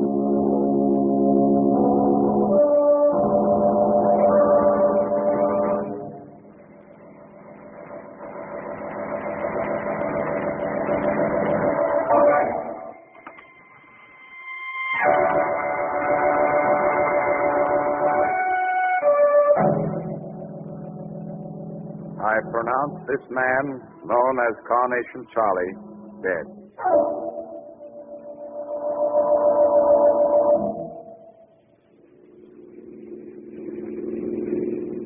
Oh, Lamont, how wonderful to think that we're actually going to see Gone with the Wind. You sound excited, Margot. Well, I am. After all, I read the book, and I'm so anxious to see what they've done to it. You'll find it to be a now very faithful adoption, Miss Lane. Oh, have you seen it, Shrevey? Yeah, hey, last night, hey. I turned the cab in and took my wife out. I made a big now social event out of what I made. I bought her flowers, hey. Flowers, hey? That reminds me, hey, Lamont. What about it, hey? What? Flowers for me, hey. Oh, I just love some orchids. Orchids, no less. Why don't you break down and get her some, Mr. Cranston, hey? Huh, hey? Bravo, Shrevey Bear. Lamont speaks a true gentleman. Look, Mr. Cranston, if she wants a course at orchids, get her one. Shrevey, you stay out of this. Hey, there's a place right there, and whether you like it or not, Mr. Cranston, I'm pulling up. I'm pulling. Shrevey, this is playing right into the little lady's hands, but go ahead. Well, Margot, my dove, await us here, and we shall return from yon florist laden. All right, Shrevey, let the way. Hey, you know, Mr. Cranston, you're an all right guy, all right, but sometimes I don't think you speak so good. That's so sweet. Well, I'll have to be more careful in the future. Shop seems to be empty. Hello? Anybody here? Gee, don't it smell elegant in here with all the posies and stuff? Smell the carnations. Yeah. Overpowering odor of carnations. I never seen so many flowers, I never. Hey, look at that showcase back there, just full of them. Ain't they beautiful, hey? Well, they're more than beautiful, Shrevey. They're downright interesting. And let's have a look. Trumpet, Jiminy, look inside the showcase. It's a corpse. A dead corpse. And let's get that showcase open. Oh, gosh, Mr. Cranston, this is gruesome. That's what it is, gruesome. Gruesome is right. Must be the flower, Shrevey. The man who owns this place. Lying in state in his own showcase with flowers banked all around him. Gee, they're all carnations. Carnations? What is it, boss? What is it? Carnation, Shrevey. Of course, now I remember. This is the same florist who neglected to send flowers to Carnation Charlie during his trial. Charlie swore he'd come back and get revenge on this fellow. Oh, yeah, I remember now. Wait a minute. There's something in the corpse's hand. Looks like a card. A visiting card. Yes. And the name engraved on it is that of Carnation Charlie.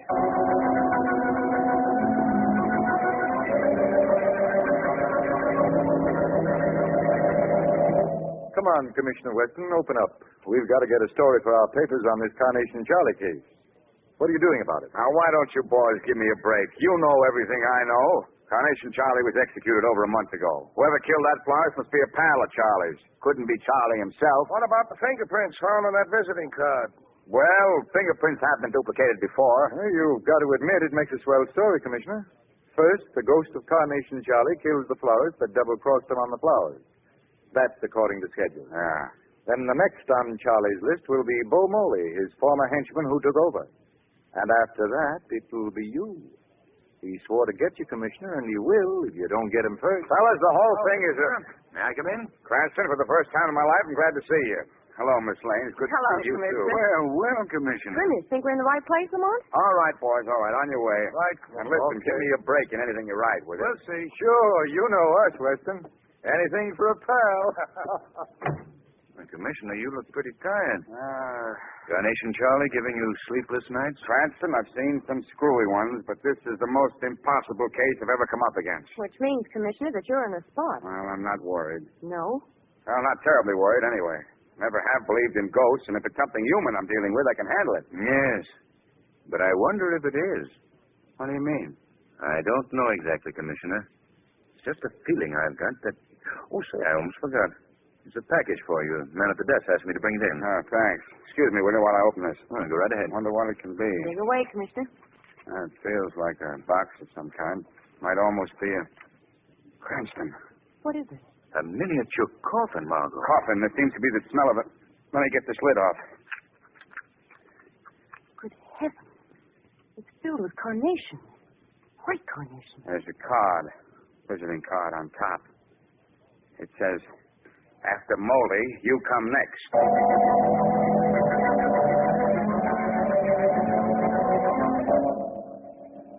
Yeah, and then Moley's got the jitters. Well, why shouldn't he? He got that little coffin of carnations, didn't he? Carnation Charlie said he'd come back, and he has. He got that florist, and now my brother's next on the list. What did Moley call this meeting for anyway? You gonna take a run out? You got me. All I know is Bo's scared to death. He shouldn't have ratted on Charlie because...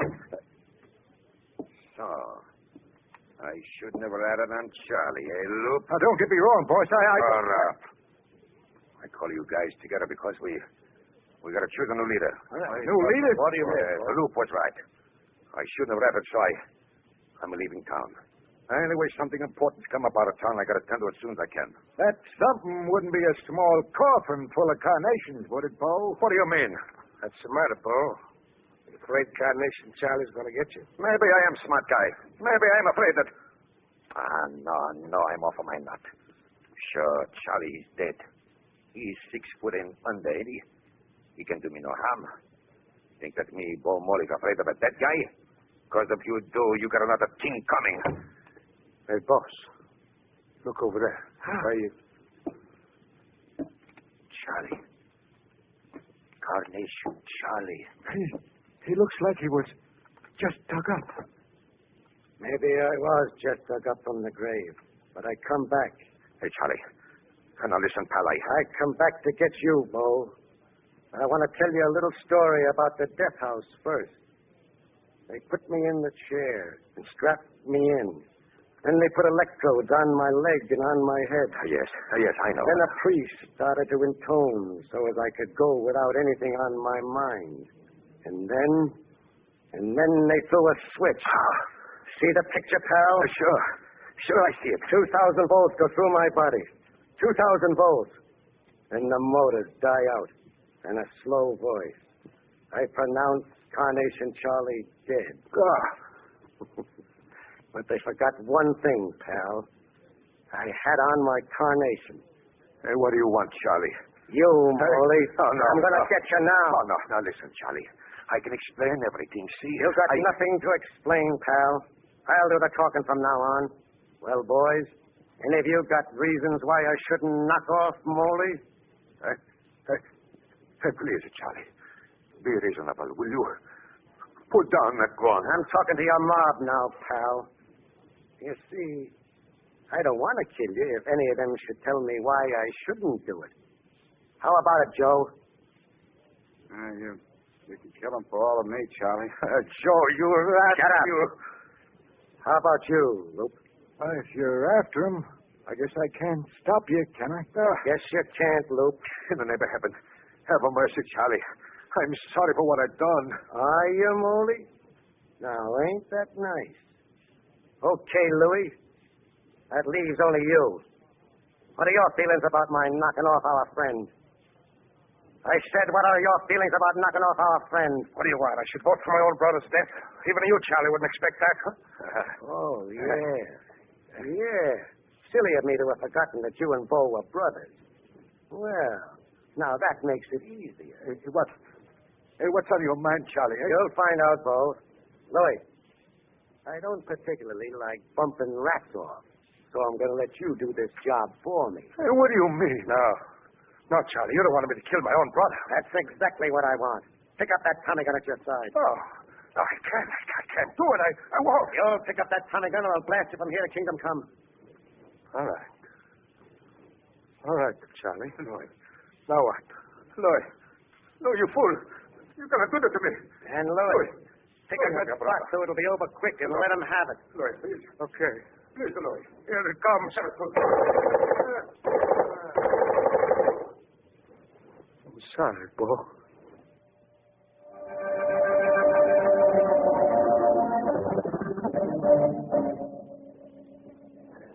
I think, Al, is the picture of the chap with his fingerprints and record. Yeah, that's the monkey. Well, thanks, Harold. Sorry to disturb you at this hour of the night. Well, nothing at all. I must say, though, when you officers work on a case, you work night and morning. Seems that way. Well, so long, Harold. Go back and get your beauty nap. Beauty nap. Oh, I see what you mean. No, well, I've got about 300 pictures to file away yet. The commissioner had quite a lineup today, you know. Oh, yeah, sure did. Well, so long again, Harold. Goodbye. So long, Al. My, what a job. I'd give anything to be tucked in my bed right now, but man's work is never done. 3 o'clock. Well, I better start filing those pictures. Huh? Just a minute, Harold. Who said that? Don't be alarmed, Harold. This is the shadow. The shadow. Oh, I think I'm going to faint. Not now, Harold. I need you. There's nothing to be afraid of. I've nearly cast a hypnotic spell over your mind which prevents you from seeing. I see. I mean, I don't see. What do you want? I want a picture out of your files. A picture of a small-time gangster named Slim Bannister. Slim Bannister? Yes. Get it for me at once, if you please. Yes, of course. Let's see. Slim Bannister. No, Slim Bannister. Oh, gosh, I'm trembling all over. B-A-N. Sam Bannister, Saul Bannister, Sarah, Slim Bannister. Oh, good. Here it is. So this is Slim Bannister. Well, Slim, maybe you're the answer to the riddle of a dead man returned to life.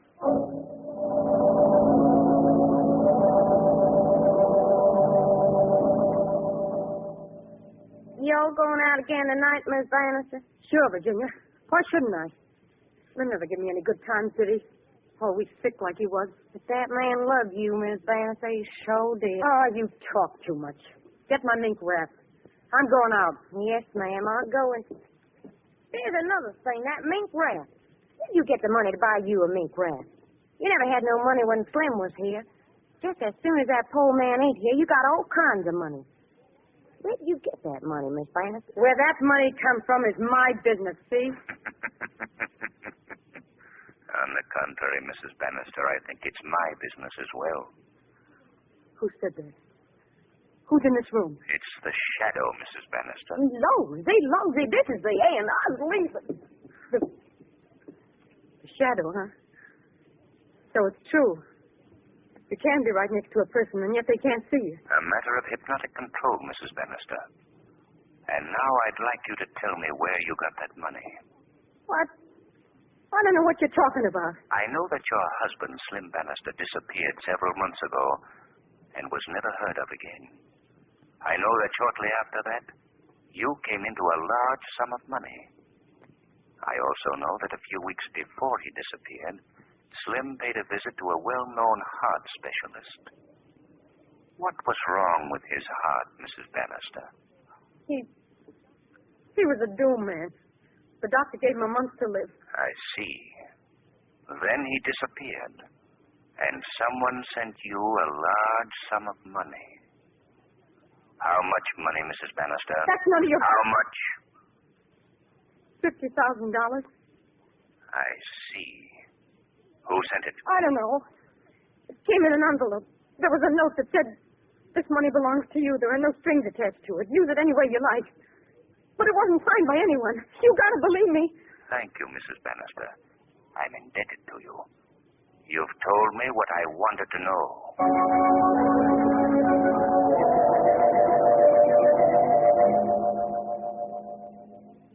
All right. There must be a clue or a bit of evidence somewhere, Reynolds. Now, look into it and call me back in about 10 minutes. Yeah, I'll be waiting for your call. Goodbye. That phone may ring in 10 minutes, Commissioner. What? But you won't answer it. You'll be dead. Who is... Don't turn around. It's me, Carnation Charlie, Weston, and I'm standing right behind you. And incidentally, that piece of cold steel you feel pressing against the back of your head is a gun. You're not Carnation Charlie. You can't be. You're dead. You were executed. I'm Carnation Charlie, all right. Turn around and take a look. Yes, your Carnation Charlie or his ghost. No, not his ghost, Commissioner. I'm very much alive. You see, I never was executed. You must have been. The records prove that. The records prove that a man who looked like me, a man who answered to my name, went to the chair in my place. That's impossible. Is it? It happened before. His name was Slim Bannister. He was my double. Poor fool served many a sentence for me in the big house. Why not? He was well paid for it. You can't tell me he was willing to die for you. No. He was dying anyway. The doc gave him a month to live. Funny, Commissioner. He was kind of in love with that wife of his. And since they didn't have any money, he jumped at the chance to leave her $50,000. And she... I'm talking too much. Let's get along with this. Possible. How could you have changed places with Slim Bannister? I'm here, ain't I? Money can do a lot of things, Weston. But there's one thing that money can't do. It can't buy back your life for you. I'm going to kill you, Weston. And I'm going to do it right now. Wait a minute, Charlie. I'm waiting for nothing. I said I'd get you. Now I'm going to do it. All right, Charlie. Go ahead. Get it over with. Don't answer that. Okay, Weston.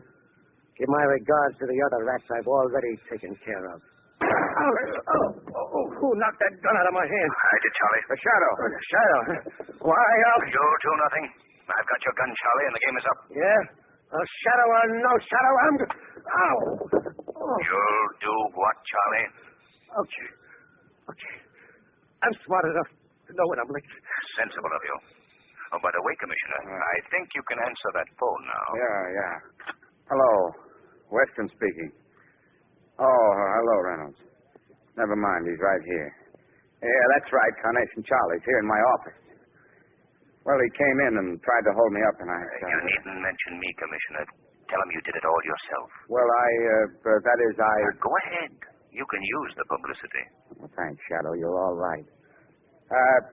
Hello, Reynolds. Sorry, I just had to smack Charlie down again. How did I do it? Well, it was the greatest fight you ever saw. Came for me with a gun, but as he fired, I ducked and let him have it straight from the floor. But he comes again. This time I gave him everything I had.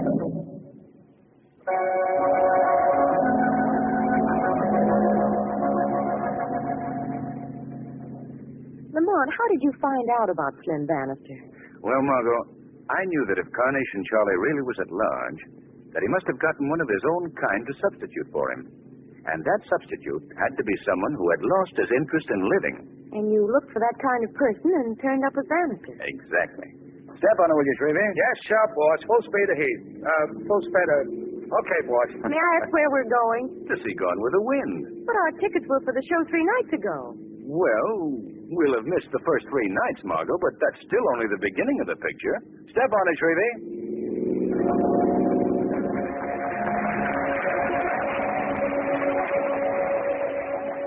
Today's story is based on a story copyrighted by the Shadow magazine. The characters, names, places, and plot are fictitious. Any similarity to persons living or dead is purely coincidental. The Shadow magazine is on sale at your local newsstand.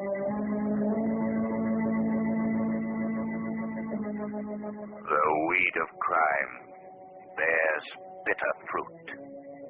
Crime does not pay. The Shadow knows.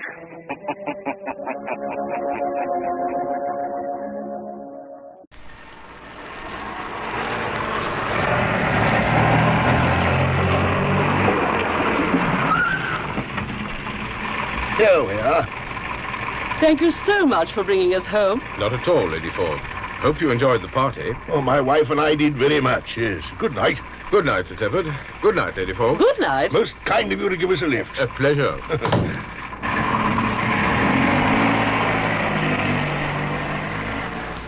That was a very nice party. Yes. I didn't realize it was so late. It's 2 o'clock. There's no light in Cynthia's room. No, she'll have gone to bed hours ago. I'm tired. We're getting too old for these late nights. You go up to bed. I'll bring some hot milk. Thank you, dear. A funny smell of gas. Yes, it's gas, all right. Someone must have left a gas tap on in the kitchen. I'll go and see. Don't worry, dear. By Jove, there is a strong smell. Gosh, it's overpowering. Where's the switch? What the... Cynthia! Cynthia!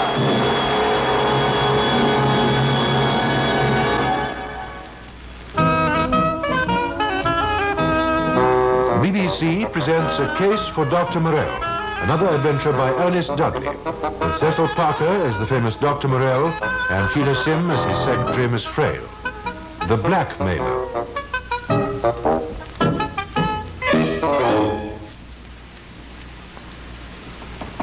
Come in.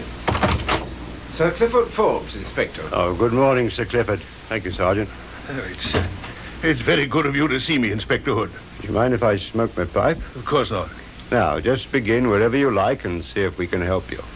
Well, as you know, Inspector, my wife and I and our daughter live in Winchester.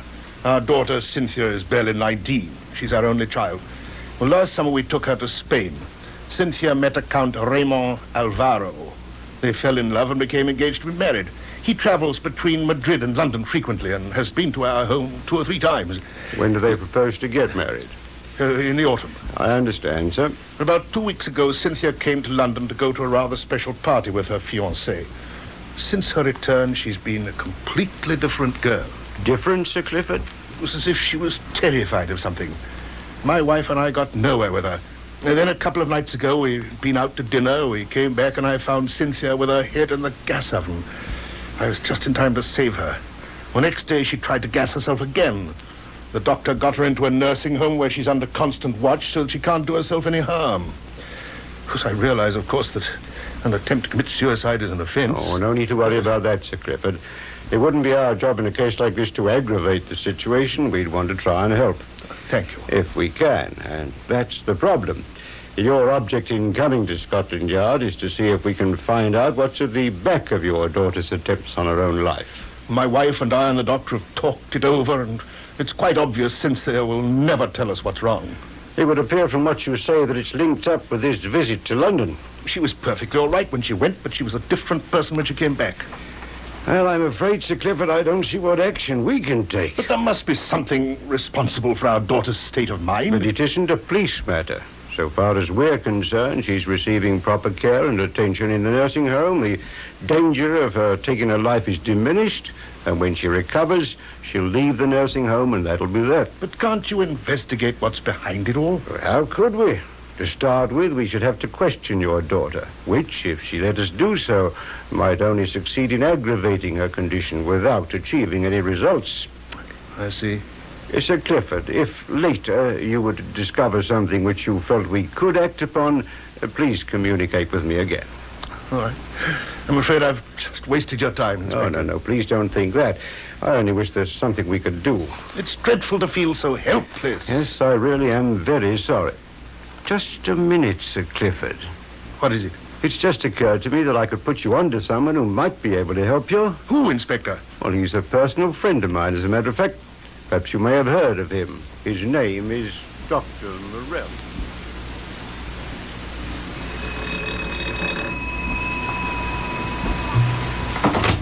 Good afternoon. Good afternoon. I'm Sir Clifford Forbes. I have an appointment with Dr. Morell. Oh, yes, Sir Clifford. Inspector Hood rang up this morning about you, didn't he? It's very good of Dr. Morell to see me at such short notice. I know. If you'll come this way, please. As Inspector Hood has pointed out to you, Sir Clifford, it would appear evident that your daughter's present condition is in some way connected with her visit to London. Well, that seems to be the case, Dr. Morell. Was she looking forward to the visit? Very much. It was the first time she'd been on her own. In fact, my wife would prefer to have gone with her. Why didn't she? Well, after all, Cynthia's no longer a child. Besides, she'd be in the company of Raymond, her fiancé. Count Alvaro? Yes. She stayed at Christie's Hotel? Yes, they know us. We always stay there whenever we come up to London. Where is Count Alvaro now? In Madrid. He's due to return to London any day. Did he know of your daughter's illness? No. They've been writing to each other, and she received a letter the morning of her first attempt to gas herself. Did you read that letter? My wife did. She doesn't usually open her daughter's correspondence, of course. But in this case, we thought it might have something to do with what had happened. But there was nothing? No, it was the sort of letter one might expect very affectionate, a love letter. It's one of our worries. What is going to be Raymond's reaction to this dreadful business? Doubtless that's worrying your daughter, too. They're deeply in love with each other. He'll have to know, I suppose. Well, if he's deeply in love with her, that shouldn't affect the situation. I don't know. He's most sympathetic and understanding, but he comes from a very distinguished family. He may feel obliged to reconsider whether under these unhappy circumstances he should go through with the marriage. Did your daughter discuss her visit on her return home? Oh, hardly at all. That was what made us realize something was wrong. How long did she stay in London? She went away on the Friday and returned late Monday evening. The object of the visit was to attend this big party with Count Alvaro? That was to be on the Saturday night. Uh-huh. She was going to a theater with him as well and visiting some of his friends. He had to return to Spain on Monday morning early. That was why Cynthia came back by herself. So far as you know, she was in his company most of the time, when, of course, he would have looked after her. We're pretty sure of that. He's most kind and thoughtful. She's about 10 years older than Cynthia, and I think that was why she fell in love with him, because he's so reliable. It would appear that whatever it was upset your daughter and set in train these unhappy events transpired when she was alone. I suppose so. Mm-hmm. We can't very well get in touch with him without giving away what's happened, of course. Where does he live when he's in London? Well, he's got a flat in Cavendish Street. You would describe him as a man of wealth? Oh, yes. His family are very rich. He travels a lot. My secretary, Miss Frail, had better come in and take notes of everything you can remember relating to your daughter's stay in London. Very well. Any detail that you can recall may have some significance. I'll get Miss Frail now.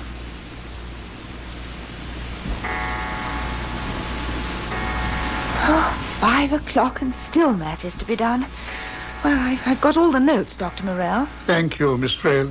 Sir Clifford Forbes talked at length, but the only useful information we seem to have is the hotel where his daughter stayed. That may well prove a source of information. I hope so. I also have this snapshot of the young woman and her husband-to-be. Oh. She's very pretty. Though a little insipid, don't you think? He's attractive in that dark Spanish way.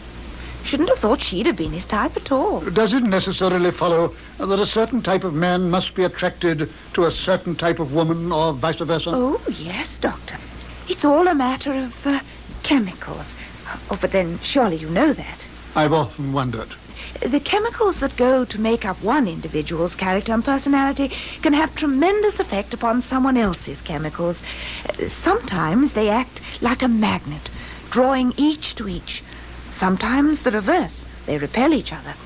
At other times, the moment the opposite lot of chemicals meet and collide, there's a terrific explosion. Which is precisely what will happen now, Miss Frail, unless you stop your interminable chatter. Oh, I'm so sorry, Doctor. Was I going on? No, where were we? Are we going to see the daughter? It may be necessary. First, however, inquiries at the hotel where she stayed might yield some results. Some member of the staff might have noticed something amiss. Christie's Hotel. I'll ring up for you to see the manager. Do that, Miss Frail. Come in.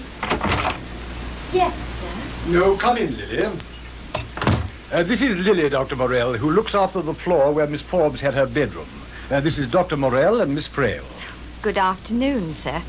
Good afternoon, miss. Good afternoon, Lily. I sent for you because Dr. Morell would like to ask you about the time when Miss Forbes was staying here. 2 weeks ago. Oh, yes, sir.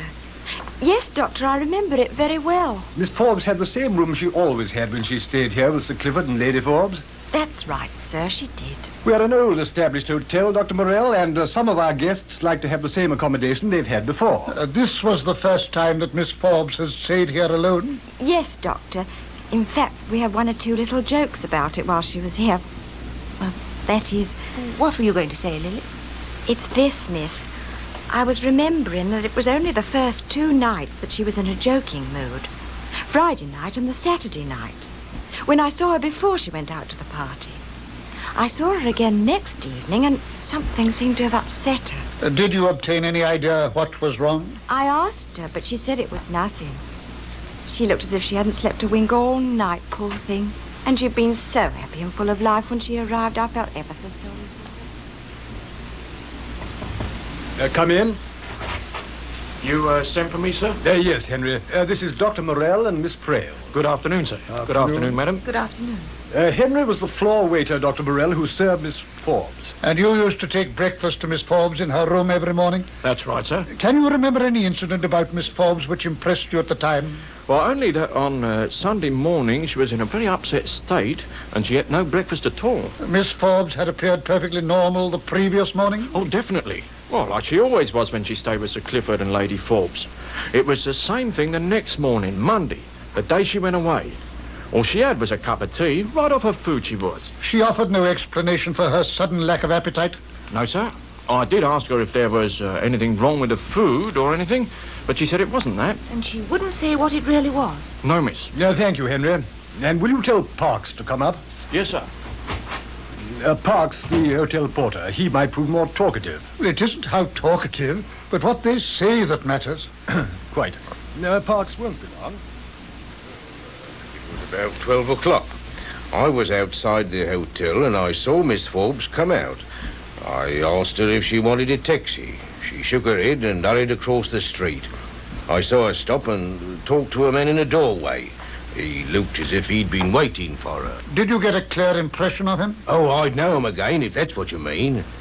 He wasn't wearing a hat, and he'd got very fair hair. He was thick-set and middle-aged.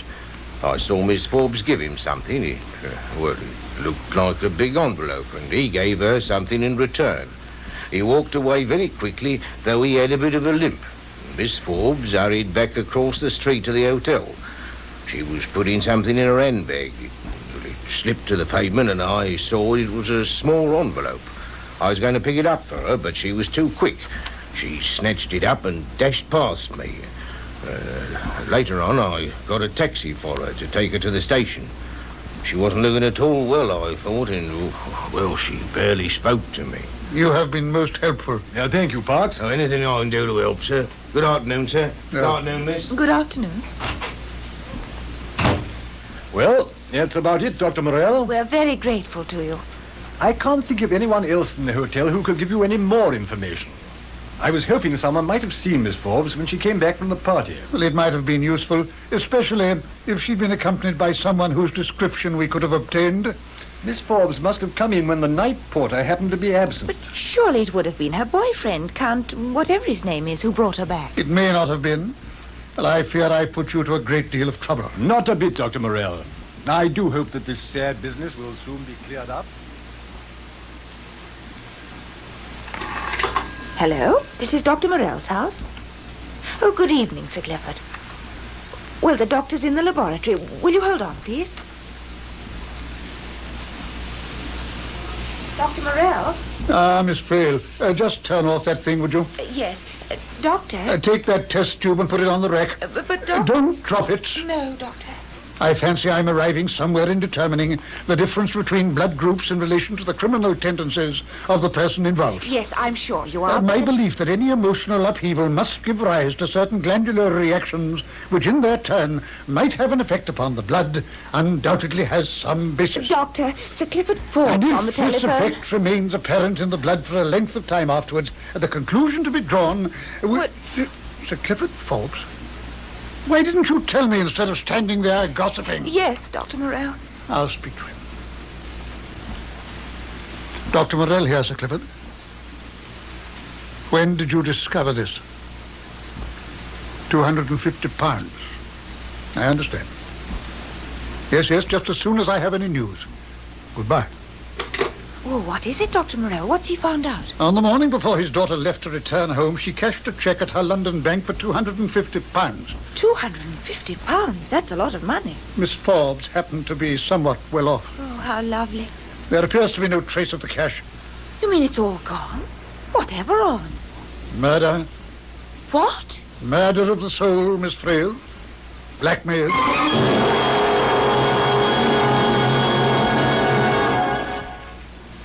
Dr. Morell, as sure as eggs. It's what I suspected from the start. You mean that was the blackmailer whom Miss Forbes met outside the hotel? The hotel porter's description fits. The fair hair, the limp, that was all I needed.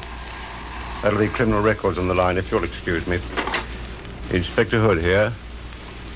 He's identified him, has he? I was pretty sure. Send the dossier up. Is it the man you think? Yes, Miss Frail. Harry Fox. The last time I got him 4 years. He can't have been out more than 6 months. Like most criminals, he continues to pursue the same nefarious trade, even though he knows that by so doing, he must inevitably encompass his own destruction. Well, that's your theory, I know, Dr. Morell. It is more than a theory, my dear Inspector. Here is demonstrable proof. Oh, that poor girl. But how could she have got caught up with someone so horrible? What is this man's mode of operation? Oh, the old stuff. Works with an accomplice. Puts some story over on his victim. I know Harry Fox, and I can just see in my mind how he'd work it in this case. It would be at the party this girl was at. He'd be a guest there. Oh, he'd wriggle his way in, trust him.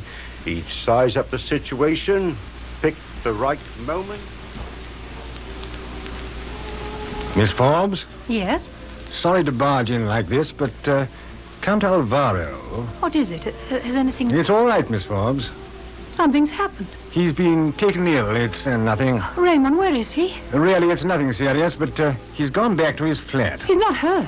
Just a fainting attack, that's all. He sent me to ask if you could come along. Oh, yes, of course. Has he got a doctor? One's on the way. I'm a friend, by the way. I'm staying with Raymond. Let's hurry. Yes. I've got a taxi waiting. We are nearly there, Miss Forbes. Poor Raymond. He seemed perfectly all right while we were dancing. Then he went to get a drink. It was a sudden attack that hit him, but not to worry. I expect the doctor will be there now. I do hope he's all right. Here we are.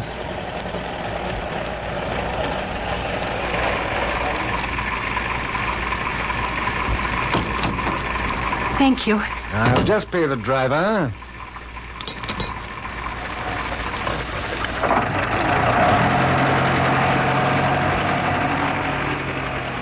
I've got a key. Come on in, Miss Forbes. Come on in. There you are, Dr. Morell. That's about how it would go. He gets her into the flat, dopes her drink or coffee, and when she wakes up, she finds she's been photographed, looking as if she's been on one of those wild parties, or in Harry Fox's amorous embrace. Quite a vivid imagination of yours, Inspector. I tell you, I know how Fox works. How absolutely sickening. The victim has to buy back the photographs. Takes quite a time because Mr. Fox naturally hangs on to the negatives. Why was she such a fool as to pay up? That's what I can't understand. Well, I mean, if I was ever caught like that... Well, not that I ever should be, of course. Of course not. I'm sure you would. But if I ever was, I know what I'd do. What? This might be quite interesting, Miss Frail. I'd beat the brute over the head with my umbrella or whatever I could lay my hands on. I believe you would, too. Then I'd send for the police. Or for you, Dr. Morell. You flatter me. You may rest assured that a blackmailer would never single you out for his attention. Just let him try. The point is, you see, he invariably picks his victim very carefully. Someone he knows will react to the situation the way he wants. Who'll think of the scandal, the shame, exposure, and who panics. He's a real psychologist. Eh, Dr. Morell? To a certain extent, he can weigh up the character of the person he proposes to enmesh in his toils. As in the case of this girl, he played upon her youthful inexperience, and in particular, upon the fact that she was engaged to be married. Her prospective husband would be horrified by what had befallen her. Poor thing. What are we going to do, Dr. Morell? Meet Mr. Fox. I think that might be arranged. Come in. The Harry Fox dossier, Inspector. Oh, thanks. There you are, Dr. Morell. Have a glance at it. There's also some stuff on a character he's worked with in the past, with the photos. Right. Oh, by the way, Sergeant, I'd like to have a chat with dear Harry. Where's he hang out of an evening? Harry Fox, Inspector. Oh, I think I know where you can pick him up. He's at the Grey Parrot Club every evening.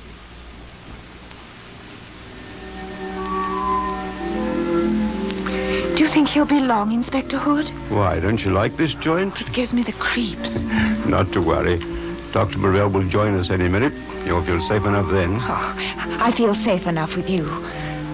Wonder why he left us on the way here from Scotland Yard. To make a phone call, he said. Well, he could have done that from your office. Perhaps it's someone he doesn't want us to know about. A secret girlfriend, Miss Frail? Inspector Hood, as if he'd...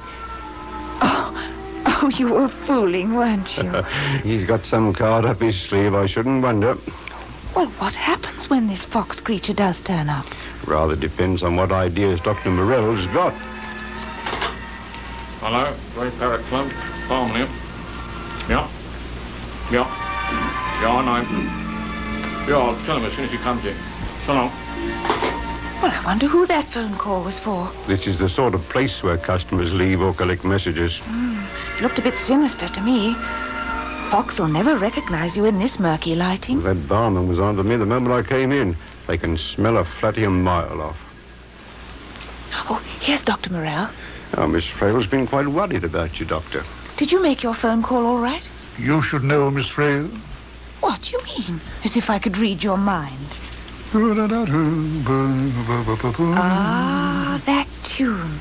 I do know who you phoned, but... You're improving, Miss Frail. But I don't... What is this going on? A mental telepathy act? Miss Frail will now expound. Don't you remember, Inspector? The phone call the barman took. That radio was playing Beautiful Dreamer. La la la la la la I've la. got it. You were humming that, Dr. Morell, so you must have heard it when you phoned the bar. How clever of you. Oh, we plodding flatties get by now and again. But why did you phone, Dr. Morell? Did you... What is it? Fox. He just come in. The fair hair and the limp. Yes, but he doesn't look at all horrible. Well, if he did, he'd hardly get very far in his chosen trade. No, I suppose not. Well, what do we do now? Dr. Morell, it's for you to say. He's the barman speaking to him. I think we might be getting along, Inspector. Hey? But what about him? I merely wanted to be sure he received the message. We can be waiting for him. Come along, Miss Frey. I don't follow it at all. Then just follow me. I think we'd better, Inspector. Dr. Morell always knows where he's going.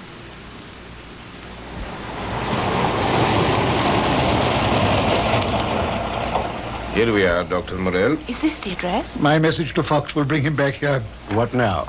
If your driver will proceed a little further along, we can await Fox's arrival. All right, Sergeant.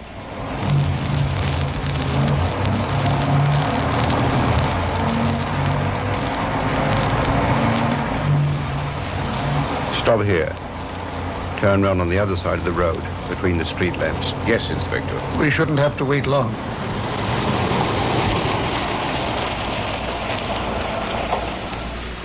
La da da da la da da da da. Oh, there's a taxi coming along now. Maybe him. It's slowing up outside the house. It's him, all right. He's getting out of the taxi. Let him go in. What's on the clock, driver? 3 bob, sir. All right. Ah, thank you, sir.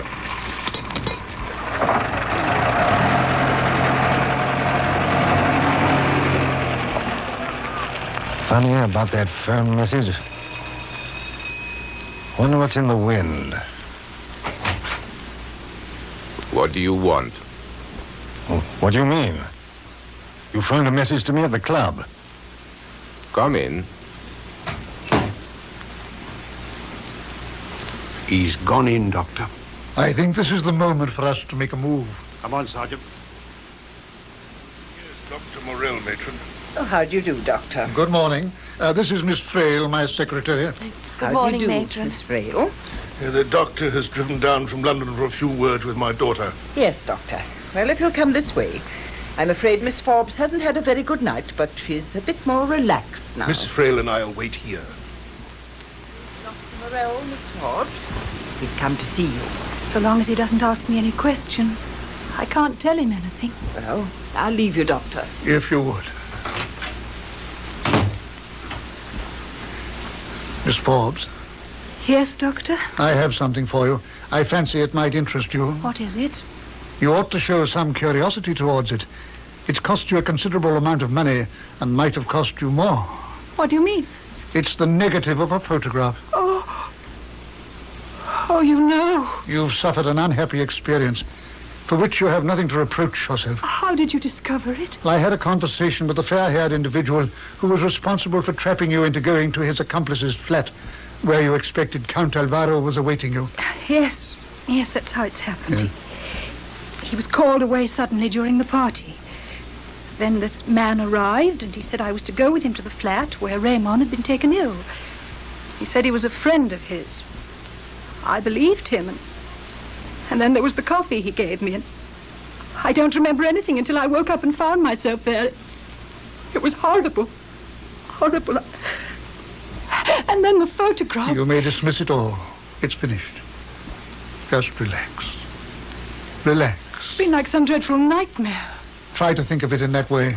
A nightmare. And now you're awake and it's done with. Now you can sleep again, feeling secure and safe. I can't believe it's over. Relax and sleep once more. No one can harm you. No one. Relax. Relax. How is she, Dr. Morell? How did she take it? I left her sleeping. Oh, how can we ever thank you? If it hadn't been for you, I don't know what we should have done. You may rest assured that there is no cause for any further anxiety. I told you Dr. Morell will put everything right. There remains one minor matter to be attended to, which I didn't mention to her. What's that? Well, I thought it best to leave it to you to discuss with your daughter. It concerns Count Ramon Alvaro. You mean he knows? I fear so, yeah. But why? Why did you have to tell him? How did you get in touch with him? Don't you think your daughter would have wanted him to know anyway? Well, she couldn't not tell him, surely. No. Only I must confess I was hoping he'd never have to know. Why should it matter if he really loved her? Yes. Yes, but you say you've spoken to him, Dr. Morell? I have. But where is he? Is he back in London? He's in London, and he knows everything. What did he say? How did he react? That's what you will have to explain to your daughter. You mean He was never in love with her. It was her money which attracted him. How dare you say that? Well, because it happens to be true. You see, he makes a practice of attaching himself to impressionable young women of means and with access to wealth. Count Ramon Alvaro, or whatever he calls himself, found such a victim in your daughter. But it can't be true. How do you know this? I had the dubious pleasure of seeing his picture in a dossier at Scotland Yard.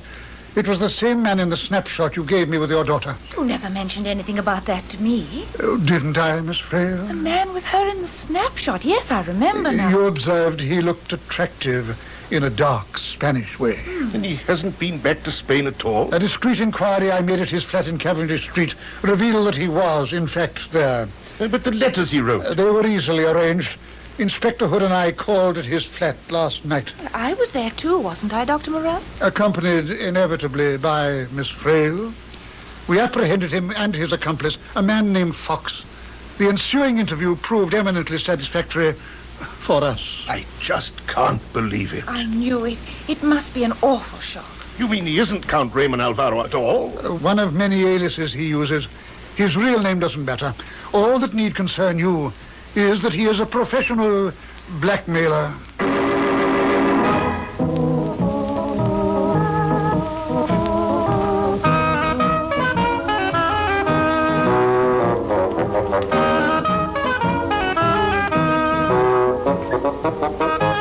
That was another adventure in a BBC series featuring Ernest Dudley's famous character, Dr. Morell, and, of course, his secretary, Miss Frail. The artists taking part were Dr. Morell, Cecil Parker, Miss Frail, Sheila Sim, Inspector Hood, Philip Ray, Sir Clifford Forbes, Douglas Young, Lady Forbes, Madeline Christie, Cynthia Forbes, Ruth Transer, Hotel Waiter, Hayden Jones, Hotel Manager, Humphrey Morton, Lily the Maid, Beryl Calder, Matron, Molly Rankin, Harry Fox, and other parts, Ian Sadler. This recorded program was produced by Leslie Bridgemont.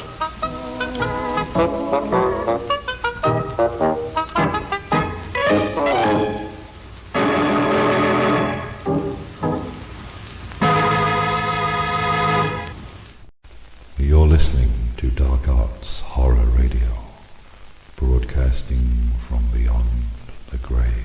The box. We came. Now you must come with us. Taste our pleasures. Are you fed up with fast food? Want to blast the burgers? Like to massacre the milkshakes? Well, there's some food that'll take your breath away. At Blood Diner. Everybody's going to Blood Diner. Hey, I want to go. But everybody isn't coming back. Because they serve the kind of food people really get into. And don't worry about bad manners. At Blood Diner, it's fine to use your hands. The house specialty is finger food. This isn't going to hurt a bit. All the cool people go to Blood Diner. You'll find them hanging out in the corner booth, or hanging up in the freezer. First they greet you, then they eat you. Blood Diner. No one under 17 admitted.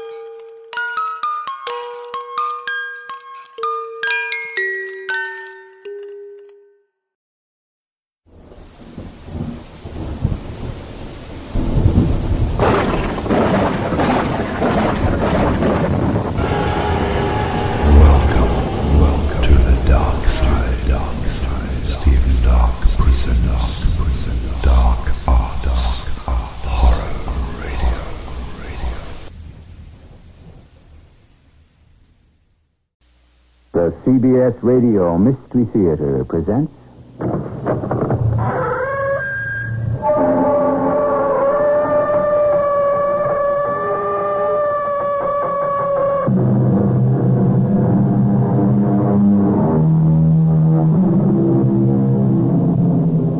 Come in. Welcome. I'm E.G. Marshall. The title of this story is Guardian Angel. What is a guardian angel? The dictionary says it's an angel supposed to have a special care for a particular individual. Who would not wish to have such a concerned, protective spirit, guiding each tentative step, tempering each rash thought, restraining every imprudent action? But is there such a spirit, such an angel? Or is the whole concept only a fantasy born of need and desire? Well, that is what our story is all about. Where have you been? Oh, all over, Mother. I don't want you traipsing around by yourself. I wasn't by myself. Oh? Who was with you? Oh, Mother. You know. My guardian angel.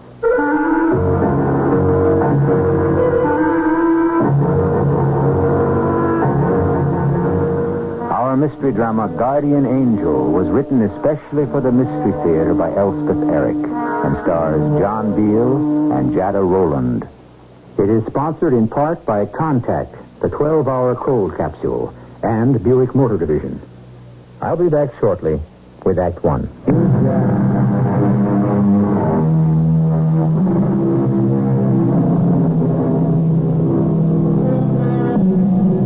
You are in danger from the moment you are born. First, you struggle to breathe. Then, to turn over. Next, you fight to stand up. After that, to walk. I haven't time to list all the battles that must inevitably follow, but you can go down to defeat waging any one of them. And that is why you yearn all your life for a guardian angel.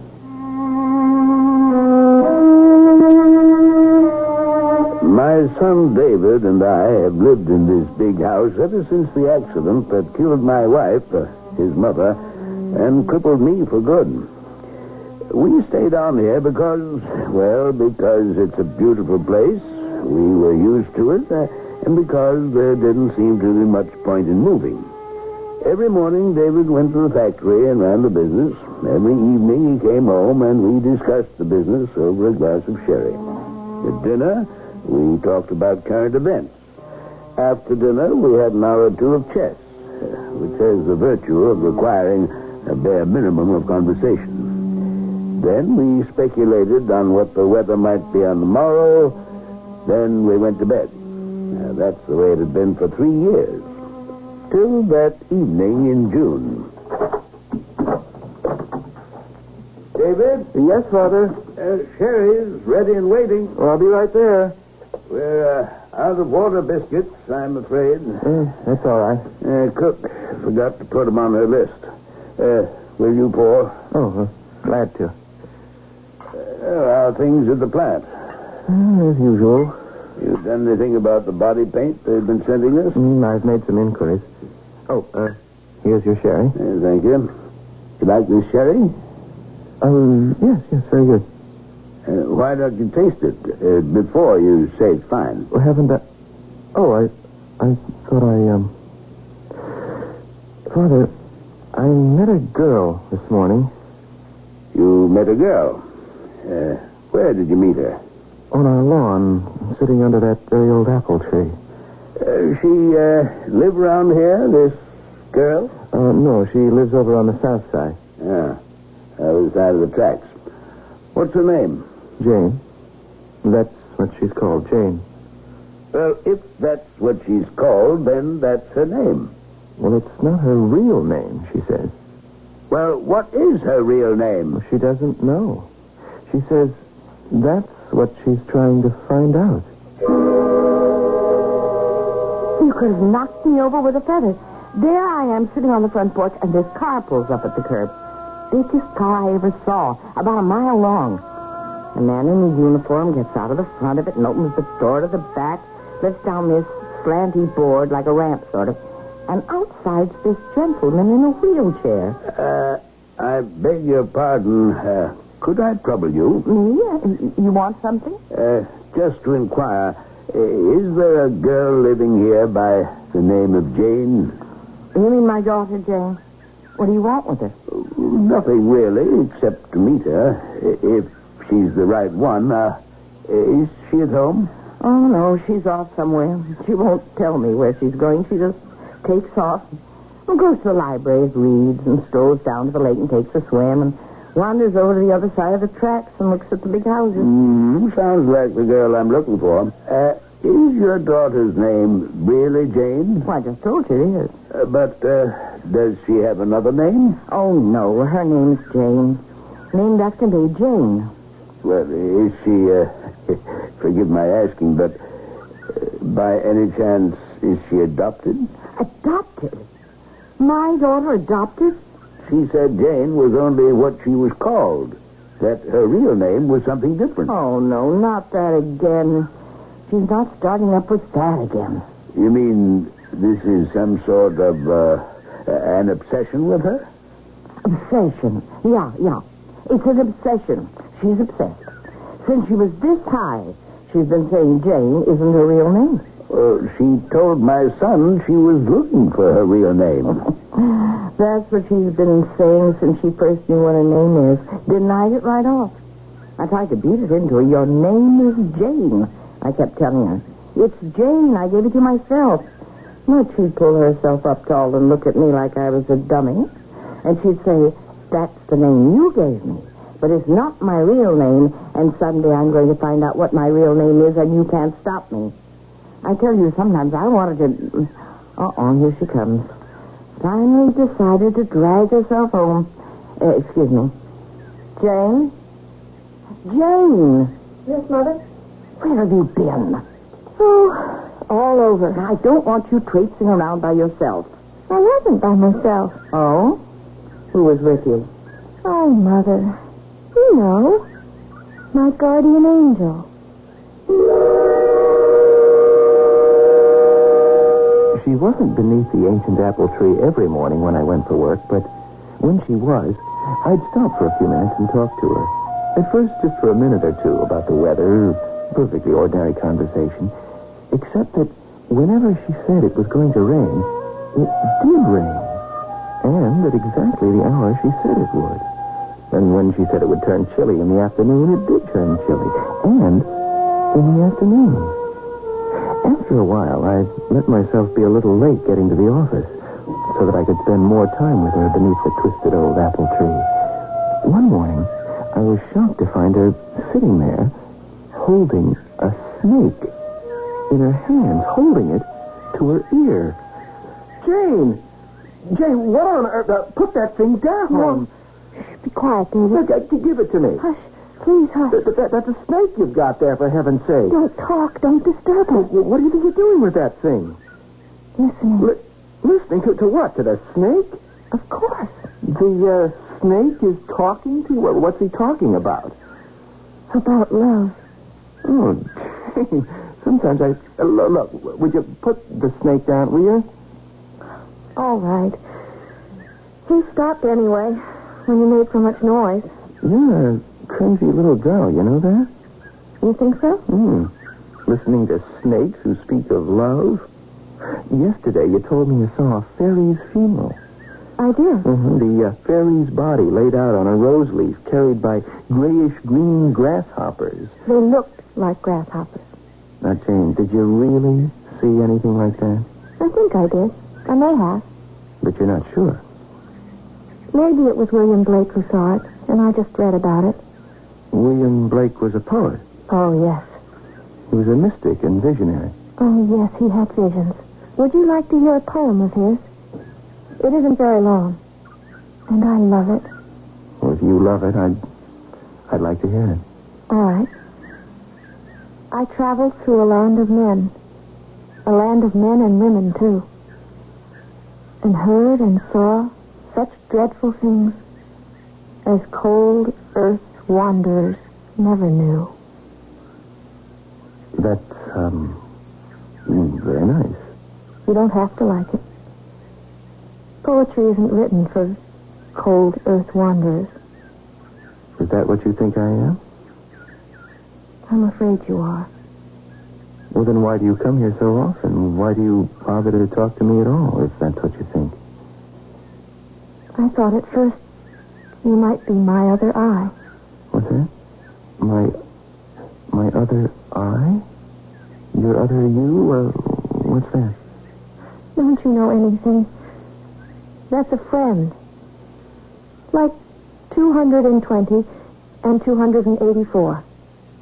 Those are friendly numbers.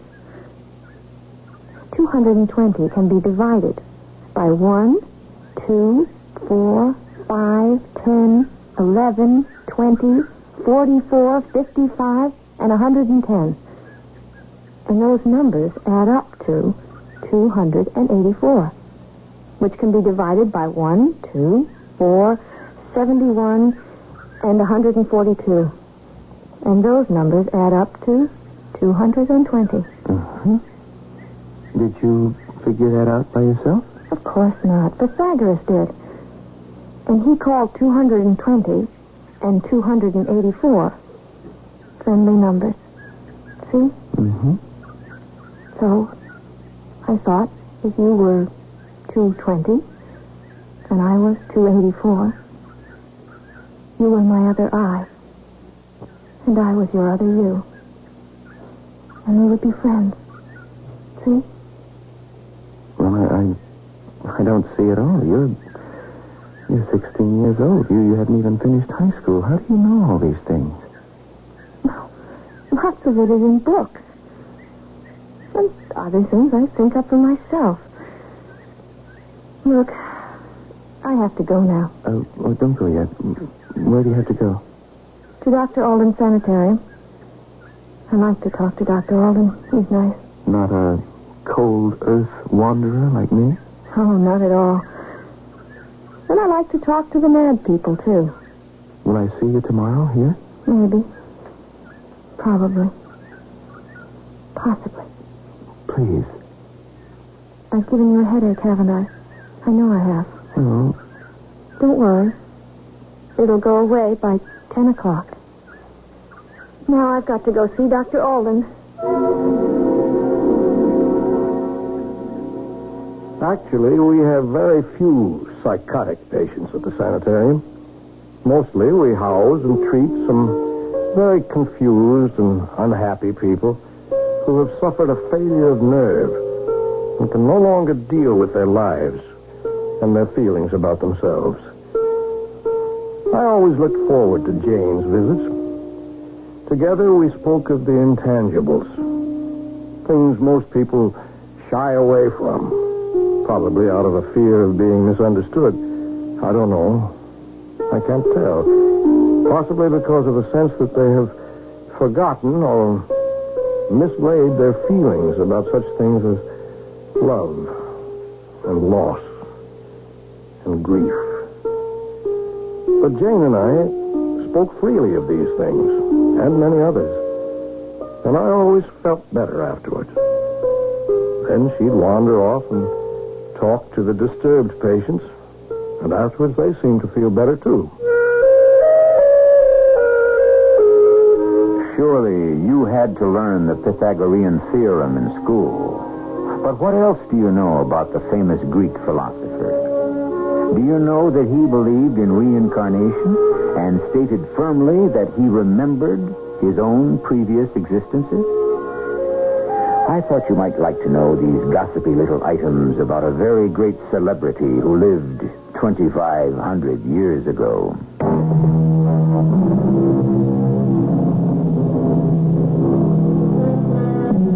Who has not been impressed, amused, shocked, or delighted by the imaginings of children? And who has not at times placed the heavy hand of disapproval upon them and called them lies?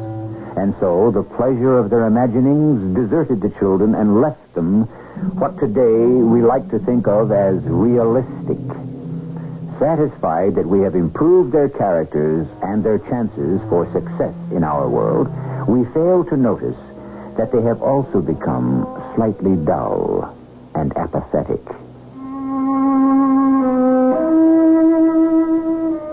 I've never been so embarrassed in my entire life. Here was this man. You could tell right away he was a gentleman, even if he was in a wheelchair. The big car, the chauffeur, and the way he talked, so polite, so polished. I knew right away he came from the north side of the tracks. And my daughter, my only child, who I'd scraped and saved and gone it out for, my Jane had picked up this gentleman's son, Lord knows where, and told him her name wasn't really Jane. It was something else. And as if that wasn't bad enough, right in the middle of my conversation with the gentleman, she comes sashaying up the street and says she's been gallivanting around town with, guess who? Her guardian angel. Can you believe it? Now, Jane, suppose you tell me what you've been up to. And don't look at me like you don't know what I'm talking about. That gentleman you saw me talking to when you finally condescended to come home, he was here to ask me if you were adopted. Adopted? Now, where would he get an idea like that? I don't know, Mother. I'll tell you where. From you. I don't even know the gentleman. Aha, but you know his son. Do I? You know you do. You told his son your name isn't Jane. Oh, you mean David. And you dragged up that old notion of yours and told to this David. And he told it to his father. And by now it's probably all over town that you're not my real child. I never told anybody I wasn't your real child. And then to top everything off, you tell me right in front of the gentleman that you've been out on a date with your guardian angel. Oh, Mother, what will he think of you? It doesn't matter. Well, it matters to me. Bad enough people should think you're not my own child. And now they'll start to think you're a loony. How would you like that? I wouldn't mind. Maybe you'd like to go and live with the other loonies in Dr. Alden's sanitarium. I was there today. Again? What do you do there? You never tell me what you do there. Oh, I just talk to people, and they talk to me, and... Talk about what? Anything. Everything. Do you know there are people there who spent time with Moses, and with Dante, and with Jesus? It's very interesting. That settles it. Well, where are you going? You just sit right where you are. You'll find out. I'm not going to sit with my hands folded while you make a fool out of me. Dr. Alden speaking? Oh, Dr. Alden. This is Jane's mother. Oh, yes. I want to see you, Dr. Alden, in person, about having my daughter committed.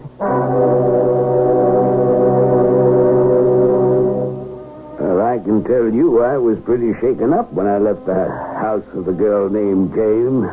The girl who said her name wasn't Jane.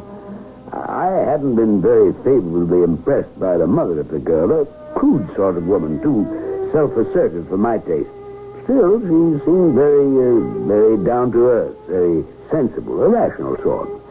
And the girl, Jane, a pretty little thing with a sort of pale, underwater look, but her calm, flat statement that she'd spent the day in the company of her guardian angel, well, it's just not the sort of remark one expects to hear. Not at all. Yes, I was badly shaken up by the whole thing. And when David came home that night, I'd already had a sherry or two without waiting for him. David? Yes, Father?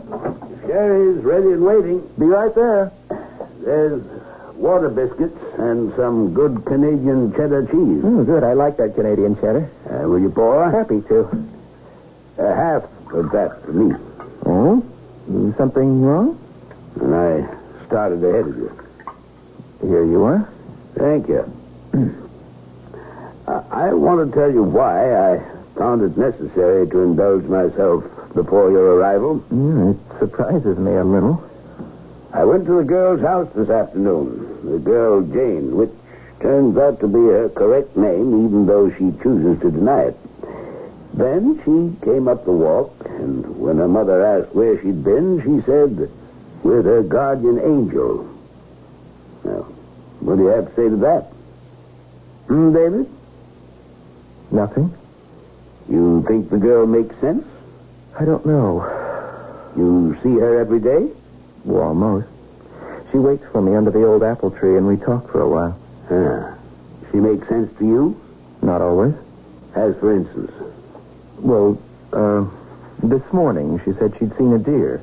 Well, there's no deer around here. They've all been hunted out. She said she recognized the deer. She said it was a friend of hers from a previous life. See? The girl, well, I won't say she's crazy, but she's weird. There's something not right there. The thing is, though, Father, that when I left her to go to work, I found 4 hoof prints on the lawn. Impossible. But I saw them. Absurd. Ridiculous. Father, look behind you. At the window. Why? What do you... Good Lord. It can't be. But it is. It's a little red deer watching us through the window. Well, I couldn't believe it. I couldn't afford to believe it. Yet I had imagined I'd seen a small red deer gazing sweetly through the window of my own drawing room. I was unhinged. I'd been bewitched. I was losing my mind. It was intolerable. Intolerable. Dr. Alden speaking? Dr. Alden, I have to see you. I have to talk to you. I've something... Please.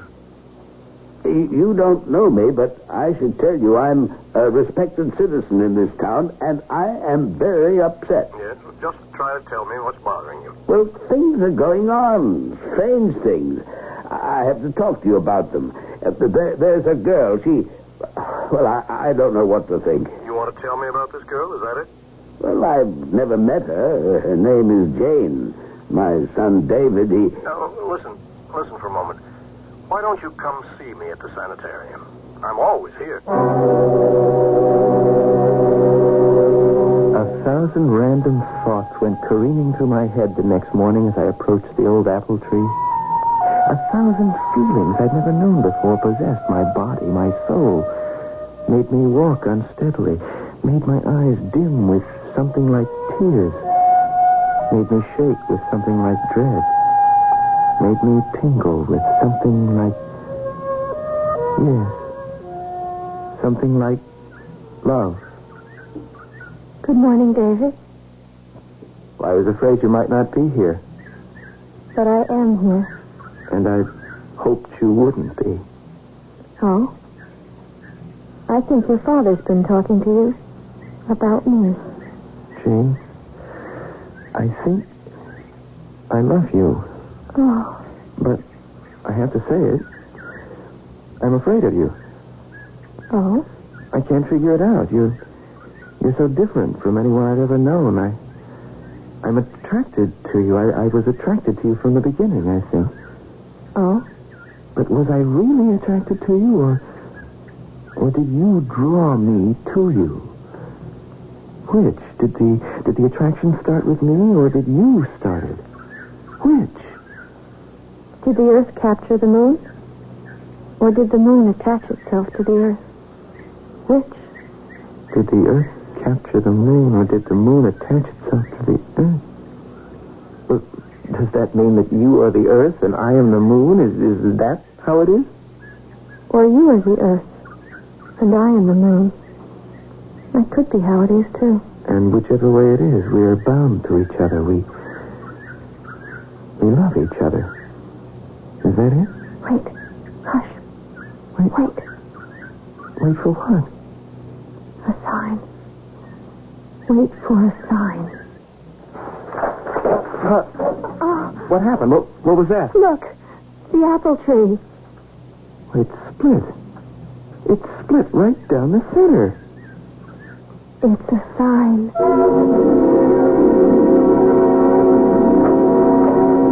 Come in, please. You're Dr. Alden? Yes. Please, sit down. You're here about Jane, huh? I talked to you on the phone. Yes, I remember. I want that girl committed, Dr. Alden. Why? Well, I know you know her. She comes to see you from time to time. I know that. Well, you're quite right. She does visit me once in a while. Well, then, you know. Know what? How she is. Telling everybody her name isn't Jane. Well, what she says is that she's looking for her real name. Well, same thing. Not quite. And talking about her guardian angel? I suppose she's told you about what she calls her guardian angel. Oh, yes. Well? Is that all? No, it's not all. It's got worse since I talked to you on the phone. Now she sees animals that aren't there. Oh, any particular animal? A red deer. She says the deer was a friend of hers in some other life. I see. There are no symptoms that I'm aware of indicating that your daughter needs to be confined in a sanitarium. I want her confined. And I'm her mother. Nevertheless, I will not accept her here. You've got to. She's a minor. Unless she wants it. If she does, then I will find a room for her. But only with the strict understanding that she may leave whenever she likes. And return when she likes as well. Now you go home and tell her that. And if she really wishes to be admitted here, I shall welcome her most cordially. We all imagine things. What could be, what might have been, what could have been, what really is. But the mystic poet William Blake once wrote, "He who does not imagine in stronger and better lineaments, and in a stronger and better light than his perishing mortal eye can see, does not imagine at all." I shall return with Act 3 shortly.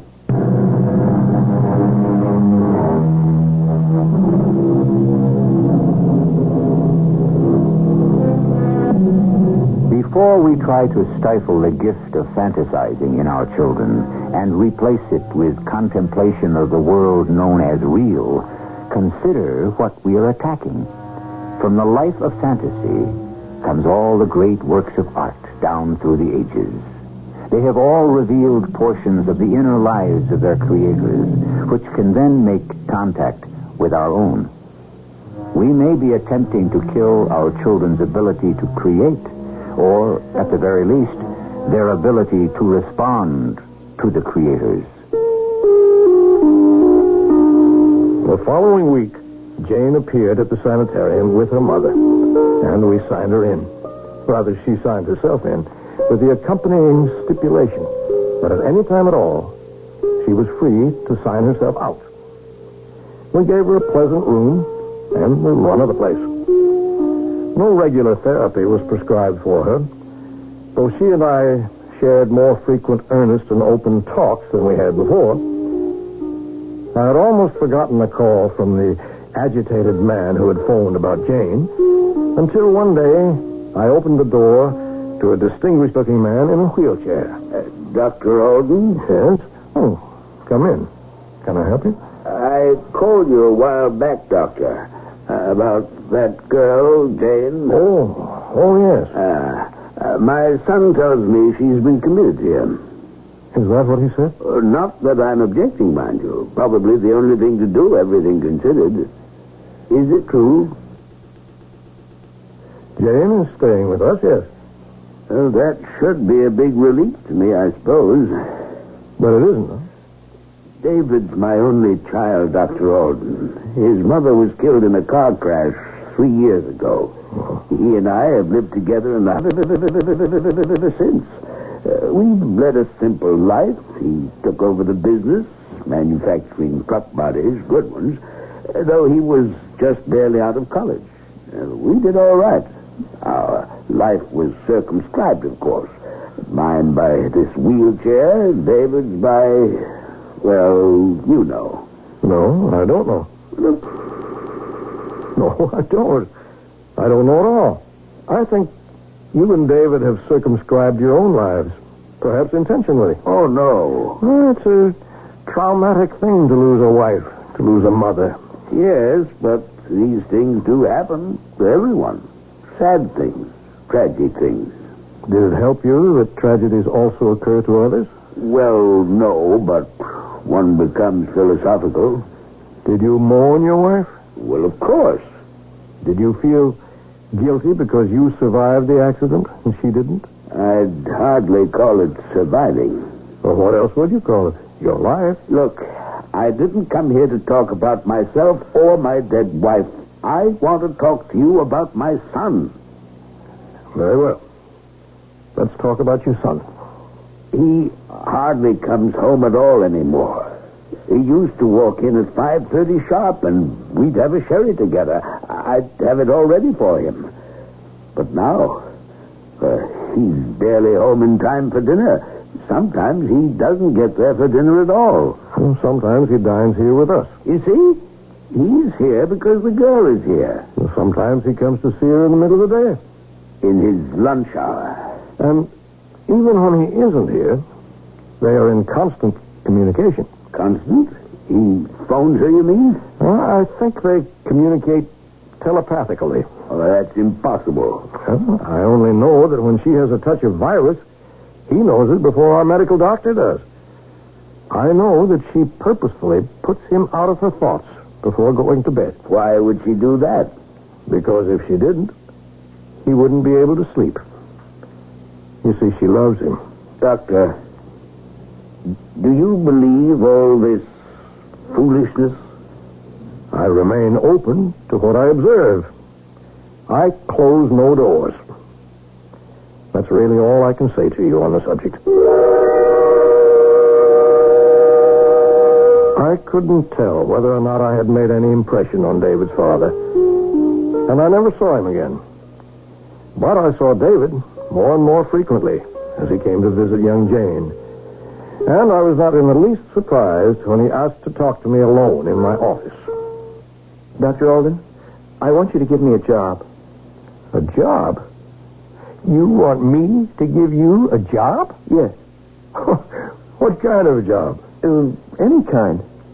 You want a job here at the sanitarium? Well, I could be an attendant. That takes training. Well, I could be, I could take care of the grounds, plant things. That takes training, too. Oh.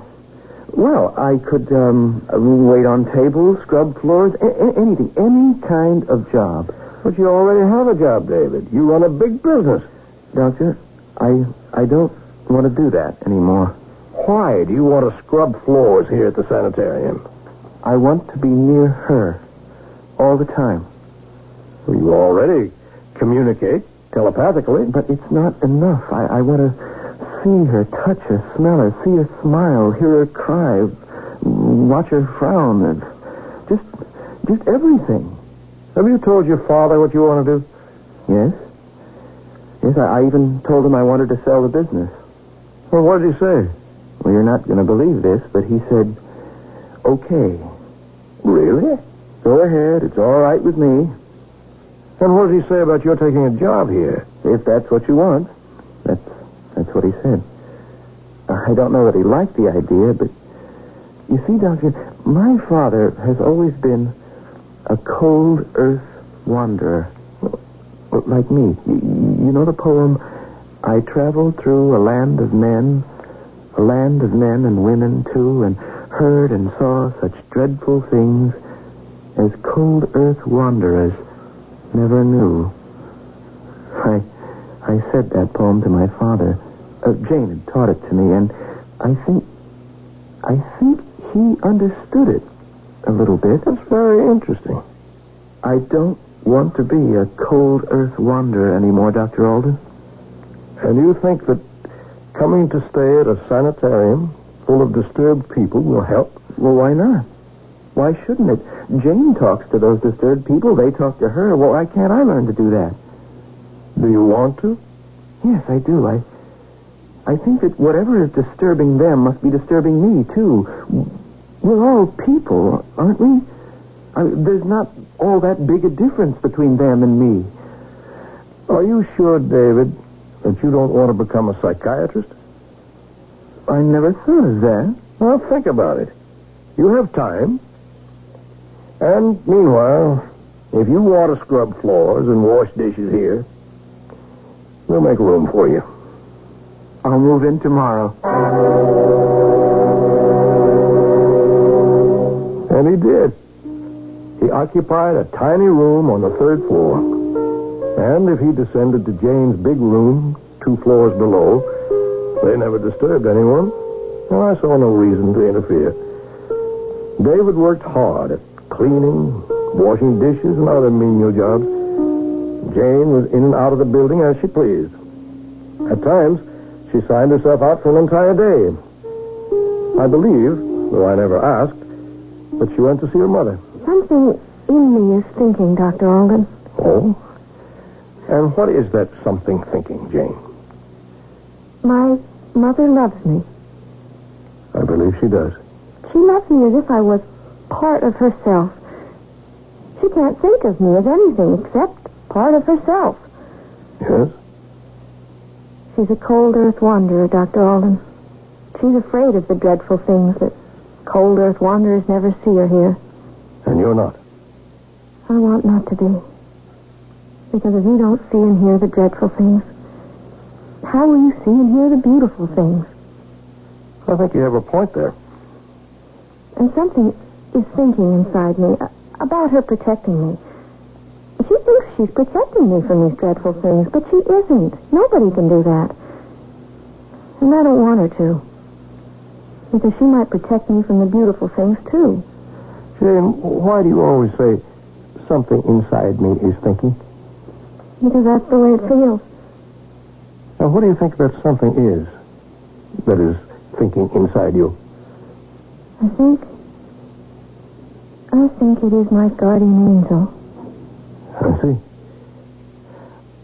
Tell me, Jane, have you discovered what your real name is? That always used to bother you. As a matter of fact, I'm pretty sure I know already what my real name is.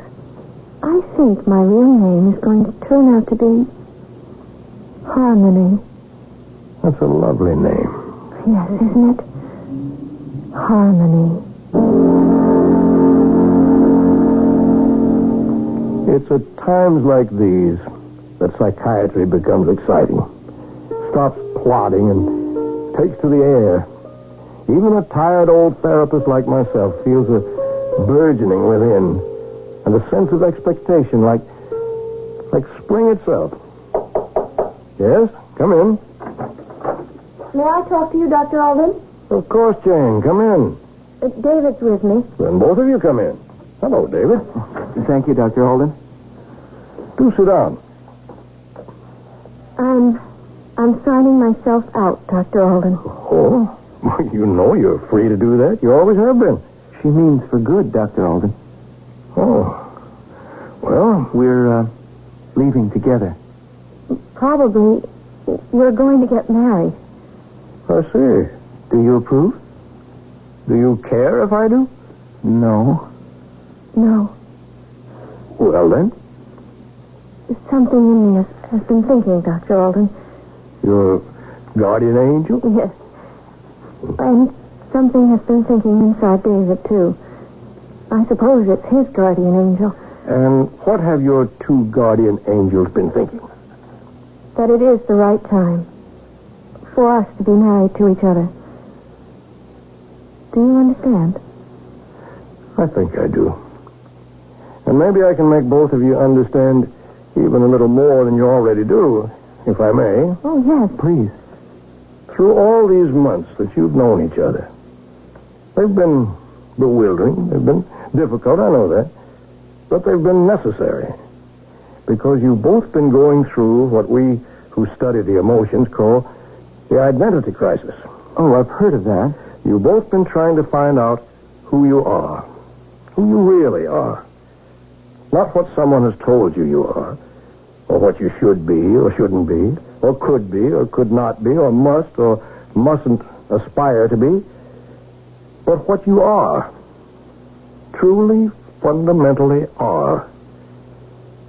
Finding your real name, that was just a way of expressing the desire to know yourself, your guardian angel. It's the same thing. The angel you felt to be always with you, was always with you, and will always be with you. Because your guardian angel is yourself. Your own true and real essential self. Now I've said enough. God bless you.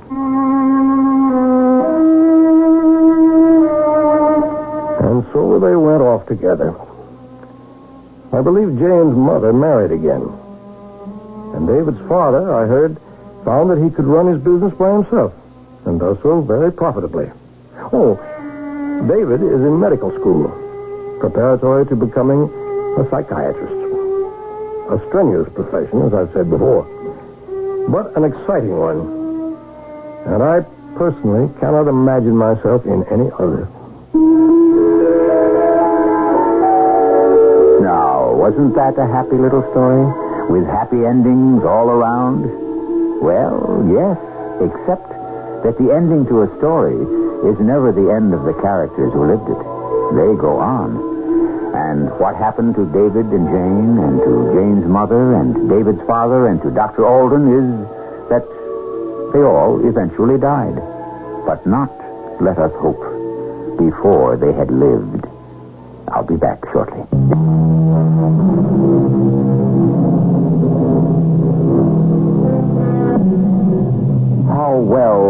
How successfully we live depends on how well equipped we are when we enter the world. How many of us are destined to be cold earth wanderers? How many will find the intrinsic spirit that lives within, that precious, that invaluable guardian angel? God bless. Our cast included Guy Sorrell, Jada Rowland, John Beale, Mary Jane Higby, and Russell Horton. The entire production was under the direction of Hyman Brown. This is E.G. Marshall inviting you to return to our Mystery Theater for another adventure in the macabre. Until next time, pleasant dreams.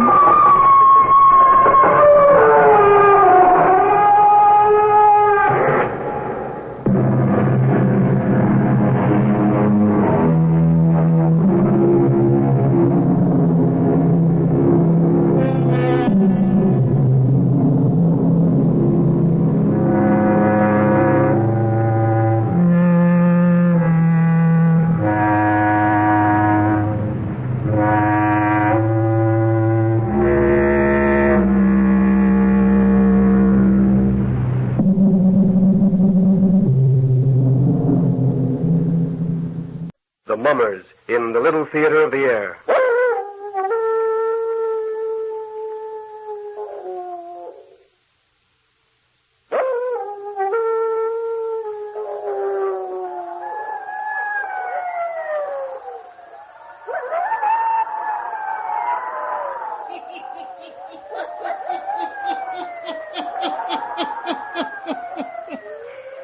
Ghost stories.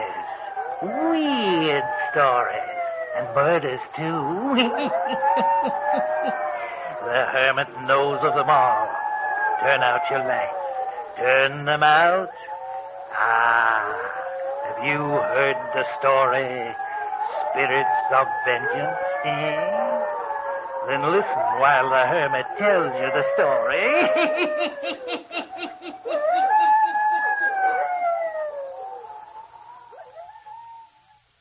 You wanted to see me about something, Marion? Yes, John. I'm glad you came home early. What is it? Anything wrong? Well, I received a special delivery letter from Dr. Andrews this morning, John. Dr. Andrews? Yes. I don't seem to recall him. Oh, you know him. He's the old family physician in Thorndyke. Oh, yes, I do remember. What does he want? It's about my brother, David. He's ill? Dr. Andrews explains that there's something wrong with David. He feels that I should make arrangements to come to Thorndyke immediately. Well? The letter is worded rather peculiarly. I'm planning to leave in the morning. But you have your reservations, everything ready to go to Florida. Wouldn't it be best to send a nurse or a doctor here in the city to confer with Dr. Andrews in regard to your brother? No, John. I think I should go and see what it is that's wrong with David. Just what does the doctor say? Let's see. The letter is here somewhere. Yes, here it is. It reads, Dear Mrs. Henderson, I've seen your brother within the last 24 hours. Because you're the only living relative he has, I feel I must write and ask you to make a visit to David. Yes? Goes on to say, though he's not physically ill, there are evidences of what I choose to call a strange malady. Perhaps some contact with you may alleviate it. If you do come, make no reference to this letter.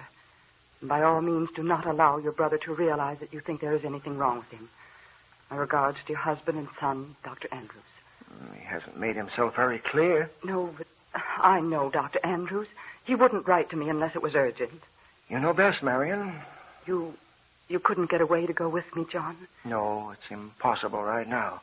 Well, then, I guess I'll take Philip with me. He planned to go to Florida with me, but he's dropped out of school. All right. Take Phil along with you.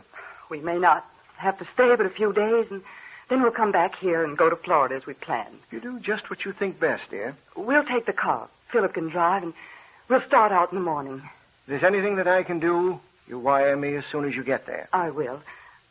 I feel rather ashamed. I haven't seen David in a year. Not since the day we drove out to put the new monument on Mother and Dad's grave. That's right. I remember now that he didn't seem like himself. David was always quiet. That day he talked a lot. Yes, I guess he did. He kept lamenting that fact that Albert had died during the war and that he was left all alone in the old homestead. Well, we've invited him here to visit us a lot of times, Marion. And he never has come. Now there's something very wrong with him. But Dr. Andrews wouldn't have written. My place is there with him.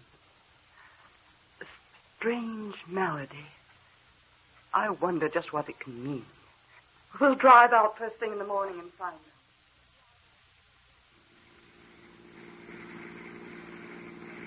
There's the house, Mother. Yes, it hasn't taken us long to make the trip. It's a pretty big old place for Uncle David and that housekeeper to live in all alone, isn't it? Yes. David isn't taking good care of it either. Needs paint and remodeling. Why didn't Grandfather leave the place to you, Ma? Because, Philip, we have plenty to live on, and David is older than I. Uncle Albert, who was killed in World War I, was older than Uncle David, wasn't he? Yes. Watch out now. The driveway into the yard is up only a few yards. I see it. Oh, Martha will be pretty upset when she sees visitors coming. Nothing in the house to eat. Gee, I hope she has something. I'm starved right now. Don't drive so recklessly, Philip. I'm not. I can handle this car. Drive around to the rear entrance. We're going that way. Okay. Oh, look. Old Martha's peering around the curtains. What did you do that for? Just to let him know who it is. You get the things out of the car. I'll go up ahead. And remember, if you do notice anything strange about Uncle David, don't say a word about it. I won't, Mother.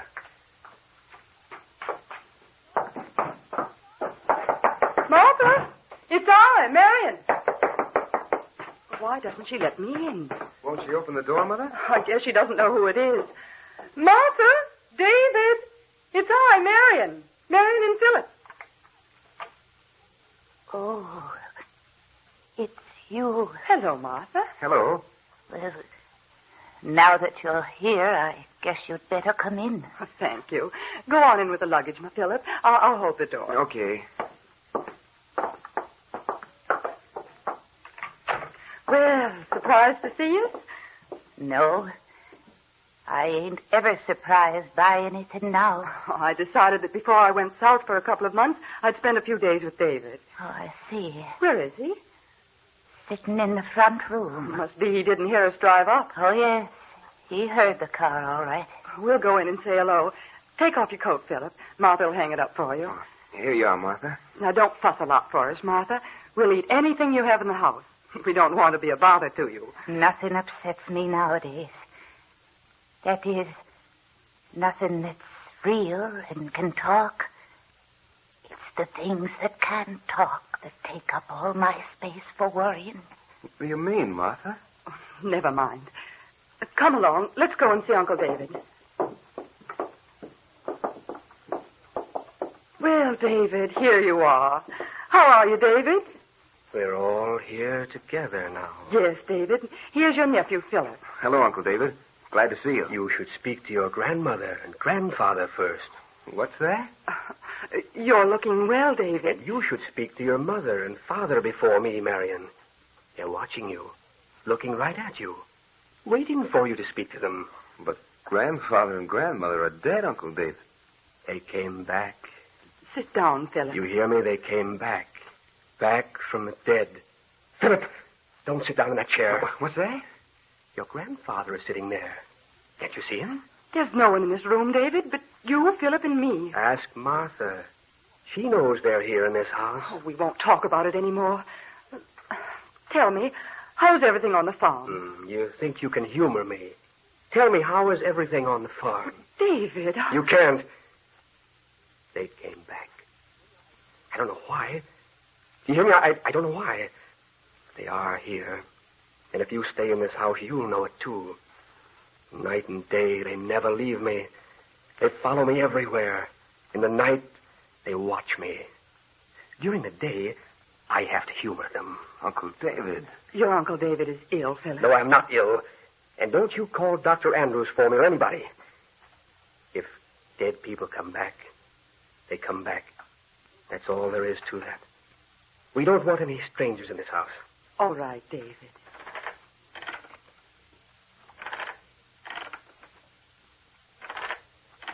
Oh, what is it, Mother? What do you want now? You want to get out of this room. Is that it? Look. Mother, look. That chair. It's rocking all by itself. Your grandmother just got out of that chair. No. Now she's standing over by the door. She wants to get out of the room. Don't you see her standing there by the door? David. Sometimes she will open doors all by herself. Then again, she wants me to wait on her. Like now. Let her out, Marion. But there's no one standing there. Let your mother out, Marion. If you don't, she'll be angry all the evening, all the night. Let her out. All right. But, David, don't you see it's silly for you to give in to a whim like this? You've lived alone too long. You and Martha have imagined these things. Let her out. Hurry. There. Now she's satisfied. And Father is satisfied. He was getting angry because we made her wait. Oh, I should never have left you alone in the house like this. Oh.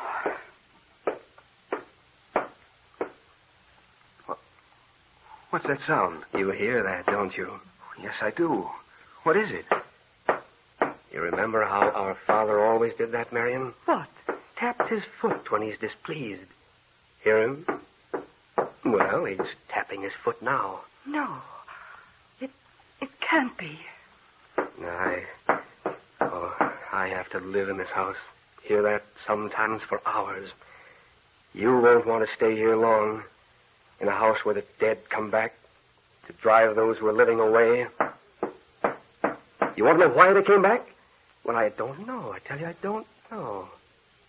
They aren't going to drive me away. Hear that, Father? You aren't going to drive me away.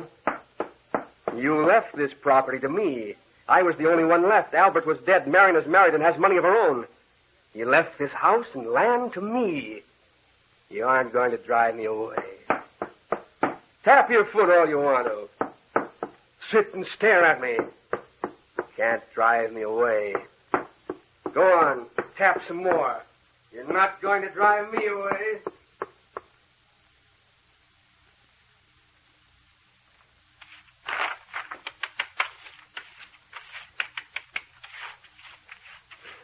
In a minute, I'll have it all fixed. Just one more strip of paper to hang. Just one more. Who is it down at the end of the hall? Who is it? It'll soon be fixed. Soon now. Oh, David, it's you. Go back to your room, Marion. What are you doing? It's something I have to do every night. Paper the wall? I don't understand. If I don't do it, Father gets angry. Oh, you're ill. Don't you understand? Martha agrees with me. She says you're ill. Father is dead, David, and so is Mother. They don't come back to haunt you. Now stop and go to your bed. I'll have to call the doctor for you. We'll have to take you away. You'll never take me away. It's midnight and you stand here papering a wall. Can't you see that you're ill? It's all done now. Now I can go to bed. Yes. Let me walk down to your room with you. All finished now. All right. Now we'll go to your room. But don't look back. Don't look back at that place on the wall. I won't, David. If you do, your father won't like it. Come. Just leave your paste and paper on the floor. Wait a minute. Stand still. Yes? Did you hear that door open? Why? I did. Are you sure? It was the door to my bedroom. Oh, no. You see, you're still imagining It things. was the door to my bedroom. You know who went into my room? Father did. Oh, David. He went into my room ahead of me. He's waiting for me in there like he always does. He won't let me sleep. I'll have to sit and stare into his eyes all night. Oh, now I know what you heard. It was Philip. See, he's coming down the hall. He heard us talking. He's coming to find out what's wrong. Where is he? He's coming down the hall. What's he doing? He stopped, standing where you were papering the wall. Don't let him stop there. Don't. Philip, get away from there. You heard me. Don't stand there. Get away. But look, Uncle David. Look on this wall. You fool, get away. Mother, come here. See? Here on this wall. Can you see by my light? It's all damp. And it's the outline of a human form. Now you've done it. I'll have to paper it all over again. Paper it all over again. Philip, now you've got him started again. He just papered this wall. I have to cover it all over again. Mother, I tell you, there's the outline of a human figure on this wall. You saw your grandfather. He does that. No, it wasn't the figure of an old man. You've said enough. David, you've hit Philip with that brush. I'll hit him again if he doesn't keep still. Put down that brush. Don't you dare hit him again. Philip, run to your room and lock it. Mother, Uncle David isn't crazy. He knows what he's doing. You get out of this house. Don't you dare touch me again. Martha! All of you get out of this house if you know what's good for you. Martha, come here. Get out. Help! The house belongs to me, doesn't it? Help! I order you to get out. Martha! Oh, Martha. Martha, help me get David to his room. You go to your room. Don't order me about. All of you get away. You've got it all covered up now. Come to your room. So, you have to talk too, do you? Well, I'll show you. Oh, no. I'll choke the life out of you. Stop, David, stop. Take your hands off Martha. I fixed her. Run, get the doctor. Wire your father to come immediately. He tried to kill Martha. David's completely lost his mind. Something is terribly, terribly wrong.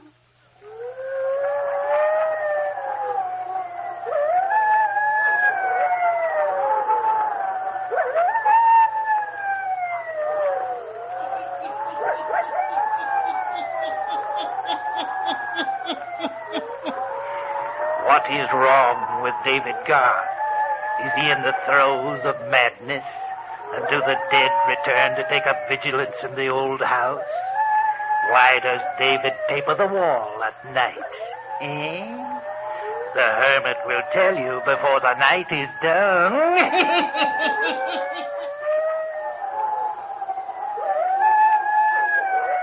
Now, the hermit again.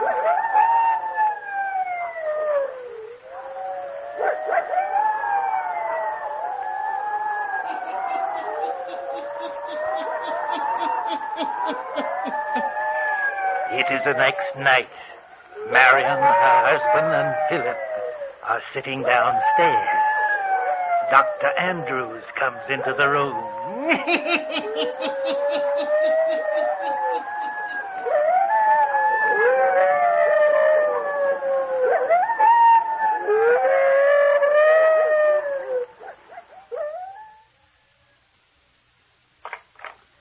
Dr. Andrews?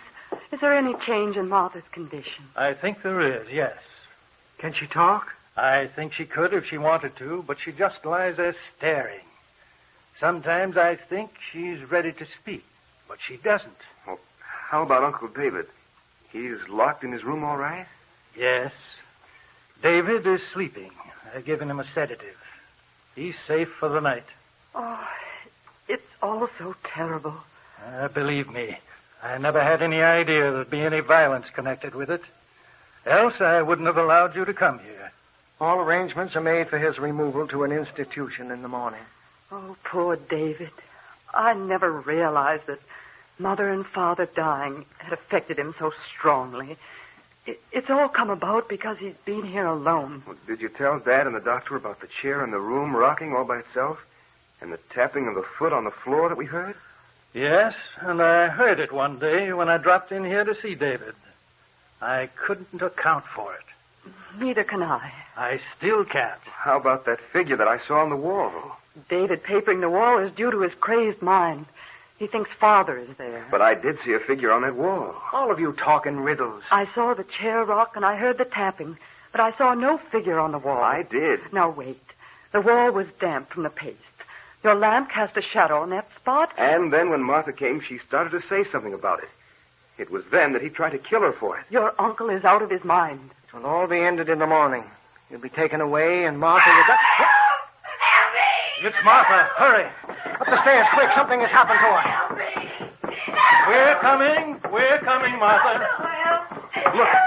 Look, running down the hall. It's Uncle David. He's gotten out of his room. I'll catch him. You go to Martha, Doctor. I'll get him. Don't let anyone come near him. Martha, what is it, Martha? Oh, what is it? Oh, he came back in here. He tried to kill me. Don't talk, Martha. You're going to be all right. We won't let him get away again. Get him. Get David to talk. If he won't, I'll tell. We'll get him to tell us. Now, don't you worry. Oh, I can stand no more. No more. He called them back. He did it. At first he said they were here just to frighten me. And then they really came. Who? Your mother and father. But they had a reason for coming back from the dead. You get him to... Get David to tell you. There, Martha. You mustn't talk anymore. Oh, Martha. Come away. Come away. She's gone. David. Oh, killed her. Come away. There's nothing we can do. Come, Mother. To think that my brother would do such a thing. Close the door, Philip. Oh. See, John is standing perfectly still down the hallway. And David is standing beside him. In the same spot where he papered last night. Can't you get him to go to his room, Mr. Henderson? Wait. I can't get him to walk away from this spot in the wall. It's almost midnight. It will come again. And you won't let me get my paper and paste so I can cover it up. What is it that you want to cover up, David? Oh, John, he doesn't know. John, Martha just died. Get David to his room. Wait. David, what is it that you want to cover up on this wall? Father, he comes back and stands against this wall. I have to cover the spot. He'll be back here at midnight. Why does he come back and stand against this wall? Why? Let go of me. I've got to get my paper and paste and cover up the wall. Now look. Look, it's too late. It's coming. See? You see? Great heaven. What? The figure of a human form taking shape on the wall. Let go of me. Let me cover it up. Don't stand here. Get away. This is my house, my land. Get away. John, look. There is a figure on that wall. I see it. It's Father standing there. He comes back from the dead to haunt this house. They both come back. Mother, too. They don't want anyone to live here. Now get away. Get away from that wall. Philip, go downstairs. Get an axe. Something to chop open this wall. I'll go. I'll find something. Don't you dare chop open that wall. Don't you dare. If you do, Father will kill us. He'll kill us. I'll kill you. Don't you open that wall. You won't kill anyone, David Garth. Look. See, it's Marion's father. My father. He comes back from the dead. Yes, and he casts his shadow on the wall. He walks about the house at night, in the day. If we don't get away from this place, he'll kill us. Martha said you called Father and Mother back. Why? Why? Here's the axe. Chop the wall open. Stop! Stop! You don't know what you're doing. Go ahead. Chop open the wall. Wait. It's just a shadow. How can you chop out a shadow? How can you? Tell them to get away and leave me in peace. Chop all around the outline of the shadow, Philip. Yes. No, you don't. No, you stay right here. Let go of me. Take your hands off me. Oh, look. A skeleton. Yes, a skeleton. What do you have to say to this, David? Speak. No, I didn't do it. I didn't do it. It's Father. He came back. He did it. Did what? He killed Albert. He killed him. Albert, my other brother. Your father. He came back. He killed him. You killed him. You killed him, didn't you? Didn't you? No, I Tell us the truth. Yes, I killed him. I killed him. But I'm crazy. Can't you see? I'm crazy. Albert wasn't killed in the war. He came back. The land would belong to him. So I had to kill him. You weren't crazy then, David. I'm crazy now. Who wouldn't be crazy? Mother and Father came out of their graves to haunt me for killing him. Yes, they came back. And the shadow appeared on the wall. You couldn't hide your sin, could you, David? You killed your own brother. And the dead came back to haunt you until you were found out. Albert's shadow on the wall. Paper wouldn't cover it up. No, paper wouldn't cover it up. And the dead came back to haunt me. Drive me crazy. Crazy! They haunt me! The dead came back to haunt me!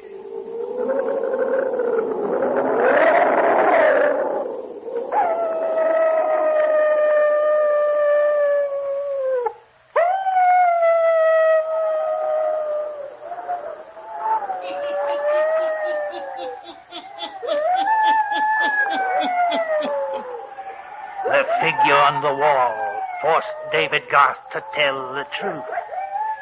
He could hide it no longer. Turn on the lights. Turn them on.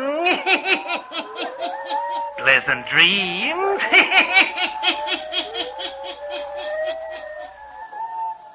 All characters, places, and occurrences mentioned in the Hermit's Cave are fictitious, and similarity to persons, places, or occurrences is purely accidental.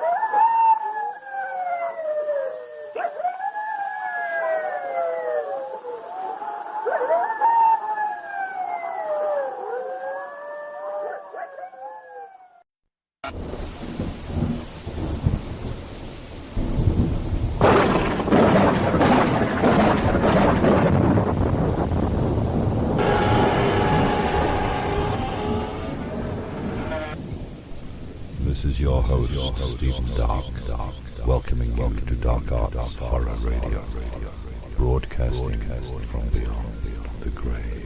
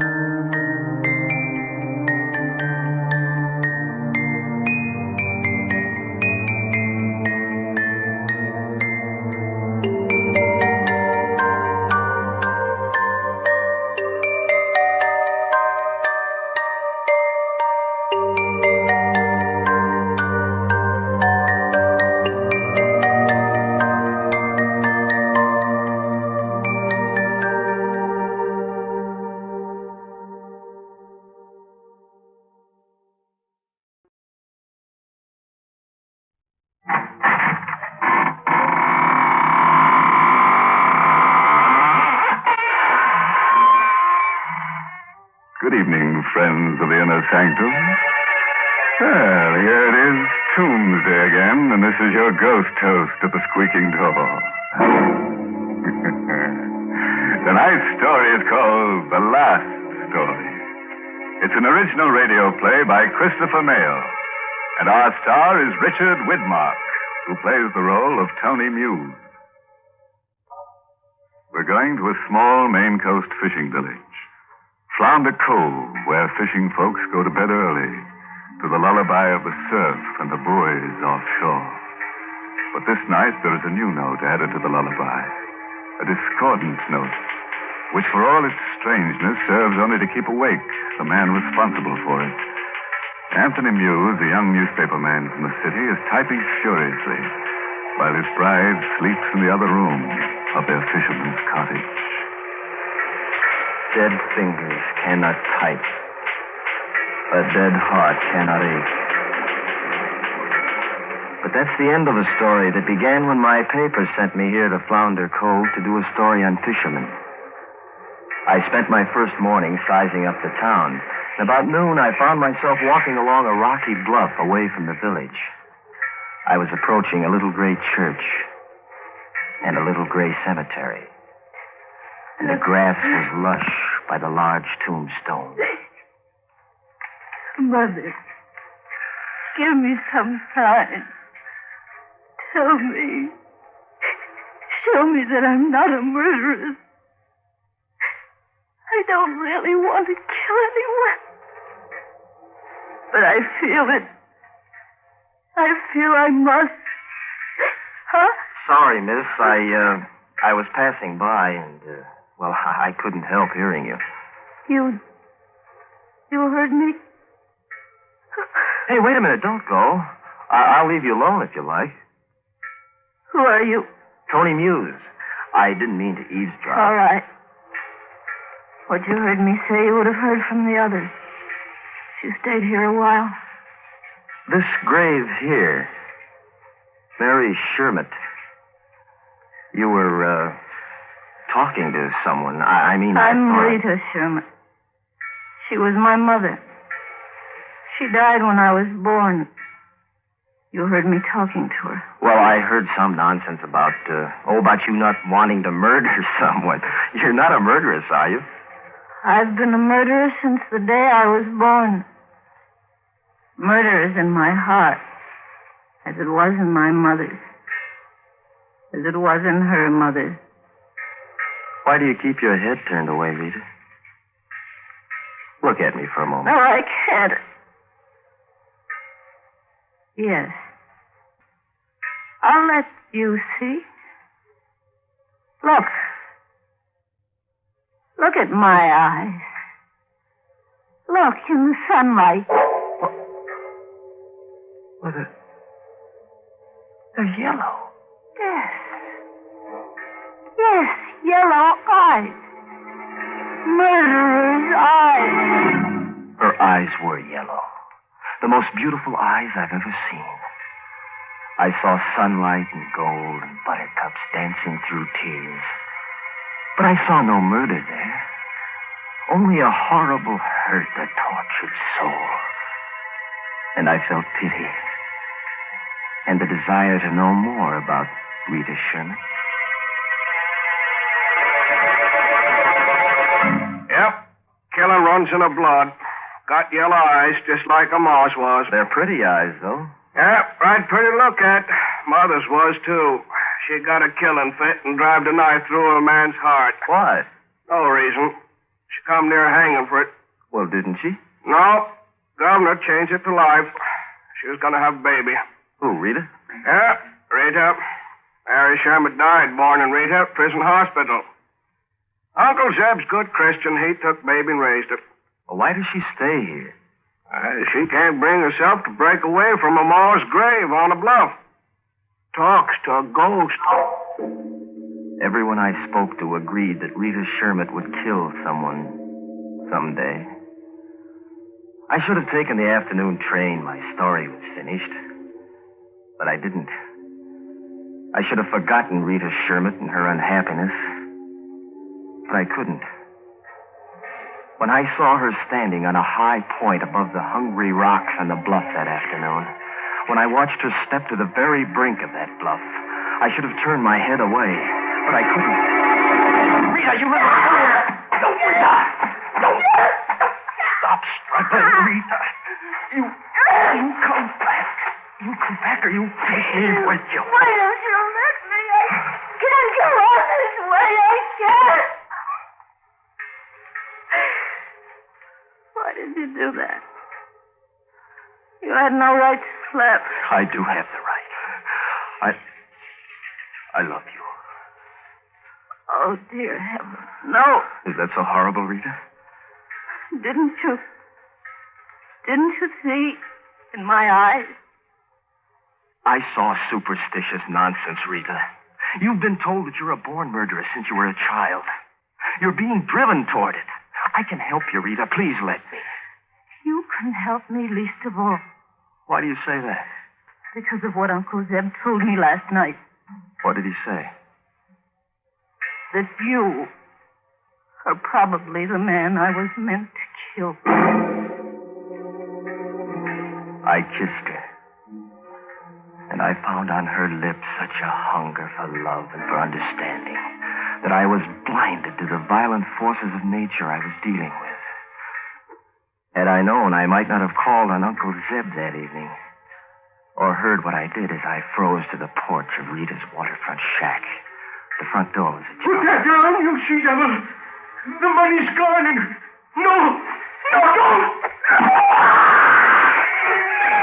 I pushed the door open and I faced Uncle Zeb.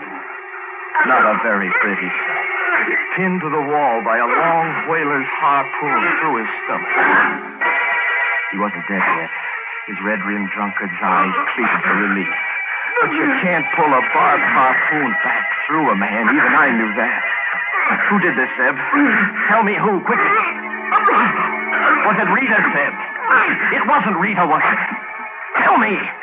Tell me! Not Rita. Not Rita, he'd said. Not Rita. But who had done it? And who would believe that Rita, with her yellow eyes, hadn't done it? Who would believe that now that Uncle Zeb lay in a darkening pool with a stained harpoon coming through his back? Who?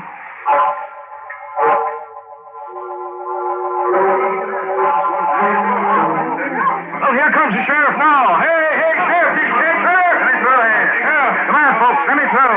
Did you catch her, Sheriff? Sure I did. Well, I know that Sherman gal would kill somebody someday. I know it. Listen to me, Sheriff. Rita Sherman didn't kill anyone. Quiet! You got it all wrong. Emma Hathaway done it. What? What, Rita Sherman? Say that again. Rita Sherman didn't kill Uncle Zeb. Emma Hathaway killed him. Sherman Gann couldn't have done it.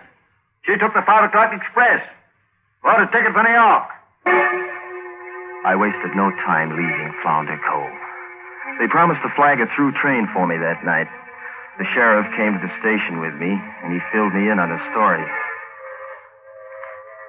Who would have guessed Mamie Hathaway and Zeb was behind all those stories about Rita? But why, Sheriff?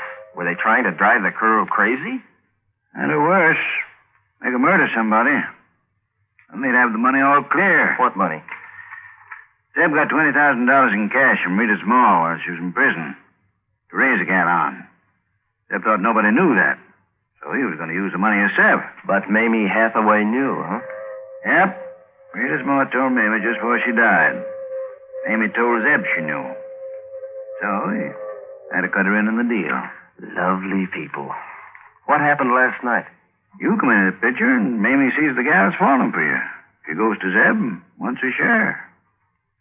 And they each made a mistake. How, Sheriff? Zeb told Mamie he'd spent all the money. Mamie killed Zeb, thinking sure Rita'd be blamed for it. You see, son, nobody except Cal at the station here knew Rita had left Flounder Cove. Do you know why she left, Sheriff? I reckon I do, son. And I hope you find her. I have to find her, Sheriff. I couldn't very well tell the sheriff why I had to find Rita Sherman. Better than anyone, I knew a girl was just then arriving in New York. A girl who was unstable enough to become a homicidal fiend.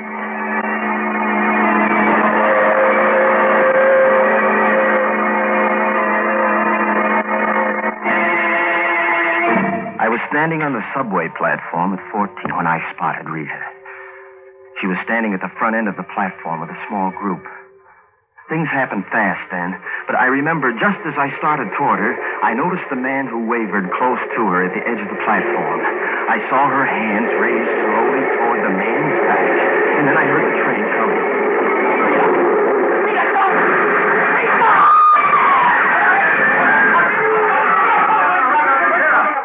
Rita, you poor kid.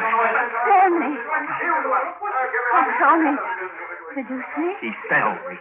Remember, he fell. All right now, everybody. Move along, man. Move along. How did it happen, lady? You were standing close. He was weaving, sort of rocking forward. I saw her go to pull him back, officer. She wasn't quick enough.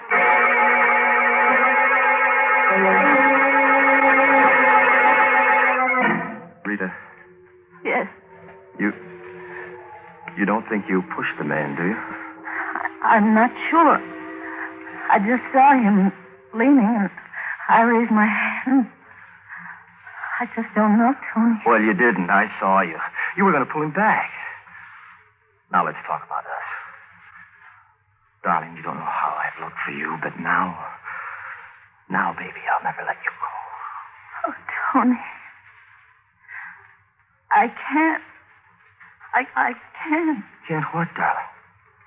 I can't see you again. It's not that I don't want to, Tony. But Dr. White won't let me. Who's Dr. White? He's a wonderful man. He's curing me, Tony. He's a psychiatrist. He says it would be dangerous for me to see you for a long time. Dr. White. He became a high, polished wall I couldn't climb between me and the woman I loved. I forced a couple of dates with Rita, but it was always the same story. Dr. White says you were part of my past that must be forgotten.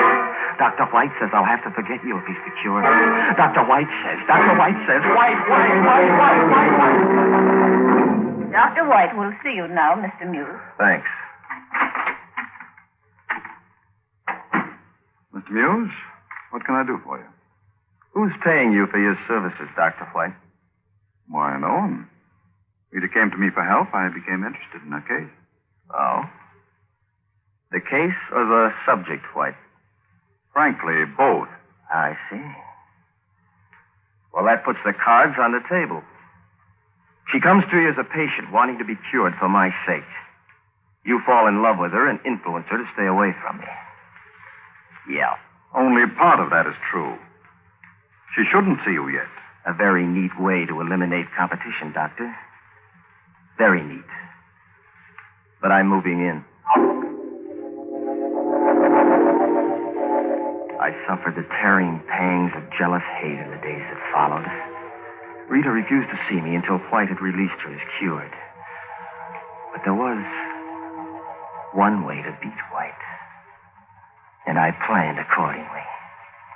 I parked my car across from his house on Long Island. It was a deserted section along the shore. Shortly after midnight, a cab came along, and I ducked.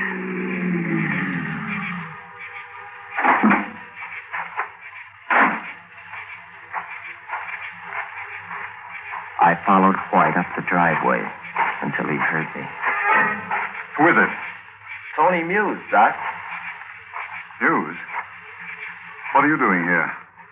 Let's go inside where it's comfortable. Oh, no. We'll talk right here. Don't let's mess up your driveway, White. This is a gun.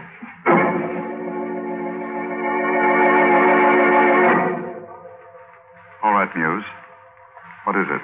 You've persisted in keeping Rita under your influence, Doctor. Now you're going to let her go. Not a chance, Muse. And how can you make me do it? By killing me? No, not by killing you. But a letter from you will do it. Rubbish. You'll either write what I tell you to write, or you'll never psych again. All right. All right. Dear Rita, I've been called to the coast for some important and confidential work. Before going, I've reviewed several of my cases. I feel that you have sufficiently advanced to be considered quite normal. I will check into your progress on my return. Sincerely yours, then sign it. Frankly, Muse, this is childish. What's to prevent me from showing Rita this letter as a forgery? I've thought of that, too, Doctor. No, Muse. Why be rash? Listen to me. The trouble with you as a psychiatrist, White, is that you never met anyone who wanted something as much as I want Rita Sherman.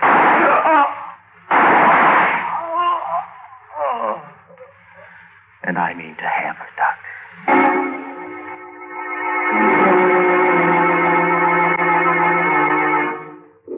He was light and easy to carry. I crammed the trunk compartment of the car shut on him, and I locked it. In town, I mailed a letter to Rita, and I waited centuries for the night to pass, and then more centuries for my phone to ring the next day. Tony Muse.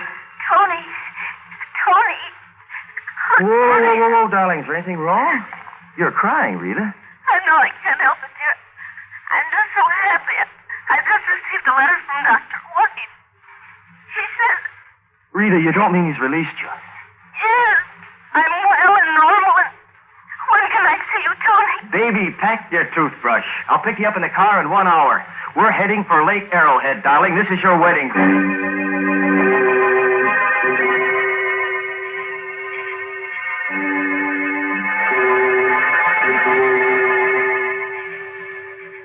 Lake Arrowhead was a beautiful lake, and a deep one. It hadn't been easy to act normally on a trip up, with White's day-old corpse in the car with me. But now I could rid myself of it.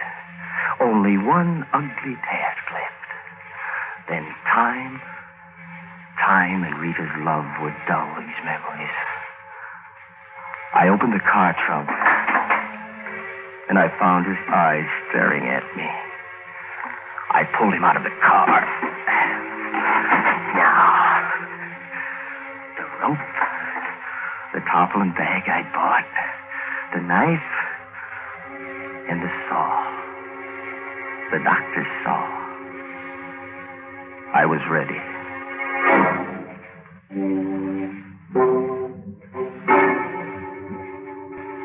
It took me a half hour in all. No one would have guessed then who was packed in the weighted tarpaulin package I dropped into the lake. It was finished.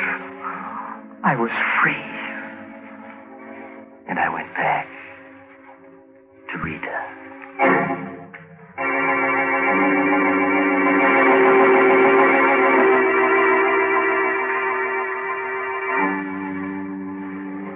Tonight we reached Flounder Cove. We're spending our honeymoon here.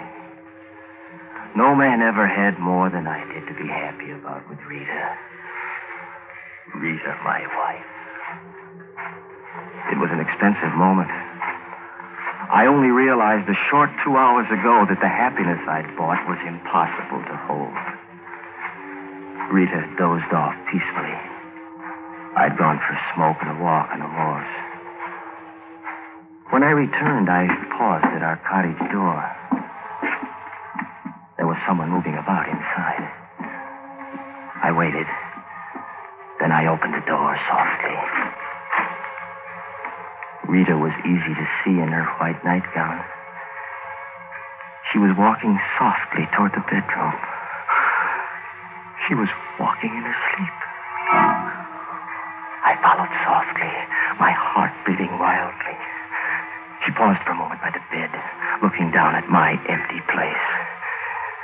And then she spoke, in a voice that couldn't have been hers. Yes, Mother. I know I must.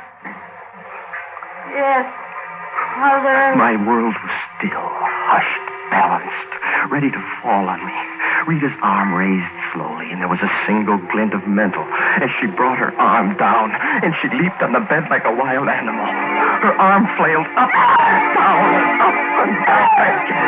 I saw her get up. I saw the knife buried into the slit mattress. Watched my wife return to her bed. Then came here to write this story. The strange forces of the mind are not to be tampered with unless it be to resolve their cure for all time. Well, that's the story. All but the ending. And the end of the story must be acted out. Ironic twist, too. The same gun I used on White.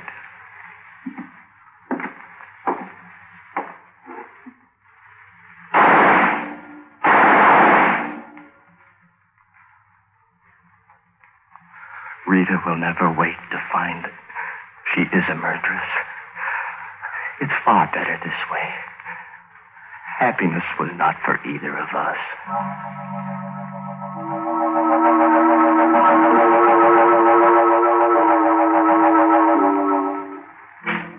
To whom it may concern, I, Anthony Muse, do confess to the murder of Dr. Donald White of New York City. I further confess to the murder of my wife, Rita Sherman Muse, this night. This, my last story, I bequeath to all editors whose past patience has been tried by my artificial, unconvincing, and contrived efforts in fiction writing. I'm going for a walk on the bluff above the sea.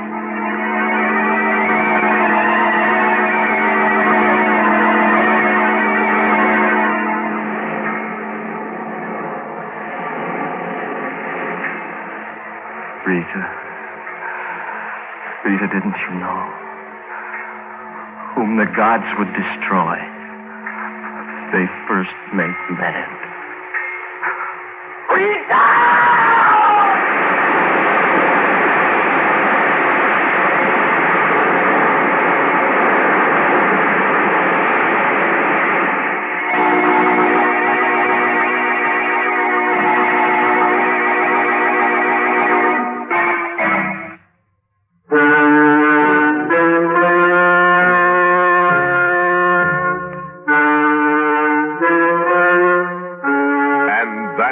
Mystery Theater. Every week, we'll reach into the dusty file, brush it off, and present a still, up-to-date replica of a whodunit of yesterday.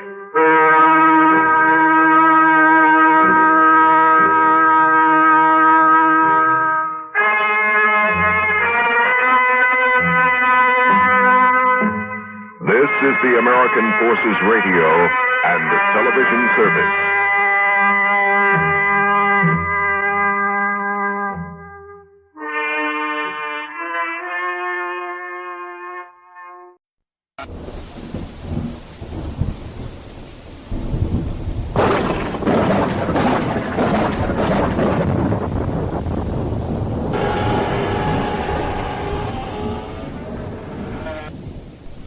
This is your host, Stephen Dark, welcoming you to Dark Arts Horror Radio, broadcasting from beyond the grave.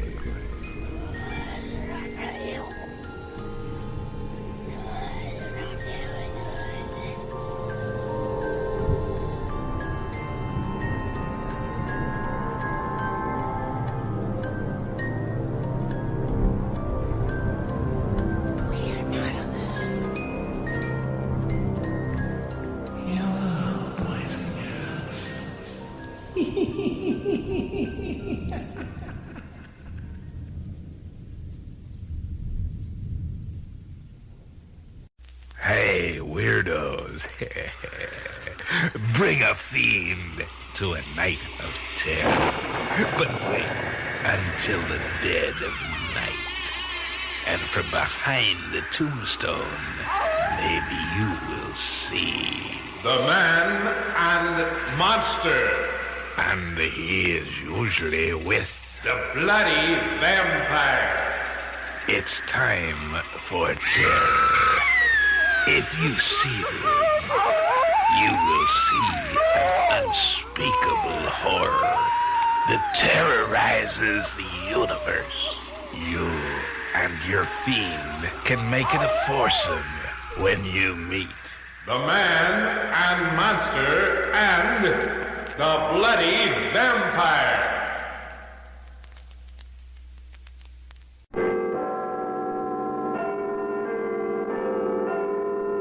From the Black Museum, a repository of death, a memorial to crime.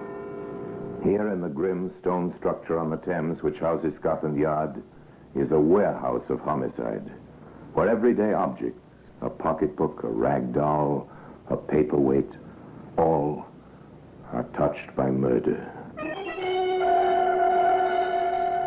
Look, here under the glass case.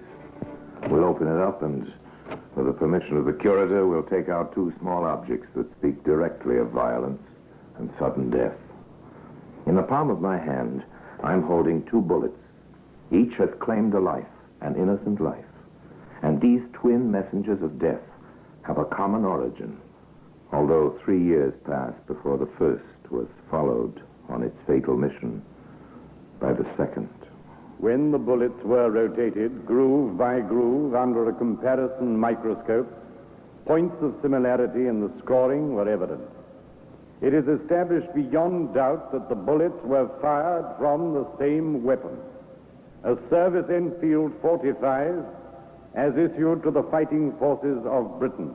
But these bullets were never fired against the enemies of Britain. That is why they can be seen today in the Black Museum.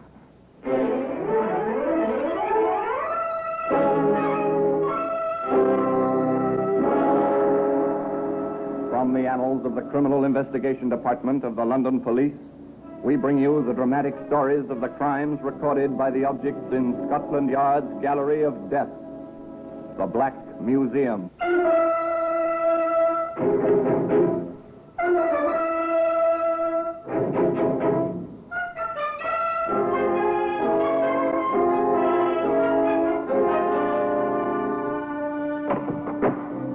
And here we are in the Black Museum, Scotland Yard's Museum of Murder. Yes, beyond these stone walls, the life of London flows and ebbs like the muddy waters of the Thames, but here it is quiet, very quiet. Yet there's a tension in the cold air, as if unseen eyes were watching. Come with me, past row upon row of inanimate objects, each one marked with the names of the killer and the victim. Murderers caught, murderers yet to be caught. Sometimes the wheels of justice turn slowly, but more of that when we come to the glass case at the end of the gallery. Now I see the watching eyes up there just below the ceiling. There hang the death masks of criminals of bygone days. They form a grim frieze. They were collected at a time when forensic theorists believed that a composite face made up of the dominant characteristics of hundreds of criminal features would resolve into a picture of the typical criminal. But in 1913, the experts decided that the masks presented nothing different from your face and mine, the average law-abiding citizen. Ah, up there, you know that face? Yes, it's Heinrich Himmler, the German Gestapo chief. The mask was taken a few hours after he bit into a phial of potassium cyanide as he stood before his British captors at Lunenburg. And now, here we are. Here's the case. Here are the two bullets. One fired in 1944 when London shook under Hitler's onslaught of Z-1s. The other fired during the uneasy peace of 47 when anxious eyes were turning eastward. And the story of these little pieces of metal is the story of a byproduct of war. It is the story of two boys. They never lived to reach man's true estate. They died by hanging when they were 19. But the path that led them to the scaffold, they found when they were age 14, evacuated to a farm in the country. It's the summer of 1942. All Europe lies under the heel of the invader, England is surrounded by a ring of steel, and the gunners on the white cliffs of Dover look across the narrow straits upon occupied France. But on Rington Farm in Cheshire, all is peaceful. Or is it? Hello, Joe. What you got under your coat? Hey, come into the barn, quick. What's the lock? Close the door. Nobody about, is there? No. Then look at what I got. The old man's gun. Does he know you've got it? Ah, don't be so daft. Of course he don't. You'll be mad if he finds out.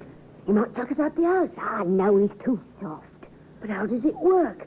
It's in 2 pieces. Oh, haven't you ever seen a sporting gun before? No. Fixed together like this. Cool, all right, isn't it? Ah, it's wonderful. Lovely 12 bore, this is. Hey, what you doing now? Ah, what's it look like I'm doing? I'm loading the perisher. You're not going to fire it, Joe? Not scared, are you? They'll hear. Ah, no, they won't. There's nobody in the house. They've gone into town for the afternoon. Hey, what's that? Only the cat comes in here after mice. There it is. Oh, slow. What have you done? And quick, grab that spade. We'll bury it outside. It's dead. Of course it is. Don't stand there with your eyes hanging out. Fix that spade. If we move quick, they'll never know. So Joseph Bell and Nicholas Green follow the path they've chosen of their own free will.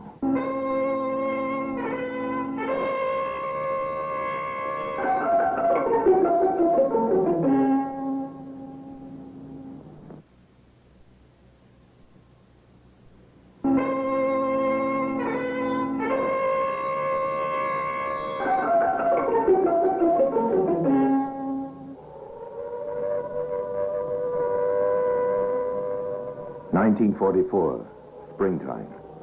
The Allied forces are poised for the invasion of Europe. But in a last desperate gamble, Hitler has launched his armada of V-1s, the flying bombs that were to have brought England to her knees. Had they been launched a little earlier, and had the defenses been less effective. Those defenses did not number Bell and Green among their gallant company. Bell and Green back in London are looking for easy money. At 16, says Bell, a man has got to have money. Yes, and they are 16 now. Old beyond their years and already experienced in the art of making easy money. But in a small way, as yet. Look out, here comes another V1. Here, the engine stopped. Which way was it going, did you see? No. Oh, well, why worry? We've got to buy it sometime. We're okay. It dropped to the next block. It must have been pretty close to the copper station. I hope it was on top of it with all the lousy coppers inside. Here, let's go into this cave and see what we can find. That was London in 1944. A shattering explosion brings death and destruction. But it's just around the block. We're okay here. Life goes on. We're used to it. Take the table where the soldier is, Nick. Right. You mind if we sit down, soldier? No, carry on. Yeah? What can I get you?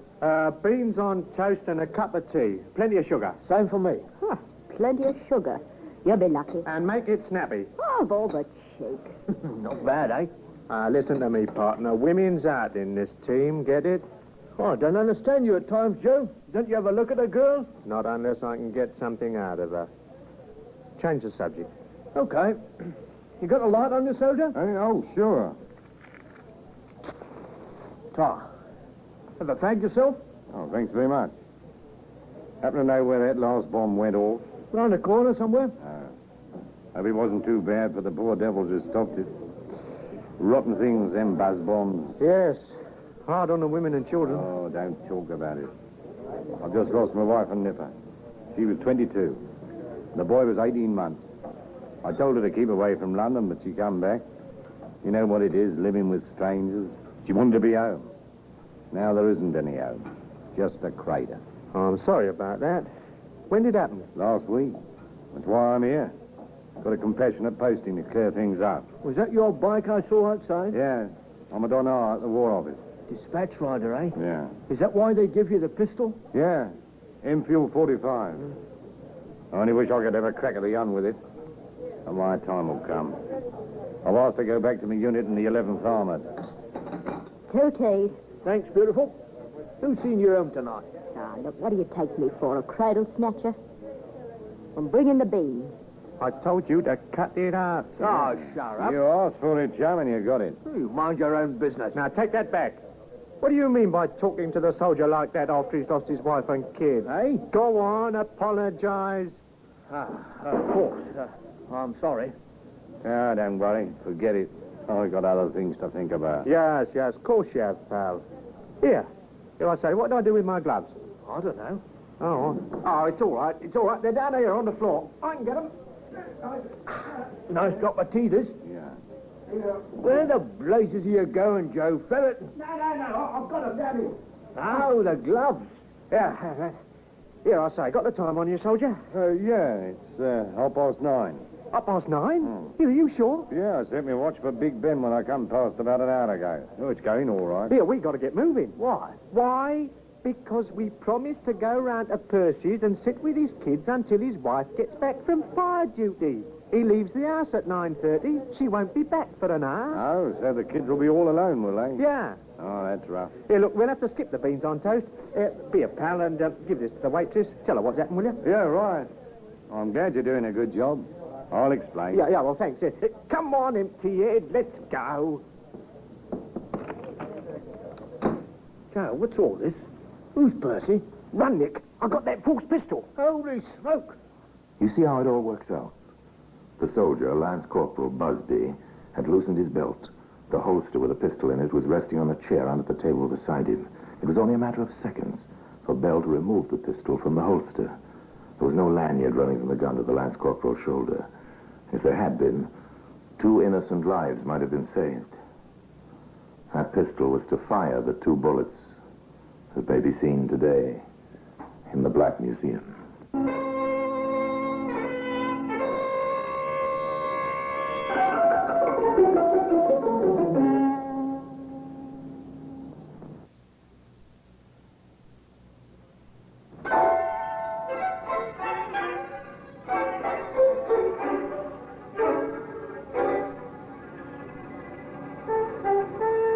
Joseph Bell and Nicholas Green, armed, frightened that the soldier would discover the loss of the pistol quickly and raise the alarm.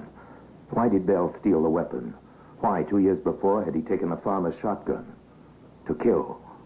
Now, as his running feet carry him through the darkened streets of London, with a roar of exploding and flying bombs always in the next block, he doesn't know what he's going to do. He doesn't know that very soon he is going to kill. Not a cat this time, but a man. Well, we got away. That was a good story about Percy and the kids, Joe. You got some imagination, you have. I decided to get the pistol before we sat down, even if it meant following that bloke outside and crushing him. What are you going to do with it? Well, what do you think? Don't you feel good knowing I've got it? Yeah, it might come in handy. Yeah, the engine of the boat bomb's cut. Blimey, it's coming this way. Come in here, you boys. No, you take your hands off me. No, don't be silly. Come in. There, let me go. Do you hear? Nonsense, boy. All right, you've asked for it. Go! Bell fired at the precise moment when the bomb exploded. This time the explosion wasn't quite in that next block. The warden, it was an air raid warden named Thompson, who had tried to drag Joseph Bell into a shelter, the warden fell dead, with a bullet in his heart and a piece of shrapnel in his chest. The shrapnel alone would not have been fatal, and by the strange way of things, the murderers were unharmed. Quick, we got to get away. This is nothing to do with me. You shot him. You're just as much in it as I am, and you know it. Yeah, come on, before the ambulance gets here. Oh, I'm scared. Don't worry, they can't hang you at 16. Now save your breath and keep going. Keep going, boys. You're going to keep going and keep going until you've used the second bullet. Then you'll stop. Forever. I've got to slow down. Okay. But I wish you wouldn't get in a panic. You almost get me worried, too. Aren't you worried, Joe? What about? Well, the stiff back there. Him? I'm not worried about him. They'll think he was killed by the bomb. There was blood all over him. Oh, cool off, Nick. You're a man now, and there's a war on. You're too young to know that air raid victims still have a death certificate. The doctor is going to find that bullet in Thompson's heart, just as the next one is going to be found. Joe, I'm going home. It's early yet. I know, but I'm still going home. I've had it for tonight. Okay. Here, you won't say a word to anybody, will you? Oh, what do you think I am? Barmy? Ah, you'll do, Nick. Just you keep your mouth shut. Now, we'll be all right. See you tomorrow. Sleep well. Green slept far from well. If we can believe what he said later, he never slept well for the rest of his life. But what about that home he was talking about? What sort of parents had he got? His father died when the boy was 5. When he went home to his mother. Oh, it's you. I thought it was the warden come to tell me I was showing a light. What's the matter with you? Where have you been to? I've been out with Joe. You've been up to something, haven't you? Stop asking damn fool questions or I'll break your neck. Go and put the kettle on. I'm as dry as a bone. Now you see, Nicholas Green, coward and murderer, was the master in his mother's house. And what about his partner in crime? Joseph Bell had no parents. They were killed in the Blitz in 1940. He had an uncle who pledged himself guardian to the boy. But Uncle preferred blondes, rather tatty blondes. So now into the final phase. 1947. The hot war is over. The Cold War is only just beginning. There's work for everybody in London, but not the sort of work which appeals to Bell and Green. They're still together and they're 19 years of age. Old enough to be hanged. I've had enough of this dance. Let's get out. Okay. Ah, that's better. Now sit down. What's on your mind, Joe? We're going to do a proper job. Well, we've been doing all right, haven't we? Working the races, little black market deals, skipping up the back stairs in hotels to knock off a brush and comb set or an electric razor. That's small time. Well, what's the grift this time? I'll tell you. There's a warehouse just off the commercial road. It's in Derby Street. Caravino's. You know it? Yeah. Well, then listen. Caravino's in Derby Street. We're almost at the end of the path now, boys. Caravino's warehouse is packed with furs. All nice and snug in cold storage. They're beautiful furs, worth a lot of money. Quite a temptation to the criminal who thinks he can get away with some of them. But can he get away? What about the caretaker? He's the only one we got to worry about, Nick. But I've been watching the place, and every night, regular as clockwork, at 9:30, he slips out of the side door and trots round to the pub. Which one? The King's Head. He collects a quart of beer and takes it back to the warehouse in a bottle. I suppose that lot helps him to pass the rest of the evening. Maybe, but he ain't going to drink it tonight. We got him when he gets back with the bottle, is that it? Yeah. And we don't cosh him until he's opened the side door. We wait till he lets us in, like. That's the idea. Then, when we've coshed him, we pull him inside, close the door, and help ourselves. How do we get the stuff away, Joe? It's a good job you got me to do the thinking for you. Do you know Cork Street? Yeah, it leads out to Derby Street. What, there's a greengrocer's shop. Every evening, the owner parks his van outside and leaves it there till he goes to Covent Garden Market in the morning. Well, I've given the van a once-over, and here's the key that fits the ignition. You got it all worked out, Joe. But what do we do with the furs when we've got him? Fix that too. I got a fence who specialises in furs, and he's not known, see? Well, that sounds fine. It is fine. Now, come on. We'll pick up the van to start with.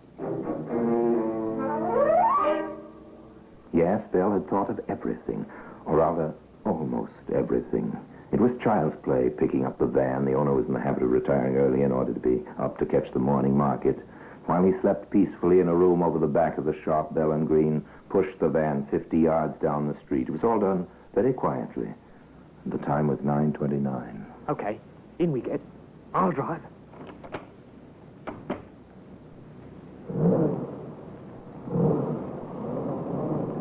Aren't you going down Derby Street, Joe? No, not yet.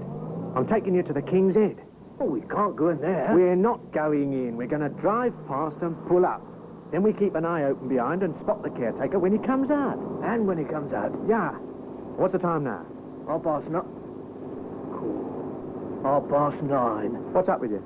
Seen a ghost? Yeah, I think I have. This is not the first time your 0 hour happened to be 9:30, is it, Nicholas Green? Remember that cafe 3 years ago when your partner stole the pistol he's carrying now inside his coat? 10 minutes later, a man was killed. Remember? It's funny, that's what it is. Darn bloomin' funny. Shut up! Pull yourself together. If you haven't got the nerve to see this through, tell me now and get out. I'll do it myself. Oh, sorry, Joe. I'm okay. I started thinking, that's all. Leave that thinking to me. Here's the pub. I can see the door to the bar through the driving mirror. And here he comes. Dead on time, as per usual. Luck's in. The caretaker from the warehouse disappears into the bar. The watchers don't have long to wait. He comes out with his bottle of beer and trudges back through the shadows towards his lonely post. He turns into Derby Street and approaches the tall, dark building of Caravinos. So alive by day, so very silent by night. Oh, don't say I've shut myself out. No good, here's a key. Excuse me, chum. I want to get to Tower Bridge. Oh, that's easy. Straight to the end, turn left, right and left you go, and then you come into Wapping High Street. Yeah, I'm a stranger around here, but, look, I've got a map. If you could point it out to me. Well, you'll find it all right. Good night. No, you don't. Yeah. Go back. I'll drag him in and open the gate to the yard. Now, drive the van in quick, okay? Everything's working according to plan, isn't it, boys? You've thought of everything, almost everything. You wouldn't know about that little electric contact you break as you open the door to the cold room where the mink furs are stored. You wouldn't know that it causes an alarm call to be piped through to the information room in Scotland Yard. And you wouldn't know that even before you could get that first load of furs down to the van, the net is closing in. A police car's on the patrol, on the commercial road less than 2 minutes away. It receives the message which marks the end of your short path. Hello, 9G. Hello, 9G. Intruders believed to have entered Caravino's fur warehouse, Derby Street. Over. 9G answering. Message understood. Proceeding immediately.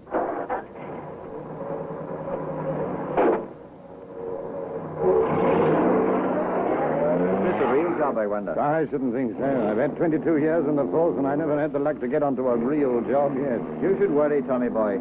You're retiring next month. Think of that nice little pension you're going to get. Yeah. You're going to sit back and grow more prize lupins for the rest of your life. But PC Tom Wallace was never to draw his pension, and he was never to grow any more prize lupins. This was the first real job he had waited 22 years for.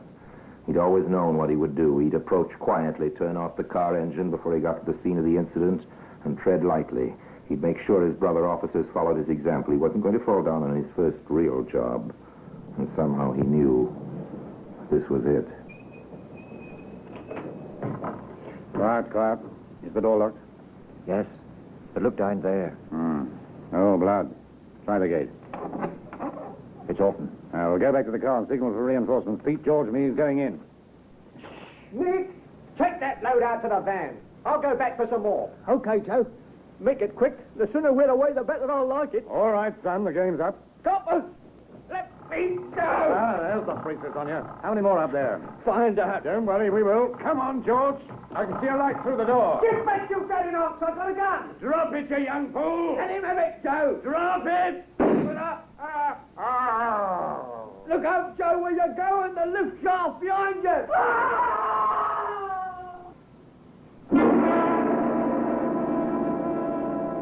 Joseph Bell survived his 20-foot fall.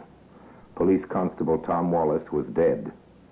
The bullet that was removed from his brain was placed beside the bullet that had killed the warden 3 years earlier.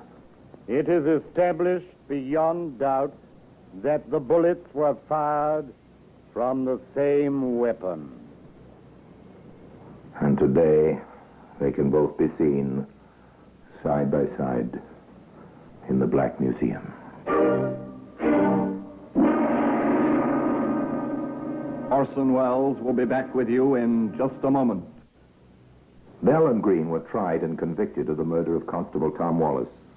The second charge of murder was never preferred, but Warden Thompson was avenged when the two men found the end of the path they had followed by their own free will.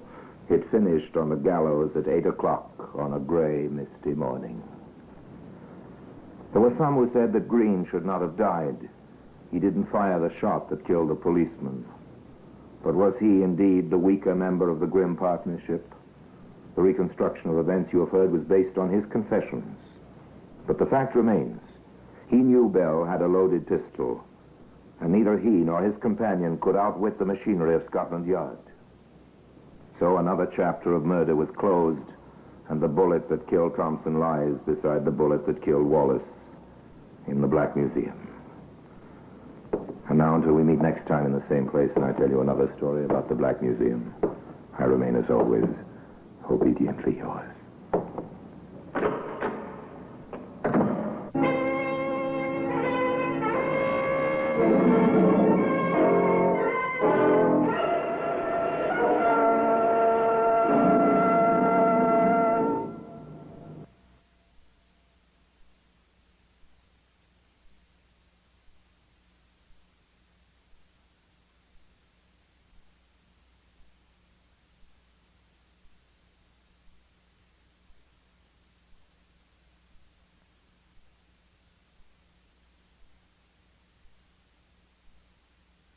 The Mummers in the Little Theater of the Air.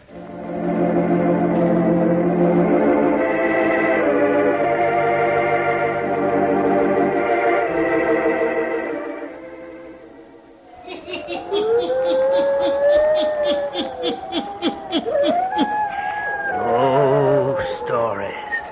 Weird stories. And murders, too. The hermit knows of them all. Turn out your lights. Turn them out. Have you heard the story without end? Eh? Then listen while the hermit tells you the story.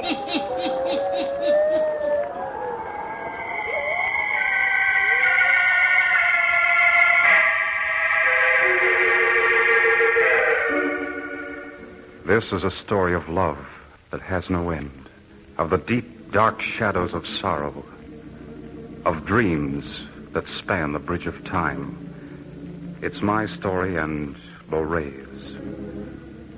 I am David Runzel, just an ordinary guy with hopes like yours and dreams like yours. I was one in a foxhole with thousands of boys. And in the nighttime when the enemy was pouring all they had on us, I did what a lot of fellows did. I put my mind on other things, but not so my pal Jim Green.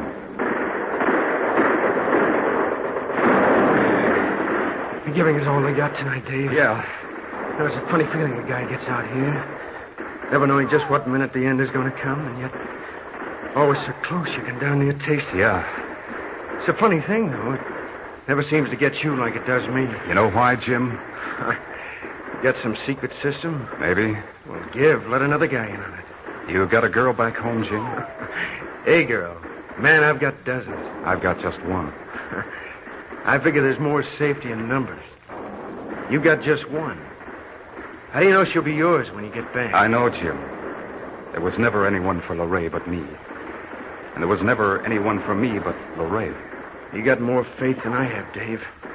There's still a lot of fellas on the home front making hay while the sun shines. So they tell me. I never worry about Lorraine. She's always with me. Always. Jack!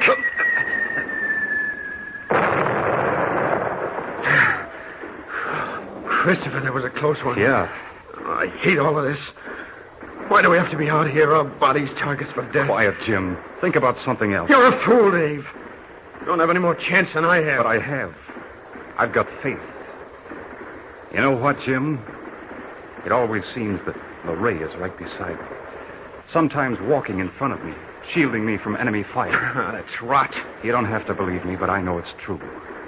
I can feel her presence tonight more than ever. I know she's here beside me. You expect me to believe in such a thing? As if a person a million miles away could protect you in this foxhole. What's more, it's getting hotter around here. We're in for it tonight. Faith, Jim. Faith. I'm afraid, Dave. Let Lorraine protect you as she does me. Down, they've spotted us. We gotta move out of here. Jim, don't be a fool. It ain't safe here, I tell you. They're zeroed in on us. Jim, come back! Oh. Jim! Oh, Jim, I told you to stay by me. Lorraine would have protected you. Jim!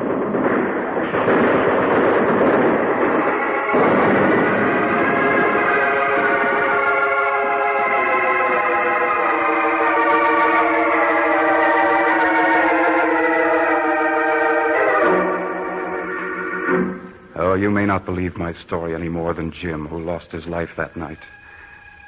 But I knew my darling Lorraine was constantly by my side.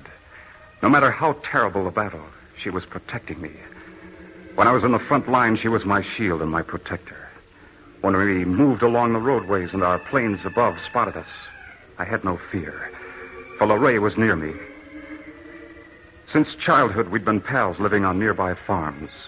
Somehow, even as kids, we seemed to sense that there was a strong bond between us that no amount of kidding from the other kids could harm.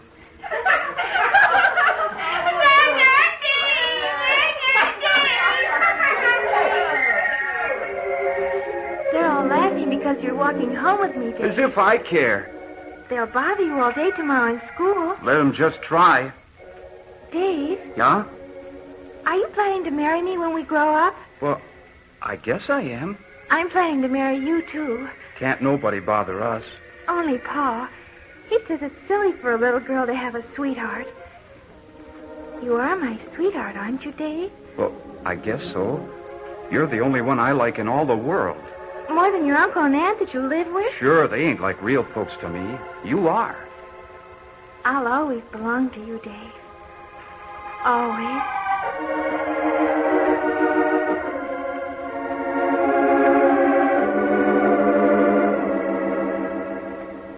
And that's the way it was, right up through the years. We always belonged together. Maybe it was because I didn't have any real folks. I was an orphan, and the folks that adopted me let me call them aunt and uncle. They were good to me. Uncle Henry planned to let me run the farm when I got through my course down at agricultural college. And someday, the farm would be mine. And Lorraine and I, we planned to be married just as soon as I finished my school course and began to run the farm. And then, along came the war, and I had to go. And the evening before I left, Lorraine and I walked to our favorite place for meeting, in the woods, just beyond the clearing of Uncle Henry's place. We had a favorite old log there where we could peer through the clearing and see the house and hills beyond. And a patch of sky to the west where the sun dipped down from sight and sent colored streamers out into the sky. And here, when night came, we could look up above the treetops and see the stars and watch the old moon come riding forth into a purple field.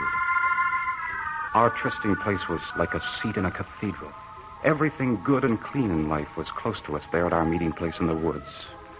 It was here that we said goodbye. You don't want me to come into town and go to the station, Dave? Don't you think it's better to say goodbye here?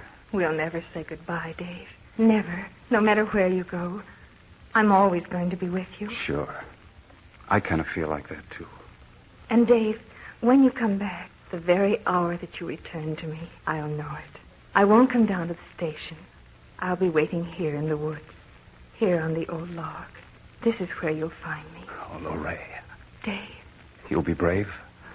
Yes. I'm going now. Don't turn and look. I'm walking away, but I'm not really leaving at all. I'll be with you always. Oh, don't turn and look. Before you know it, I'll be back. I'll return and be sitting beside you, here on the log at our old trysting place.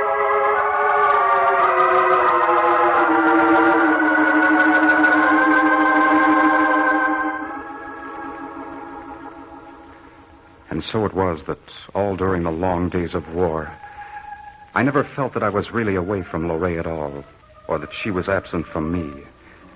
Why, there were times when it was as if I could reach out just a little and find her beside me. In fact, there were times that I could actually hear her voice. I recall the first time I heard it. It was a bad hour. The enemy was giving us everything they had from the sky.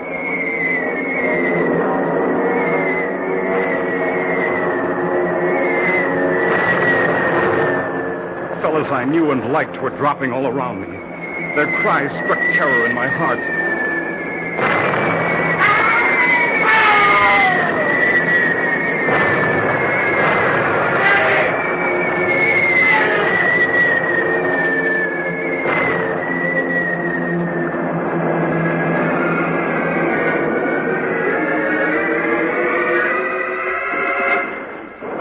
In the midst of all the hellfire and dying, the pain and the terror, just as clear as a bird call on a silent night. I heard Lorraine's voice for the first time. Do not fear, my darling. I'm here, Dave. Here beside you. It was so clear, that voice of hers, that I expected to look and see her standing near me. You can scoff if you like. You can shrug your shoulders and pass my whole story over lightly if you wish. But I know Lorraine was there beside me as the battle raged all around.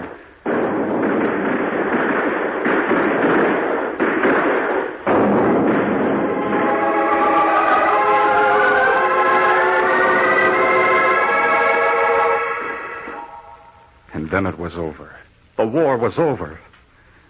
And finally the day came for leaving the battle-torn old world, getting on a ship and starting homeward.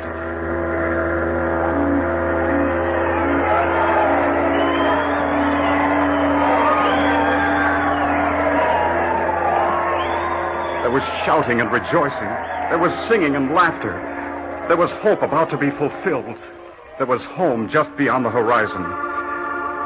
We were at sea. Then we were in the harbor. Then on shore. And then soon discharge. I'd made up my mind I'd return without a word to anyone. Yes, I'd fool Lorraine. She said she'd know the very hour that I'd be returning. I wouldn't have to tell her, she said. The very hour that you return to me, I'll know it. I won't come down to the station. I'll be waiting here in the woods. Here on the old log. This is where you'll find me. Yeah. We'd see how good she was. We'd test that second sight of hers, that intuition. All the while on the train that carried me towards home, I kept chuckling to myself. We'll see. Just see if she will be waiting on the old log when I come walking into the woods.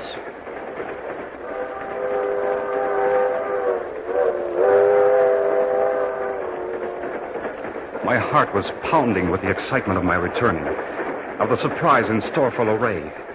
Oh, it seemed as though the long train trip would never end.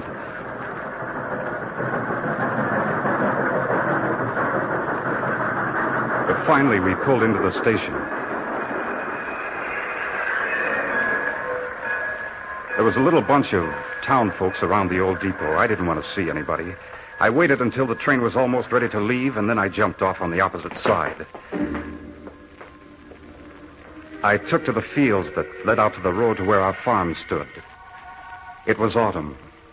Already there'd been a frost, and the old maples in the woods were dressed in scarlet, brilliant red. Under my feet, the dry leaves made soft music. Only a little way further to go, and our log would be in sight. And then, there it was before me. I stopped, dead still. I couldn't move. For there she was. There was Lorraine, seated on the log just as she promised. The setting sun made her all golden. Her fair hair was touched with it, and sparks of light danced upon it. She was looking right at me. Now she was standing, her arms stretched out to me. Oh, Dave. Dave. Oh, you knew. Yes, Dave. You knew I was coming. Yes, my darling. Just as you said you would know. Yes. Oh, darling Lorraine, you've never been absent from me. Not for an instant. No, Dave. You followed me wherever I went. Yes. There were times when I actually heard your voice. Of course. What did you say to me? Do you remember what you said? Yes. Tell me. I remember. I said, do not fear, my darling. I'm here, Dave. Here beside you. Yes. That's what I heard you say. We will never be separated, Dave. Never. Of course we won't. Not now.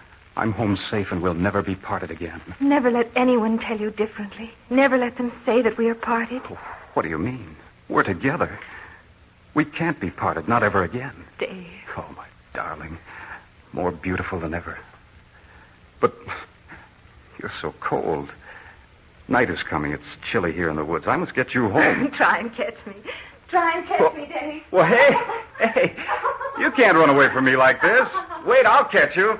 I'm a pretty fair runner these days. Don't you know I've been in training?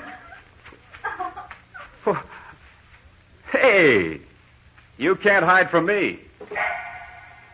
Well, what do you know? You've pulled one on me. I can't see you anywhere. Lorraine, where are you? Say, you can't run out on me like this. I'll find you. Huh. Well, what do you know? Got out of my sight. Okay, honey, you win. If you can hear me, I'm going up to the house to clean up a bit. See Uncle Henry and Aunt Martha. But I'll be over to your house on the stroke of 7. Do you hear me? At 7. And tomorrow we get the license to be married. Lorraine, can you hear me? The license to be married.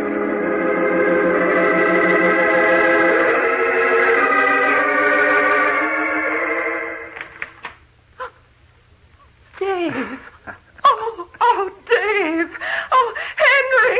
Henry, it's Dave. He's home. Here, my boy.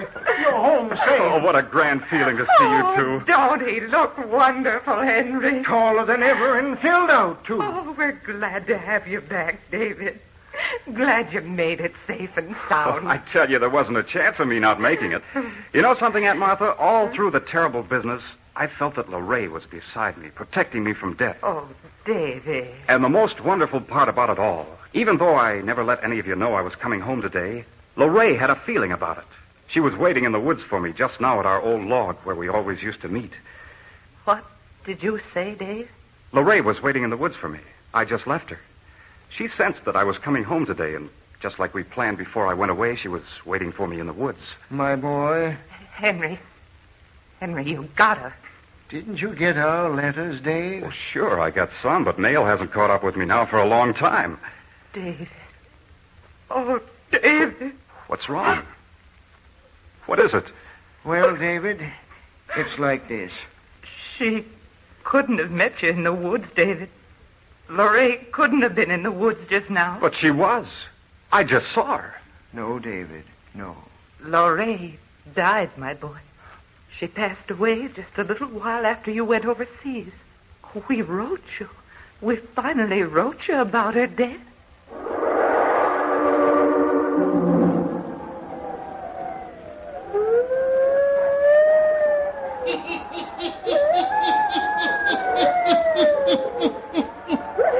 And now David finds that the person close to his heart, who he has just met at the old trysting place in the woods, is of this world no more.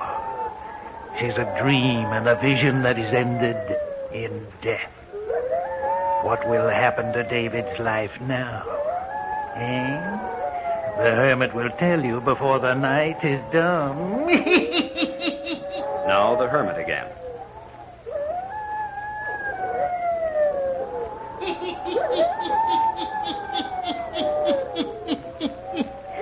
And now David Runslow goes on relating the story of his life to the hermit. Listen.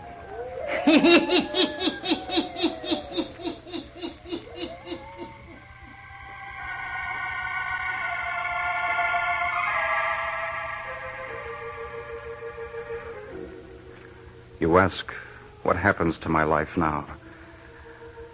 You think that I believe that death has separated Lorraine and me? Never. As we reckon time on this earth, my Lorraine was asleep in death at the time she appeared to me on the battlefield. She was not of this world when, in returning home, I met her in the woods at our old and destined meeting place. Uncle Henry and Aunt Martha have taken a place in town. They've left me the farm as they promised, and I'm working it. I've been here 3 months now. Last evening, Aunt Martha came out to see me. I brought you a pie and some cookies, David. Thanks, Aunt Martha.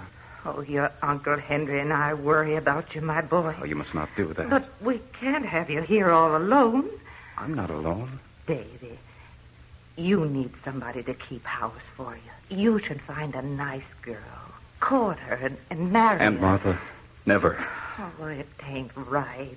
It's a sinful, terrible thing, you thinking that a dead girl is beside you all the time. Oh, stop, Aunt Martha. You can't talk this way to me. I gotta, David. The living can't bow down to the dead. Lorraine is not dead. I saw her lowered into her grave. You must say no more. It's the way I want it. There's no one in all the world, here on this earth or after, that I want but Lorraine. Oh, David. It's the war. It's touched your mind. No, Aunt Martha. There's no use trying to explain. There's a bond between Lorraine and me that is stronger than life, deeper than earth, and beyond all time and reckoning.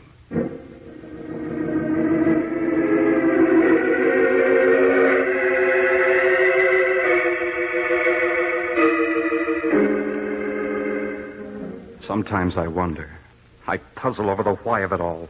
Why am I left on Earth alone? Why, if Lorraine had to pass beyond, I could not have met her there. But such was not the way it was planned. And I'm not alone. Often as night gathers, when the stars light the sky, when the wind is soft and blows a fragrance in the windows, I hear the door open softly.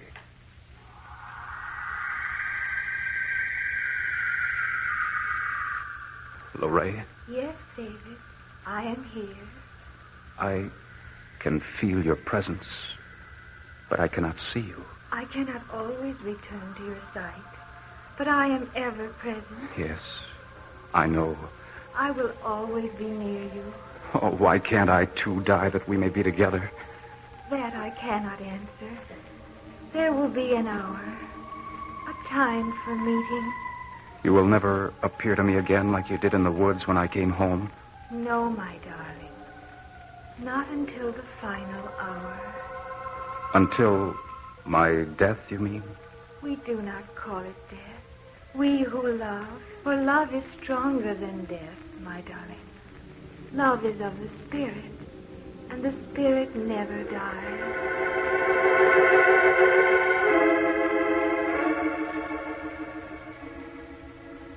And so it is I know. The love I bear for Lorraine and the love she bears for me knows no boundary, nor no ending. Do you scoff? Do you shake your head in disbelief? Do you believe, as does Aunt Martha, that my mind is addled by the horrors of war? Do you believe it untrue that my Lorraine, because of death, hath left me? What matter what you say or what you think? I tell you she is with me always, during the soft early hours of dawn, when the sun rides the summit, when dusk falls and the shadows lengthen to bring the night, when the wind sings, when the pines mourn, she is near me. This is my story of love that never ends.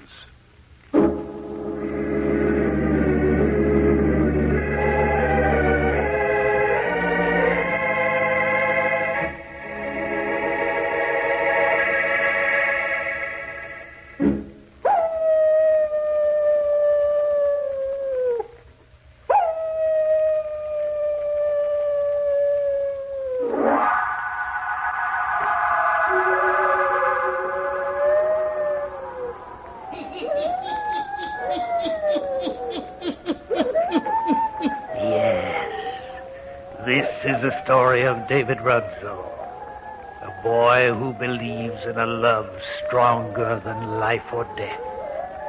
This is the story he told me, a story without end. Turn on your lights. Turn them on. I'll be back. Pleasant dreams.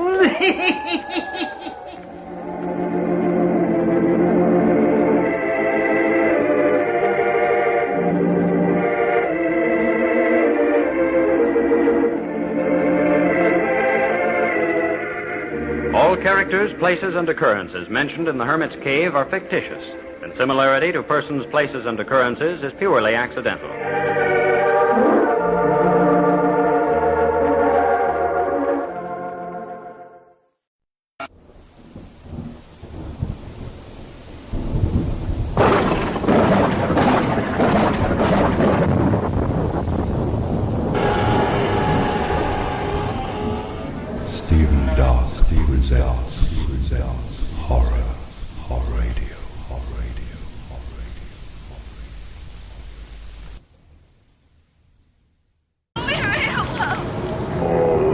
Tears, please. It's a waste of good suffering. The new house on the left. It's the house of your dreams, if your dreams are nightmares. There's a magnificent view of hell and a pool of blood, heated by the violent energies of the still screaming dead. The new house on the left. Neighbors don't drop in, they drop dead. Rated R. Under 17, not admitted without parent.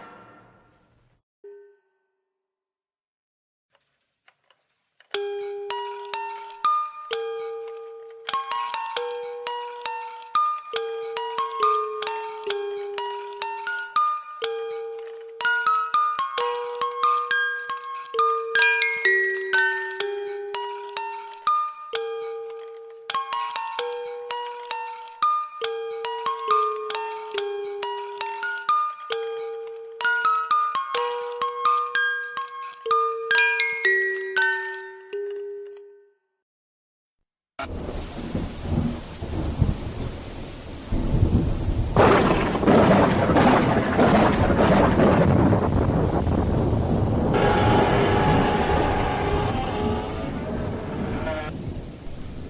is your host, Stephen Dark, welcoming you to Dark Arts Horror Radio, broadcasting from beyond the grave.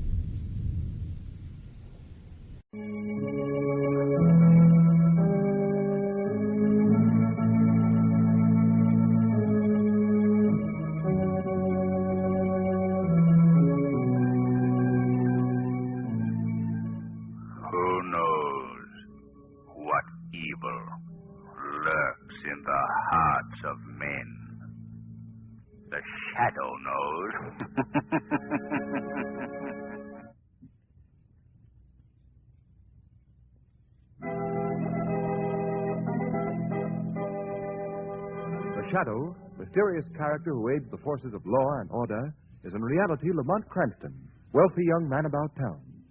The Shadow uses his hypnotic power to cloud men's minds so that they cannot see him.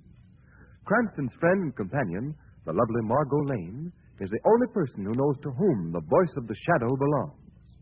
Today's story, Death is an Art.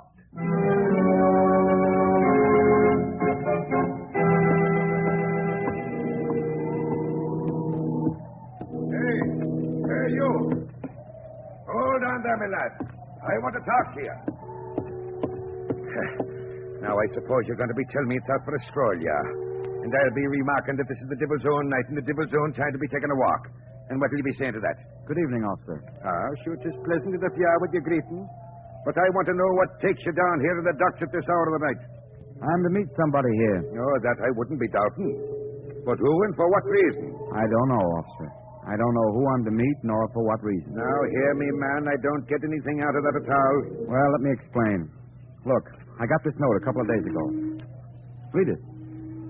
A man who prefers death to failure deserves success. That is a gift which is mine to bestow.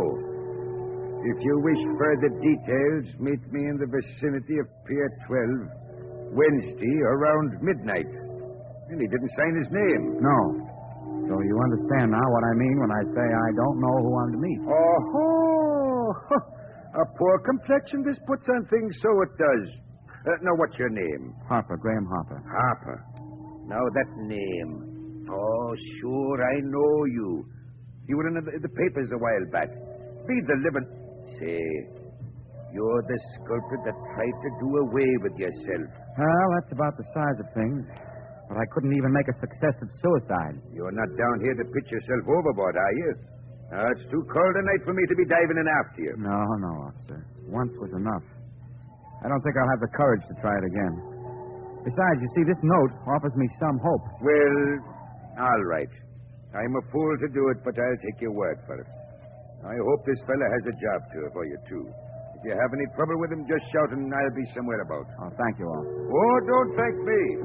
That's what I'm paid me good money for. Well, good night to you, me son, lad. Good night, officer.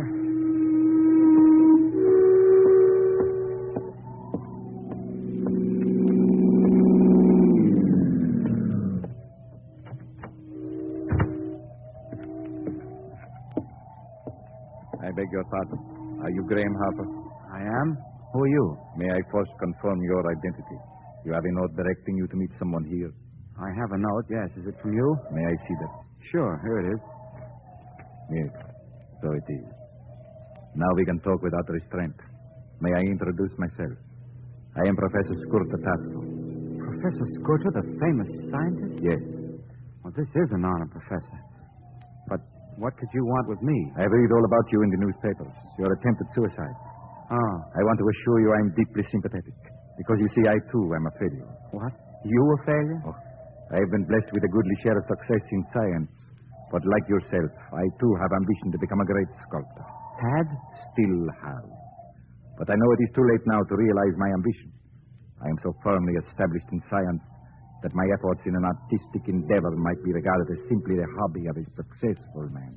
Oh, I see. Your note says you have the power to bestow the gift of success. I have. How? I have made a great scientific discovery.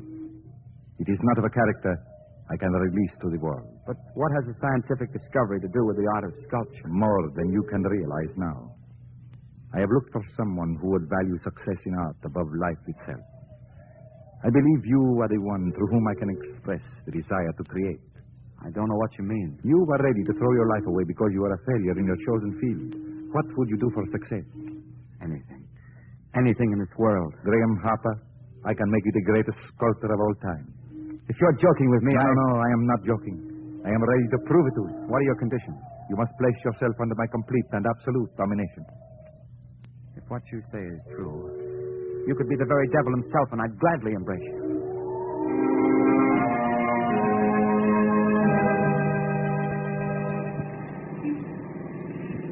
Say, Shrevey. Yeah, Mr. Cranston? Something the matter, something? Well, nothing except that Miss Lane and I'd be just as well pleased if you didn't try to make this old hack fly. Oh, I get it. I'm going too fast, I'm going. Is that it? Is it? Yeah. Oh, no, Shrevey. It's just that all the others are going so slowly. Miss Lane, you're a genius. I never thought of it like that. Hey, Shrevey.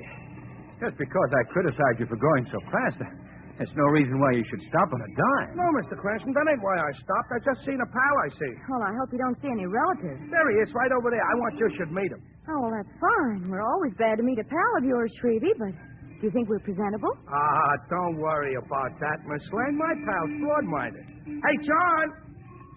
John! Hey, John! He's a little hard of hearing, he's a little. Yes, a little. And maybe he's just indifferent. No, he's a fire-eating Democrat. Hey, John! Let me help you, Shrevey. Hey, John! Gosh, Miss Lane, that did it. Here he comes. Margot, I'm going to enter you in a hog-calling contest. Oh, fine, Lamont. Might open up an entirely new world for me. Hiya, John, old pal, hiya. Oh, it's you, Shrevey. Well. I want you should meet a couple of friends of mine, I want. This here's Miss Lane. And this here's Mr. Cranston. Well, any friend of Shrevey can be a friend of mine. You hear that, folks? That's how I stand with my pals, that's how. Well, but Shrevey, you haven't told us the gentleman's name. How do you like that? Ooh, I'm such a dope. This here is Pencil John. Pencil John? Yeah, he's been selling pencils on this here corner for... How long is it, John, huh? 32 years. Yes, I've seen the city grow since I first came out here with my first pencils. 32 years? My, that's a long time. And a lot of pencils, a lot. Yes, indeed it is. But I won't be here much longer. What do you mean? You're going to retire, you're going to? Oh, no. I'm embarking on a new career.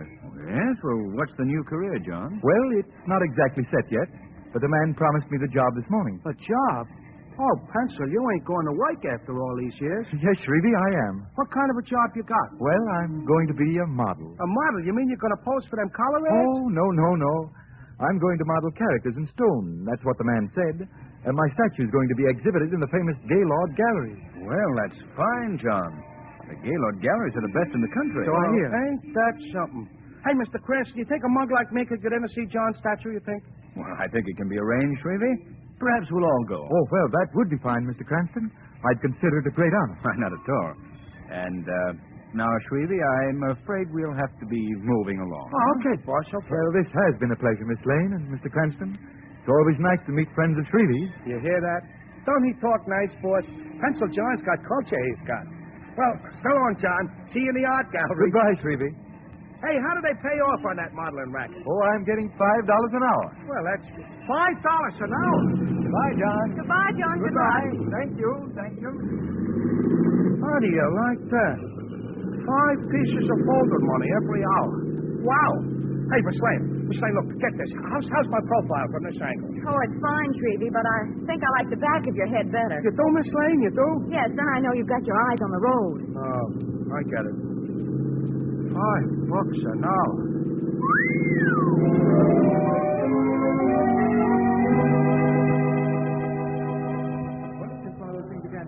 They're without doubt the most magnificent studies in stone I've ever seen. Skin texture, lines, general composition. Splendid. I just counted Ned's and Graham Harper turning out such great work. It's positively astounding. What happened to Shrevey, Margot? Oh, he's somewhere around looking for the statue of Pencil John, I suppose. Say, Margot, have you ever seen such lifelike statues? No, never, Lamont. And the expressions on the faces. I half expect to see them get down from the pedestals and walk away. But they all look as though they were about to be frightened to death. That's the modern touch, Margot. Hey, Mr. Cranston, Miss Lane, get a load of this. Let him in.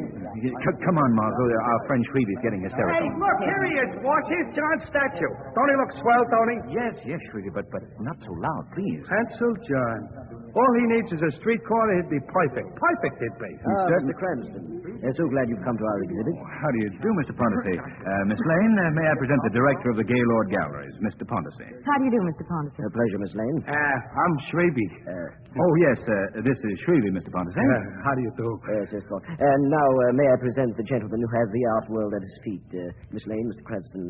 Graham Harper, creator of these magnificent statues. How do you do? Oh, how do you do, Mr. Harper? We've been admiring your work. Thank you, Miss Lane. Your model for this statue here, Mr. Harper, is, well, a friend of ours. He's a friend of mine. Yes, that's right, a friend of Shrevey's. You mean Pencil John? Yes, we haven't seen him at his accustomed haunts lately. Has he forsaken business entirely for the more aesthetic field of art? Oh, I don't know. I've lost track of him. You see, I only used a model once. Oh, I see. Hey, Mr. Cranston, this is some hunk of stone. Hey, Shrevey, put that statue down. I just want to see if I can lift it. Shrevey, look out! I guess he thought I was going to drop it, maybe. You fool! Now, your statue is not harmed, Mr. Harper. Oh, no, thanks to that idiot that it isn't. Wait a minute. All right, Shrevey, all right. Come on now. We're getting out of here. I'm sorry, Mr. Harper. I don't blame you, Mr. Cranston. Margot, I think we'd better be going. Yes, I think so, too. Shrevey, come on. Okay. But as for you, Mr. Harper, if I wasn't a gentleman and in the presence of a lady, I'd clip you right in the kisser. Cheerio.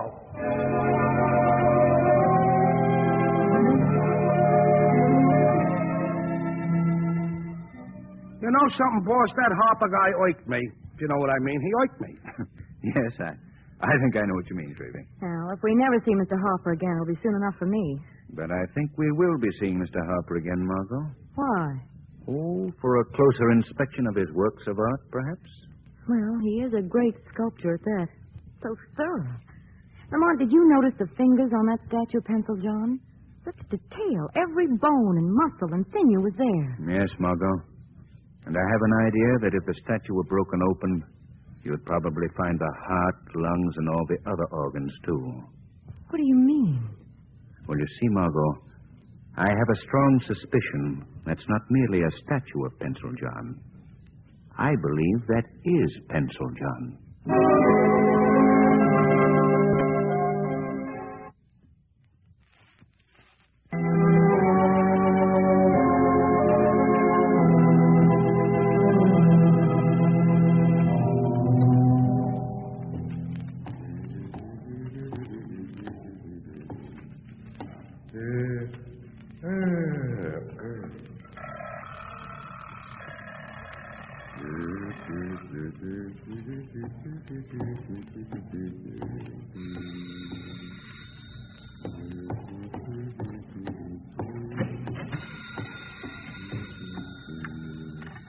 Hello? Gaylord Galleries. Yeah, this is Horton, the watchman. I've got the okay to release the statue as soon as you come for it. All right. Good night. Huh? Just a moment, Horton. Who's that? I'm the Shadow. Well, I don't see you where. I've clouded your mind so you can't see me. But don't be afraid. I'll not harm you or anything in your charge. So what do you want? For the present, just a little information. Who is that called on the phone? An expressman. There's a statue going out of the galleries tonight. Which one? Pencil John. I see. Well, I want to get a good look at that statue before it goes. You just stay here in this little office until the expressmen come for that statue. Oh, don't worry. I won't move. I want you to act as if nothing's happened. I understand. Very well. I'll leave you now. But don't forget, stay where you are. I'll do everything just like you told me.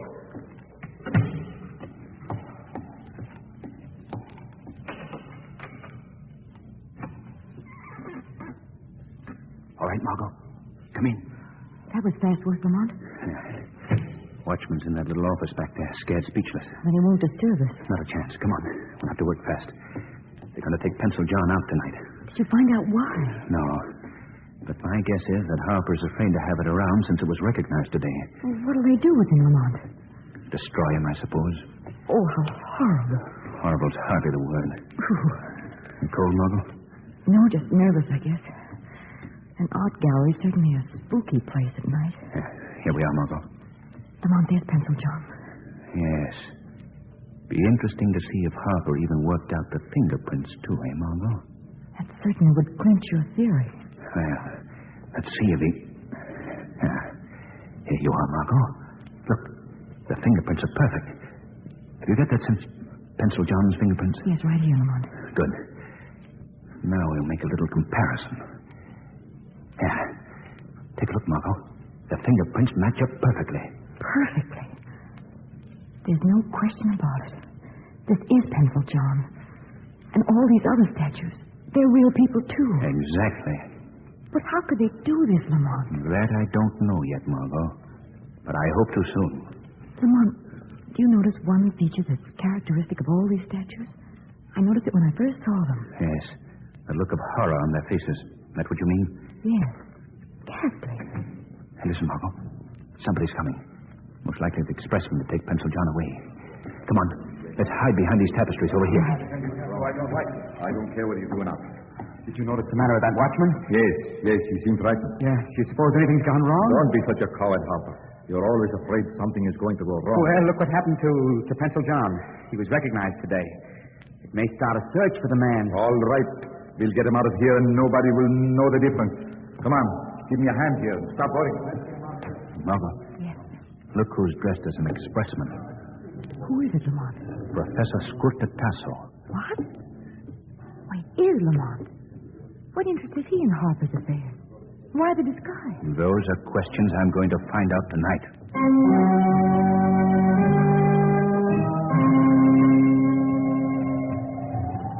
We could have kept this in my studio tonight. Would have saved us the trouble of coming out here to the seacoast. I feel more comfortable here in my laboratory. Besides, this statue will have to be destroyed at once. Destroyed? How? Broken up and thrown into the sea. Take that sledgehammer there. What? Oh, no, I couldn't do that. I couldn't. All right, then. I will do it myself. First, we'll have to get to work on a replacement for the exhibit. All right. Have you a subject? Yes, he is here in this room. Come out, old fellow. You're gonna let me get out of here, mister, are you? Yes, old fellow. You will be out of here in a very short time. What was the idea? Bring me here in the first place. What do you think of him, Harper? Raise your head a bit. Yes. Excellent subject. Well, can I go now? In a little while. Sit down here in this chair a minute. I want to get out of here. Sit down.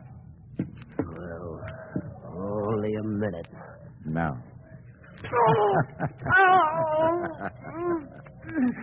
Shut up. Take these clamps from around me. Hand me the hypo. I'll quiet this old fool. Now, listen, mister. What do you want to hurt me for? I ain't never done I nothing. won't hurt you, not a bit. Roll up your sleeve, Harper. All right, what are you going to do? Prepare you for a greater destiny than perhaps you deserve. No. Go away from me. Go away. Come over here, Harper. No.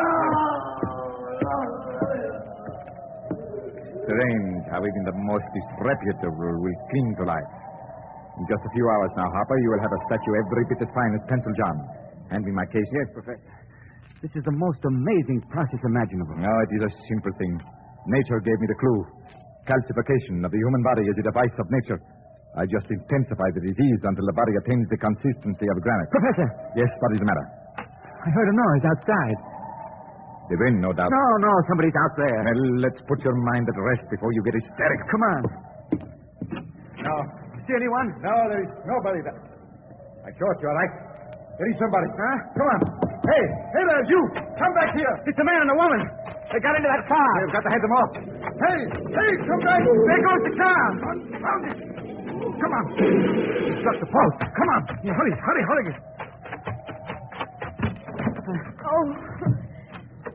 Oh, it's Miss Lane and Mr. Cranston. Lane, Cranston. Yes, those are the people who recognize that statue. Up. Help me get Mr. Cranston out of here. He's hurt. He's unconscious. We will fix Mr. Cranston, all right. Grab a hopper. Come on, you. Let go. Get out of there. Can't you see I've got to get Mr. Cranston to a doctor? Don't worry, my dear. I will take good care of your friend. I've got just the right prescription for Snooper.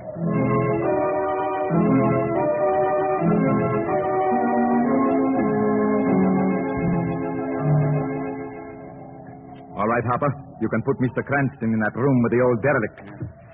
They will be good company for each other when they regain consciousness. I can tell you now, Tasso. You'll never harm Mr. Cranston. You'll never get the chance.